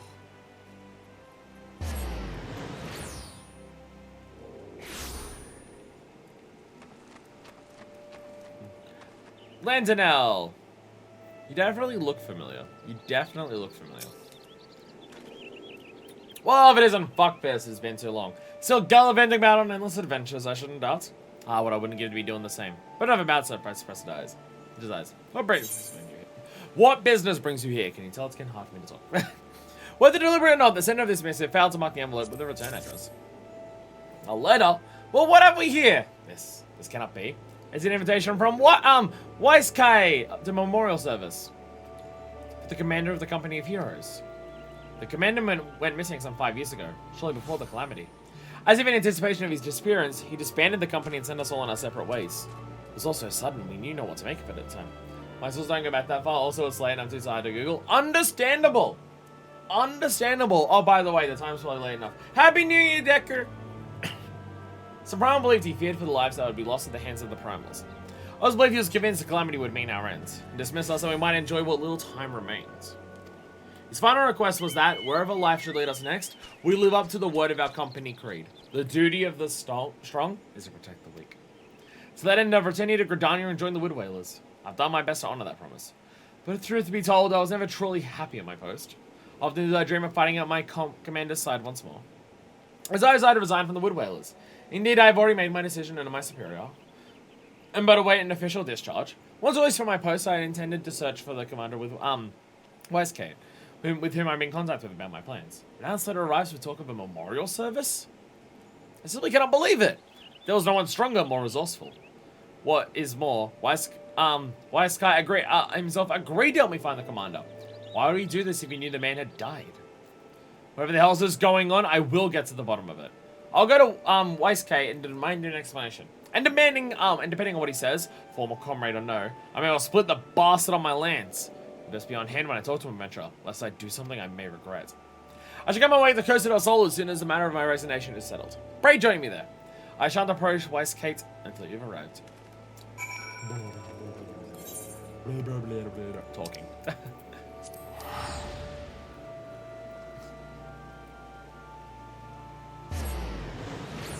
Mayhaps in the future I don't do 2 streams this long 2 days in a row.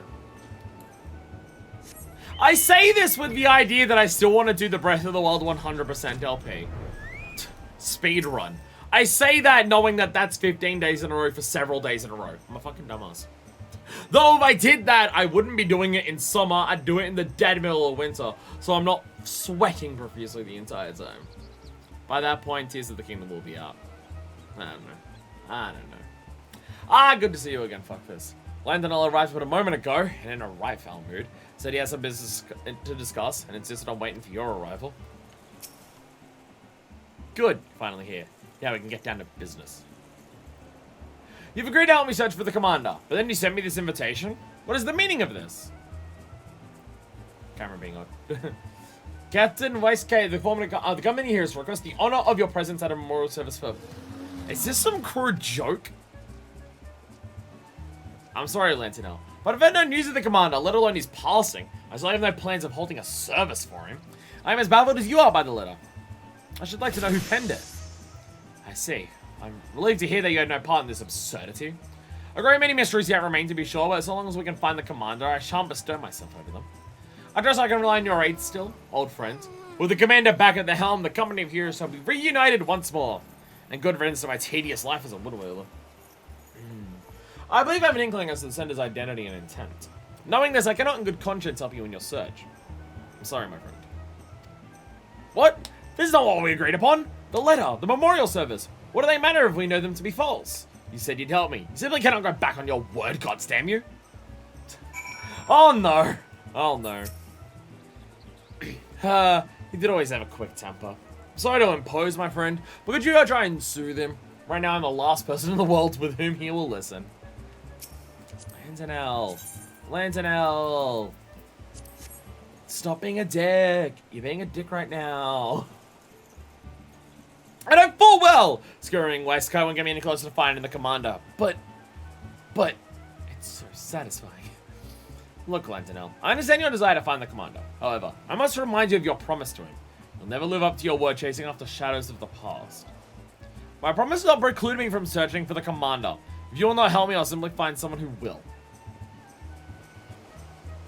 And so as he's reverted to his old savage self. Suppose I shouldn't be surprised. The commander wasn't father to him. Truth to be told, Landonell's real father was a criminal. Well, so the story goes. Sad, really. He was just a child, and the townsfolk assumed the worst of him. Bore the sins of his father, you could say. His poor mother reached the end of her tether. As what they say when they found her hanging from the rafters. Jesus fucking Christ. Lantinel was not completely alone, though. He became fast friends with Yuan, now master of the Lancers Guild in Gridania. They were not inseparable back then, but the townsfolk disdain for Lantinel did not cease, and he feared their eye would soon turn towards Yuan. Rather than risk the well-being of his dear friends, Lantinel abandoned what little remained of his world. Lantinel was convinced the world hated him, and returned to feeling he returned the feeling of kind. He'd become a monster. That is until he met the commander, and was taken in by the company. I dare not think what would have happened if they never crossed paths. It was not an easy feat to be sure, but the commander helped Lantinel set aside the anger that had taken control of his life. It was Lantinel's love and respect for the commander that brought him to peace, but that self-same love may cost him everything he has achieved. The man who wrote that letter suspected as much, and used this ruse of a memorial service to bring Lantinel to me. But I fear he's not like to understand why that letter was sent to him. I realize you only trusted it with a simple delivery, but it'd mean a lot if you could keep an eye on him. If he seems to be losing his way, please give him a gentle reminder of our company motto. Knowing him, he'll next go to Wineport. Wherever he was in trouble, he would always seek out Shamani for advice. Godspeed, friend. Make sure he doesn't hurt himself, or anyone else for that matter. I like how the guy's just like, I know you are only asked to deliver a simple letter, but could you do this solid for us? And it's just like, don't worry.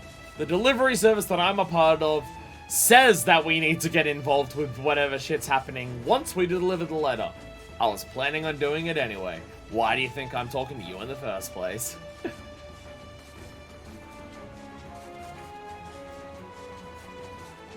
How would the Moogle take care of all this? Not to shit talk the abilities of a Moogle, but how would a Moogle take care of all these problems? I know Moogles can fly and pick up hammers and stuff, but... Oh, I meant to speak to Shamani first. Damn it. I simply do not understand Shamani. How could K put aside our search like that? Does he no longer care for the commander? No longer care? I must disagree. Choosing not to search for the commander and not caring for him are two rather different things. Then what of the so-called memorial service? K seemed willing enough to help me, but then he read the letter. Whoever sent the accursed thing wants us to give up the search. I suspect your meeting with K is what the sender had intended. Like as not, your coming here was also anticipated. From everything you've told me, it's clear the man who penned the letter cares a great deal about you, and understands you quite well to know you would come to us. Well, the Seven Hells would be worried about the likes of me. K said he suspected who delivered the missive, but I haven't the faintest idea. It saddens me to hear you say that. We may have gone our separate ways, but in our hearts we are still all of us brothers. Now tell me, who of our members cared most for you? Who was always there for you to offer you a guiding hand? Why, that could only be the commander. Precisely. And it was out of the desire to see you move forward that he sent the letter to you. Contrary to what it seems, the commander is alive and well, and even now he watches over you. That, I believe, was the message he wished to convey. I tire of these games! He's still alive, as you say. Where in the Seven Hells is he? The duty of the strong is to protect the weak. As if I'd ever forget the company words. The commander taught them to me when I first met him. To this day, I remember that moment vividly. We were standing atop the point overlooking... Costa del Sol! If the commander meant to verify whether I sought out Weiscott after receiving his letter, that is where he would have been. The odds are slim, I'll admit, but it's the best chance I have of finding him. I must make haste! Wasn't quite finished, if truth be told, but I suppose it cannot be helped. The commander meant that much to him. Ah, the cats. Cat minions are interacting. From wielding a spear to living an honorable life, Lantinel learned all he knows from the commander.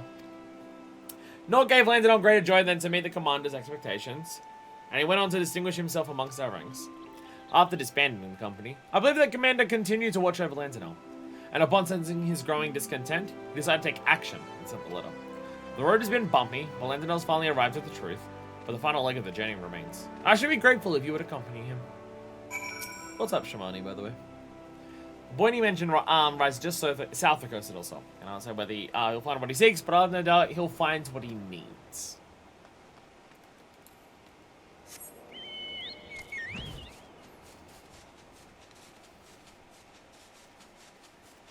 Again, it's so good to have all these moments with like all the Realm Reborn characters again.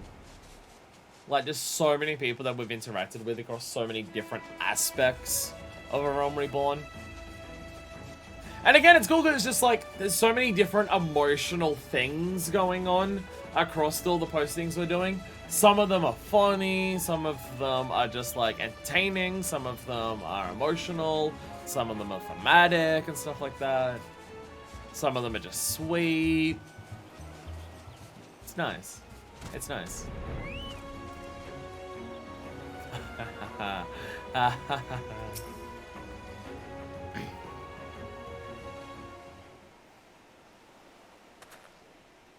Fuck fist. I might have known you would come as well. Behold, my friends, the spear belongs to the commander. Alas, the man himself is nowhere to be seen. Why? Why does he refuse to meet me? Because you are not ready.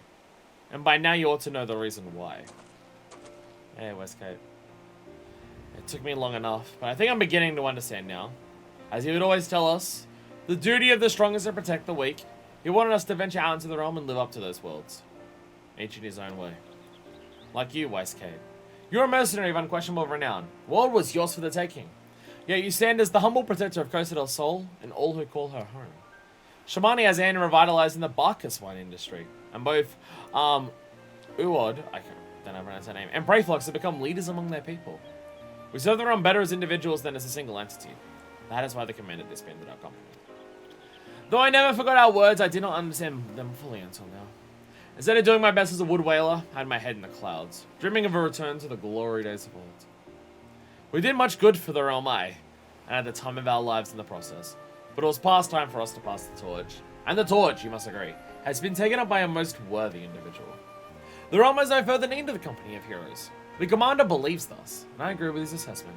That is why I chose not to search for him. And neither shall I anymore. As you said, wise king, I am not ready or worthy to face the commander. Ha, what a fool I've been all these years. There is much to be done if I'm to make up for lost time. Commander, if you're watching, you need worry about me no longer. I will live up to our words and do you proud. This, I swear. Your journeys take you far and wide, I believe. Should you happen to cross paths with the commander, please see to it that he knows my mind. Aww. Is he just hiding in the tree? Oh, I was hoping it would pan up and he's just literally sitting in the tree. This time I'll take the money. That time I'll take the money. It's potions, who cares? It's potions. Carrier level 24! Yeah! Hell yeah. Carrier level 24. Hell yeah. Alright. Post Moogle! Finale. 25. It just ends randomly on like 27 or some shit. It's just like, what? I mean, I imagine this will have to do with Aaron Senna, and stuff like that. And Raya O. Because, you know, he's recovering and shit. How? I was kind of right, possibly. Oh my god. That's the hat that Pie's been wearing! The deputy postman will entrust you with a missile to a certain city. Well, it isn't my favorite weapon, girl. My most promising pupil. You couldn't have picked a better time to pay a visit, Gupo. To my postmuggles in training are set to embark on their first assignment. While they've completed a thorough training session administered by yours truly, the sensitive and sympathetic superior, that's me, is ever concerned for his subordinate safety. I have here in my paws a veritable compendium of choice counsel for the aspiring postmuggle. Your task is delivered to Raya Osena, who's in custody, in whose custody my subordinates have been placed. I Camp Tranquil. Consider it the next stage in your own training, Kupo. 2 quests in a row that... 2 of these quests in a row that we start at Camp Tranquil. Worked out well. Worked out well.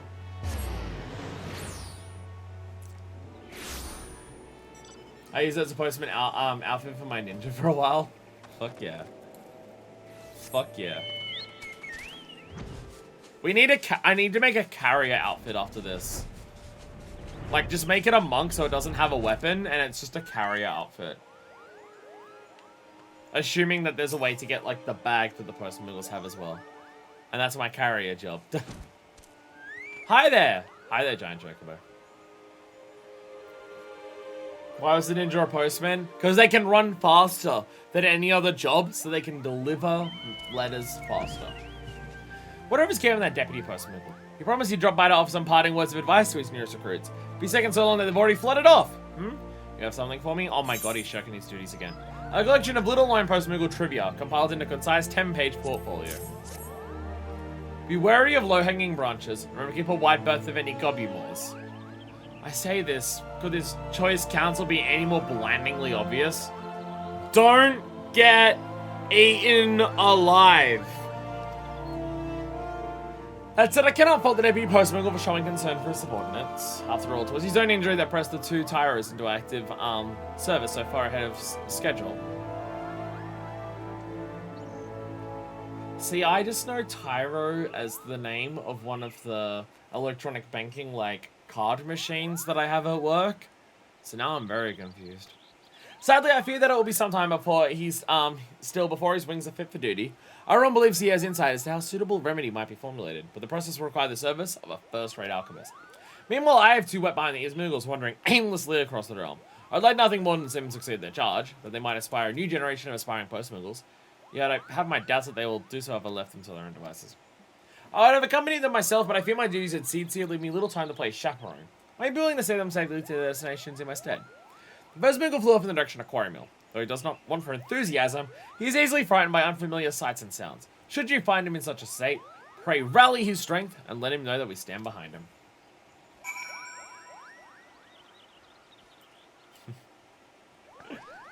Everyone get ready for an incredibly adorable picture.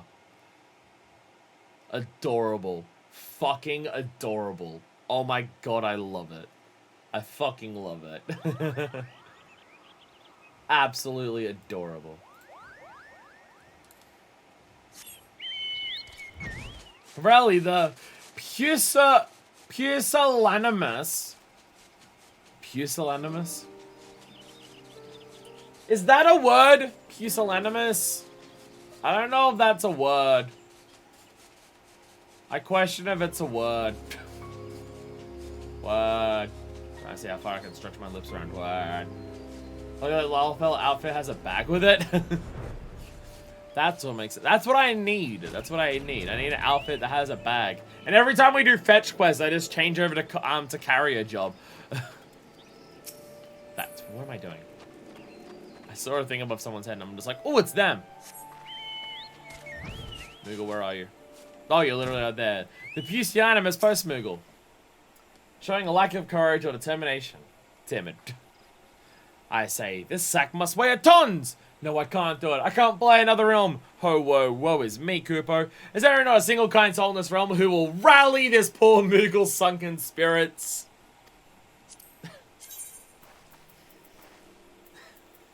I'll punch ya! If you don't do it, I'll punch ya! Pretty sure that's what calling people a pussy is from. Oh! Oh! Why, thank you! I dare say you've given me... So basically what I'm learning is that it's pussy-ass bitch post-Moogle. Got it. I dare say you've given me the strength to carry on a bit. Wait a moment. I know you! You're the little delivery broker and deputy post-Moogle's always talking about, Kupo. Came all this way to watch over me. I thank you, truly, deeply, from the bottom of my little Moogle heart. You are truly a shining example of delivery Moogles everywhere. I think that one day I might be a full-fledged carrier like you in the deputy post-Moogle. Why, it'd be a dream come true, Kupo. But how can I hope to reach such height by staying here fluttering in circles? No, I must deliver this letter safety to Buscaron, just as the deputy post-Moogle instructed me. And let me just state for the record that no matter what Raya-O might have told you, I am not intimidated by the task. Not in the slightest. Oh, well, off I go, Kupo. Just make yourself invisible. Just make yourself invisible to the enemies. There's not even gobbies along here. It's just antelopes. And a couple cat traps. And a few of the plant things in the river. 10 years in the joint made you a fucking pussy. American Nishki. I'm not scared, Kupo. Since I've been this far from home, you see. What a Buscaron doesn't like Moogles. Friend, might you be able to offer any words of cheer? I believe in you. Yeah. Yes, that's exactly what I need to hear. You're exactly right. Well, I can do anything I put my palm to, Kupo. Perhaps you're wondering why one is fearful and faltering with myself doesn't just leave the stressful life of a carrier behind. But you see, what I truly wish to leave behind is my own miserable lack of courage. I remember the day like it was yesterday. My dear brother lay wounded. struck on the wing by a particularly savage dropper, and I could do nothing but quake and quiver beside him. It was the deputy postmogul, who, much to our fortune, was in the vicinity on a delivery assignment, who carried my brother Tranquil, where Arun tended to his injuries. Today it is our turn. We shall do our duty, and help the postmogul in his time of need, just as he did for us. And after all you have done for me, it would mean ever so much if you would drop by to witness the moment. I will await you at Buscaron's druthers, Kupo. What are the names of the things here? Oh, there's also Orobons there. What are the things up here called? Overgrown offering. Okay, I don't know if that's... There's a different term that, like, they overall have, I think. I thought. I could be wrong. I could also be an idiot. Hey, Buscaron. So the rumors about... Oh, let me see, it's true. Yeah, Golden Chance not even went and shat it all. Oh. Oh, you're talking about the dude who went to prison. That was like a whole separate thing. You don't actually care about this dude. And it wasn't, Landonal. Laurentius was a whole thing from ages ago, I think. I've made it! Aren't you proud of me, Kubo? Now behold, as I deliver this letter straight from my paws to Buscarons, while remaining stealthily out of sight, just as the deputy postmogul showed me. Bloody hells if it isn't a Moogle in the flesh! Talk about something you don't see every day. Oh no, Kupo, in my eagerness, I've gone and blown my cover. The deputy postmogul never let me hear the end of it. 2 meals like to stay out of sight when you make your deliveries, eh? I wonder there's a habit of appearing out of thin air. Sounds like a right thankless job, but you have my gratitude today. Did you hear that? Mr. Buscaron gave me his gratitude. Why, it just might be the happiest day of my life, Kupo. Since you're proving yourself the capable sort, maybe you could do me a favor. I've a letter here marked for Barteron in Limbs of Laminza that somehow has found its way here to the Druthers. Barteron, Buscaron. Moogle's bad at delivering shit. Oh dear me, this is doubtless the work of my confident yet careless brother. The two of us, you say, have taken over deliveries here in the Shroud, while the deputy postmoguls rest his wounded wings. Oh, pray forgive us for our failings, Scupo. New to the job, eh? You ain't go flogging yourselves now. Barteron and I, well, our names and professions do bear more than a passing resemblance after all. Besides, I dare say them the chance to meet my first Moogles are worth an errant letter or two. That said, troubles me to hear this associate of yours. The deputy postmogul, was it? It's got an arm. Might be there anything I could do to lend a hand. Speak of the need for an alchemist. I see. You just leave that to me, friend. Memory serves, one of my regulars is something of an expert in such matters. As for Barteron's letter, I have no fear. My brother and I will atone for our errors and see it delivered to the right hands. That said, from my brother's bravado, I suppose that deep down he too feels a measure of anxiety about his first foray outside the Shroud. Might be so kind as to escort him as you did me. It would mean the realm to me, Kupo. We're great to meet at the Gridania airship landing. I'll pass this letter along to him and wait for you to join us. Oh, they do just take the airships. Oh, they do just take the airships. They don't actually fly the entire distance on their tiny little wings. That makes more sense. What the fuck was that? That makes more sense.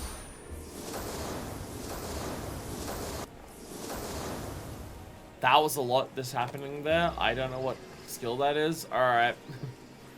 Alright. Wee. To the airship landing. Wee. Oh, right. You can't jump over that. I forgot. Why? Oh, it'd be so... Oh, right. Because that's the... Wait, that's the part you can't stand in. Unless it's in a quest. Right. I remember. Presumptuous postmogul. Not a pussy-ass bitch one. Oh, there you are. Not a moment too soon. I had my pulse full convincing my brother to delay his departure, Kupo. So you're the deputy postmogul's prized pupil, eh? Did he teach you anything about punctuality, Kupo? I know what my little brother told you, but I've tried my whole life for this. This might be the first time out of the Shroud, but if anyone's up to the task, it's me, Kupo. Please, brother, if you got yourself hurt again, I certainly couldn't live with myself. Pray let this adventure accompany you, just for safety's sake, Kupo. Have the worry, what? Look, just because you can't fly more than 2 forms without getting the quivers doesn't mean your brother is in need of a chaperone. That's what you said last time, when you almost got yourself swallowed by that slumbering stropper. Maybe the deputy postmogul hadn't wandered by at that precise moment. That was then, this is now, Kupo. I've poured on 2 ponzas of pure morsel and poured over every map of Eorzea to prepare myself for this task. The last thing I need is some glorified sellsword holding my paw. Rude! Fucking rude! Now enough chit chat, I have an airship aboard. If you want to see how a real delivery Moogle does his duty, feel free to tag along. Or don't, it's your loss, not mine. Alright, well, airship landing at Limsa, so it's easier to just do it this way. Wait, before I do that, speak to you, pussy ass bitch. Pray forgive my brother, Kupo. You may find it hard to fathom, but there truly is a warm, fuzzy heart underneath that brusque exterior. You'll see that no harm befalls him, won't you? It's alright, everyone in Limsa knows not to fuck with me particularly, except for the dumbasses. And we'll at most run into 5 or 6 of them before we get to the random wench, so you'll be fine. You'll be fine. Yeah, tiny little neck crack. Hey, presumptuous post-Moogle. So this is Limsa Liminsa. Everything here is so big and boisterous. And the smell of the sea is sending needles up my nose. Nervous? Me? Patently preposterous, Kupo. I was born for this assignment. Did you not notice the aplomb with which I handle my maiden airship voyage? Oh, Kupo. But no, a Buccaneers down like this is no place for the ordinary Moogle. With the deputy post-Moogle out of commission, the people of Limsa are lucky indeed that I'm here to shoulder the slack. Speaking of which, I believe I have a letter to deliver. If you get to learn a thing or two, come join me at the random wench. But you'll want to move fast. I'm a busy Moogle, Kupo. Back to Barteron. Back to Barteron, where the post-Moogle quest started. And also, our journey started. Hey, Barteron. What's up again? Oh, you're just talking about the... Still talking about Post 2.55.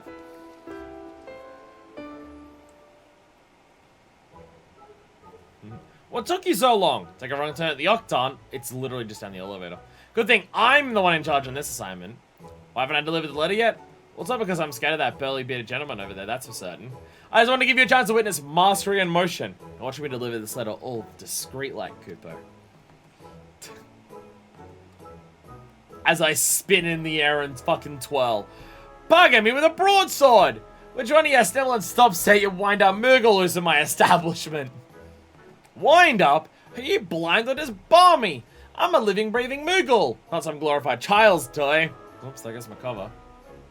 I mean, ears and eyes to be believed? God's honest Moogle, ear in the wench. A letter? I thank you, my furry little friend. But strap me to the mast if this ain't a rare pleasure indeed. I've heard many a rumor about your kind, but I always reckon you were too keen on letting yourselves be seen. But of course. Pose. I simply thought on this momentous occasion, my first foray into your fine nation, I took the opportunity to personally introduce myself. I'm sure that's what Deputy Post Moogle, bless his wounded wings, would have wanted. What's that you say? One of your mates is certain, is he? Men in my line I work tend to know a little something about everything. If anything you might need me, need of me, say the word. We also need an alchemist.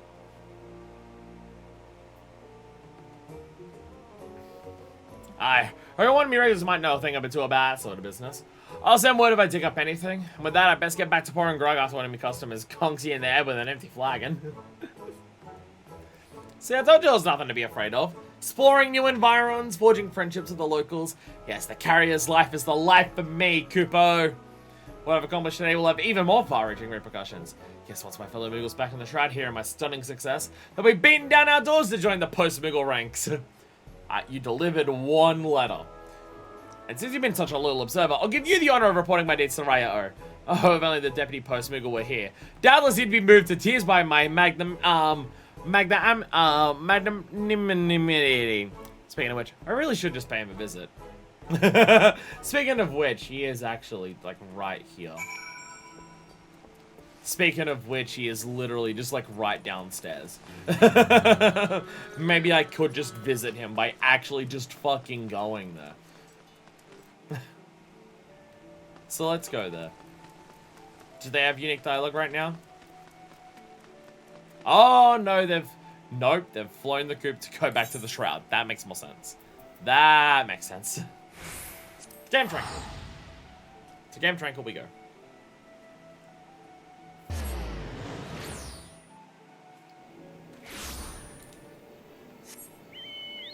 Wait, the Sanctum of the 12? Wait, what?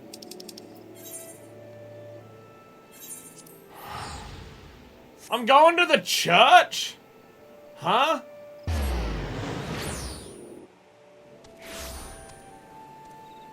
Presence of a powerful mark. Oh, fuck, are you kidding me? Alright. Anyone online still? Oh, you're in a dungeon. There's apparently a powerful mark somewhere around here.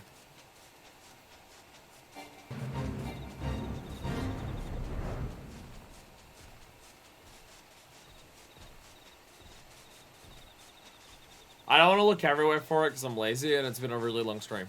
But I'll look along the paths along towards the church, upon which I see nothing.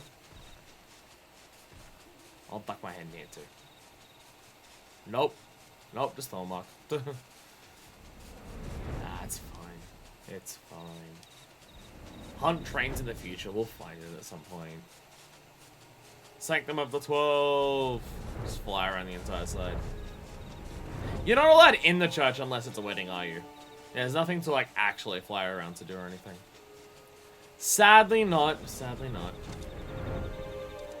Oh, oh, oh, there we go. Oh, there you are! Shouldn't you got gobbled up by a gobby or something? I'm as large as that. So I went ahead and shared my success with Ryo myself. When I get down though, sure she'd love to hear about my exceptional exploits from you too, Kupo. Oh, thank you, friend. I tried to think what my trouble my brother might have gotten tangled up in if it hadn't been for you, Kupo. Hey, Ryo. Welcome back. I hear that this is first time was quite the success, and that you played a pivotal role in seeing that it was so. For this, I thank you. Hey. I must offer my gratitude as well, knowing that the two younglings were in capable hands allowed me to focus my mind on the Deputy Post Moogle's treatment, with which I have made considerable progress. There's the mere thought of adventure accompanying me on my assignment and no means to no end. But now, I say the more the merrier, Kupo. And with word of your success spreading throughout the Twelveswood, aspiring delivery Moogles are signing up in droves! Why the ranks have burned so much we can assign 2 Moogles to each task if we so choose. And judging by recent events, that might very well be wise. Heartening time. It's amazing how easy it is to convince Moogles to do something. Moogles so far from what we've seen, like up in Zenith, here, Moogles at a base just don't want to do anything, but they see like one person succeed and they can be tricked into wanting to devote their entire lives to it. So what happens in Zenith, they're just like, we don't want to build, and you say one thing to them, yeah, let's fucking build! Forever! Heartening tidings indeed. I dare say Deputy Post Moogle might rest and recuperate for as long as he desires. Why I may suggest an early retirement. Retirement? God's forbid, I'm still a Post Moogle in my prime, Kupo. Then me thought of hanging up my letter sack for good. Why were I to derive pleasure and meaning from my meager existence? I must surely agree, Kupo. The sheer joy of seeing satisfied faces after a job well done, and someone with a newfound energy and enthusiasm. After all my superior has done for me, I could not bear to see him deprived of this most splendid sensation. Intriguing. Thus far, I have concentrated my efforts on physical remedies. Perhaps lightening the Post Moogle's spirits might serve to speed the recovery process. At the very least, is an avenue worth exploring. You may just be onto something there, dear brother. What about Busker and Butteron? So I can resume my duties once I've healed? No more talk of putting me out to pasture, Kupo. If that is your true desire, how can we deny it of you? Only ask that you take care not to overexert yourself. Yeah, I can do that. By the 12, the thing I'd ever see, and Moogle literally lives for his work. And with all the younglings eager to follow in his footsteps, we should be able to manage without imposing on adventurers for a while. Just leave it to us! My brother and I understand the significance and satisfaction of our job now more than ever. We won't let you down, Kupo. Now that's the spirit, Kupo. It's all thanks to you, my, heartful assist. But no, you've proven to be far more than just a helping hand. You have earned the respect of the young ones, and mine as well. Fuck Fist the badass pirate bitch. By the powers vested in me as Deputy Post Moogle, that's why we're in the church, I hereby name you a full-fledged letter carrier. You're simply reserved for Moogles, but I'm happy to make an exception in your case, Kupo. Well, I'd love to give you an next assignment. Young ones are in more immediate need of training. But don't let your skills wane. There is no telling when we'll call you upon you again, Kupo. And it was never reintroduced in the future, possibly. Unless this is the thing that happens after every single expansion. Post Moogle cap. Post Moogle cap. Yay. So what about speaking to Barter and Musker about wanting help? That just doesn't come up? Alright. With your successful delivery, your reputation as letter carrier has grown. In recognition of your efforts, the Deputy Post Smugglers promoted you to the rank of full-fledged letter carrier! Though maybe sometime before your next assignment, be ever ready to return to duty should the Muggles require your aid. Yay! Postal! Postmaster! Postmaster! Fuck yeah! Fuck yeah! Fuck yeah! Alright. Look at our rewards. Our rewards kind of everywhere because a lot of them were food here. Alright. It's time to become the postmaster that we were always meant to be. There's a lot of things here, and they're not in any form of order, so it's hard to find them. So we need to head to Ishgard. I need to head to Ishgard. Postmaster.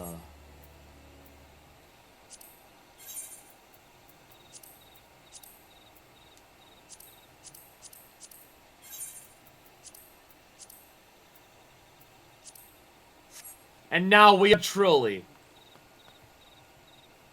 the postmaster that we were always meant to be. I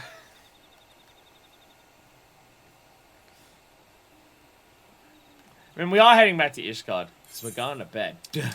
Because we're gonna fucking bed.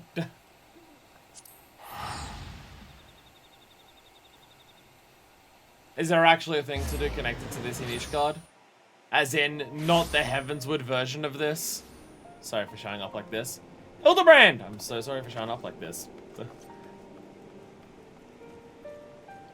If there's post stuff for Heavensward, I'm not doing it now. I'm not doing it now.